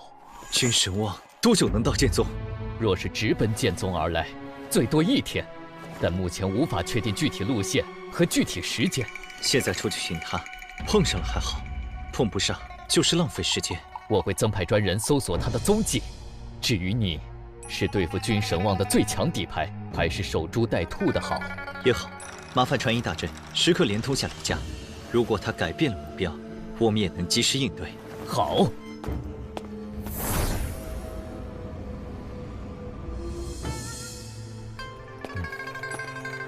袁州城也遭了君神望的毒手，情况和向阳城差不多。袁州城在襄阳城的西南方向，距离大概3000余里。副宗主，有消息来报，君神望已现身古元城。如果他下一次现身的地方是飞燕城，那基本可以确定具体路线了。过了飞燕城，他想来剑宗，必会经过剑元城，我可以直接去那里拦截他。剑元城是中域最大的城池之一，人口过100万，若能保下它，可是天大的功德。但如果君神望中途改变方向，对我们来说将会是一个大麻烦。我这就去传音殿，亲自等消息。唉，以前听说血煞老祖的事迹，他令整个大陆哀嚎一片，断了不少世家的传承。原本以为这是一个极其遥远的故事，现在却是亲眼见证了。就算是天神降临，也未必能做得事事周全。我们尽力而为就好，只要路线没问题，我们就能救下剑元城的100万生灵。但愿吧。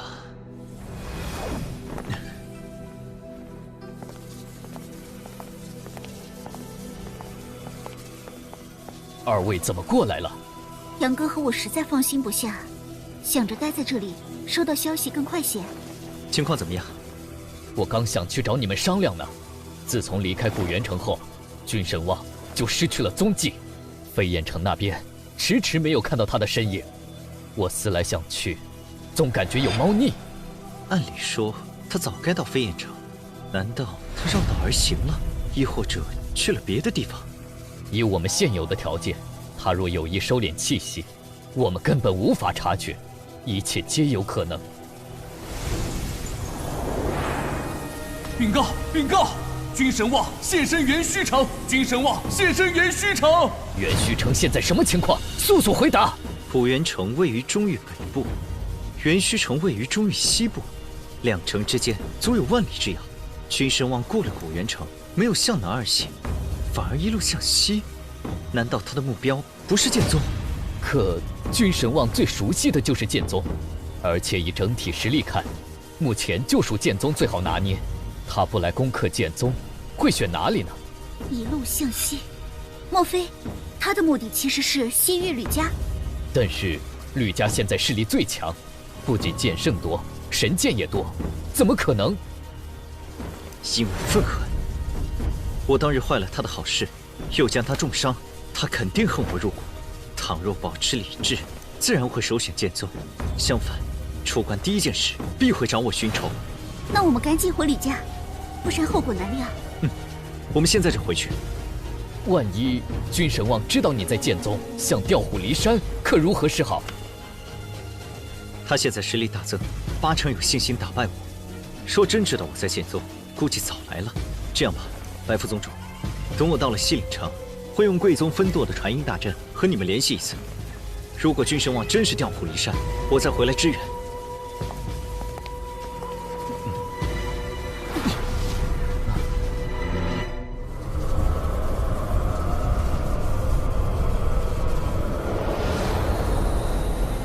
吕阳，你不是拥有神级剑法秘器吗？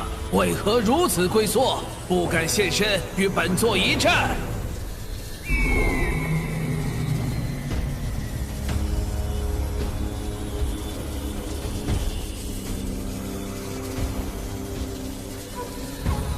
君神旺，休要猖狂！我儿吕阳能斩你1次，就能斩你第2次。本座已拜入剑神之境，只差些血气就能突破剑神。今日除非天神降临，否则整个剑域大陆将再无敌手。吕阳，快滚出来，跟本座决一死战！本座要饮你之鲜血，一雪前耻。何必如此着急？用不了多久，我儿吕阳自然会取你狗命。吕阳为何还不现身？难不成他根本不在吕家？哼，我儿吕阳一旦现身，就是你的死期。你就这么急着找死吗？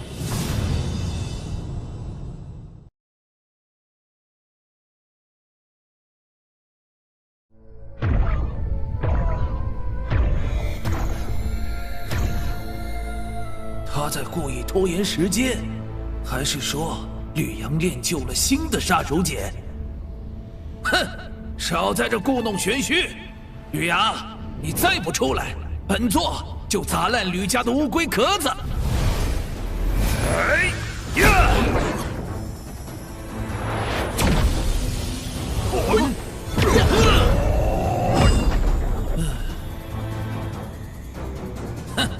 本座倒要看看，惊鸿剑神3000年前留下的底蕴，能挡本座几时？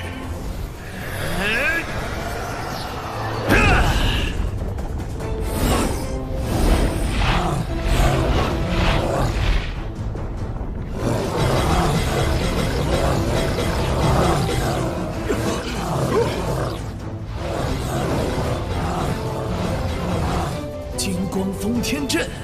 有点意思，看来本座该拿出点真本事了。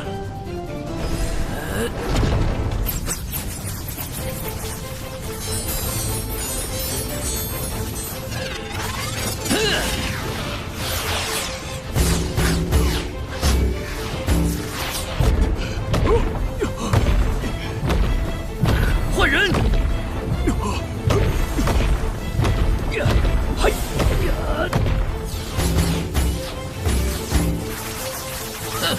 乌合之众，哎！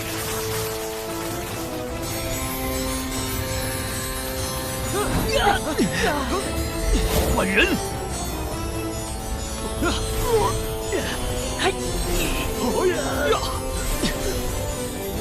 照这样下去，第1道大阵迟早要破。不知道杨二和水寒什么时候能赶到？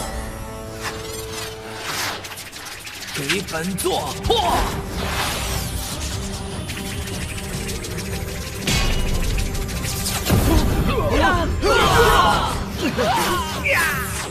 全部退入白虎4象剑阵！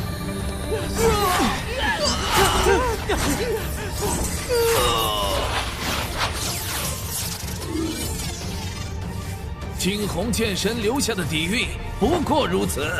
今天本座要西域吕家彻底消失。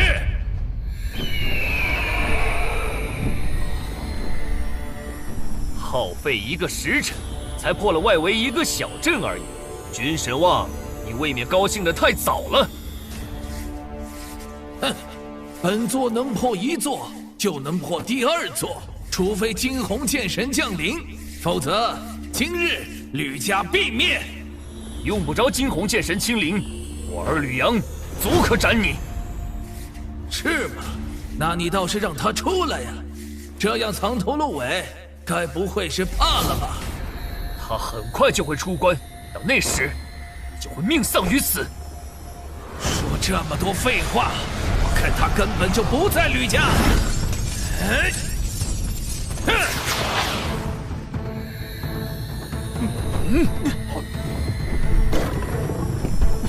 上！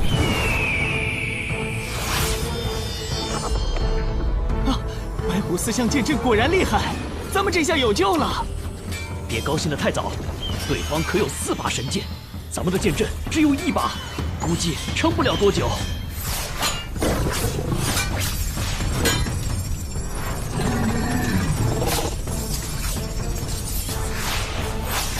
啊！是神剑天虹。区区天虹也能奈何本座？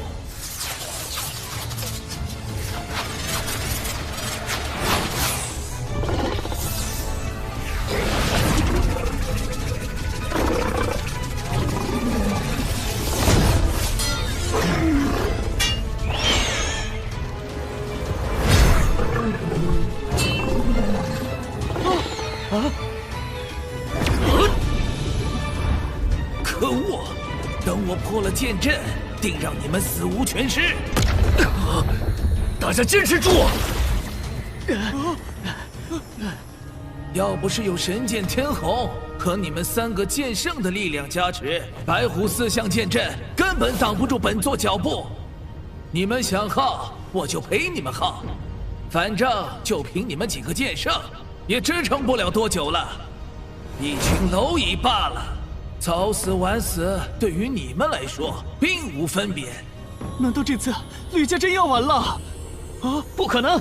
等杨剑公子回来，定能斩杀君神王。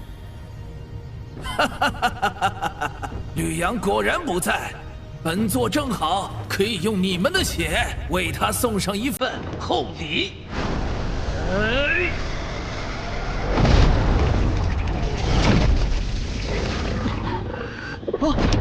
天儿，你怎么样？没有大碍，我还能坚持。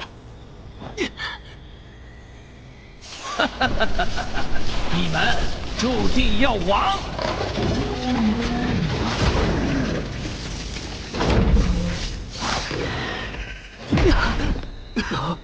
天儿，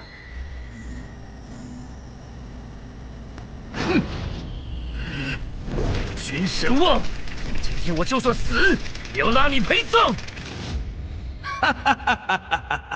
就凭你也配？哼，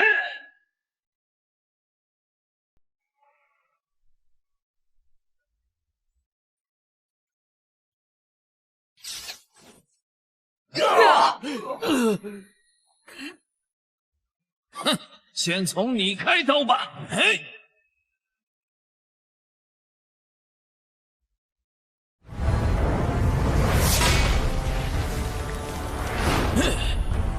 嘿，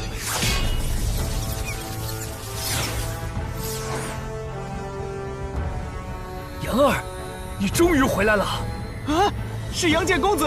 杨戬公子来救我们了！请杨戬公子出手，斩杀君神王！吕阳，你总算现身了。哼！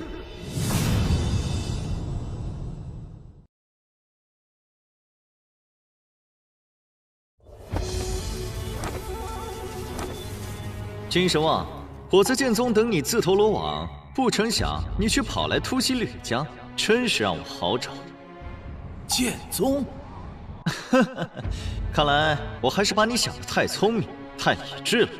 本座堂堂半步剑神，想去哪儿就去哪儿，想杀谁就杀谁，没人能左右本座。别说是半步剑神，就算你真的成为剑神，也只有死路一条。小子，要不是那些乱七八糟的奇遇，你不可能有今天。想杀我，你再练个几百年都不可能。哼，用不着那么久，明年的今天就是你的忌日。不错，我们夫妻将会终结你的恶行。既然你们想死，就准备迎接剑神的怒火吧！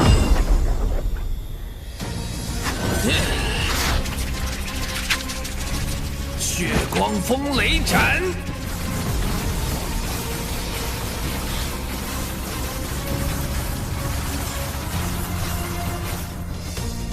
诸神夺灵！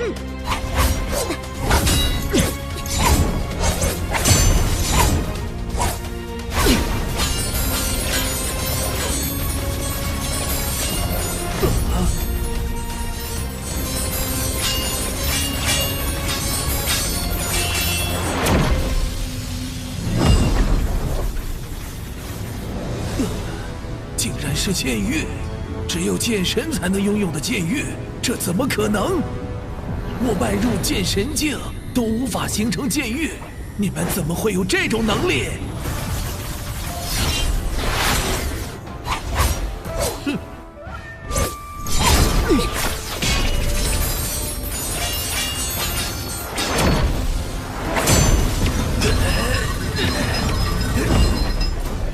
可能，这绝对不可能！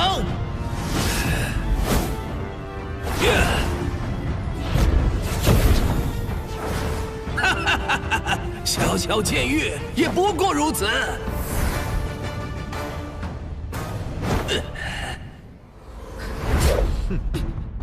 君神望，这一次你逃不掉了。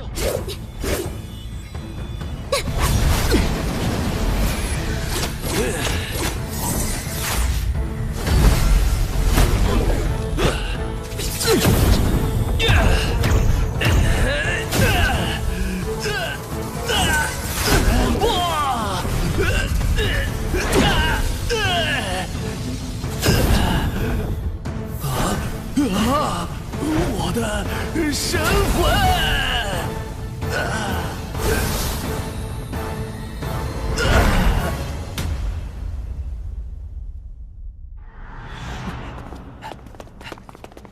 君神望死了，他真的死了！上天保佑！多亏了杨戬公子和韩剑仙子出手，为天下除害。杨戬公子！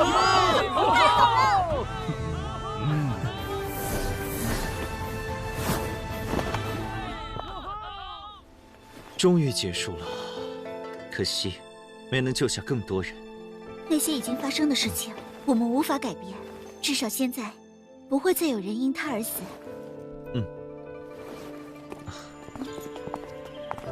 杨二，你杀了君神望，为剑域大陆免去了一场大浩劫，是我们的大功臣。不得不说，君神望实力真的太过强大，如果不是你，我们根本无法战胜他。是啊，今天亲眼见你出手，才真正意识到自己有多么弱小，还有很长的路要走。这可不只是我一个人的功劳，如果没有水寒，我也没把握杀得了他。神剑是你找来的，剑技也是你教我的，我只是照你的话去努力罢了。这些功劳都是你的，我可不敢揽功。没有你，我一个人也搞不定啊。接下来我们还得好好努力才行。还要努力做什么？当然是尽快让咱爹咱妈抱上孙子。讨厌，这么多人呢！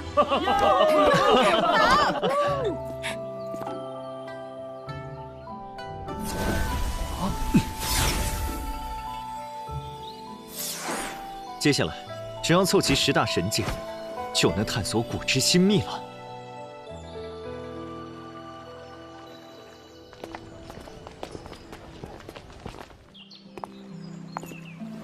杨哥，你不是说要收集10大神剑吗？怎么还不去楚家和华家？不急，先把修为提升上去再说。事关剑域大陆起源之秘，而且这件事和天剑有所牵连，也不知道10大神剑到手后是福还是祸。还会是祸吗？那别收集，直接进阶剑神就好了。反正古之剑神没有一个是携带神剑飞升天界。那是因为飞升天界时带不走神剑，冥冥之中都有人在掌控。其实，某些天界的至强神王一直被镇压在剑域大陆，他们曾是天界的大能者，就算被镇压，依然神通广大。我怀疑大陆发生所有事，他们都知道。也许，他们此刻正在关注着我。10大神剑收或不收，恐怕由不得我。如果他们真的这么厉害，万一要害你，岂不是连反抗的余地都没有？10大神剑本来就是他们的佩剑，随同他们一起被镇压在此，如今全部显示，必定耗费了他们不少心血。要真的想害我，也只是一个念头的事，就不会留下收集10大神剑就能解开古之秘文的传言。他们想要寻求合作，我没有拒绝的条件。难道只有顺从一条路可走吗？既然无法拒绝，只能选择顺从。但是为了以防万一，我必须先突破至剑道境巅峰，这样起码安心一些。小子，你很聪明，我们等着你。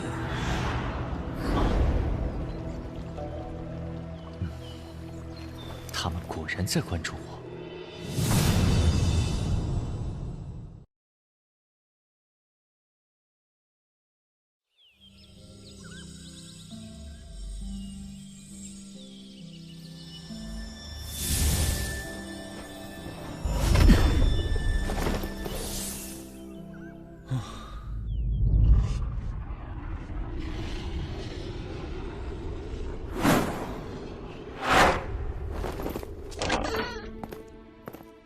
杨建公子大驾光临，我楚家真是蓬荜生辉啊！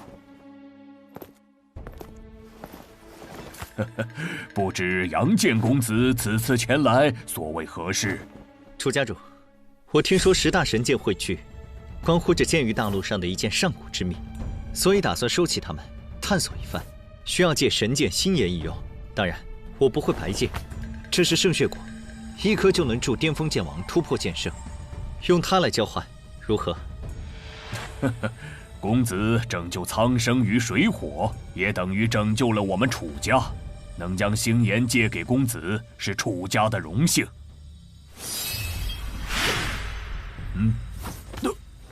杨建公子，敢问一句，星岩日后还还是不还？当然要还，不过上古之秘究竟是什么，我无法确定。若是出现什么意外，导致无法归还，我会给予另外的赔偿。意外？不错，比如它若被原本的主人收回，我自是没有强留的理由。罢了，如果真是那样，也只能认命了。接下来再用一枚圣血果去东域画家借用神剑剧院，不出意外的话，他们不会拒绝。再往后就是去北域洛家，也送他们一枚圣血果。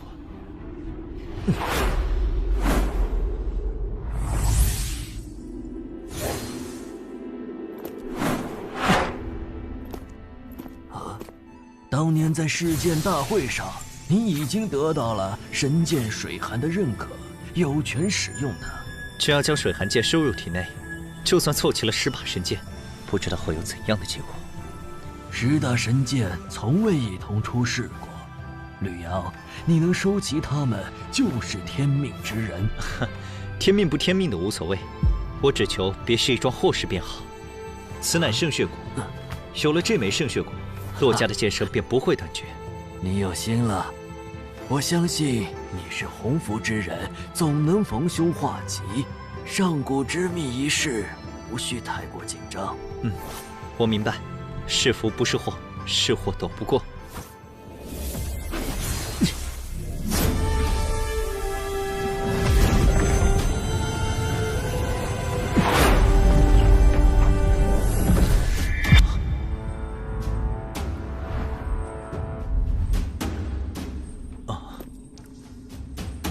你终于来了！我们是10大神剑的主人，和你一样都是剑域大陆的人。可我听镇渊剑神说，你们都是天阶最顶尖的神王，怎么会是剑域大陆上的人？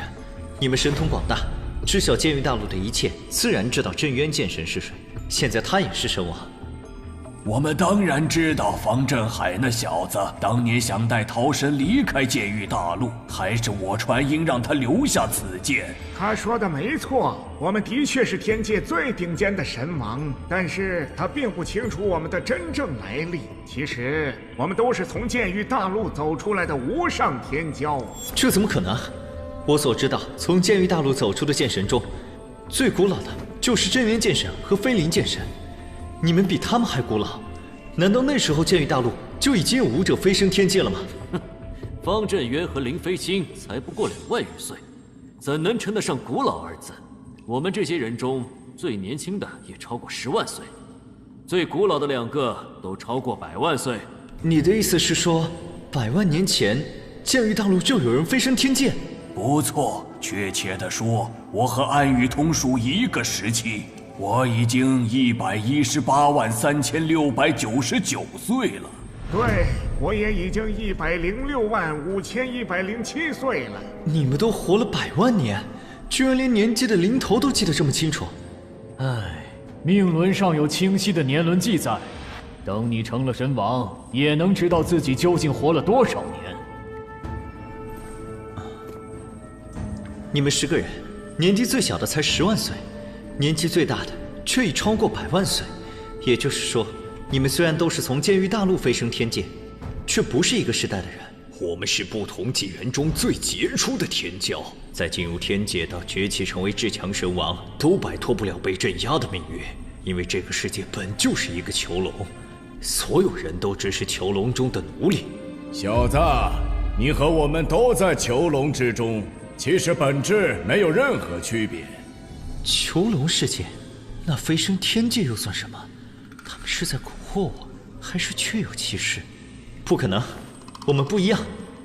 被囚禁的只有你们，而我是自由的。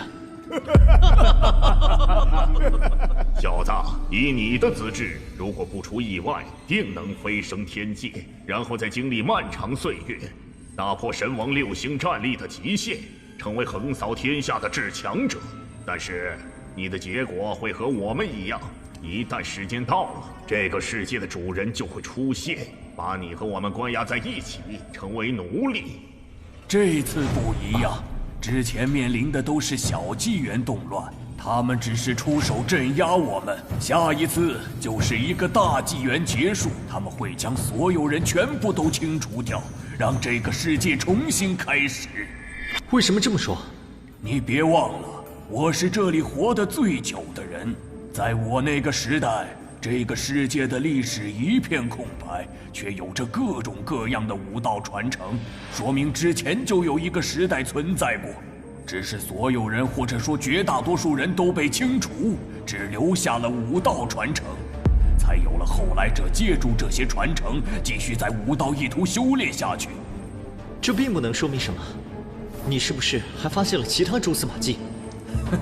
不错，我曾在一些残破的古籍中看到抓大药炼仙丹的记载，后来这些古籍全部被人为毁掉了，世间再无此类传闻，但我却始终记得清清楚楚。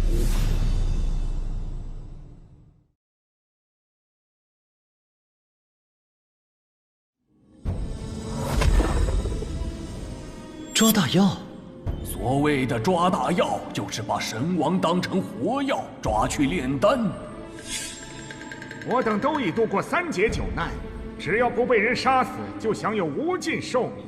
大纪元动乱前是最后的机会，成则永生，败则寂灭。吕阳，我们现在是一根绳上的蚂蚱，你也不想辛辛苦苦修炼到至强神王，结果一朝尽毁，被人炼成丹药吧？只要你答应合作，我们会用毕生所学指引你，助你在天界迅速崛起。相信用不了多久，你就能成为至高神王。当然，你也可以自己努力，只是耗时长久。当大纪元动乱一到，你一个人可抗衡不了那些界外强者。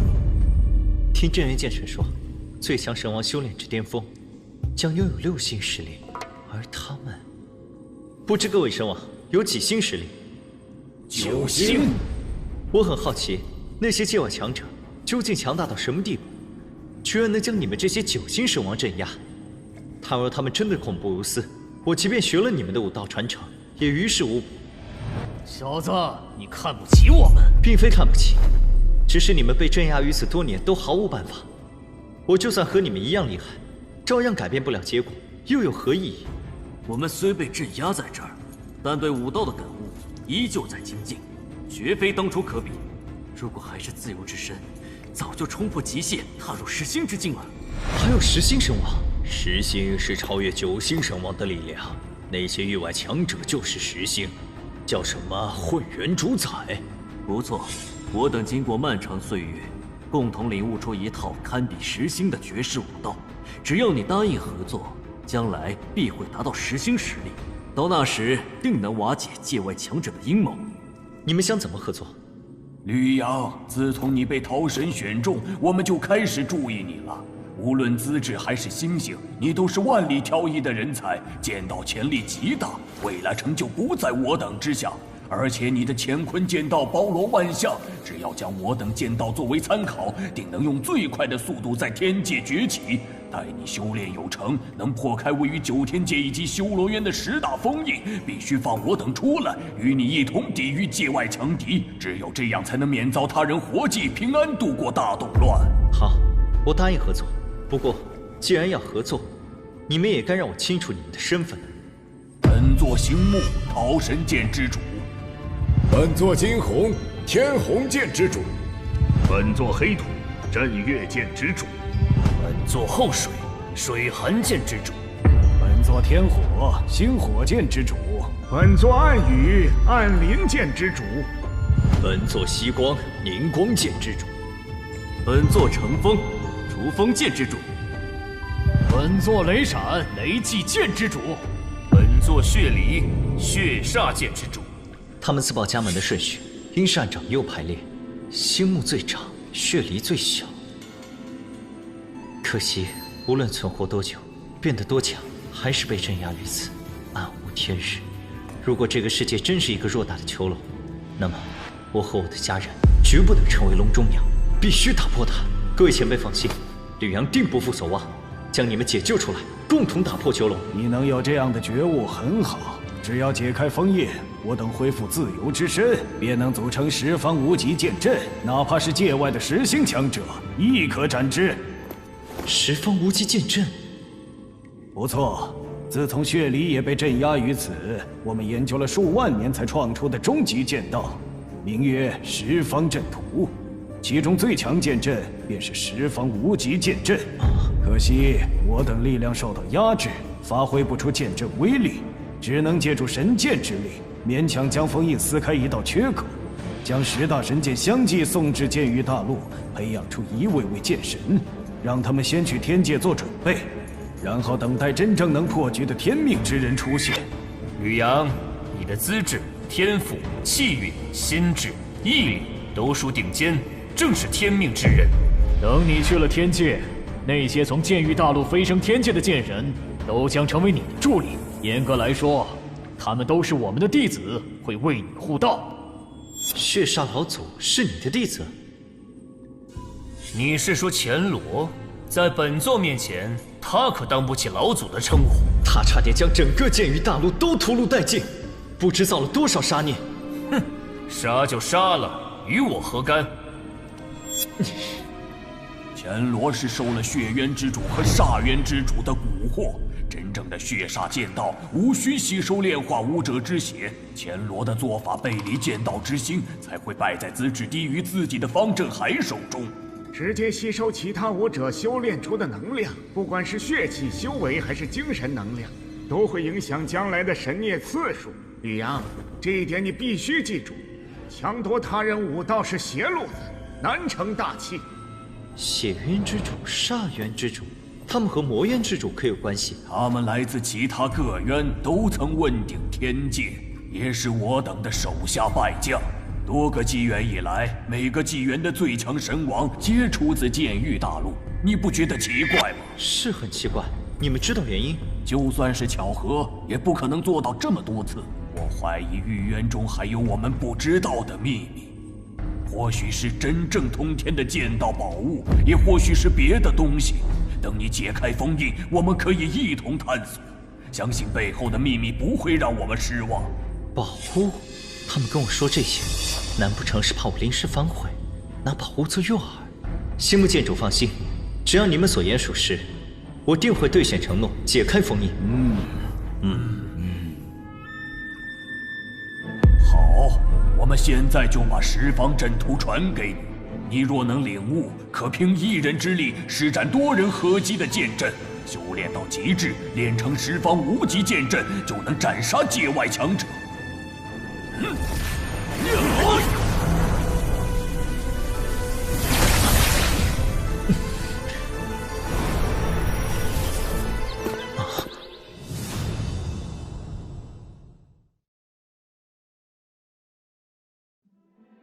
布置十方阵图有2种方法，一是阵法师刻画阵文，再以阵文为基，或固定于某地，或列于阵旗中，适时激发便可发挥出强大威力；二是以人为阵基，多人共修，随时都可组成阵法御敌。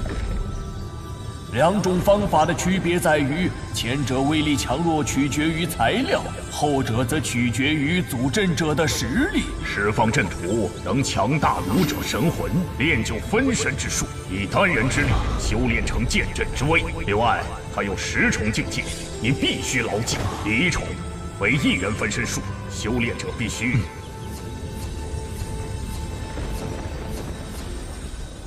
第10重为十方无极剑阵，无穷神力将生生不息。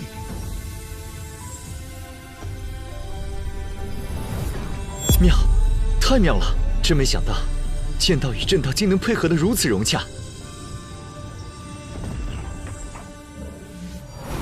那还用说？这可是我们几个在漫长岁月中才领悟出来的终极剑道，足以将你打造成战无不胜的无敌剑神。不过十方阵图虽然强，但也难练。仅仅是第一重的1元分神术，就需要极强的领悟力。就算练成，也不过是打个基础。如果没有真正练成剑阵，就不算入门。即便入门，剑阵也需要好的神剑相配，再以分神之术操控它们。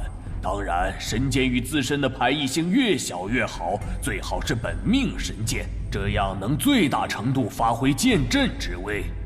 10大神剑现在和我的身体相融，用它们施展剑阵可行吗？你还真将10大神剑视为自己之物了，可惜啊，他们是我等的本命神剑，和你并不真正相融，你也无法发挥出他们的真实威力。不错，10大神剑现在还处于封印状态，若在天界动用，触动封印就会被镇守者察觉。在没有绝对实力之前，这么做无疑是自寻死路。别担心，我们现在不会取走神剑，反而会将它们封印在你体内，并留下一道神念指引你去天界。只有遇到生死危机，我们才会动用神剑的空间之力助你脱困。那镇守者是什么？这个世界被镇压的神王可不单是我们几个。界外强者要做大事，自然不会毫无防备。他们会在纪元动乱结束后留下强者坐镇10大封印，他们便是所谓的镇守者。当你拥有和他们一抗的实力，才能动用神剑打开封印，否则将功亏一篑。这些镇守者都是什么实力？相当于9星神王。镇守者和你们的实力相当？等你修成阵图第9重9宫万象剑阵，实力便在我等之上，定能与之抗衡。9星神王已是不易，倘若他们当中有10星存在，那还有希望吗？按照我们这么多年的经验来看，镇守者不会有10星神王的实力。虽然不知道具体原因，但我猜测这些界外强者受到了这个世界的某种压制。只有在纪元交汇时，10星强者才能进入这里，其余时间只能由9星神王镇守。我明白了，我不会让他们的阴谋得逞。这个世界，我们才是主人。对，这一次我们只能胜，不能败。只能胜，不能败。事不宜迟，你现在就开始修炼1元分神术。练成之后，自可离开这里。普通的剑道天骄没有上百年时间，根本练不成。不过你不一样，也许10几年就能练成，但7年后就是修罗道开启的时间。如果赶不上，只能等下一次。赶下一次也好，多在剑道境打牢根基，等到了天界修成第2重，会容易许多。倘若真的耗时这么久，水寒定会担心我。我尽力而为。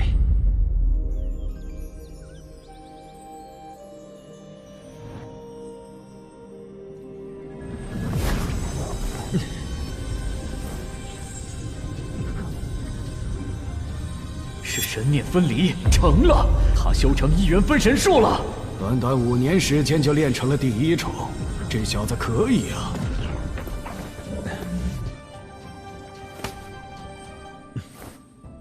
吕阳，你的确了不起，不过千万不要自满。你的元神必须更加强大，练成2仪阴阳剑阵才算真正入门。这一步要等你突破剑神之后才能走。这些年，多谢各位前辈耐心指导，没有你们，我也不会这么快成功。无需客套这么多，记得答应我们的事，努力上进，万不可懈怠就好。5年了。也不知道剑域大陆上都发生了什么事，不过是多出了几位剑圣，不值一提。倒是你妻子很厉害，3年前便到达剑道境巅峰，今年更是领悟了冰魂剑道，自创剑道传承，一举突破剑神了。水寒突破剑神了？他有没有飞升天界？没有，这些年他一直在找你。成神后去了很多险地，想必不见到你不会飞升。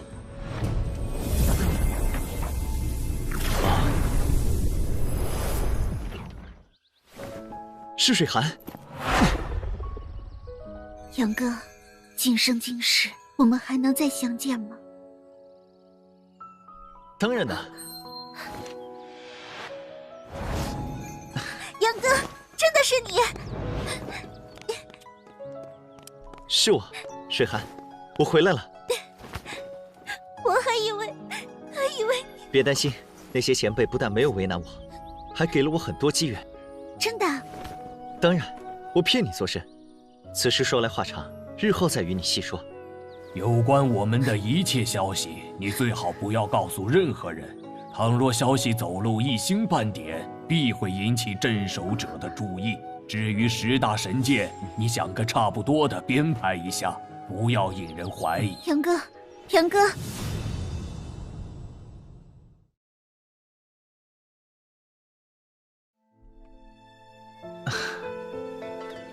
杨哥，你刚刚突破剑神，此时都能飞升，但我想陪你更久些。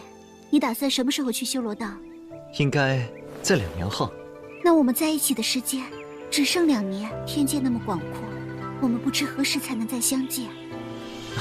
用不了多久，我就能穿过修罗道，去天界、天荒界，再到你所在的天剑界找你。对了，你不在的这些年，我父母也成为剑圣了。我成为巅峰剑圣后，将剩余的2枚圣血果给了他们，所以你不会怪我吧？圣血果既然给了你，就是你的，怎么支配你做主就好，我不会有意见。更何况能帮到岳父岳母是我的荣幸。杨哥，你真好，别在这傻站着了，咱们进屋说。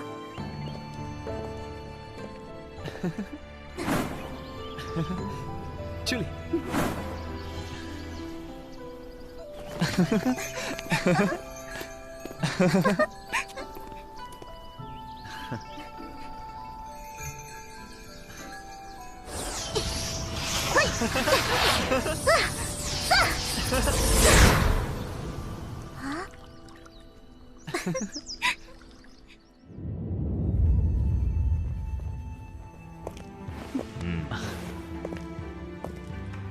水寒，开始吧。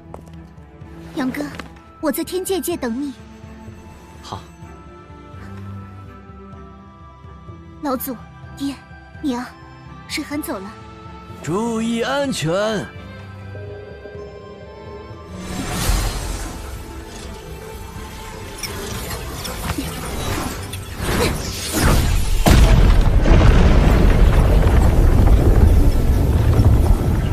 只存在于传说中的剑开天门，今天总算亲眼见到了。恭喜韩氏仙子飞升天界！哇，好厉害啊！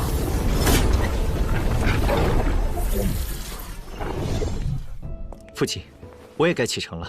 杨儿，未来是一条凶险无比的道路，为父不能给予你任何帮助，只能祈祷你一路顺风，平平安安地闯过修罗道，到达天界。等到了天界，记得和水寒多多繁育子嗣，到时候在天界也建立一个吕家。大哥，你也要努力啊，赶紧找个媳妇儿，吕家的未来就靠你了。包在我身上。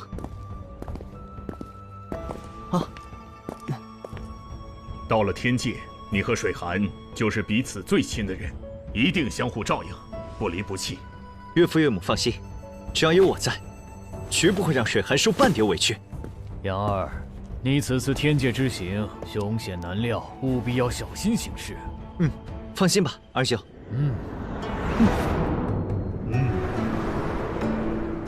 各位，吕阳走了，咱们后会有期。杨戬公子一路平安！你一定要保佑孩儿功成如愿。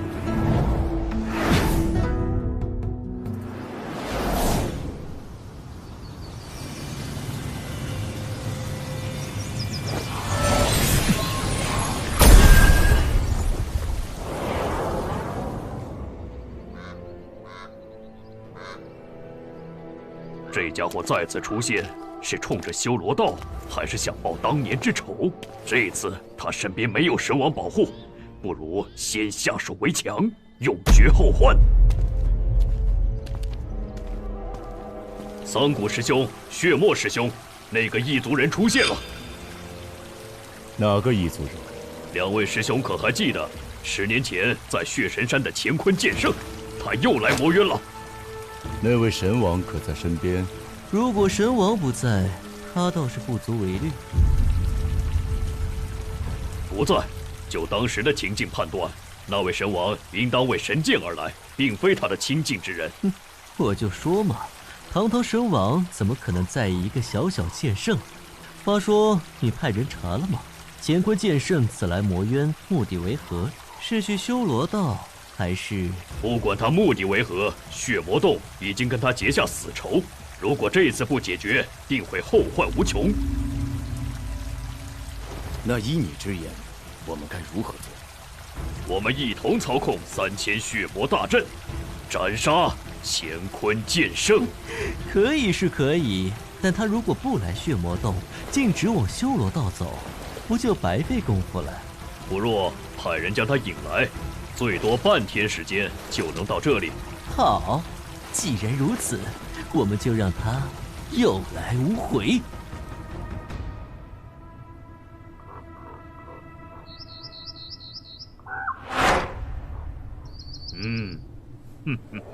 血魔洞主，你派人引我过来，所谓何事？乾坤剑圣威名赫赫，本座当年多有得罪，一直心中悔恨，特意备了份大礼，圣邀阁下到我血魔洞小酌一杯，化解仇怨。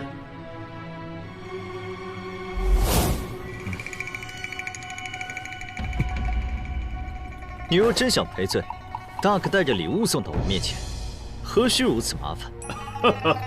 此话差矣。大礼在我宗门宝地，无法移动，还请乾坤剑圣移驾。我不需要你的大礼，只要你线下为当年之事道歉，做得到吗？乾坤剑圣，在下真的是诚心赔罪，您又何必将人拒之千里呢？哼，你若真的诚心，我不介意宽恕你当年的行为，怕你贼心不死，想要请君入瓮，让我自投罗网。如果真是这样，我定斩不饶。倒是不蠢，本座也懒得跟你费口舌。既然请不动你，那就在这儿尝尝3000血魔杀阵的滋味吧。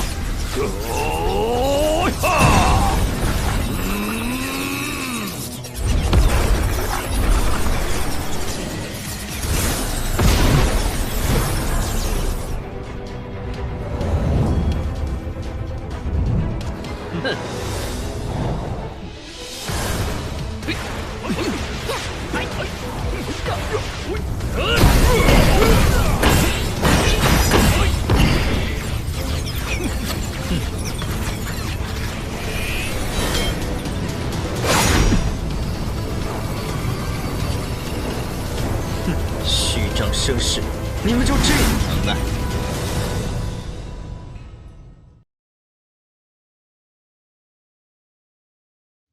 哼，虚张声势，你们就这点能耐？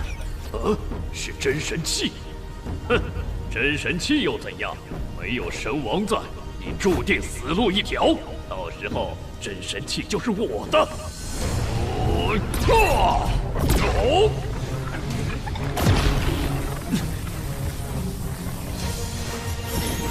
龙虎剑一绝！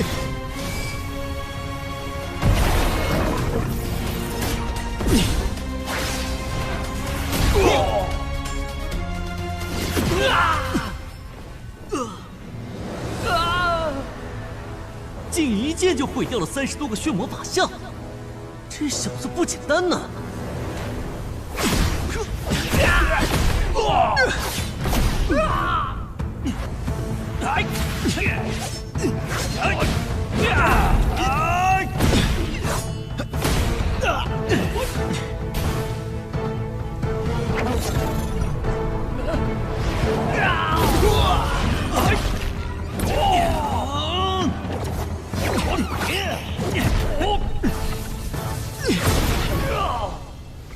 实力堪比新晋天神，不可能是巅峰圣者。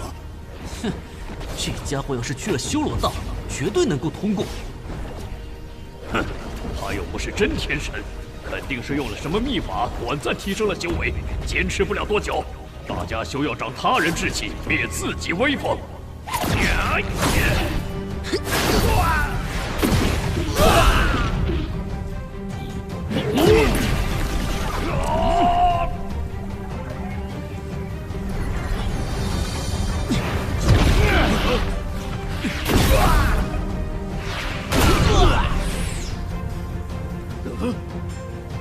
哼，你这杀阵着实不堪一击啊！小子，你少得意，一会儿有你哭的时候。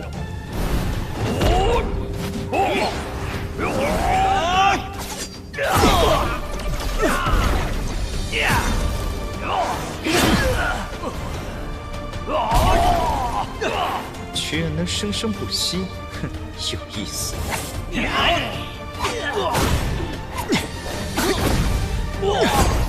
哈哈哈哈！乾坤剑圣，你也不过如此，马上你就能体会到什么叫生不如死了。是吗？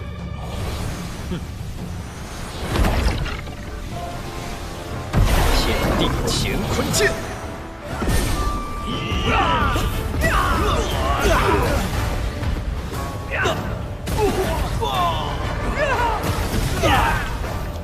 怎么可能？三谷之兄、血墨师兄，接下来就靠我们了。我们消耗了他这么久，竟还有此等实力，会有什么猫腻吧？哼，怕什么？我看他根本就是强弩之末，再用最后的力气虚张声势。不错，我们三个打他一个，最后的胜利肯定是我们的。真没想到，你们三个不仅狂妄，还很愚蠢。不如这样，我再给你们一次机会。血魔洞主，只要你下跪求饶，诚心诚意道歉，我就放过你们。往后大家井水不犯河水，再无瓜葛。哼，少在那装腔作势！你当我傻子吗？事情到了这个地步，一句道歉就能解决？你莫不是怕了，还是说后手用光了？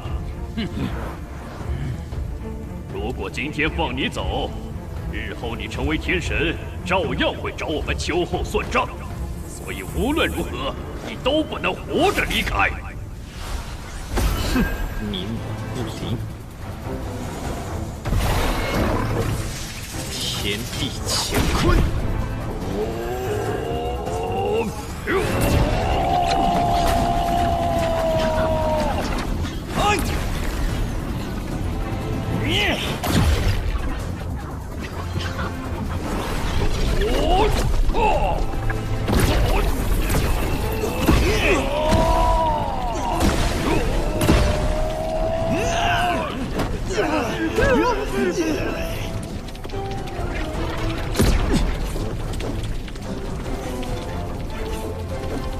认错，或者死。人不为己，天诛地灭。我没有错，死的人只能是你。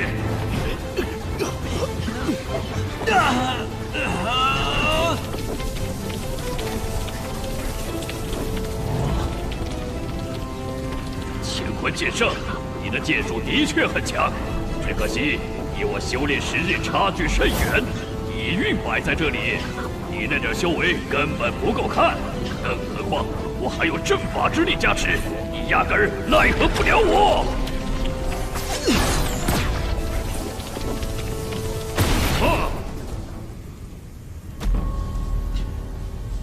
现在才知道怕，太晚了。放心，我没你那么虚伪，就算你跪下来求我，我也不会放过你。看来你真是一心求死。你说什么？既然如此，我就成全你，天煞诸神。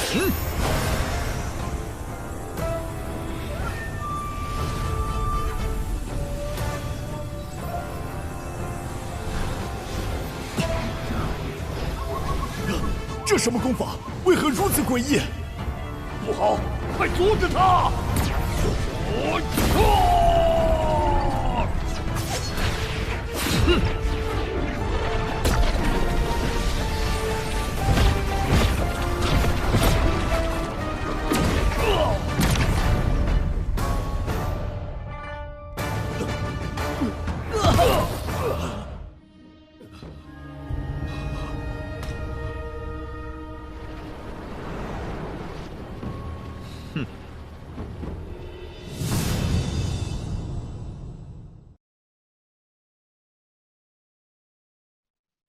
别杀我！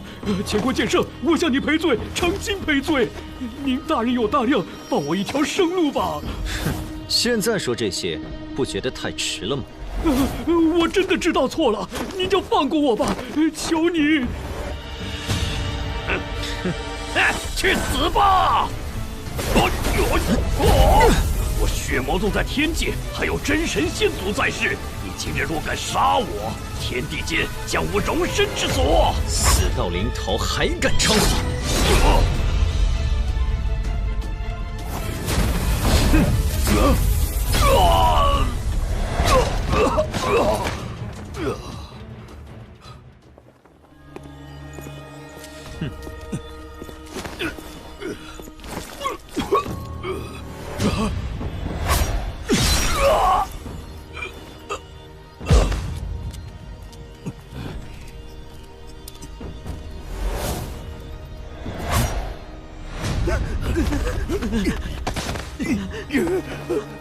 我与你们并无仇怨，不想枉造杀你。只要你们答应不再与我为敌，我等协助宣扬，完全是听信了他的蛊惑，并非真心与你为敌。记住你们说的话，倘若往后还要来寻仇，我定斩不饶。哼！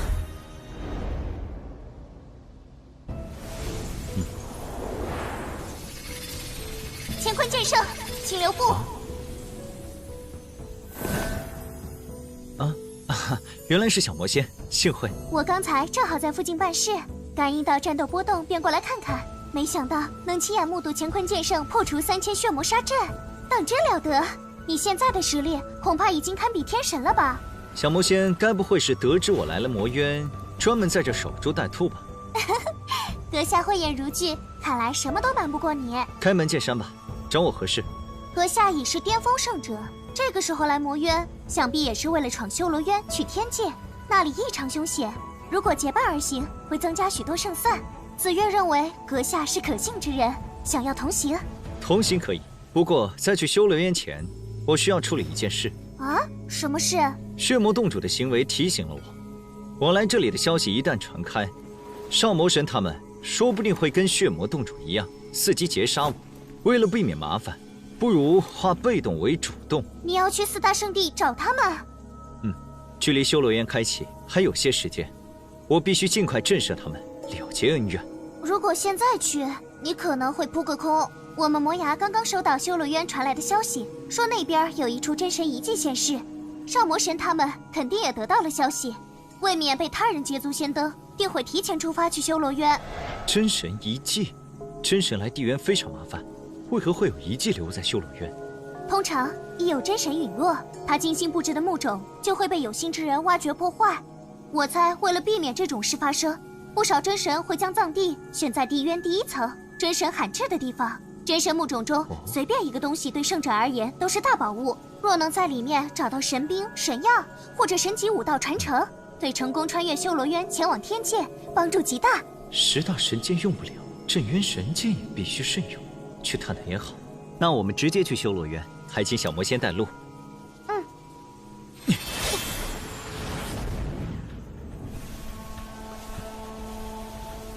你杀了血魔洞主，等到了天界，日子恐怕不好过。你知道血魔洞在天界的实力？修罗渊100年开启1次，每次可通过5人，他们大多出自6大圣地。我所知道的消息是，有几位血魔洞武者在天界成了真神，不过目前还活着的只有2位。哼，难怪血魔洞主说会有真神先祖找我为他报仇。血魔洞的真神先祖是万年前到达天界的人物，对现在的虽说有些感情，但不至于为一个素未谋面的血妖特意找你复仇。说的也是。不过去了天界，谨慎点儿总归没错。血魔洞的真神先祖对学阳的确没有感情，但你破了他亲手加持过的3000血魔杀阵，多少会有怨念。如果哪个不长眼的追随者想找你出气，也是很有可能的。不怕，兵来将挡，水来土掩。吕阳，不到生死绝境，我们不会冒险激发10大神剑穿梭虚空。你身怀重任，必须低调行事，不要被琐碎之事牵绊。武道修炼才是第一要事。明白。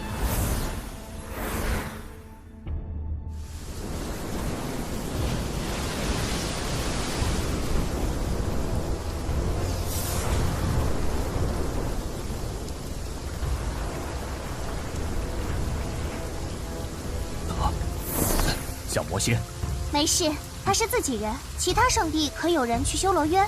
魔神堡去了3位，圣魔宫去了2位。我们得加快脚步，去晚了什么宝贝都没了。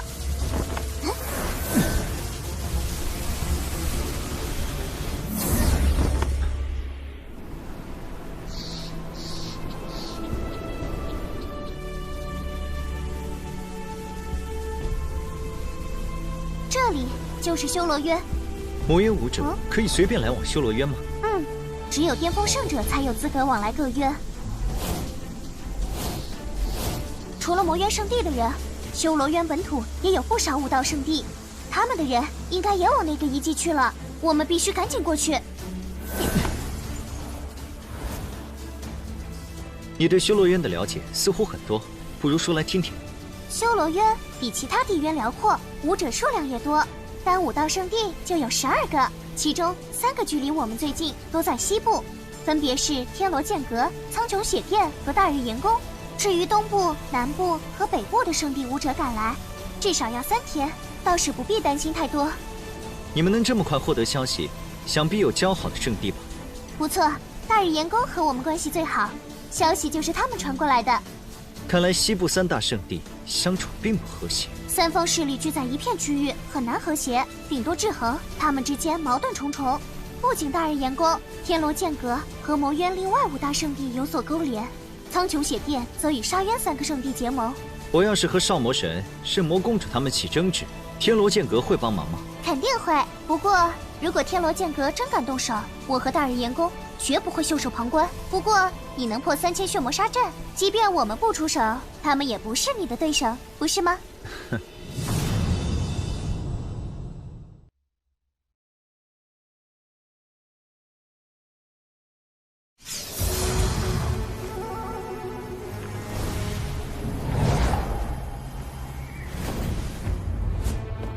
要不是前几日突发大地震，下面的真神墓冢恐怕很难被人发现。这遗迹倒是奇特，看着更像神府，完全没有墓冢的样子。真神强者向来风光无限，对自己的墓冢自然重视。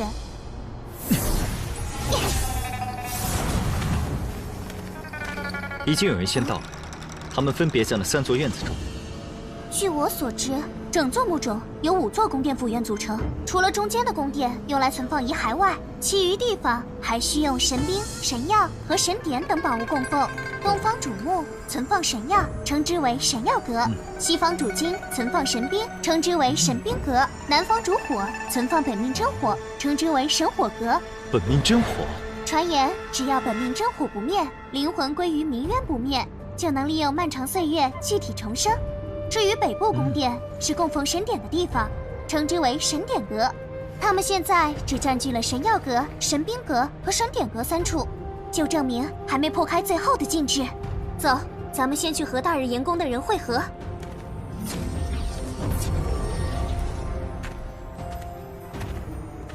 少魔神和圣魔公主都在神兵阁，看来天罗剑阁最在意的是这里的神兵。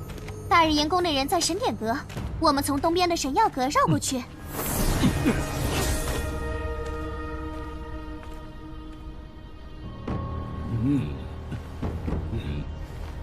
天罗阁主，那人是我和圣魔公主的死敌，可否助我等一臂之力，将其斩杀？暂时以寻宝为重，等打开神兵阁，获得神兵宝藏，再找机会。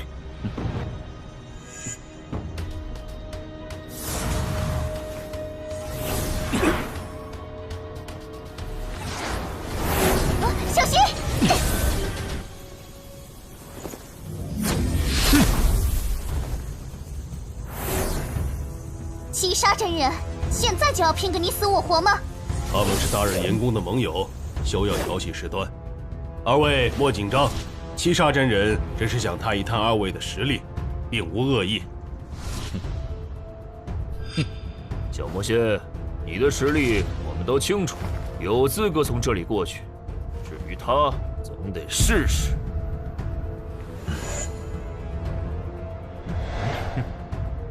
他是乾坤剑圣，实力强我10倍有余。你们无端出手，小心我而火自焚。从没听过这号人物，你就算把他吹得再厉害，也不过是个无名之辈。一个无名之辈能接下我4道剑芒，还算有点本事。他人就是这脾性，还请乾坤剑圣莫怪。没事，小把戏而已，我不在意。这家伙说什么小把戏？他好大的口气！的确狂妄，简直找打。好了好了，人家也许是个隐士高手呢。再说了，如此年轻就有这等修为，好望点也很正常。你们就少说2句吧。那个抱剑的男子是谁？他叫剑修罗，隶属苍穹血殿，是修罗渊顶尖的剑道高手。七杀真人则是沙渊顶尖的剑道高手。他们2人的实力远胜普通巅峰圣者，同境界都可以以1敌2。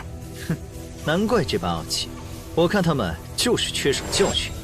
他们说话确实冲，我还以为你会出手呢。只要不是生死之仇，一般情况下，我还是很好说话的。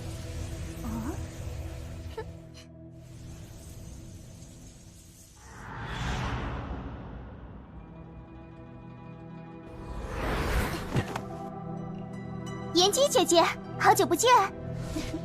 紫月，你终于来了。妍姬姐姐是大日炎宫的公主，同时也是修罗渊西部第1强者。她是我的朋友乾坤剑圣，是一位很厉害的巅峰圣者。你这位朋友出自哪个圣地？我乃一介散修，得知有真神遗迹开启，便随小魔仙来帮忙，看看有什么收获。散修炼成巅峰圣者，困难不小，一定有过不小的机缘奇遇吧？难怪眼巴巴赶来，这是想在真神遗迹中多捞些好处啊！在座的各位，又有谁不是来找机缘拿好处的呢？乾坤剑圣虽然是散修，但实力远胜于我，对我们探索遗迹很有帮助。来帮忙可以，但里面的机缘属于我大日炎宫，你小魔仙分一杯羹没问题。看在你的面子上，可以给他一些奖励，可机缘嘛，想都别想。有乾坤剑圣在，我们破开禁制的速度至少能加快1倍，到时获得的好处也会大大增加。分成方面可以大日炎宫1半，我和乾坤剑圣得另1半，如何？不行，大日炎宫至少要占8成，剩下2成归你小魔仙。至于给他多少，随你。妍姬姐姐，你认为呢？我们3大圣地已经划分好了，大日炎宫只有这座神典阁，不会和另外2大圣地再起争夺。通知你们来，是想快点破开禁制，以免被其他区域的圣地出手抢夺。紫月，你来得早，可分2成。稍后万仞阁和杀生宗也会来，他们各分1成。实际上，我大日炎宫只能分得6成。你是我大日炎宫请来的，你的报酬自然由我大日炎宫给。而乾坤剑圣是你请来的，他的报酬由你决定。可是他的实力在我之上许多，就算把2成收获都给他，也不值得他出手。当初我与你不打不相识，我这个西部第1强者都是你的手下败将，可以说你已经是天神之下的至强者。你现在居然说他比你更强，这也太不可思议了。小魔仙，你这么吹嘘他的能力，无非是想多拿点好处。可是你的分成已经是万仞阁和杀生宗的总和，还不够多吗？你未免也太贪心了点。哼，既然连禁制都没破开，这里就是无主之地，就算有主，也应该是墓主的主人，而非大日炎宫。什么意思？难不成想跟我大日炎宫抢夺神典阁？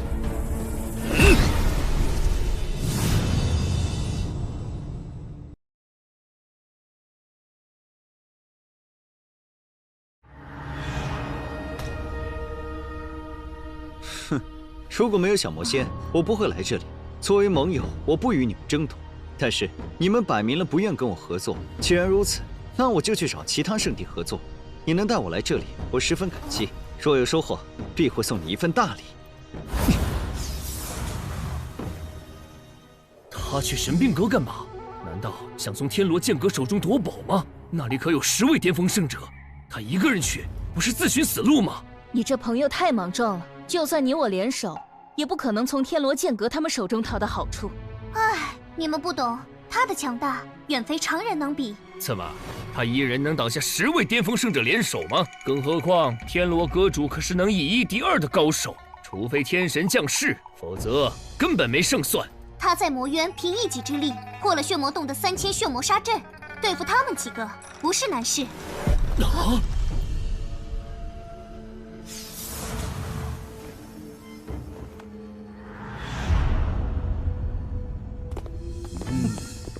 乾坤剑圣，好久不见。哼，你不好好在神典阁待着，来这作甚？阁下何意？直接开门见山吧。我来和天罗剑阁做笔交易。什么交易？真神遗迹的禁制难破，等其他圣地的强者赶来，光凭你们几个未必保得住神兵阁。我可以助你们一臂之力，大大缩短破除禁制的时间。我们这有10位巅峰圣者，用不了多久，血魔洞、魔影宗和寂魔岭3大圣地的人也会赶过来，照样能缩短时间，要何用？你想要什么报酬？破开禁制后，神兵阁内的宝物我占50%，必须优先挑选。另外，少魔神和圣魔公主他们若与我起了争执，天罗剑阁不得插手。阁下是在拿我天罗剑阁开玩笑吗？不错，你算什么东西？居然想一个人占50%？言下之意就是没得谈喽。乾坤剑圣，我不管你在魔渊多猖狂，这里可是修罗渊，容不得你造次。天罗阁主，我看他合作是假，想趁机除掉我们，独霸神兵阁才是真。对，他不让天罗剑阁插手纷争，意图很明显，就是想将我们逐个击破。阁主，这小子胃口太大，一点都没有合作的诚意，不如直接将他斩杀于此，也能省去不少麻烦。好，那我们天罗剑阁就先助你们斩杀乾坤剑圣。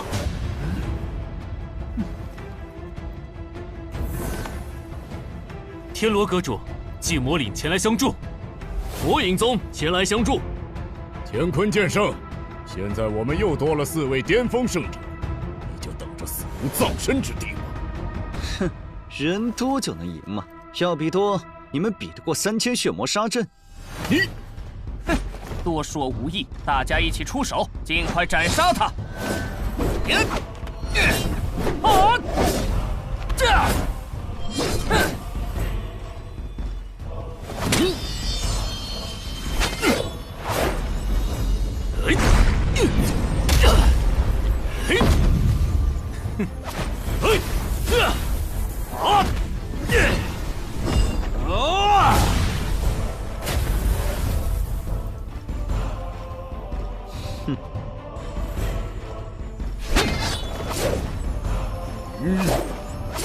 动手！天罗神剑诀，大力魔神戟，圣魔13剑，寂魔震天，火影神拳，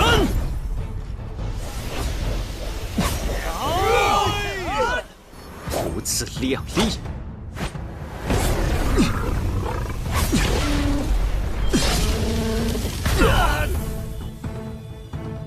怎么可能？少魔神、圣魔公主、寂魔领主、魔影宗主，你们当初在血神山就企图置我于死地，现在又想联手取我性命。俗话说，忍无可忍，无需再忍。你们着实该死。我和他们4个的仇，今天必会做个了断。至于其他人，胆敢插手，我一诛之。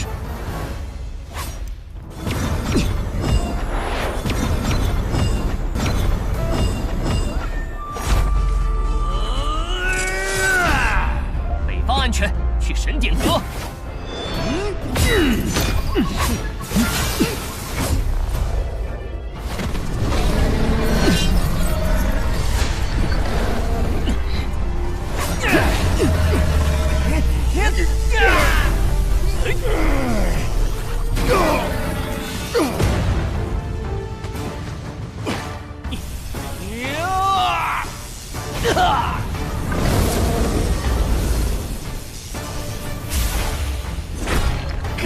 哼！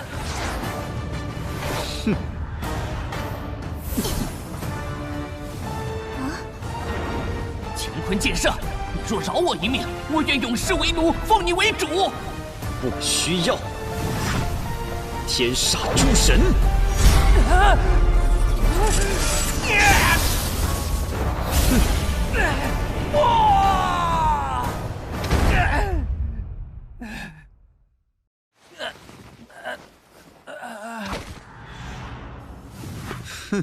早知今日，何必当初？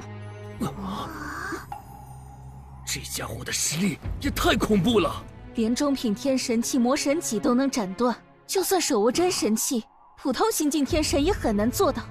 难道他的实力已经超过新晋天神？只要他愿意，整座真神墓冢都是囊中之物。如果之前我们没有逼走他，神兵阁和神药阁的收获定会有我大日炎宫一份。要不现在去赔个罪，再谈合作？赔罪可以，合作就别提了，我们还不够资格。我倒是觉得你们多虑了。其实乾坤剑圣很好相处，不会为难你们。哼。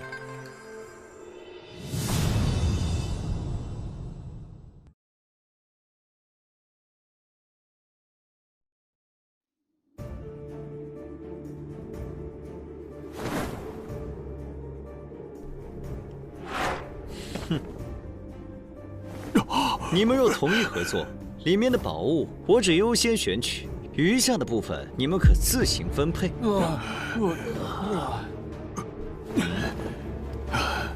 同意，自然同意。既是合作，就要有诚意。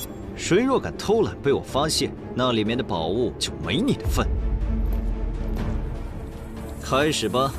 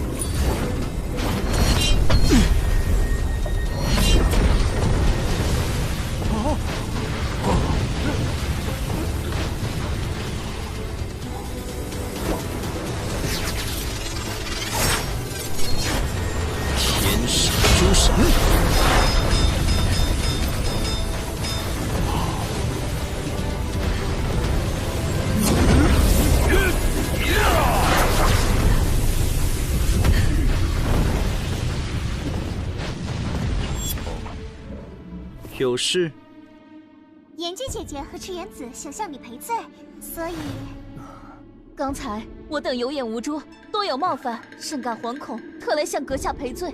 不错，只要你肯消气，怎么罚我都行。哼，我没放在心上，二位不必担忧，请回吧。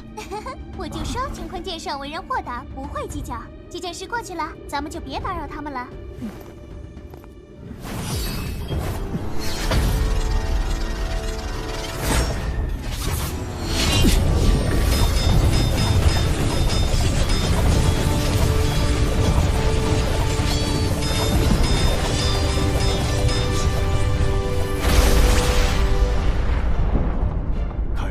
终于开了。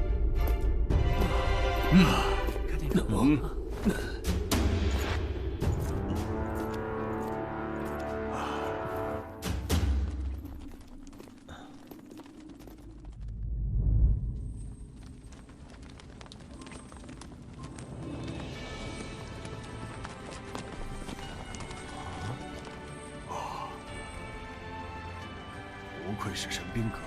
第1层就有9把中品天神器。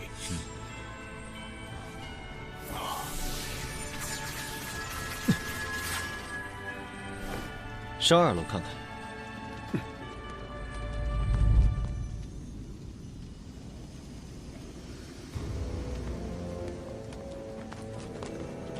4把都是上品天神剑，真神墓中果然非凡。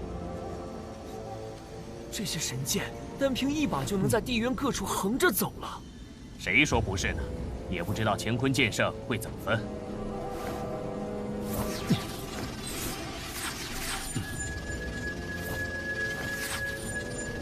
破除禁制的时候，天罗阁主出力最多，这把上品天神剑归他。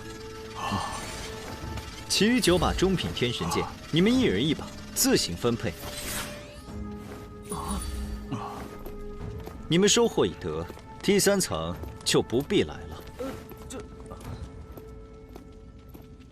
如此人物，古今难有，相信用不了多久，他就能闯过修罗道，抵达天界。好在他不是什么嗜杀之人，处事也算公正，不然我们全得遭殃。话虽如此，但他和魔神堡他们结下死仇，以乾坤剑圣的潜力，将来必是天界的大人物。你们现在皆是靠着他，才能各自收获一把中品天神剑。若还想复仇，绝对不会有好结果。等东部那几个疯子来了，光凭我们几个可拿不了这么多好处。该怎么做，你们最好想清楚。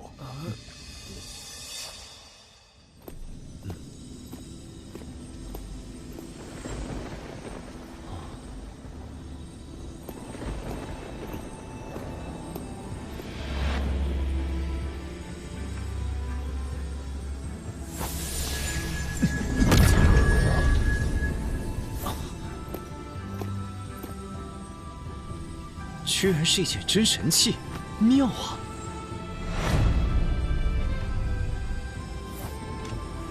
是万里无踪符，好东西啊！啊，有多好？万里无踪符通常由精通空间法则的神王所炼制，可令人在天界瞬间穿梭虚空至万里之外，逃跑保命的好东西，十分罕见，对于真神而言都非常贵重。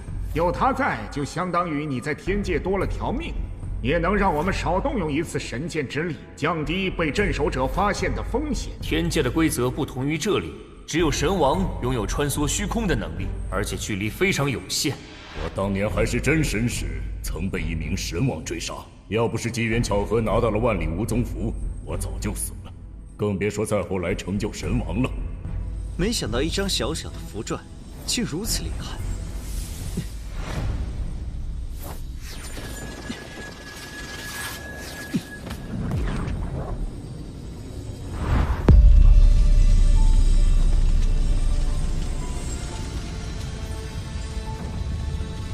此剑名为荒火，伴我荒火神君3万余载，纵横天5界，同境之间无敌手。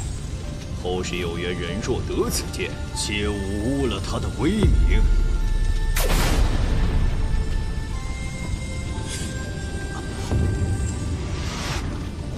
荒火神剑，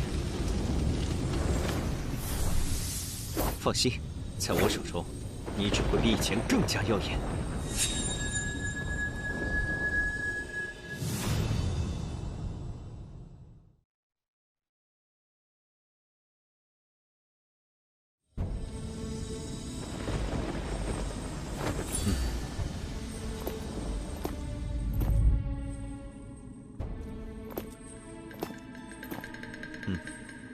第3层可有大收获？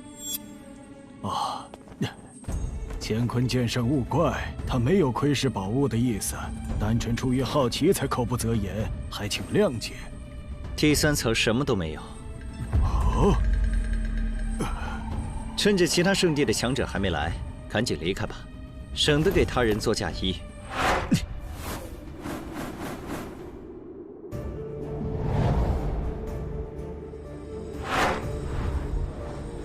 这么多人破解一个禁制就如此费劲，看来在那些圣者来之前，神药阁和神典阁禁制解开的可能性几近为零。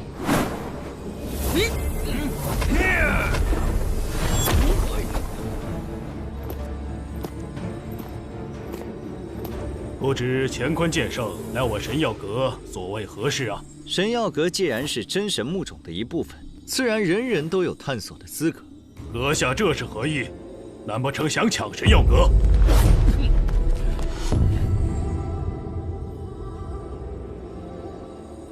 抢谈不上，我是来找你们合作的。以你们现在的速度，等解开禁制，其他圣地的强者也该到了。彼时里面的好东西可由不得你们做主。你想怎么合作？我优先挑选，剩下的你们自行分配。哼，你在说笑吗？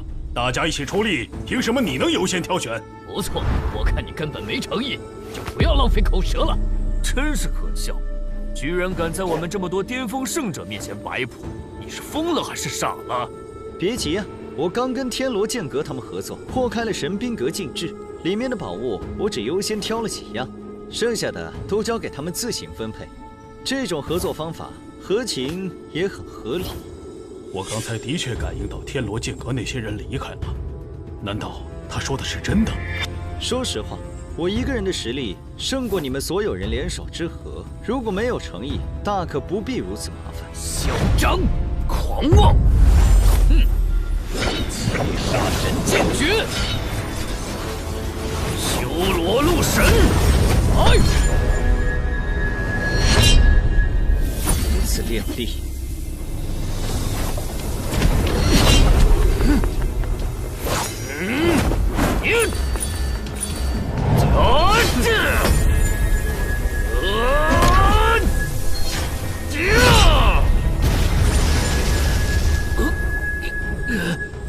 怎么可能？剑修罗可是西部第2强者，实力仅次于炎姬。这……你太弱了，在我面前还不配出剑。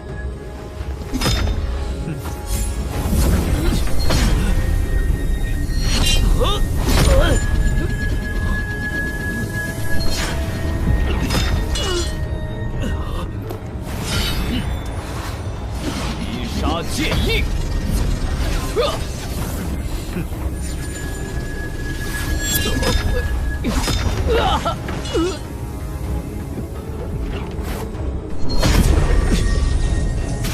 我若真想独占好处，是轻而易举的事。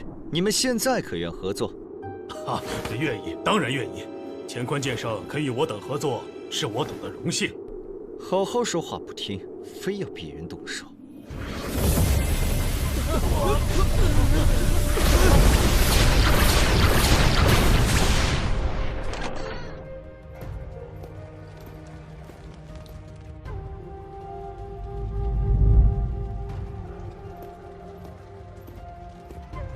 是神丹和神原石。神丹好理解，神原石是什么？啊，神原石和神丹都是天界的宝物，可助天神在短时间内吸纳大量灵气，补全缺损。不过神原石更为珍贵，既能作为神级阵法的力量来源，又能用来交易通货。是中品神丹，1颗可供4重天神的神体1日消耗，2颗可供5重天神1日消耗，3颗可供6重天神1日消耗。每瓶都有100克，10瓶就是1000克，好大的手笔！不错，1000中品神丹相当于1万下品神丹，对于新晋天神来说，可是一笔巨款。这些都是下品神原石，价值和中品神丹差不多。1楼的东西确实不错，但肯定比不过2楼和3楼。这里正好10瓶中品神丹，10袋下品神原石，你们每人各得1份，后面不必跟了。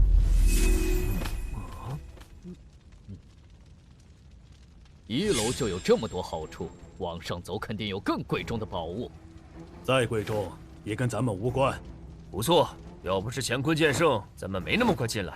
就算进来了，万一赶上那3个疯子现身，可就惨喽。修罗3兄的确可怕，除了大日公主，恐怕没人能和他们较量1、2。修罗3兄是谁？很厉害吗？哎，是东部森罗殿殿主，南部神隐谷谷主，还有北部寒龙阁阁主。他们3个的实力在巅峰圣者中实属无敌，而且脾气暴躁，为人霸道。我们西部只有大日炎宫的炎姬公主能与之抗衡，只是炎姬公主性情温和，所以没有和他们并列称兄。除他们之外，血渊的血神子、冥渊的幽冥子、邪渊的小邪神、煞渊的煞天和魅渊的魅影修罗也是绝顶强者，他们和三兄是一个级别。既如此，你们速速离开吧。哎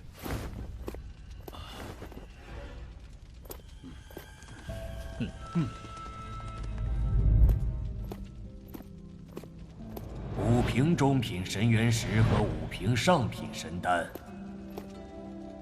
还不错，去3楼看看吧。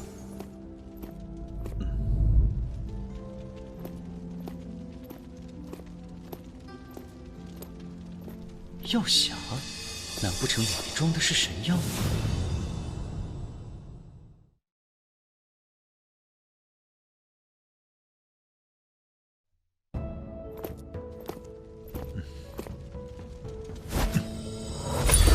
果然是神药，而且还是万年份的炎星神属。炎星神属是什么？炎星神属是一种生长于地底熔岩的药材，大多数只有1000年寿命。能活上万年的少之又少，品质对于低阶天神来说非常好。你运气不错，未到天界就有神药在手，到时候可靠它突破至神域境2种。不错，有了炎星神属，能大大缩短你在低阶天神阶段的时间，10年定能突破。如果没有神药，想要突破至神域境2种，需要多久？在天界，哪怕全天无休的修炼，资质普通者一辈子大多只能到2重。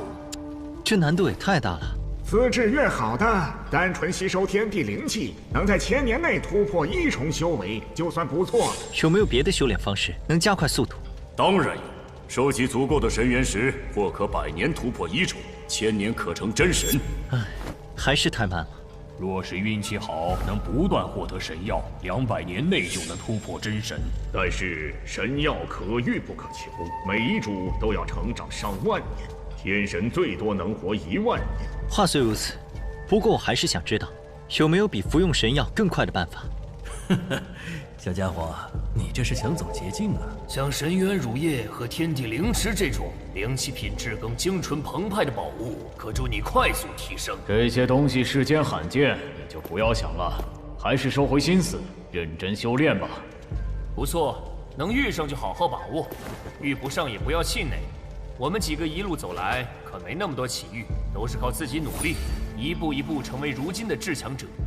唉，罢了，这些事还很遥远，我先调息一下，恢复些精力。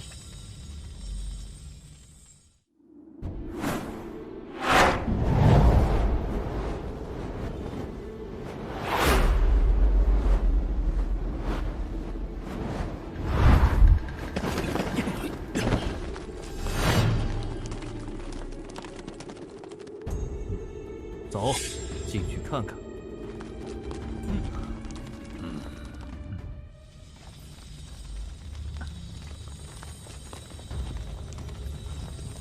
阁下眼生的很，不知是哪一渊的贵客到我修罗渊夺宝。在下乾坤剑圣，阁下莫非是神岩谷主？正是本座。我请问你，神药阁的宝藏是不是在你身上？哼。不止神药阁，神兵阁的宝藏大多也在我身上。哼，你倒是坦率。这样吧，只要你将宝物尽数交出，本座就大发慈悲饶你一命。想对我指手画脚，你还不够资格。你找死！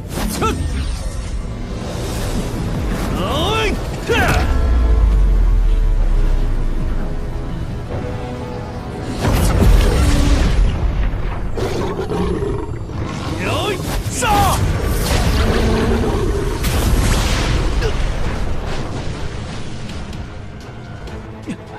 你竟可凭剑气当本座一掌之力，很惊讶吗？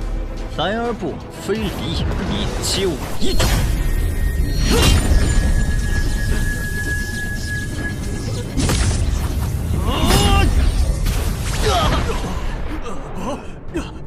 不知死活的东西，杀了他！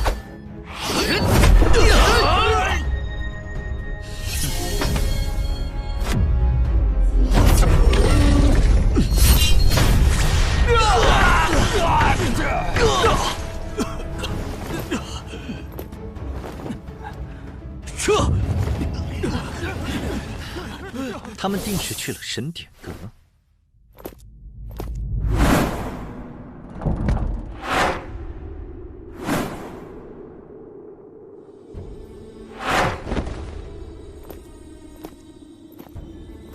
神典阁的宝物对我作用不大，只要他们不为难小魔仙，没必要强插一手。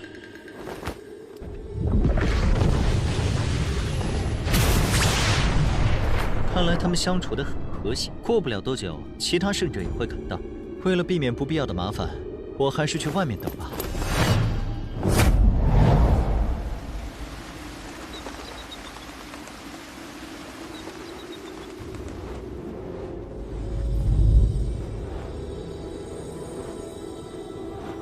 他们出来了。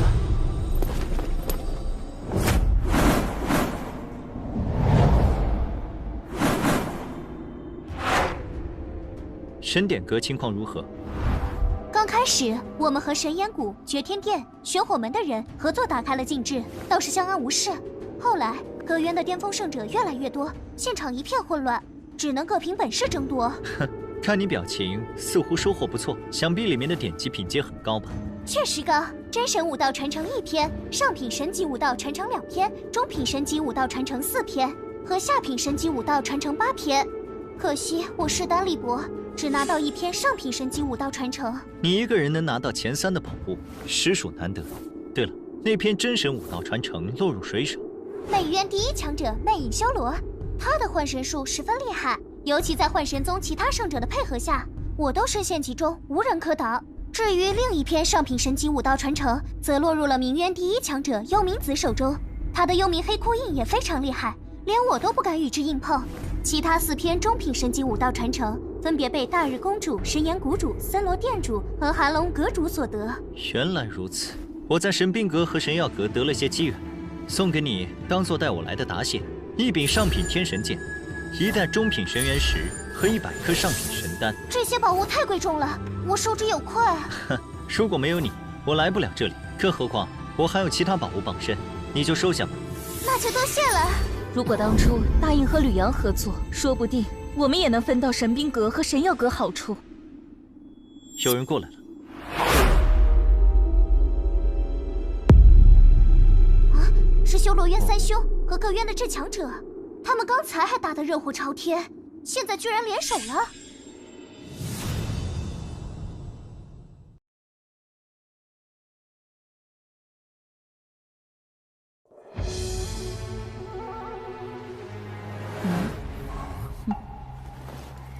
那个神岩谷主我见过，其他几个带头人是谁？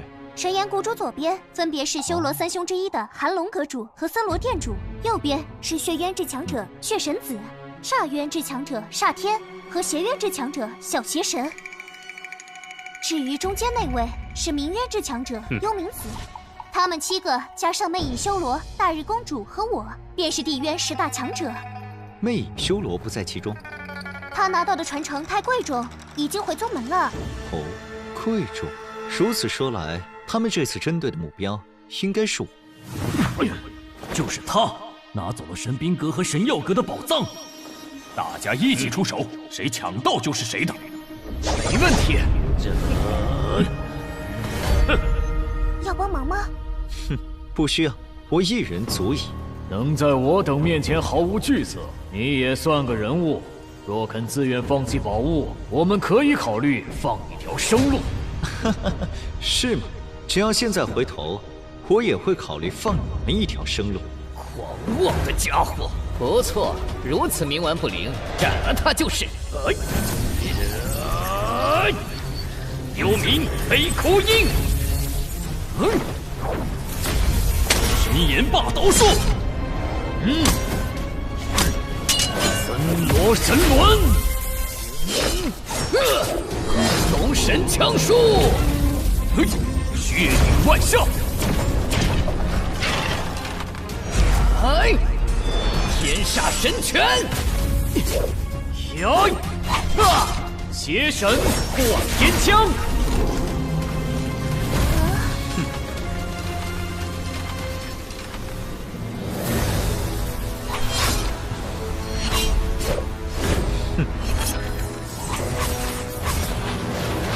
龙虎化天地，一剑破乾坤。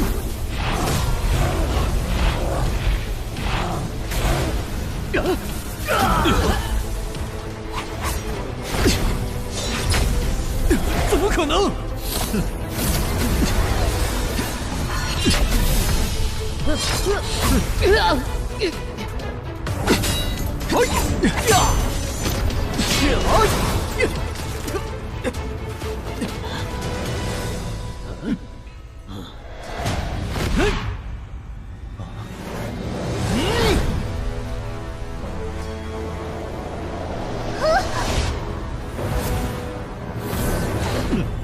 你先前那次冒犯，我并未追究，如今还想对我朋友下手，当真得寸进尺。得寸进尺又如何？我们这么多人打你一个，你根本毫无胜算。除了神岩谷主，我与各位无仇无怨，没必要生死相向。当然，如果你们非要找死和我为难，我也不介意教训你们一顿。神岩谷主，你撺掇他们来，无非是想为自己找回场子。不如这样，我只出一剑，你若能接住，我可以不计较诸多冒犯行径；如果接不住，那你就自求多福吧。这是我跟他的恩怨，你们若要阻拦或者图谋不轨，绝不轻饶。你们，我等久闻乾坤剑圣大名，故而心生试探。如今切磋已毕，自然不便参与个人纷争。神岩谷主，请吧。天煞诸神，大刀锋天！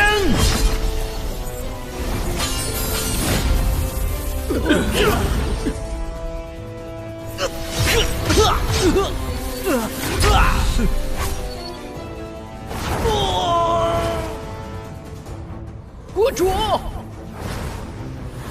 各位还有事？我们也走吧。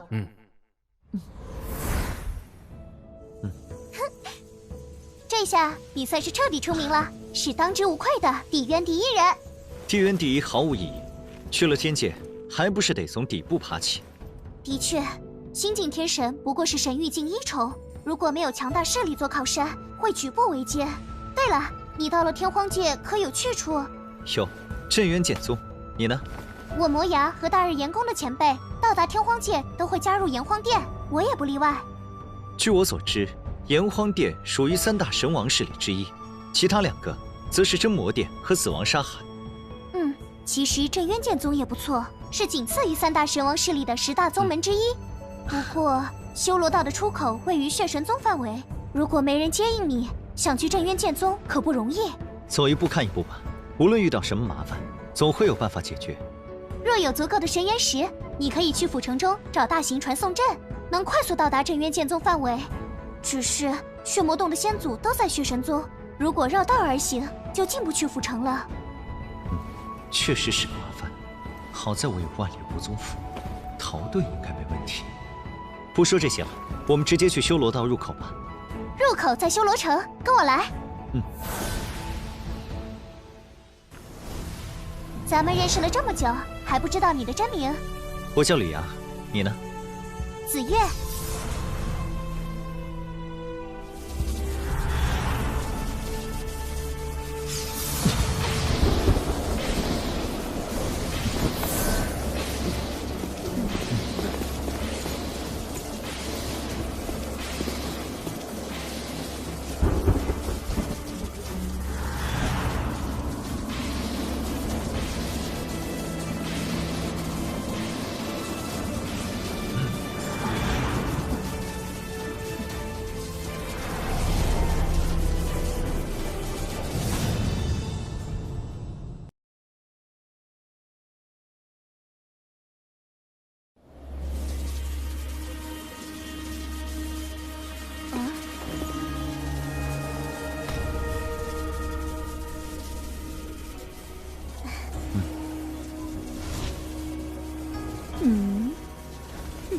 他就是魅影修罗，身具魅渊、修罗渊2渊武道，是这次通过修罗道的热门人物。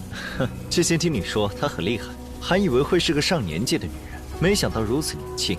的确，她天赋好，人也很努力，近年来威名远播。修罗道每次开启只有5人能通过，几乎所有人都断定她必能抢占一个名额。有我们在，其他人只剩下2个名额可争。你的实力自是没得说，至于我，尽力而为吧。别那么悲观，我相信你能通过。修罗道共分金、木、水、火、土、风、雷7大通道，每一条通道难度都很高，考验的也不仅仅是实力高低。我明白，金通道考验的是战力和反应，木通道考验耐力和毅力，水通道考验真元强度和持久度，火通道考验的是神魂强度，土通道考验肉身力量，至于风通道和雷通道，考验的是速度、反应、肉身强度和精神意志。在我看来，你比他们强100倍，这次一定能通过。但愿如此，只是等到了天界，我们还是朋友吗？当然。乾坤剑圣久仰，希望去了天界还能看到你。你也是。修罗道开启了！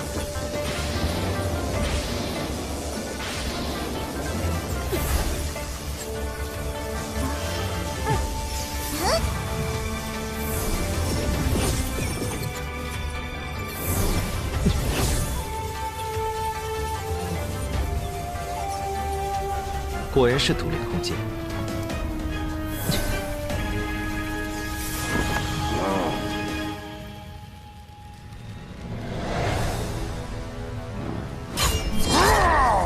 虽然这里有规则限制，无法动用神器，但区区巅峰圣者的实力可难不倒我。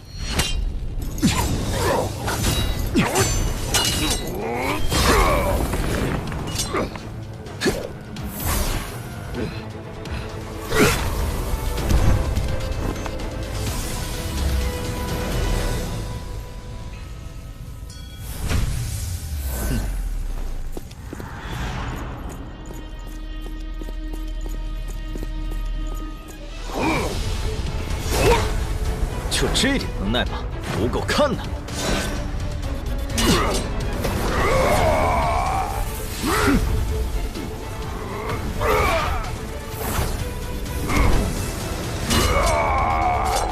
我可没耐心陪你玩。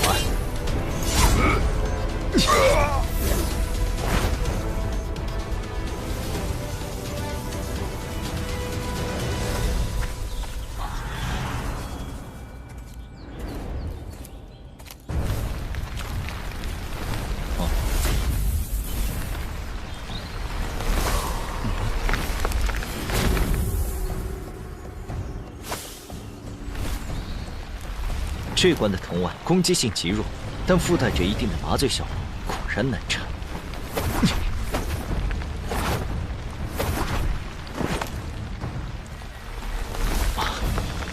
不要急躁，一定有办法。就是现在！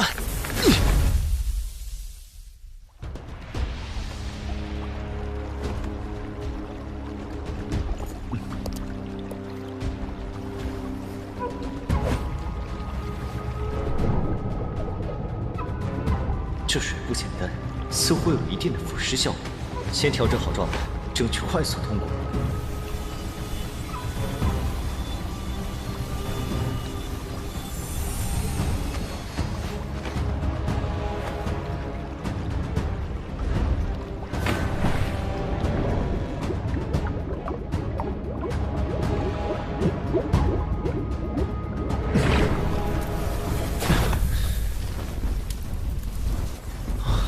这里应该就是火通道。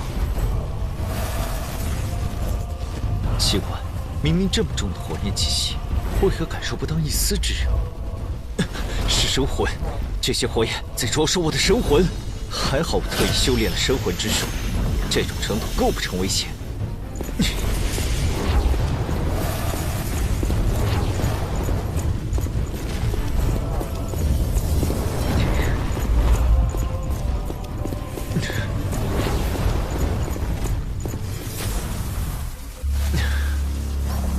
有意思，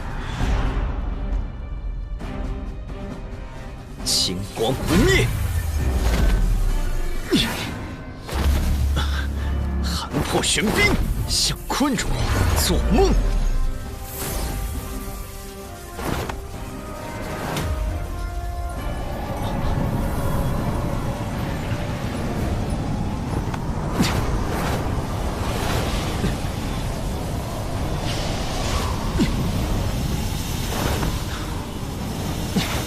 好厉害的刀锋！天地乾坤，只要掌握进攻规律，顺应风之道，谁也别想阻我！凤凰旋疾！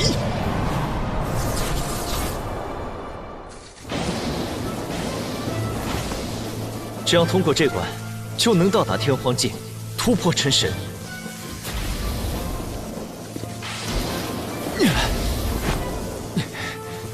水寒还在等我，我绝不能止步于此。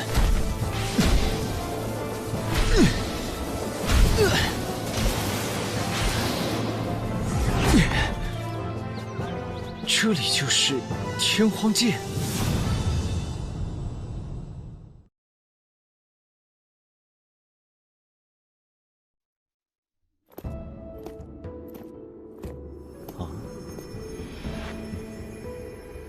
即使到了天荒界，那股无形的场域之力仍在。按照规则，只有突破神域境，才能不受其所扰。不错，不成天神，便无法腾空飞行。这里是天荒界一处禁地，趁其他人还没来，你先突破剑神，再离开渊罗山。雷闪前辈似乎对天荒界很熟悉。我当初就是在天荒界得道，自然熟悉。不过时间久远，也有很多不知道的事情。我之前曾将水火两种本源神石藏在西南区域的秘境中，等你有了一定实力，可去那里拿到它们，炼成本命神剑。你居然有2种本源神石？是啊，本源神石何等罕见，我们一生大多都只能遇到1块。我修的是雷道，那2种神石对我作用不大，所以一直收着，现在才想起来。也不知过了这么久，那个秘境有没有被人探索过？除非我本体亲临，否则很难彻底打开。你现在本体受制，那秘境岂不是将永久封尘？不会，我布置了循环阵法，每隔129年6个月会有虚弱周期，届时天神便可通过禁制漏洞进入其中。那真神呢？禁制漏洞很小，真神无法通过。放心，神石在中心位置，一般人拿不到。你赶紧突破剑神，离开这里再说。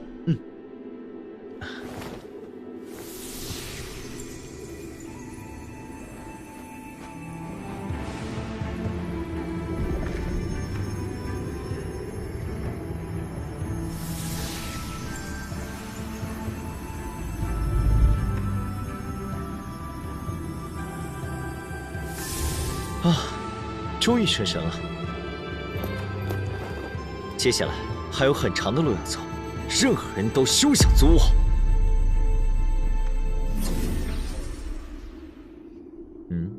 你竟然已经成神了！就算通过修罗道成神，也至少需要1天时间。你的速度比我预想的更快。也没多快，我刚成神，你们就出现了。相信你们也感受到天地威压了，赶紧突破吧，尽快离开这里。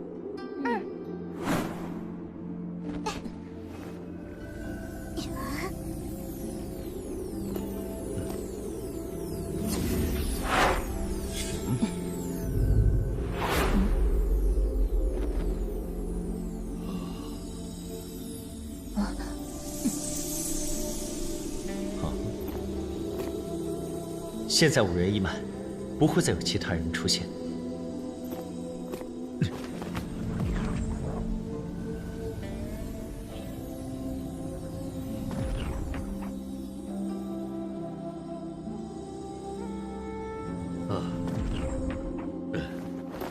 我们一起从地渊而来，也算缘分一场，以后可要互帮互助啊。我们成神的消息应该已经传出去了。各方势力还在外面等着，赶紧离开吧。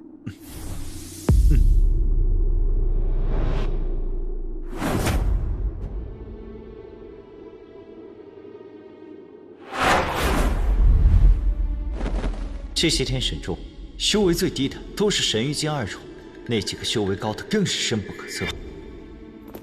你们当中可有人和我死灵殿相关？在下幽冥子，来自冥渊玄冥宫，愿入死灵殿。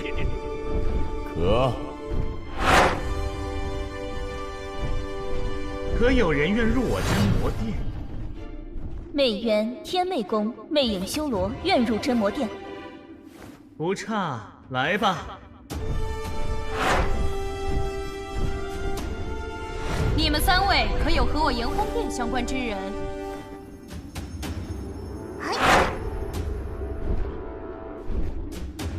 魔渊、魔雅、小魔仙，修罗渊大日炎宫炎姬，愿入炎荒殿。过来吧。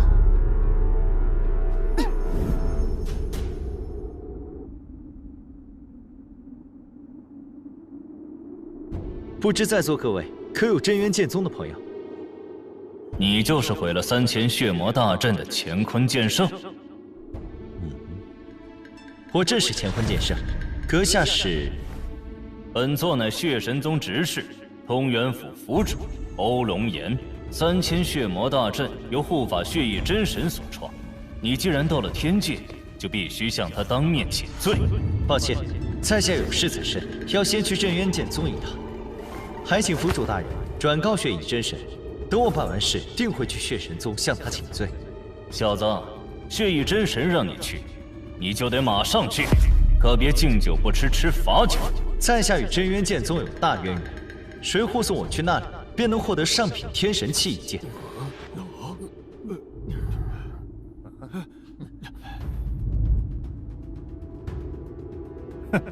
镇渊剑宗从始祖镇渊真神开始就与我等对立，他们会帮你，简直痴心妄想。你将这个不知好歹的家伙拿下。是。叶兰大人，乾坤剑神潜力非凡，有神王之姿，是否相救，将其引入炎荒殿？神王何等罕见，他就算天资不错，也未必能成。更何况血神宗和死灵殿交好，我们不宜插手，先看看吧。可，小子，你刚成为天神，就敢忤逆府主之令，谁给你的勇气？放我离开，对大家都好。如若不然，我的怒火你们承受不起。笑话！我渭南堂堂2重天神，会怕你？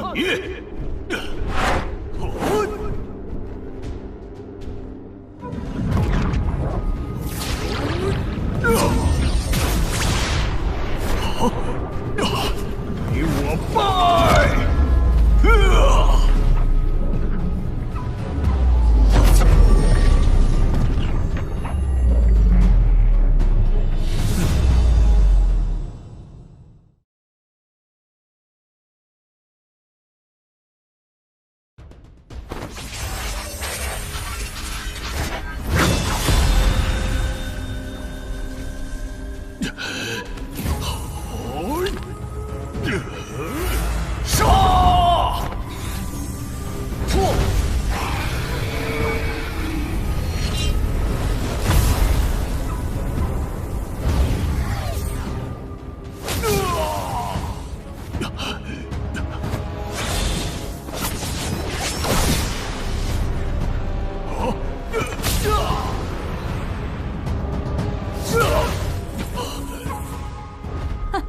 他的确与众不同，有点意思。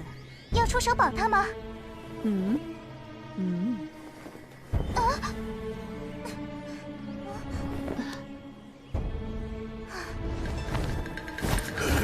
有人现眼的东西，给我滚回来！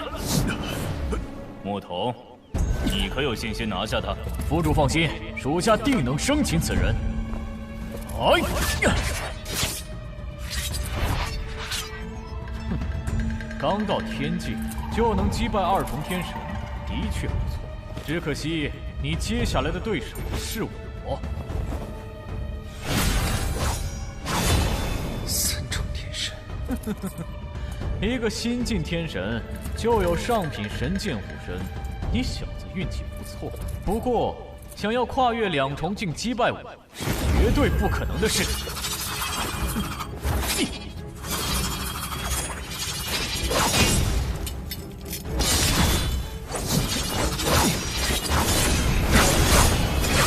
血光梭可是下品神器，你躲不掉它。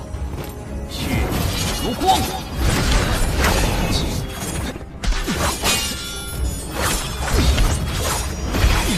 在绝对的力量面前，你只能认败。天地乾坤。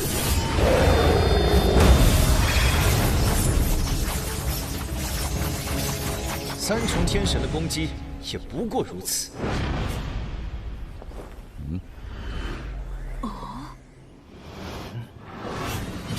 看你挡我几招！有你！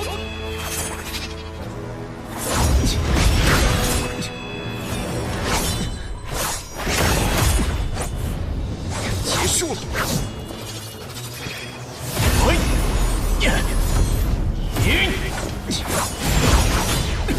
不可能！血光魔影！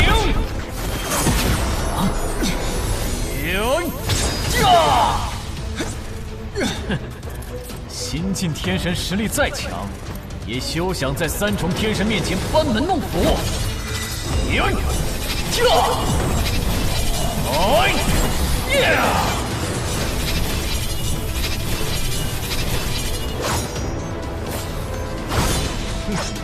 天煞诸神！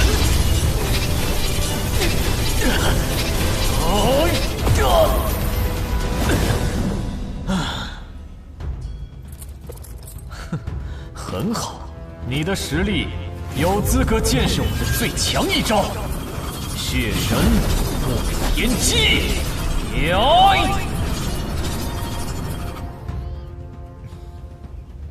燕兰大人，乾坤剑神还不值得你出手一宝吗？唉，如果没有这段恩怨，我会将他引入炎荒殿。可惜他得罪的是真神强者。我们炎荒殿不是神王势力吗？难道还怕血神宗的真神？炎荒殿是神王势力，但不代表我有神王撑腰，更没必要为了他大动干戈。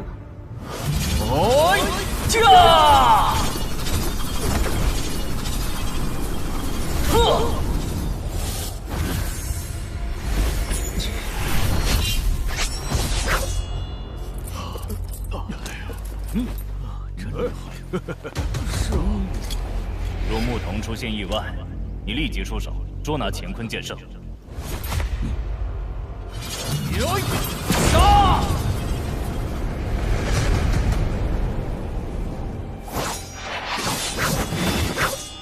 众神夺灵！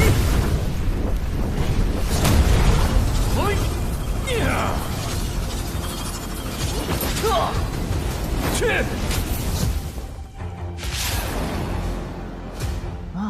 此子当真惊艳。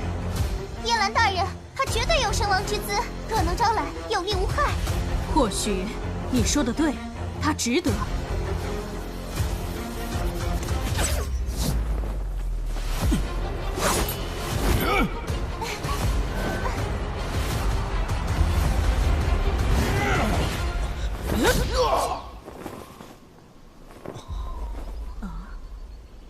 欧府主，我炎荒殿要将乾坤剑神收归门下，今日之事就此作罢，如何？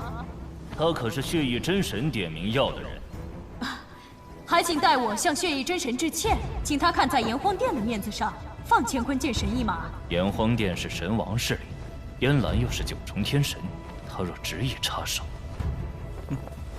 燕兰，此人现在还没加入炎荒殿，不算你们。他和血神宗恩怨在前，你最好不要多管闲事，否则我死灵殿不会袖手旁观。魏子宪，你尽管出手，我正想讨教一二，就不必等到天骄大战了。或者，只要我能击败你和欧府主，乾坤剑神便可随我离开，如何？燕兰，你好大的口气！我堂堂九重天神与你一战，何须与他人联手？欧府主，我对付燕兰，乾坤剑神交给你。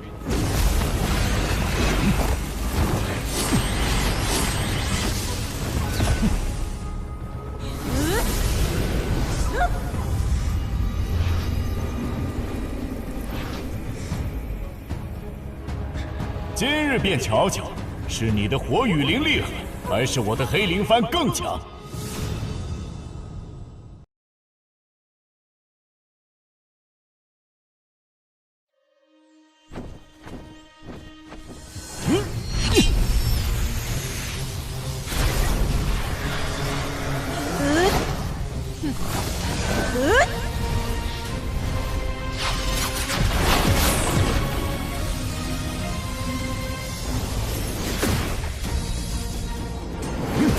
万魂归一，死灵黑煞，出！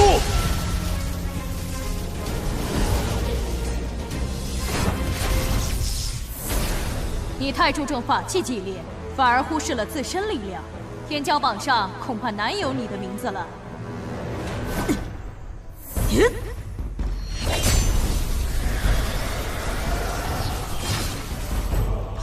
小心！高原，你堂堂九重天神，居然搞偷袭，卑鄙！如此资质出众之人，可不能便宜了炎黄殿。要入，也该入我真魔殿。小子，只要你答应加入真魔殿，我便护你离开，怎么样？若真想护你，大可光明正大站出来，何必玩阴的？我看他根本另有所图。仙子姐姐说的是，如此卑劣之人，我休于与之为伍。既然你这么不识抬举，就不必去炎黄殿了，还是乖乖去血神宗走一遭吧。烟兰，你要对付魏子宪，又要防备欧龙岩，我倒要看看你还怎么一心二用。真魔斩魂！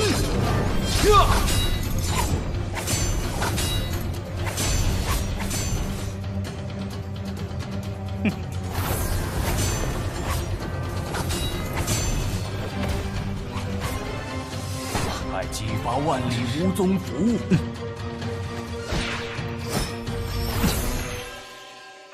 消失了？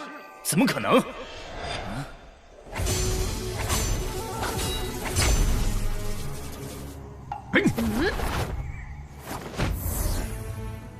一个新晋天神，怎么可能施展出只有神王才能做到的穿梭虚空之术？的确不可能，除非他有逃生至宝万里无踪符，有了此符，便能瞬间穿梭至万里之外的地方。没想到他还有这样的后手。现在想再找到他，恐怕不容易了。看来他和炎黄殿终究是有缘无分，也不知将来还有没有机会和他再相见。二位今日的举动，燕兰铭记在心。等到了天骄榜大战，一定奉陪到底。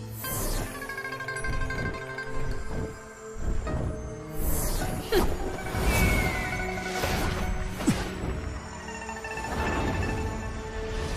左右听令。属下在。绘制乾坤剑上的画像，通知通元府境内所有城镇，全力通缉，要活的。是。杨凡，过会儿本府写几封亲笔信，你选人送去东元府、南风府、雷元府、西阳府、江元府和辽元府6位府主手中，顺便将乾坤剑上的画像带上，让他们一起行动。明白。就算出了通元府，你也休想逃出本府的手掌心。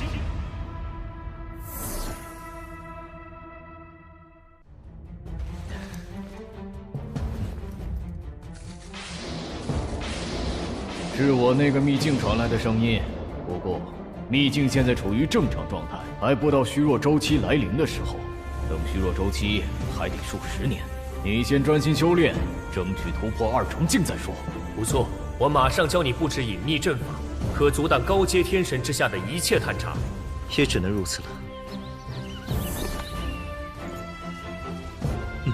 就是这里了。用我刚才教你的方法布阵，高阶天神以下不会有人察觉。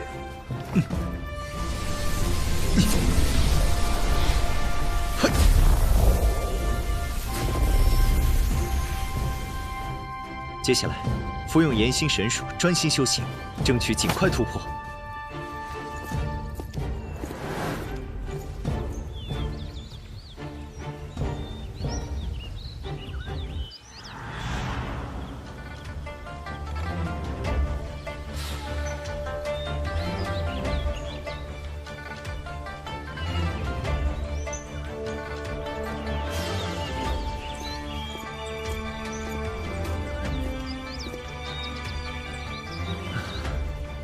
都这么久了，通缉令应该已经失效了。眼下神石和神丹消耗的差不多了，修为想要重进停滞不前，必须寻找更多资源才能更进一步。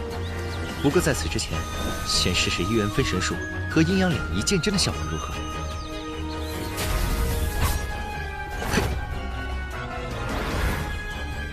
？1元分神术。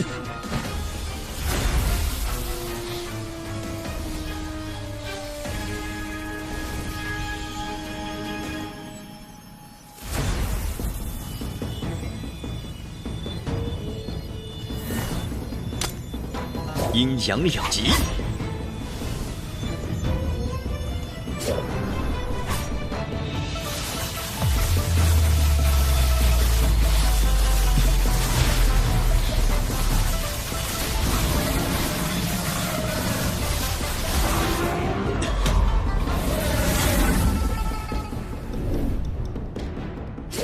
阴阳两仪剑阵大功告成。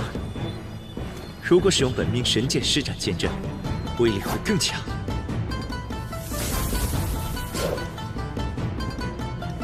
等我那个雷主秘境虚弱周期一到，你就能拿下本源神石，炼成水火属性的本命神剑，为剑阵增添威力。不错，两仪阴阳剑阵威力远胜诸神夺灵，即便遇到5重天神，也没什么好怕的。有天神在靠近。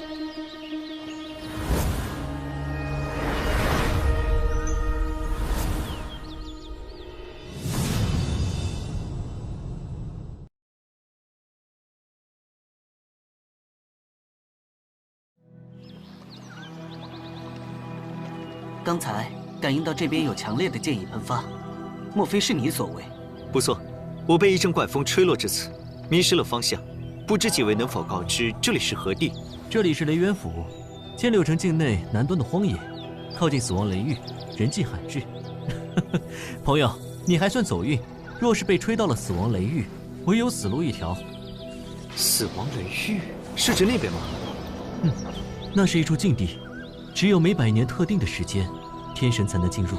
原来是雷闪剑主的秘境，只是称呼不一样罢了啊！早就听说过死亡雷域，没想到今天倒是碰上了。也不知何时才能到特定时间。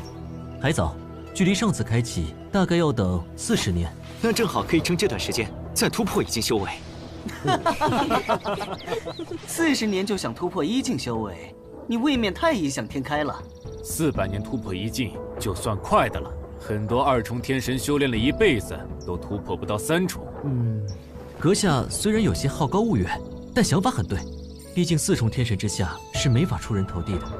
我们正打算去地底矿窟寻找神元石修炼，相逢即是有缘，阁下可愿同行？地底矿窟，地底矿窟汇聚了地脉精华，多产神元石，是很常见的修炼场所。死亡雷域附近便有一个地底矿窟入口，如果运气好，挖到足量的神元石，再花费个100年时间，定能突破至中阶天神。那确实值得一去。在下方雅，不知几位如何称呼？在下鲁泰，这位是我的伴侣陆青台。在下段雷，他们是顾建明和顾建娥兄妹。闲话就不多说了，赶路吧。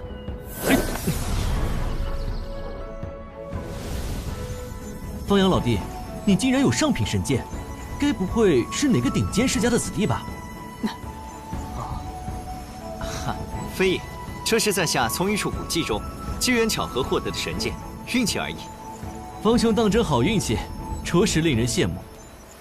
一个2重天神用上品神剑飞行，太招摇了。我没有其他飞剑，只有这柄。顾兄说的没错，要是被中阶天神眼红，会有不少麻烦。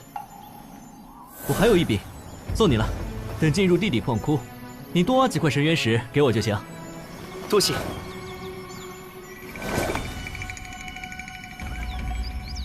矿窟面积很大，而且有多个入口，进去的天神有好有坏。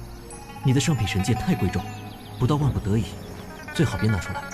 凡事要以安全为重。受教了。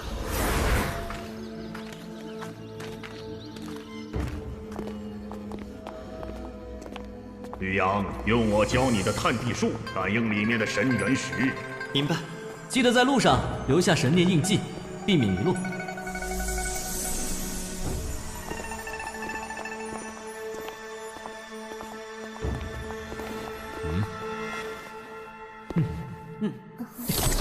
哦，这是何物？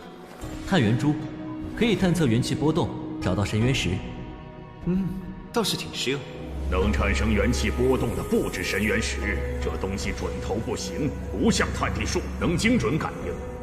黑土前辈说的是，毕竟探地术是神器，绝非探元珠能比。那里有神元石。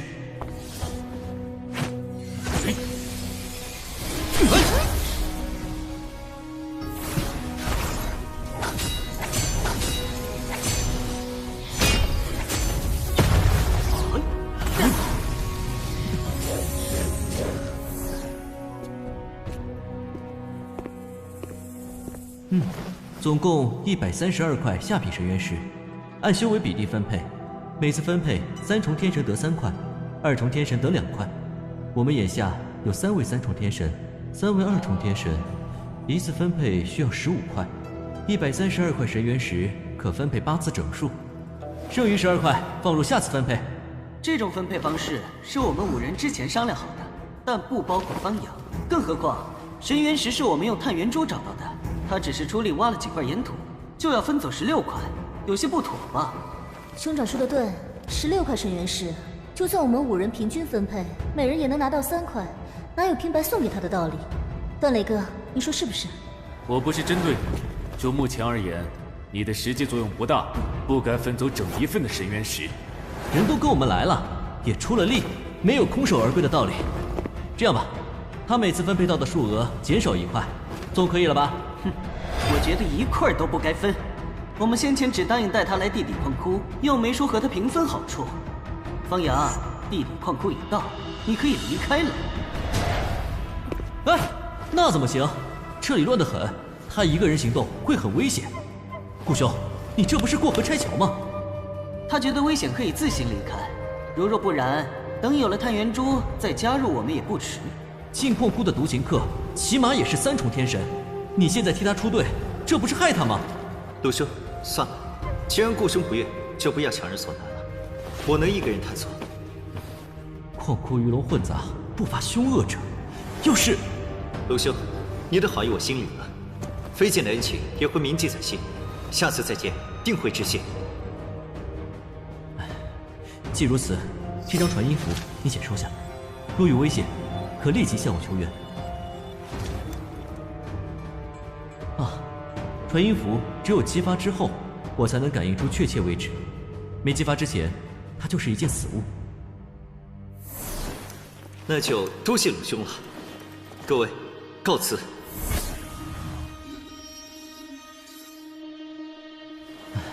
但愿方兄能逢凶化吉。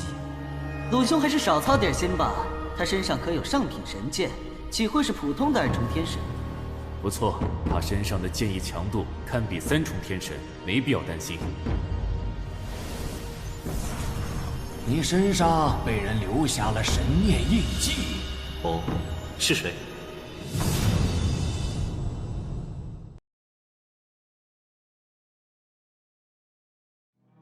用不了多久，他就会主动找你。一个人正好，你可以放心使用探地术，保证能找到用不完的神元石。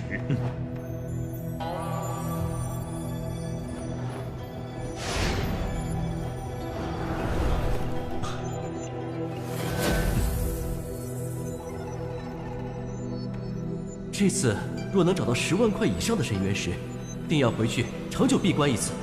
放太多神元石在身上太危险，如果被人抢了，岂不是白忙活一场？不如找到一定数量后，先修炼一下。反正不突破4重天神，我不会回千柳城。有青苔相伴，修炼多久都不怕。我没有异议，我们也没有异议。那就继续找吧。什么时候我们单人获得神元石数量破1000，再统一修炼。好。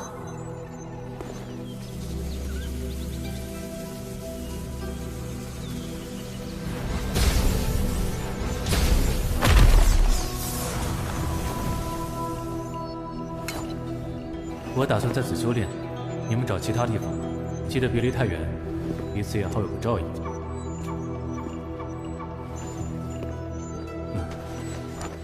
我们去左边。那我们去右边。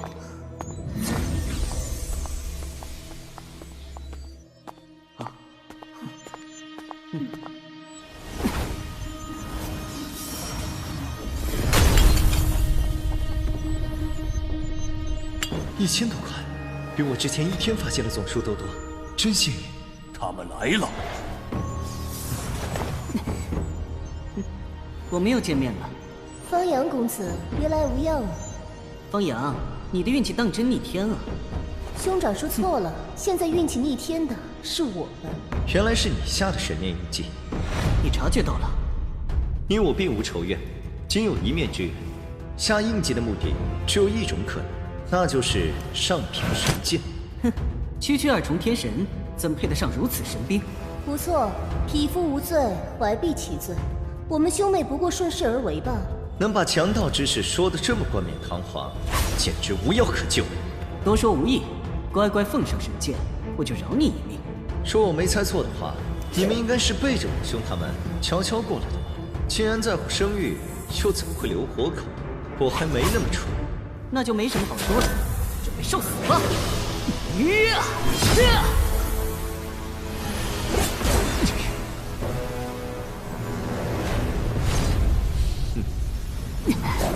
你的剑道造诣的确不弱，只可惜在我面前还不够看。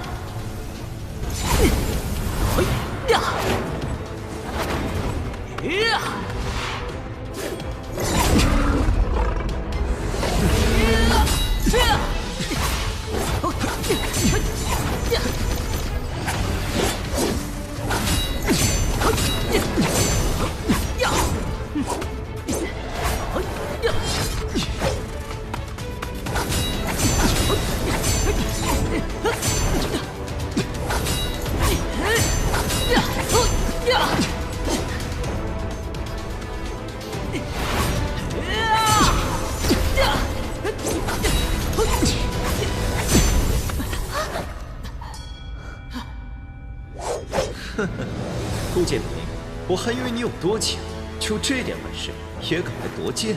哼，一剑飞鸿！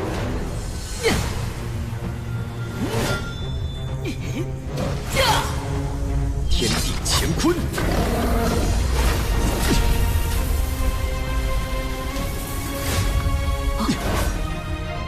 小心！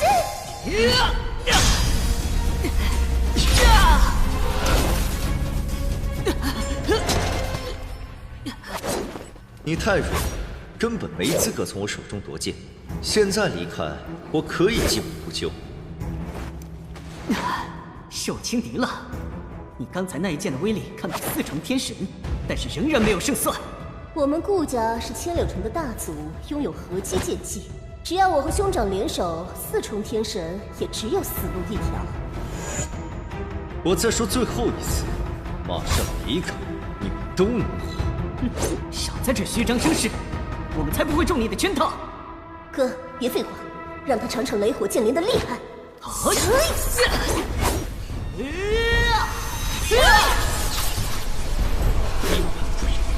诸神夺灵！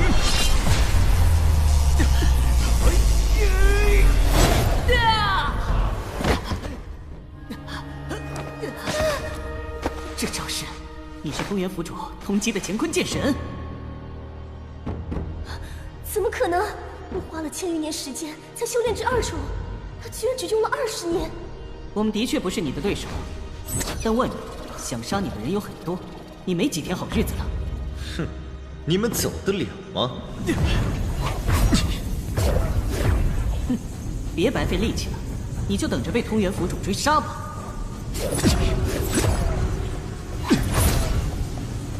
放心，我的神念印记会牢牢跟着你。看在相识一场的份上，我会为你收尸的。不劳费心，2位先起吧。2个神级，这怎么可能？不好！哼，两极阴阳。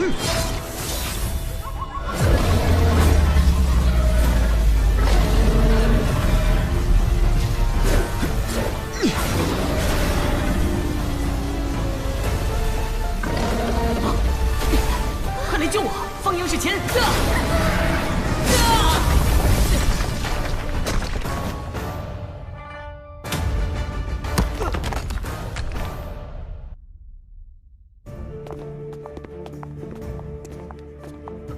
段兄，你听到顾兄的传音了吗？我已经去他们所在的通道看过了，没人。我能感应到他们在很远的地方。不是说好一起在附近修炼？他们俩怎么会跑这么远？去看看。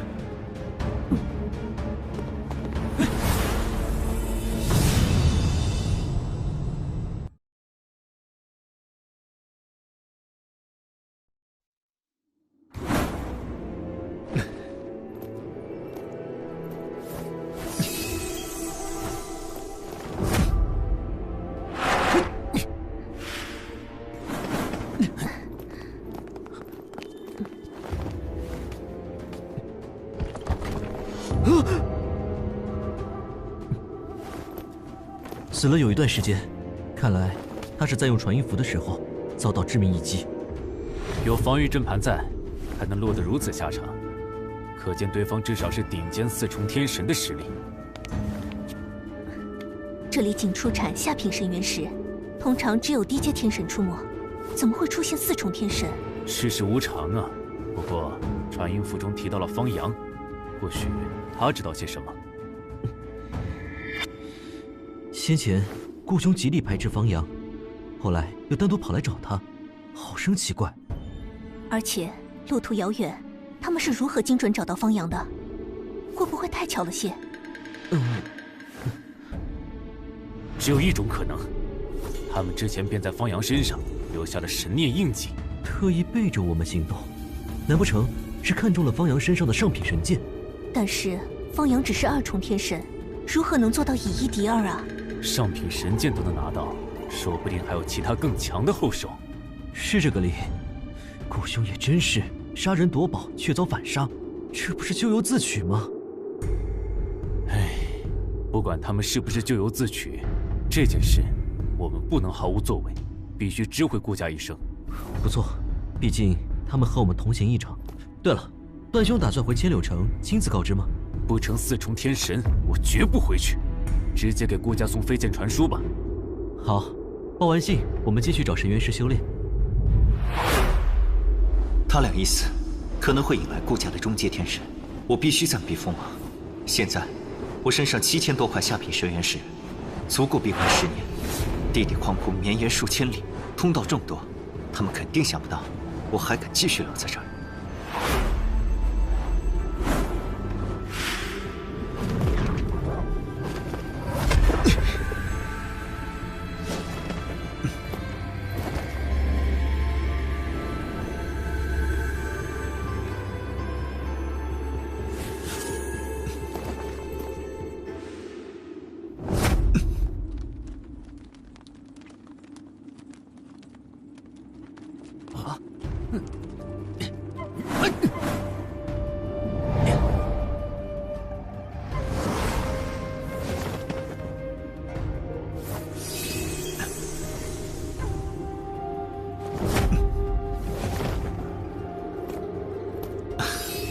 方兄，我被4重天妖黑水玄蟒所困，请来相救。这里有神药。鲁探是那几个人中最和善的一个，估计实在无计可施才会向我求援。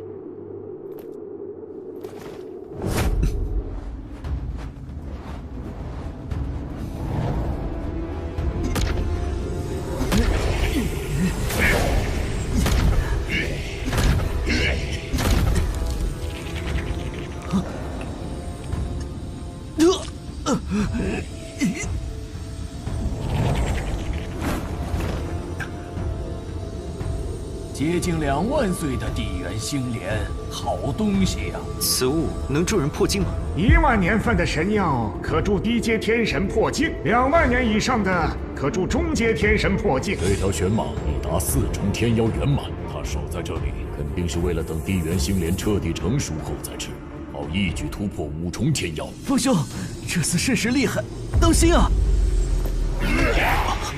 区2重天神也敢来本座洞府，还不快滚！离开可以，先放了我朋友。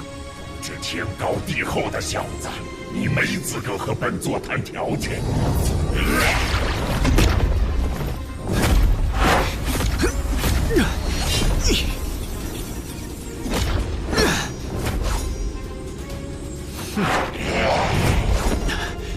心疗伤，剩下的交给我。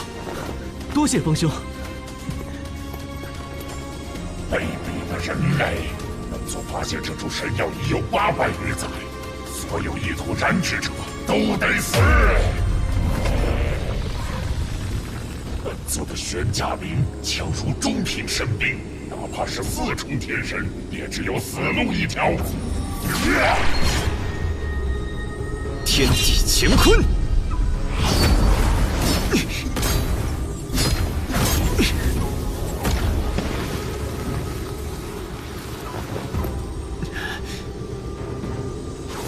小贼，你实力不差，但还是太虚。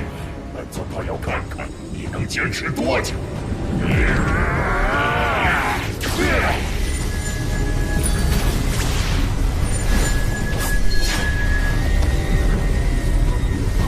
天杀诸神！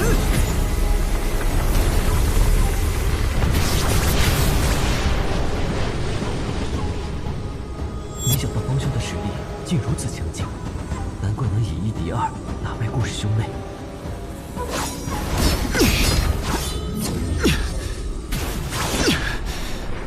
小贼，你惹怒我了！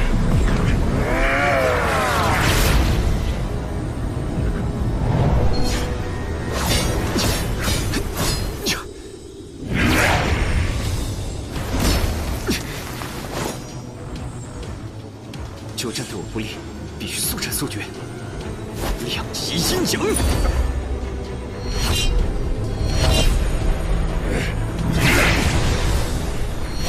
诸神夺灵，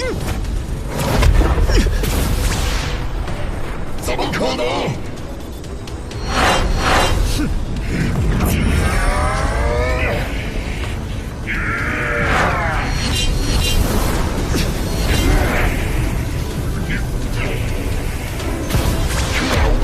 可恶！该死的人类，我记住你了。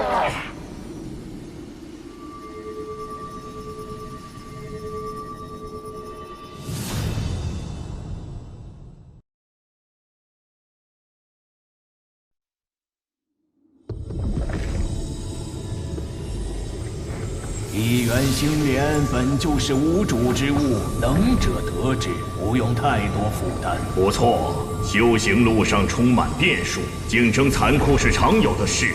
对了，这东西还差10天就能成就2万年份，现在不能服用。10天。我一直以为你是依靠外人之手打败顾氏兄妹，如今想想，倒是错得离谱。虽然他们作恶在前，但我起初并不想杀他们，只可惜他们不领情，还要集合更多力量追杀我，我也是无奈为之。更多力量，是指通元府主吗？你既已知道我的身份，打算向欧龙岩报信吗？你对我和青台有救命之恩，我不可能恩将仇报。我果然没看错人，不枉豪赌一次。不过，等那条黑水玄蟒回过神来，估计也能凭招式猜出你的身份。我明白，依鲁兄看，如果欧龙岩得知消息，派人来此，大概需要多长时间？最快也要半个月以上，甚至更久。那就好，别放松警惕。还有另一件事值得忧心。什么事？千柳城离这很近，你抢神药一事，一旦传出去，周围大城的中阶天神很可能都会过来争夺。他们来这里，只需要3、4天时间。4重、5重天神，还能用2阴阳剑阵等等。万一碰到6重天神，根本没胜算。看来得想个办法，把地元星莲藏起来。对了，段雷兄没跟你们一起吗？我们一起来的，只是段兄过于兴奋轻敌了，被突然杀出的黑水玄蟒一口吞了。唉，想当初我们5人何等意气风发，如今却只剩下我们2个。如果不是你出手相救，恐怕我们俩也要一命呜呼。修行之路本就是逆天而行，达到常人无法企及的高度。2位不必感伤，未来的路很长，打起精神向前看才是。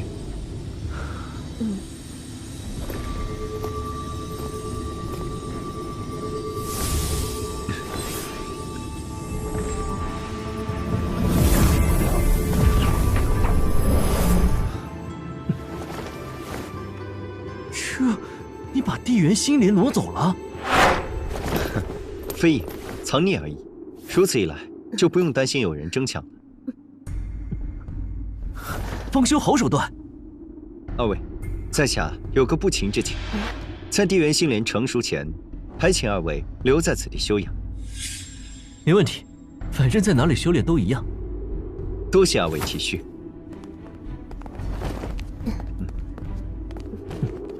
陆兄，你可知镇元剑宗？哦，自然知道。天荒界的大势力分为3殿10宫，3殿就是死灵殿、真魔殿和炎荒殿，他们都是神王势力，在天荒界至高无上。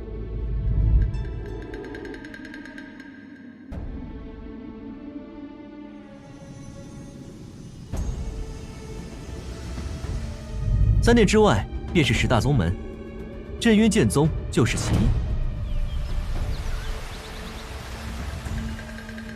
那镇渊剑宗实力如何？具体不清楚，但能名列10大宗门，门内至少有1名神孽境7重的尊者。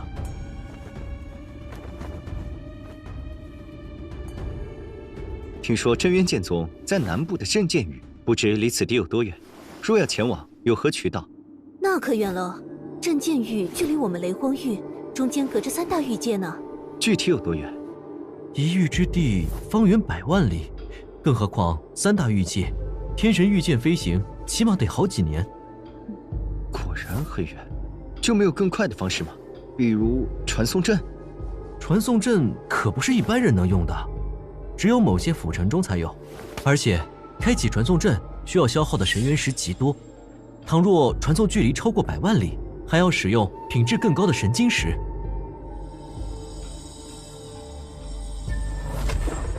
神晶石，我可一块都没有。眼下也只能好好修炼，尽快突破3重境。等雷主秘境开启，拿到水火本源神石，练成本命神剑，再去镇渊剑宗发展。只要到了剑宗范围，以我镇渊神王传人的身份，应当能在那里安心修炼至真神。到时候就能前往天剑界和水寒团聚了。飞往镇渊剑宗走什么路线？都要经过哪些界域？首先从雷荒域一路向东，进入百山域后，再继续向东，穿过百穴岩域抵玄剑域，在玄剑域内转东北方向一直走，就能到镇渊剑宗所在的镇剑域。中途经过多少府城城池，就不得而知了。原来如此。话说血神宗的势力范围包括哪些？雷荒域、百山域、血岩域是南3域，还有上3域和中4域，共10域。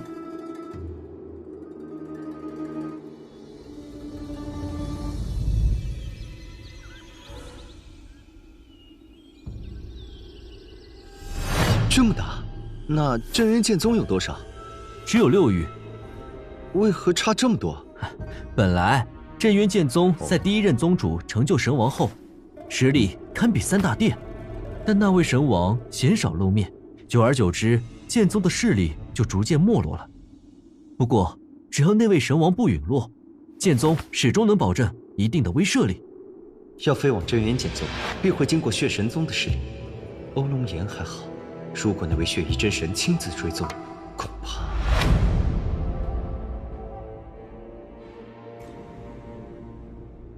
眼下我只有1个人，实力再强，终究单薄。不如再了解下传送阵，看看别的路子。陆兄，距离最近的府城中哪里有传送阵？通元府。啊。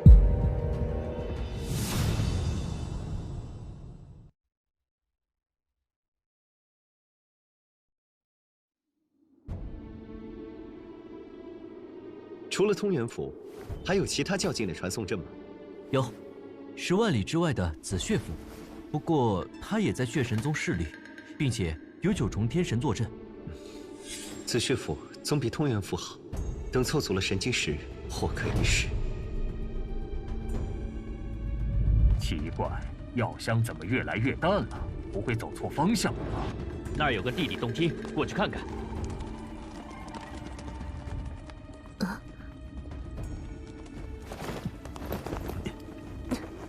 鲁汉，你怎么在这儿？段雷呢？没跟你们一起吗？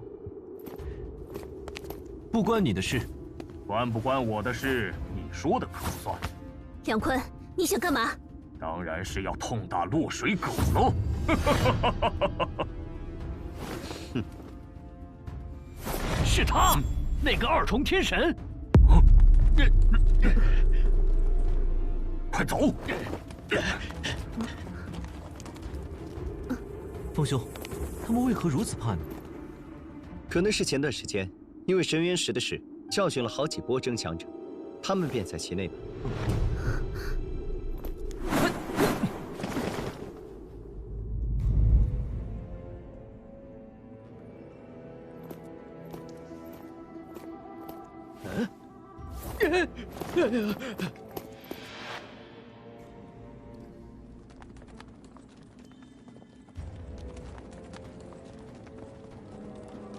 怎么了？是熟人？他们是顾家的4重天神，顾立农和顾雨生。你就是方阳？不错。敢杀我顾家天神，你这是找死！本座今日定要剐了你，以为贱民贱额的在天之灵。此事有诸多误会，顾建明兄妹杀人夺宝在先，方兄出于自卫，不得已才。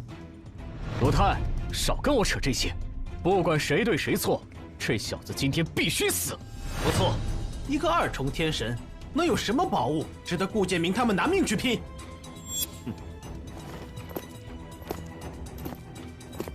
都是一丘之貉，说不通就不要浪费口舌了。如果你们非要走顾建明和顾建娥的老路，我不介意陪你们玩玩。如此神兵，在你身上只会暴殄天物。顾建明做得对，你的确没资格拥有此剑。给你们最后一次机会，赶紧离开，别在这碍我的眼。敢在4重天神面前嚣张，真是不知死活！废话少说，杀了他！哼！暴雷，烈焰，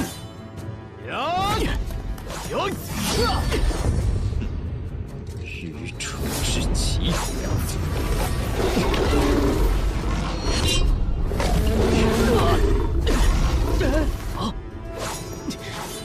二位能有此等修为，何其不易！没必要与我生死相拼，即可离开，恩怨两消。少在那惺惺作态！我俩未尽全力，成王败寇还不一定呢。用雷火剑连，让他死无葬身之地！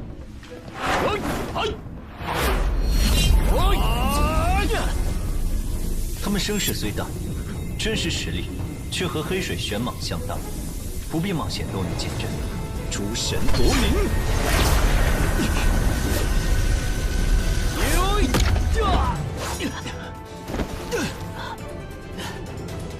你是30年前被通元府攻击的乾坤剑神。啊！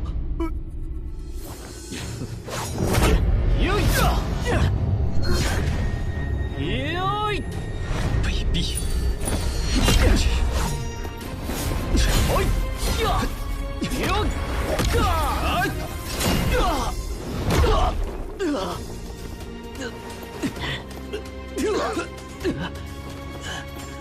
什么4重天神，也不过如此嘛。就是啊，连一个2重天神都打不过，还大家族呢。该死的方阳，今天不杀你，誓不为人！哎呦！不好，他们要用禁术。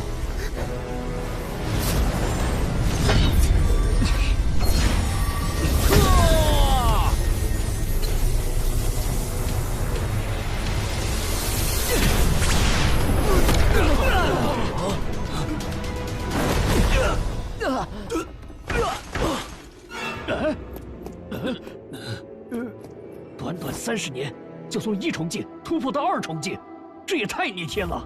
而且仅凭2重修为，就能越级斩杀2个4重天神，将来定能成为天骄榜第1。他得罪了血翼真神，能不能活到那时候还另说呢。方兄，我与顾家有些交情，可否为2人收尸？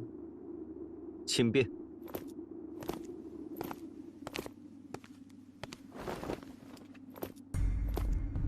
有了这一遭，顾家下次再有人来，估计就是老祖顾云深亲临了。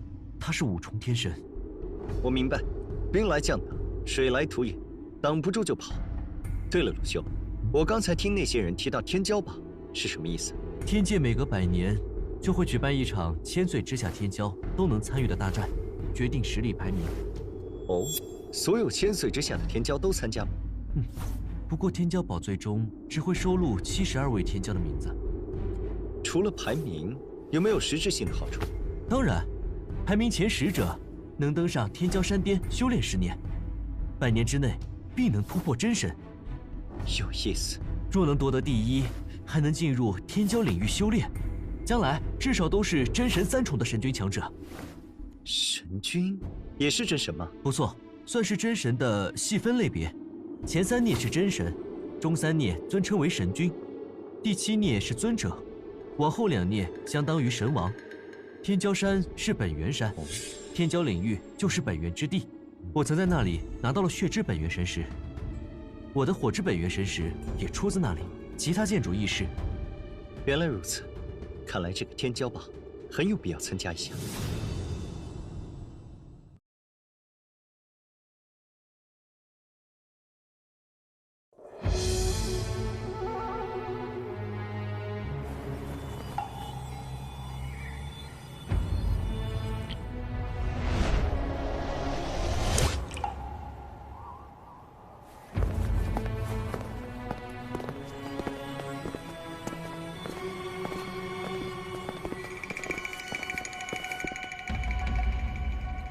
方阳小贼，你连杀4位顾家天神，居然还敢大摇大摆坐在这里，当真目中无人？哼！你就是顾家老祖？不错，我就是顾家老祖顾云生。乾坤剑神，我顾家与你无冤无仇，为何要下此狠手？下狠手？顾建明兄妹贪图我的上品神剑，对我痛下杀手。顾立农和顾雨生打着为他们报仇的幌子，也想夺我的神剑，我不过自卫而已，怎么倒成了施害者呢？还是说你们顾家的行事风格就是如此，只许你们杀别人，不许别人自保？抛去起因不谈，只说结果。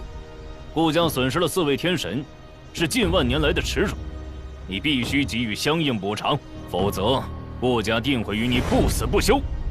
你想怎么赔偿？交出2柄上品神剑，这场仇怨一笔勾销。说到底，人命在你们眼中终究不值一提。上品神剑就在我手中，有本事自己来拿。老夫堂堂5重天神，根本不屑跟你斗。这样吧，你只要交出1柄，我们立马走。哼，我的东西你没资格支配，也休想抢到手。敬酒不吃吃罚酒，你当真以为老夫斩不了你吗？以老祖的实力，杀你如宰鸡屠狗，易如反掌。就是，天大的恩赐你不要，偏要找死。明明是强盗，却非要装出一副大义凛然的样子，看着就恶心。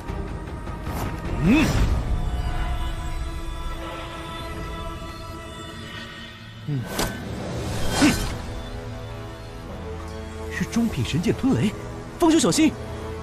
小贼，你太不识抬举了！今天老夫定会用吞雷取你项上人头！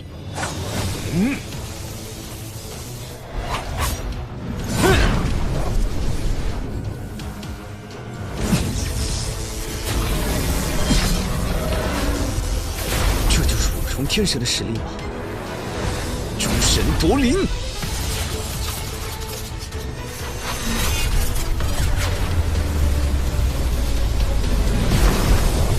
好可怕的合击剑技，居然丝毫不逊于5重天神的剑域威压！暴雷天惊！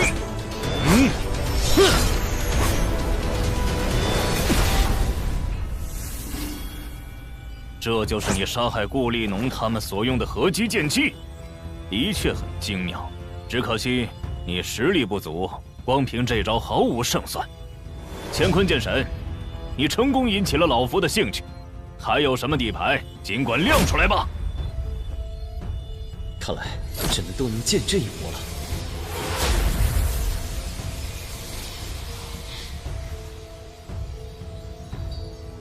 2个方阳，这怎么可能？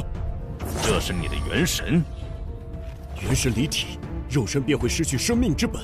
他疯了吗？倘若在战斗中毁去肉身，就只有形神俱灭一个下场。他这是在自杀。不错，这就是我的元神。不是想看我的底牌吗？马上就能如你所愿。元神离体，肉身竟然还有意识，你是如何做到的？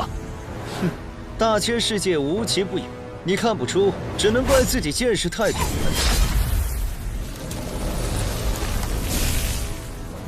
哼，虚张声势，无论耍什么花样，都不能改变败亡结局。雷剑风暴，两仪阴阳，杀！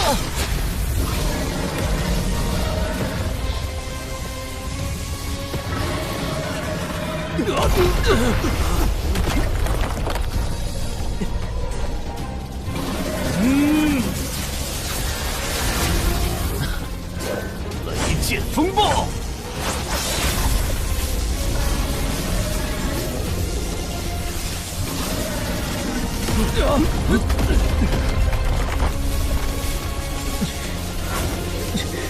该结束了。过清烈用烈影，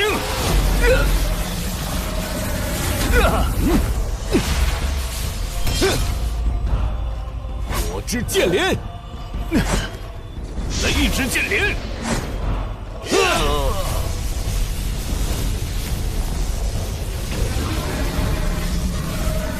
剑阵再强，在你手上也不过尔尔。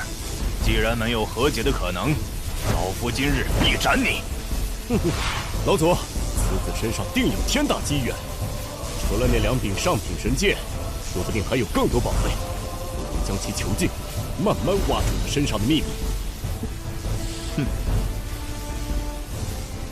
若方兄落败，世上将少一名拥有神王之姿的骄子。可惜我的实力低微。夫君无需气馁，说不定方兄还有后手。今日之战，不是他死就是我亡。既然躲不掉，那就拼了！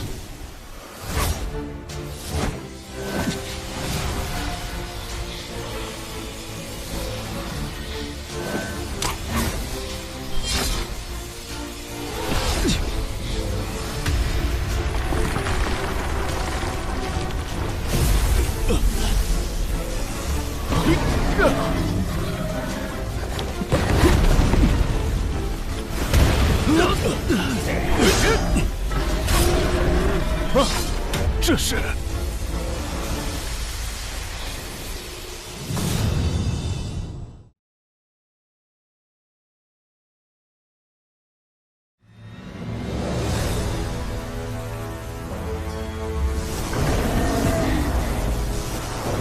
2柄真神剑，一起上，杀了他！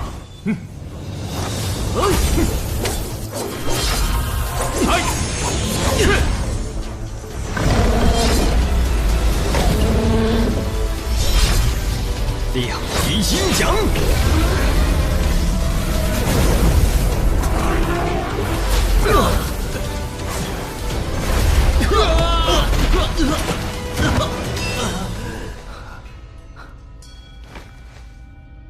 停手！顾家愿出万颗神元石，化解恩怨。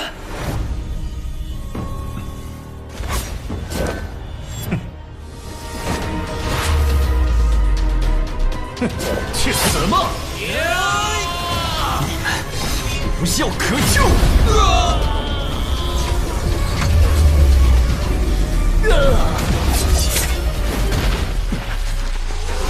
哼，留着你也只会继续危害四方。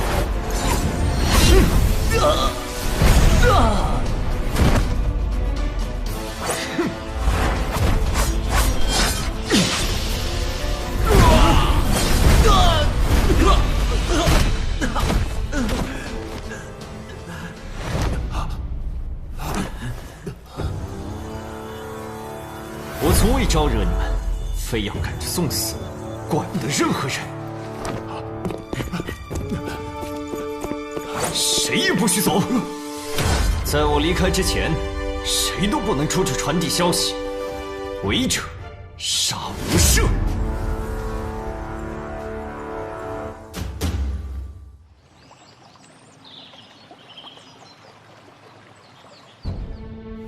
啊。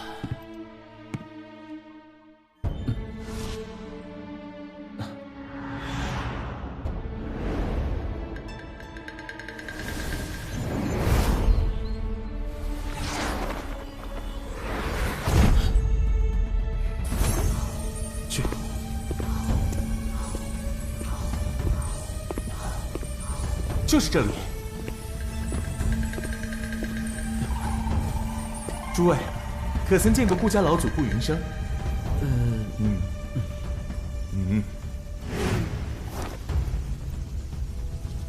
他是顾家4重天神，顾宇阳。哦，既然来了，就在这等着吧。我什么时候离开了，你才能走。如若不然，我不介意送你和他们团聚。你是乾坤剑神？你把老祖怎么了？他们逼杀在前，我屡次退让都无济于事，结果显而易见。这怎么可能？宇阳兄，接受现实吧。若再执迷不悟，等于玩火自焚。区区2重天神，如何难？难不成他有什么了不得的底牌？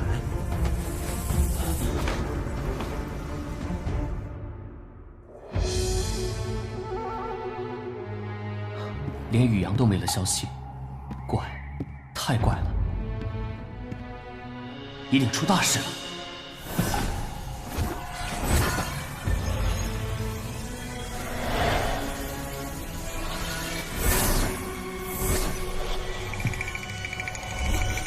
去。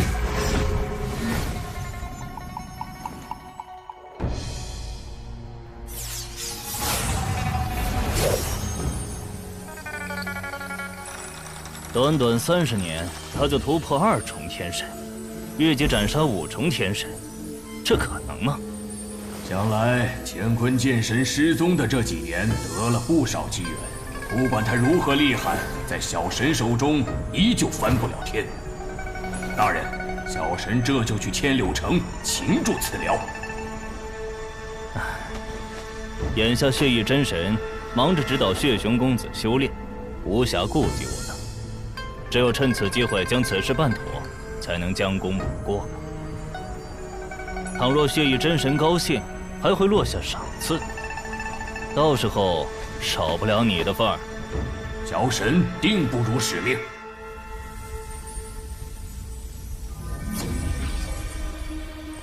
2万年份的神药。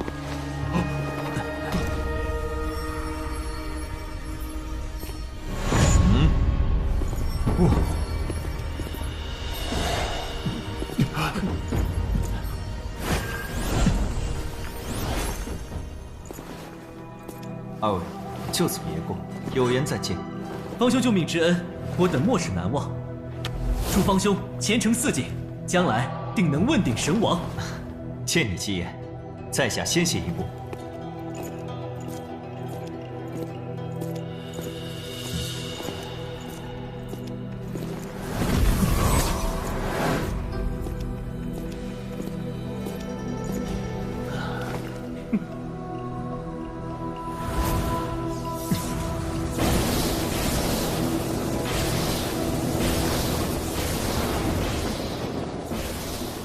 距离虚弱收气还有30年时间，正好适合闭关。他们迟早追来，不如……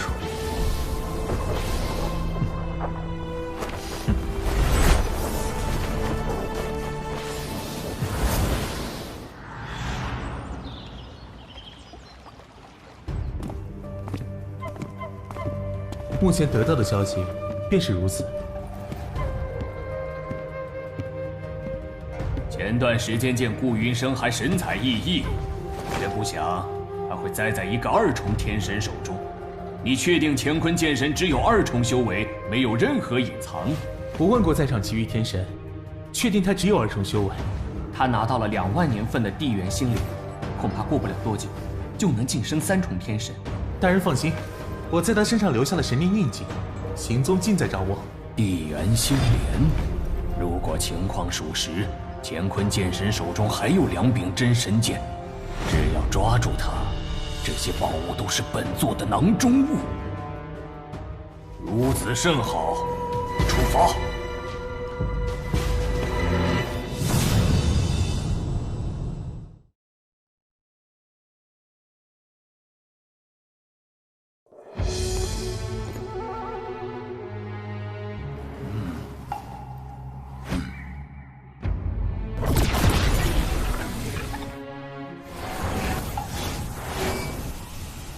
在那边。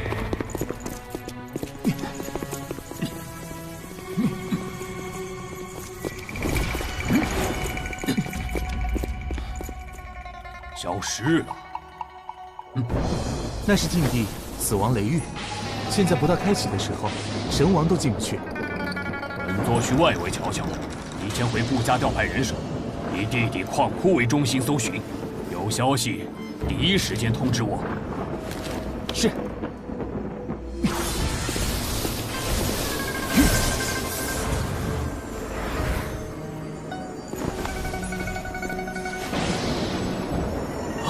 上当了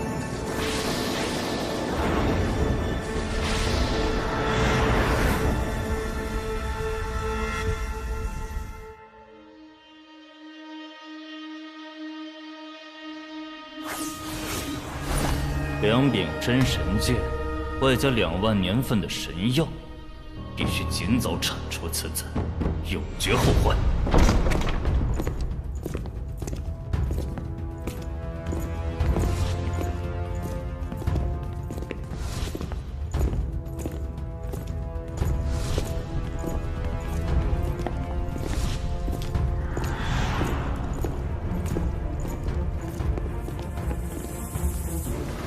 拜见府主大人。乾坤剑神的事，你们都知道了吗？知道，不过区区2重天神就出动我们4大金刚，会不会小题大做？哼，你们见过哪个1重天神仅用30年时间就突破2重？又有哪个2重天神能越级斩杀一位5重天神和多位4重天神？乾坤剑神不是一般人，不可轻视。你们4人各带1万神符位，去千柳城协助杨凡抓人。是。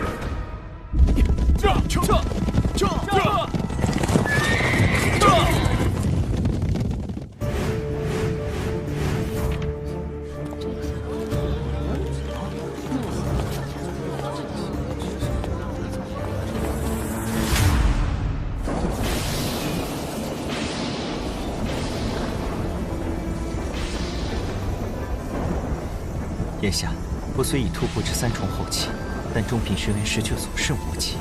这些神元石足够维持阵法20年，不急。更何况我那秘境中有不少神晶，比神元石好100倍。到了虚弱周期，都是你的。雷闪剑主，除了水火元石和神晶，秘境中还有没有别的宝物？时间太久，记不清了。对了，我先传递一门对雷电抗性极大的体术。元磁雷体那是什么？练成它，你不但能在神雷中穿行，还能吸收其力量，使修炼事半功倍。多谢前辈。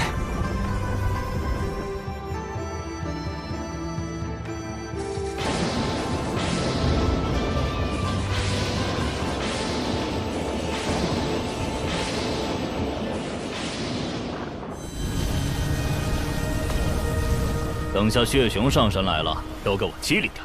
谁若敢冲撞，休怪我辣手无情！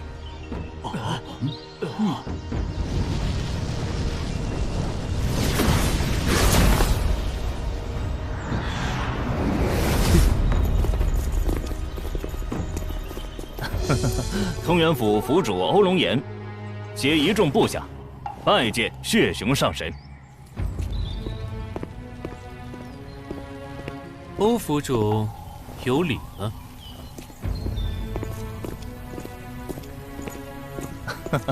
恭贺血熊上神夺得天骄榜16，要我血神宗天威。等下次天骄战，您定能进入前10，去天骄山修炼。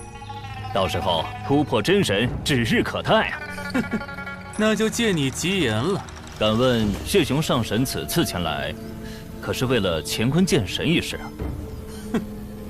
一个蝼蚁如何值得本神花费大量神金传到这里兴师问罪？欧府主未免也太高看他了。本神最近得了一篇极为厉害的雷法，听说死亡雷域即将开启，若能进入修炼，将大有益处。原来如此，距离死亡雷域开启还有3天，在此之前，我会为您安排好一切。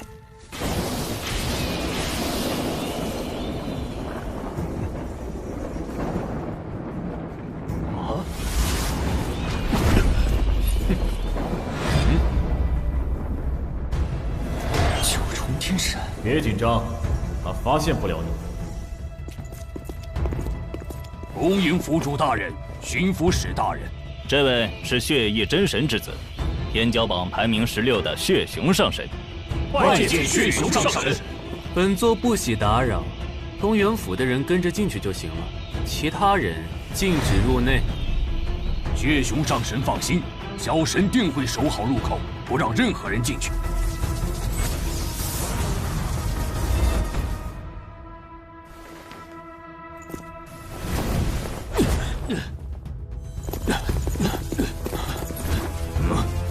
什么意思？我家血熊上神和通元府府主正在里面修炼，闲杂人等不得入内。死亡雷域又不是你们的，凭什么不让我们进？就是，里面空间那么大，雷元气那么充足，他们几个又吸收不了。不让进就是不让进，你们想得罪血熊上神，也要掂量自己几斤几两。我就不信他们能一直待着不出来。咱们去旁边等。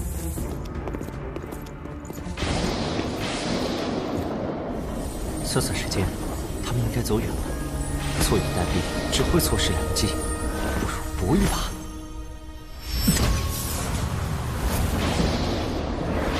乾坤剑神。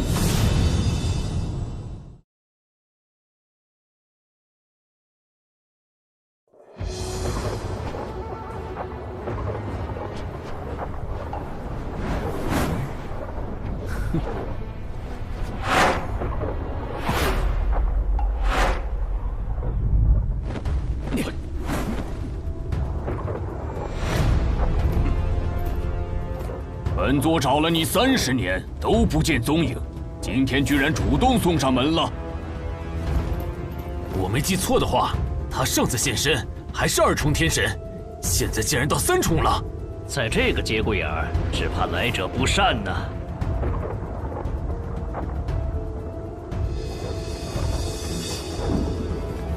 元罗山一别，至今一甲子，有些账也该算算了。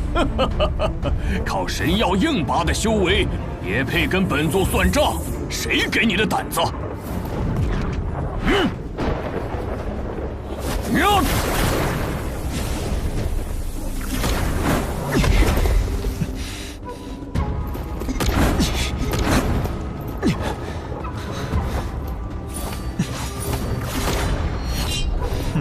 多年不见，你似乎没什么成绩。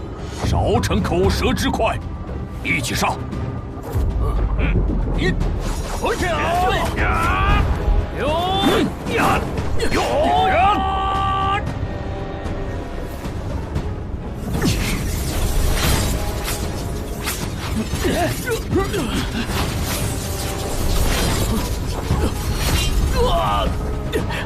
血影流光！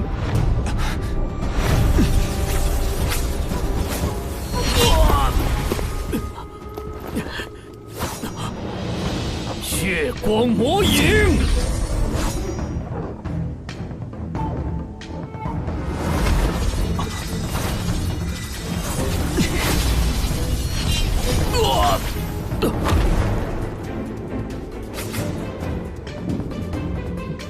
一群废物！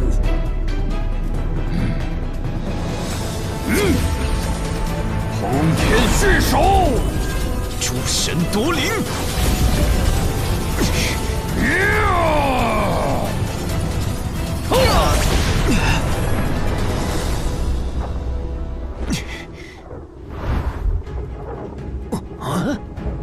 你也不过如此。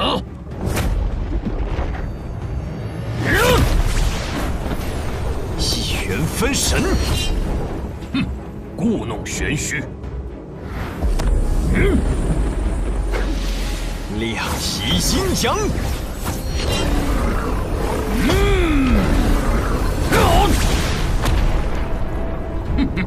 若是普通六重天神，还真难挡住你这一击。可惜，你的对手是我。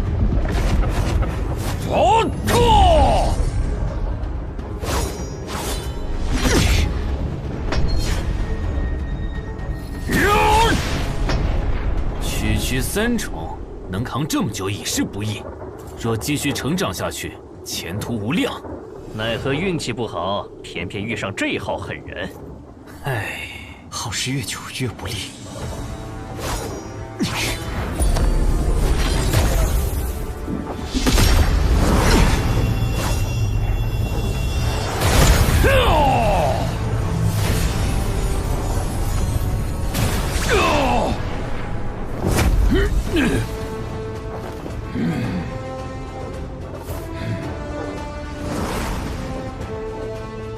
你果然有真神剑，死吧！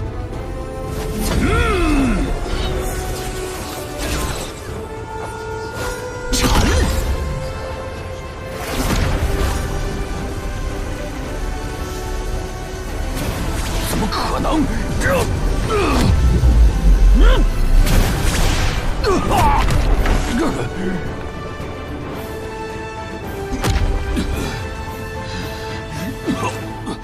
不能死在这儿！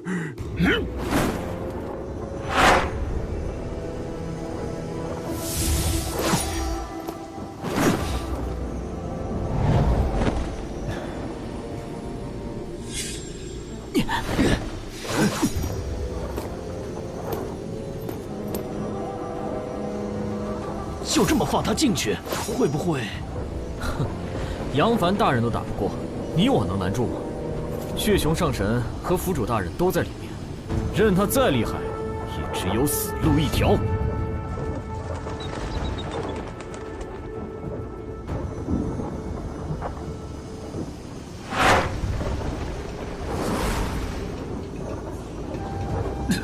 还敢闯进来，当真不知死活！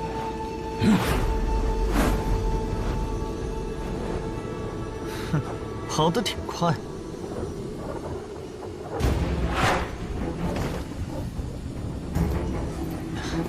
我的原磁雷体刚练成，正好可以借此处环境提升一下。接下来听我指令移动，万不可出错。明白。向左前23度，前进6尺。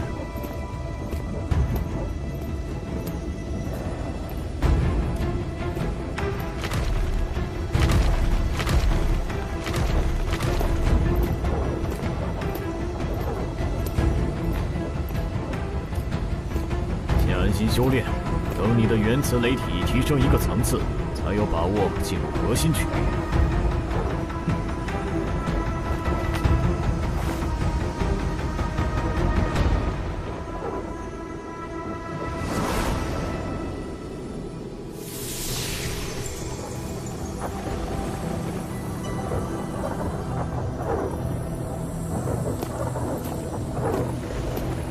府主大人。乾坤剑神现身，已经杀进死亡雷域了。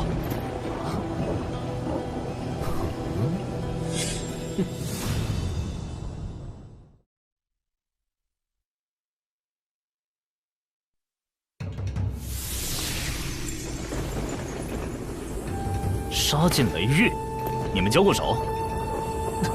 我不敌他，所以逃进来了。没想到他穷追不舍。可见根本没把府主您放在眼里啊！好一个乾坤剑神，本座倒要瞧瞧他究竟有多狂。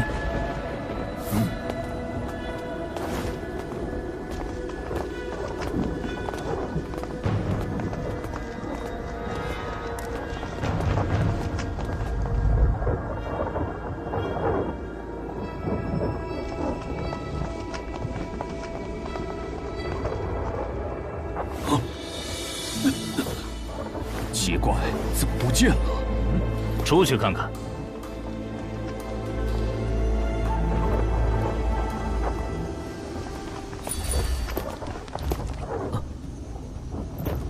乾坤剑神可曾离开？啊，回禀府主大人，他跟随杨凡大人进去后，再没出来过。怎么可能？安全区域有限，四周都是禁地，他总不能凭空消失吧？很可能躲在某个小通道里。所有人给我仔细的查，就算掘地3尺，也要把他挖出来。是。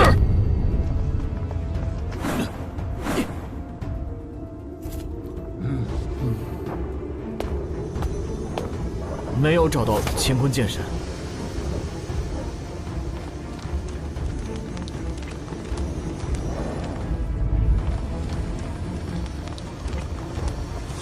解决了。欧某惭愧，无论怎么找，始终不见踪影。一个低阶天神，至于这么大费周章吗？不过，他毕竟得罪了父神大人，既然遇上，便不能放过。本座索性亲自陪你们走一趟吧。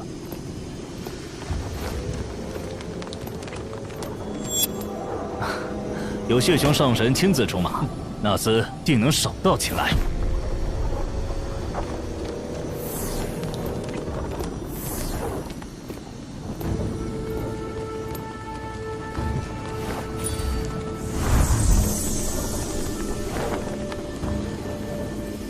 这是血影追魂砂，纵然藏得再隐秘，也休想躲追魂砂的追踪。你去守着入口，千万别让那厮逃出去。是。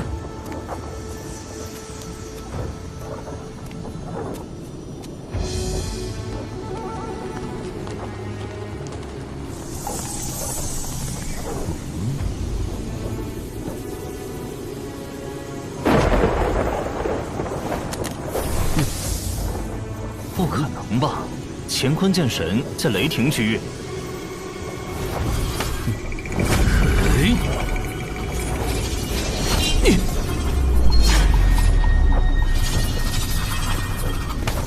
毫无反应，莫不是灰飞烟灭了？这种死法也太便宜他了。既然乾坤剑神已死，就不要再浪费时间了。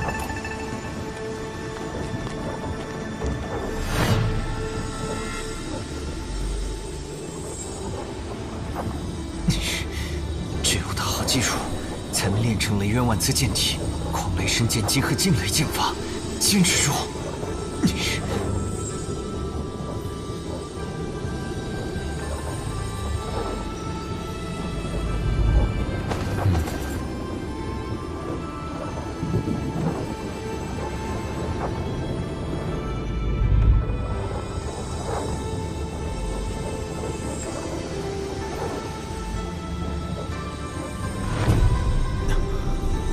原磁雷体修成，你现在能去核心区域拿水火原石了。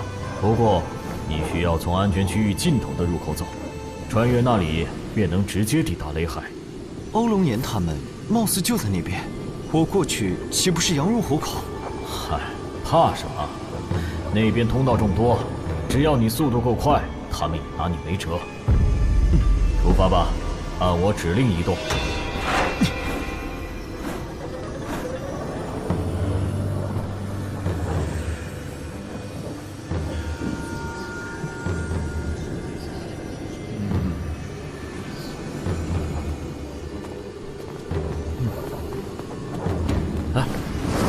乾坤剑神，是乾坤剑神！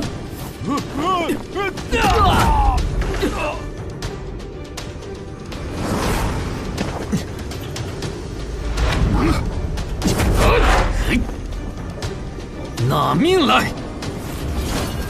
阳，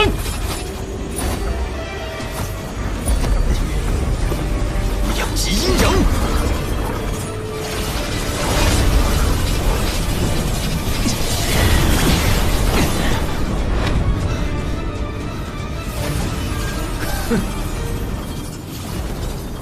右前33度，进9尺。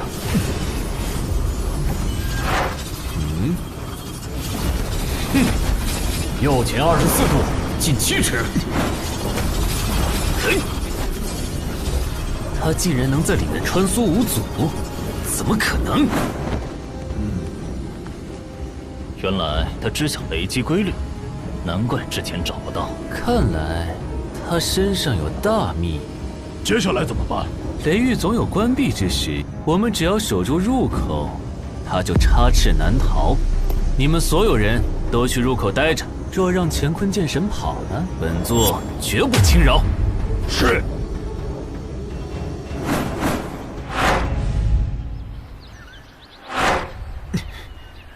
岁月匆匆啊，记得上次来这里已是2个纪元前的事了。这声音怎的如此奇怪？听着就像有人打了个喷嚏。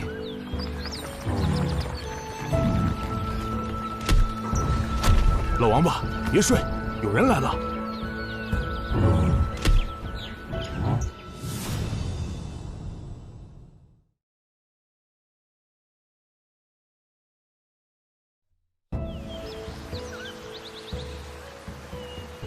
这地方怎么会来人？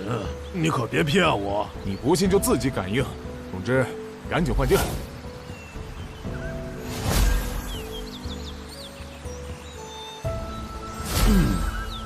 去左前方最高的山峰，那里有我开辟的洞府。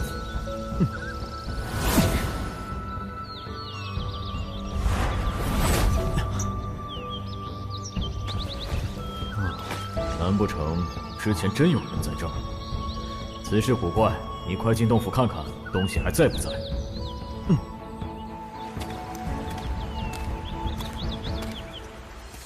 运转原子雷体。用雷电之力激发上面的阵纹，然后用力往右推。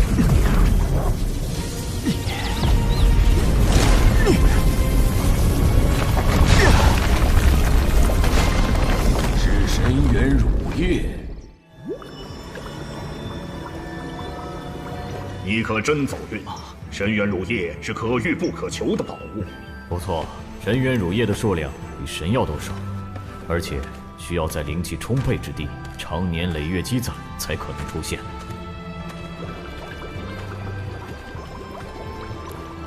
这么多神元乳液，够你突破4重甚至5重都有希望。成为5重天神，再配合2阴阴阳剑阵，足以对抗8重强者。不急，先去拿水火原石。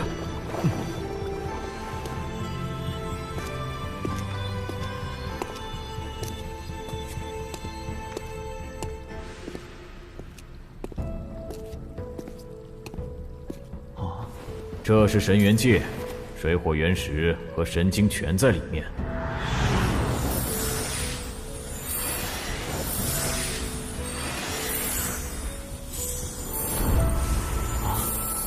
这就是水火原石。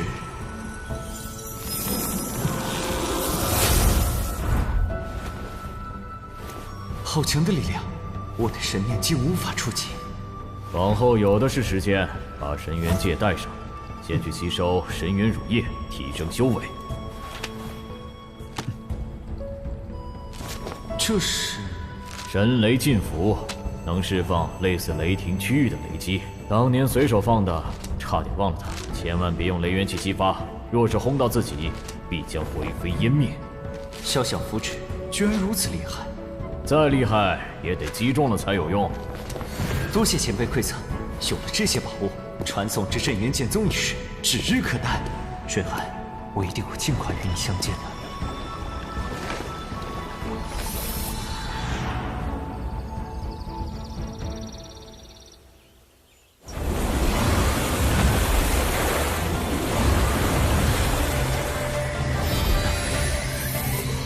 如今，我的修为达到5重中期，接下来该炼制本命神剑了。用我教你的火属性功法——天炎真火剑体，先炼化火原石。好。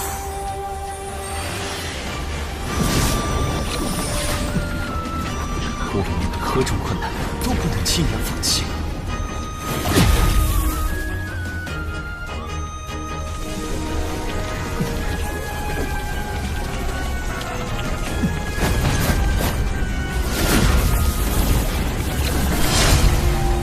不错，能用这么短时间炼制出2柄本命神剑，你很有天赋。如果不是前辈们慷慨解囊，晚辈也不会有如此机缘。你倒是感恩。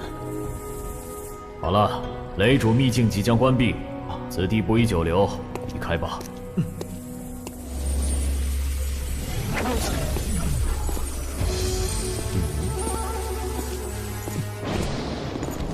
谢兄上神，乾坤剑神可有出来？入口马上就要关了，我就不信他还能住里面。上神放心，我们这么多人布下天罗地网，只要他敢现身，绝对逃不了。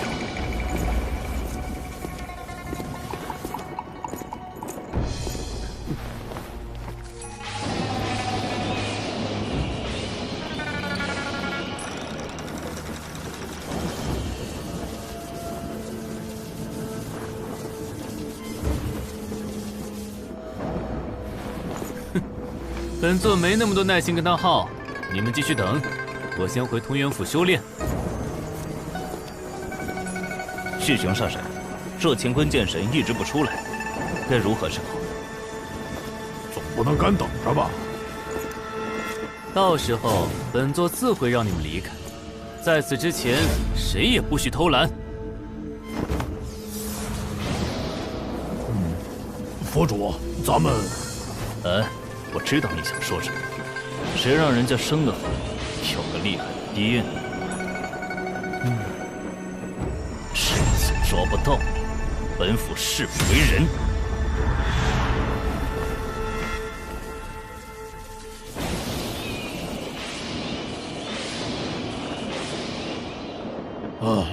也不知什么时候是个头啊！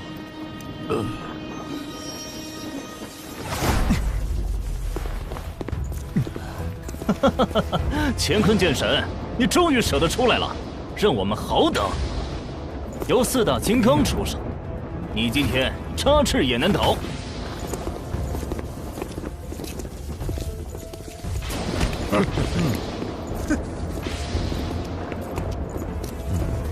血雄不在，哼，我为何要逃？我们素不相识，无冤无仇，但你屡次刁难于我。这是何故？哼！先前我念你有命在身，不做计较，可现在再敢挡路，休怪我无情！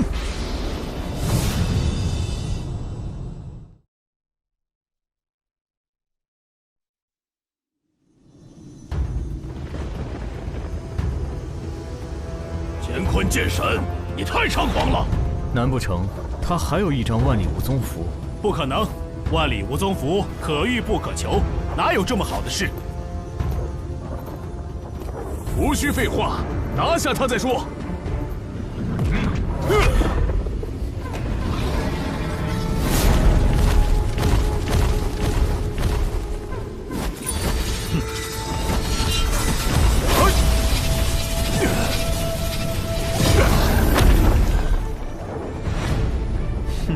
7重天神的神域之力也不过如此，短短10年，竟连破2境了。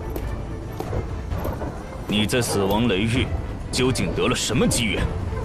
一些神元乳液而已。知道怕就赶紧退，否则只会得不偿失。刚才是我大意了，这一次你必败。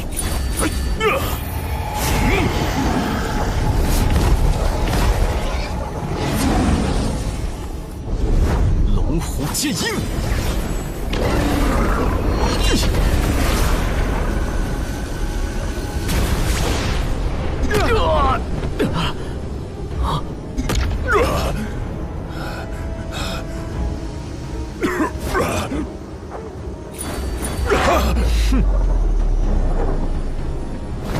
无巨龙盘。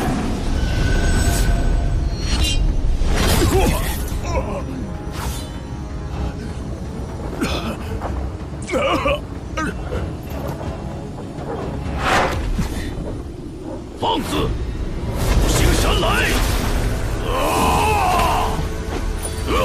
无极神风！烈焰神火！哟！撤！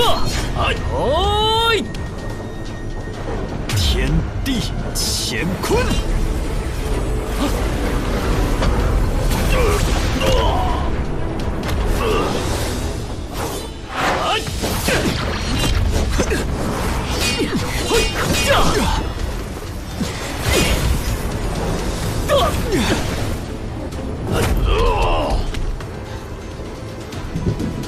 再这样下去，太浪费时间。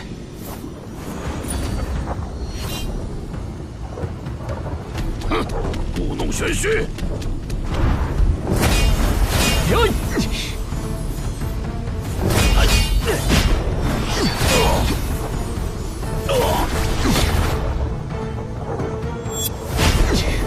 别再留手了，都拿出杀手锏！泉水神雷，离火神雷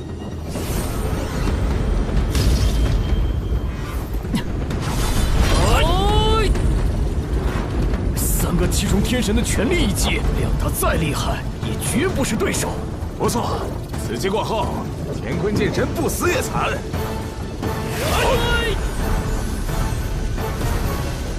两仪阴阳。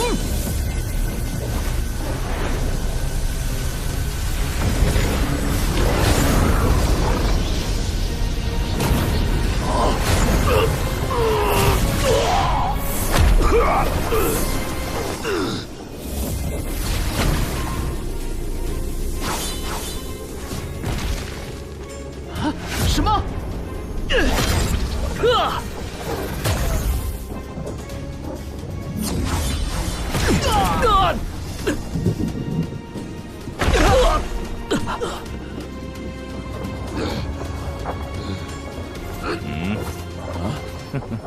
难怪你在3重时就能力战6重巅峰的杨凡，可惜啊，你这阵法虽强，但不够精妙。面对普通的8重天神尚可一战，面对本府却毫无胜算。你怎么知我没有其他底牌？你想赌吗？或者说你敢赌吗？你我并无交集，没必要生死相逼。最后一次机会，只要你肯将通元府的传送阵借我，过往种种一笔勾销，如何？他真有底牌，还是故意诈我？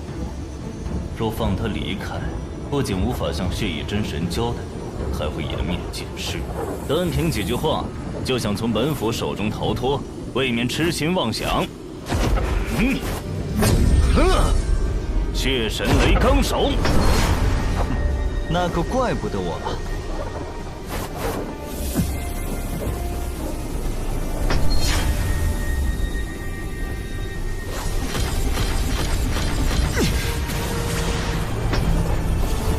从今往后，2柄真神剑就归本府了。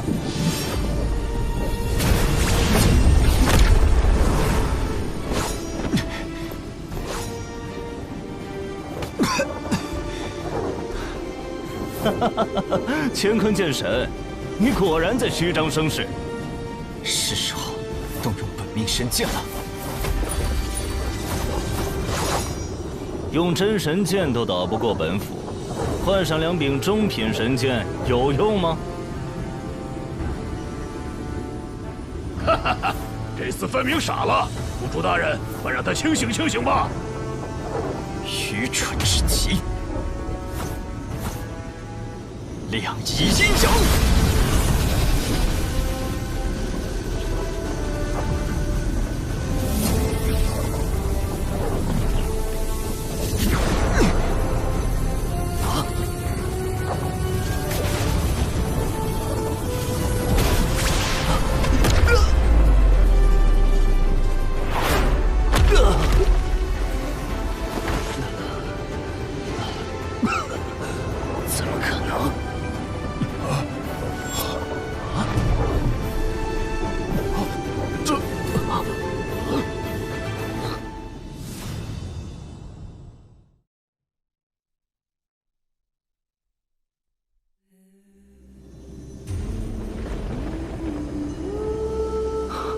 可能，这不可能！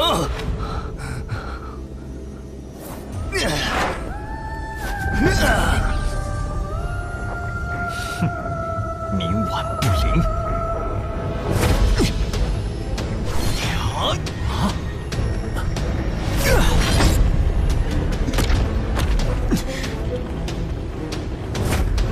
血神雷罡咒！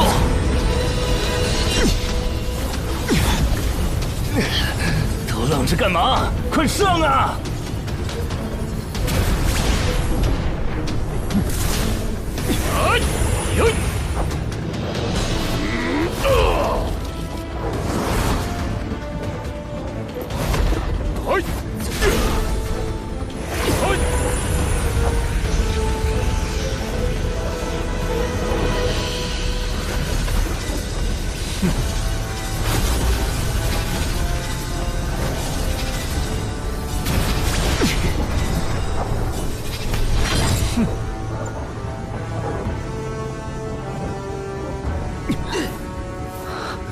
没用的东西，乾坤剑神不死，你们都得受罚！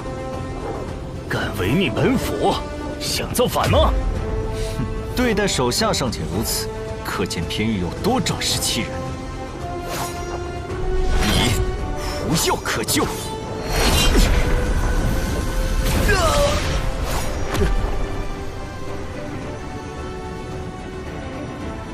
退，快退！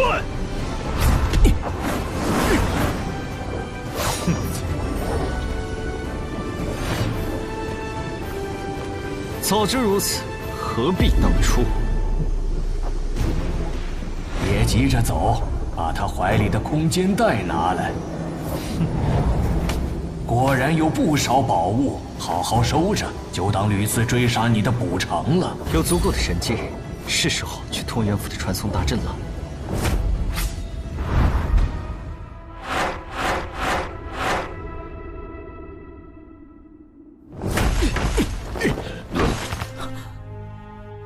没有本座的命令就擅自回来，看来你们已经拿下乾坤剑神了。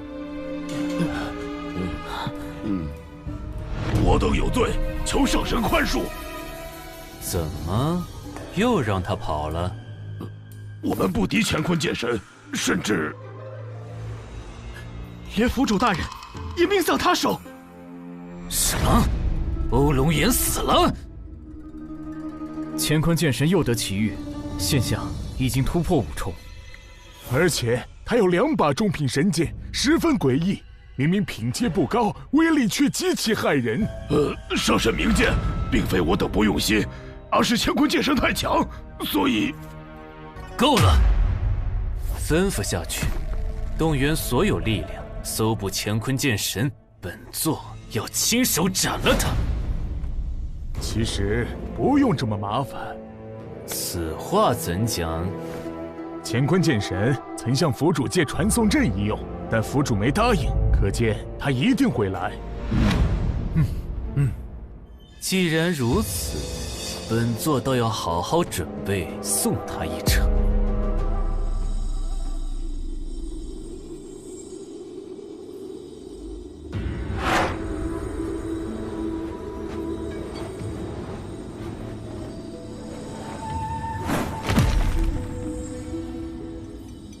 乾坤剑神，我们终于见面了。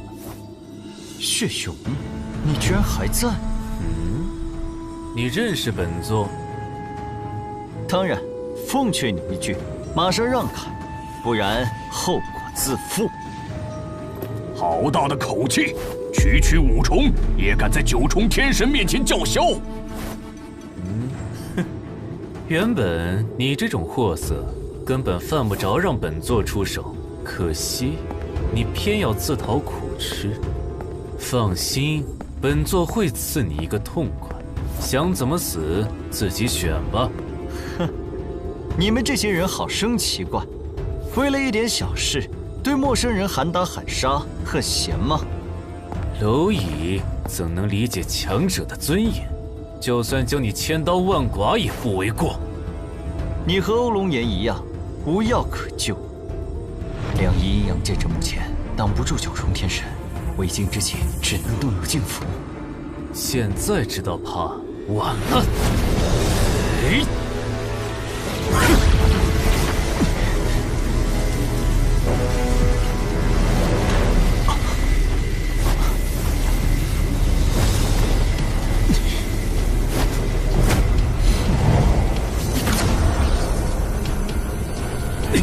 什么东西？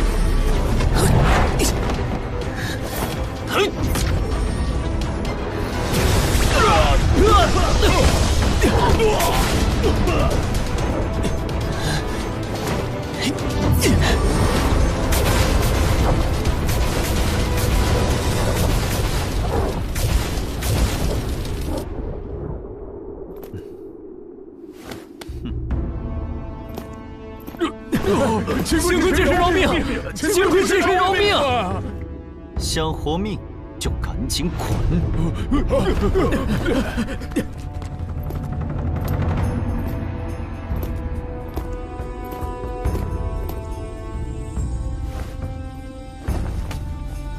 地图上没有具体距离，所需取个中间值。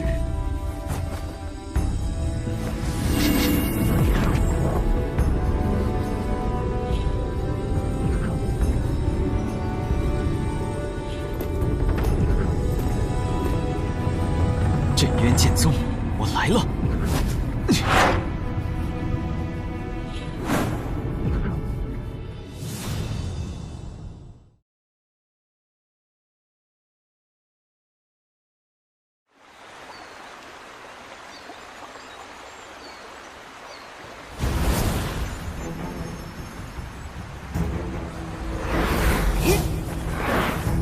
云中了！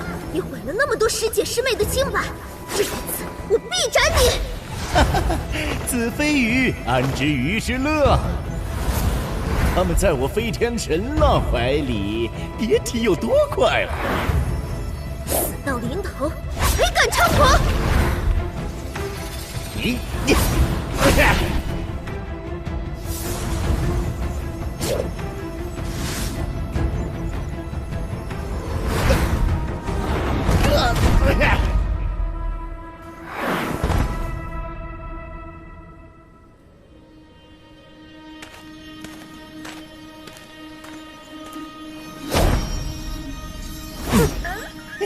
小美人儿，你上当了！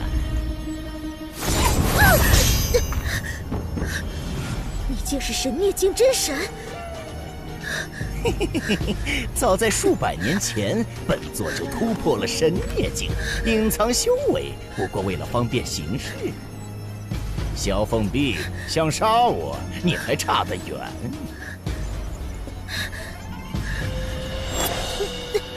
我真是做了什么？自然是撒了点儿让人快活到死的东西。卑鄙！万里无踪符，真是暴殄天物。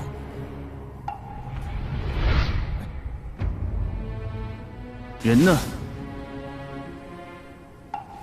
差点就得手了，谁知道他手上有万里无踪符，所以合欢伞下了吗？可恶！辛辛苦苦策划的英雄救美，就这么便宜别人了。寒衣公子，您也知道万里无踪符的作用非我能控制，以后别让我再看见了，否则定取你性命，向宗门交差。多谢公子高抬贵手。成事不足，败事有余。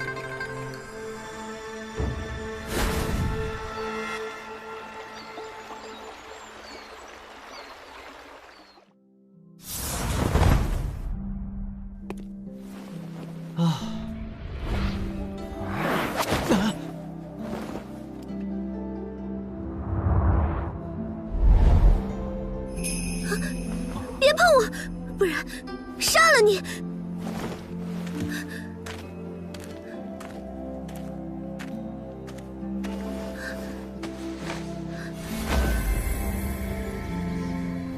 这女人好奇怪。他中了合欢伞，非天神可压制，你小子有福喽！前辈莫要说笑，我已成婚，断不能做不义之事。很好，没有趁人之危，我们果然没看错你。各位前辈，可有办法为其驱毒？我有一门换血大法，需借用你的神血，将毒血逼出体外。我的青木驱毒术也能做到，但你的修为才5重，驾驭起来有风险。不如用我的水源冰心术吧，可筑基清醒，再凭自身力量驱毒。那就水源冰心术吧。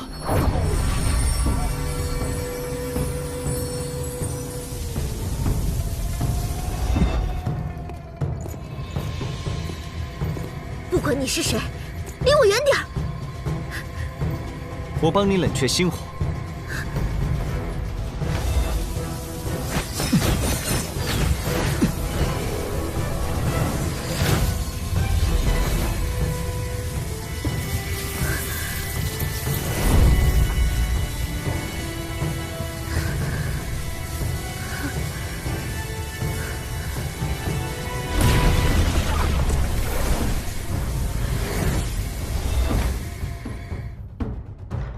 现在你可以自行驱毒了。多谢。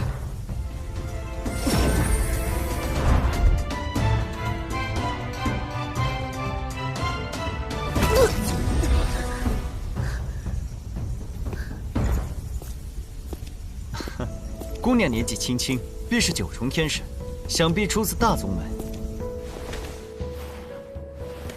实不相瞒，我是镇渊剑宗内门大弟子萧凤碧。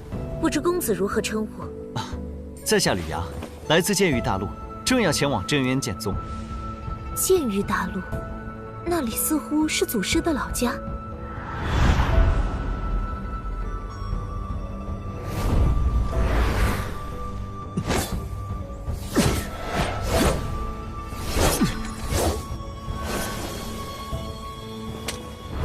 不错，我便是镇渊祖师的后人。你真的见过祖师？临分别时，他传授了我一门神级剑术秘籍——天煞诸神。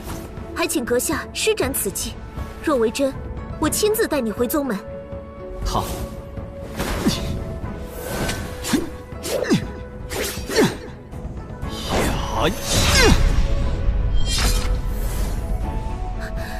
当真是天煞诸神。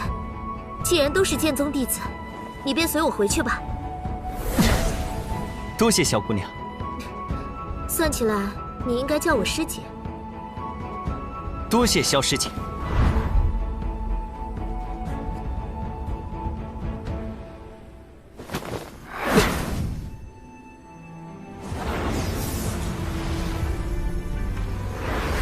你带来了祖师在世的好消息，想必宗主他们会很开心。祖师曾说，现任宗主和副宗主都是他的弟子，一个叫韩世成，一个叫厉飞仙。不过7000年前，厉宗主踏入神尊境，已经升任宗主，韩宗主现在是副宗主。韩世成的宗主之位不是祖师钦定吗？这都能改？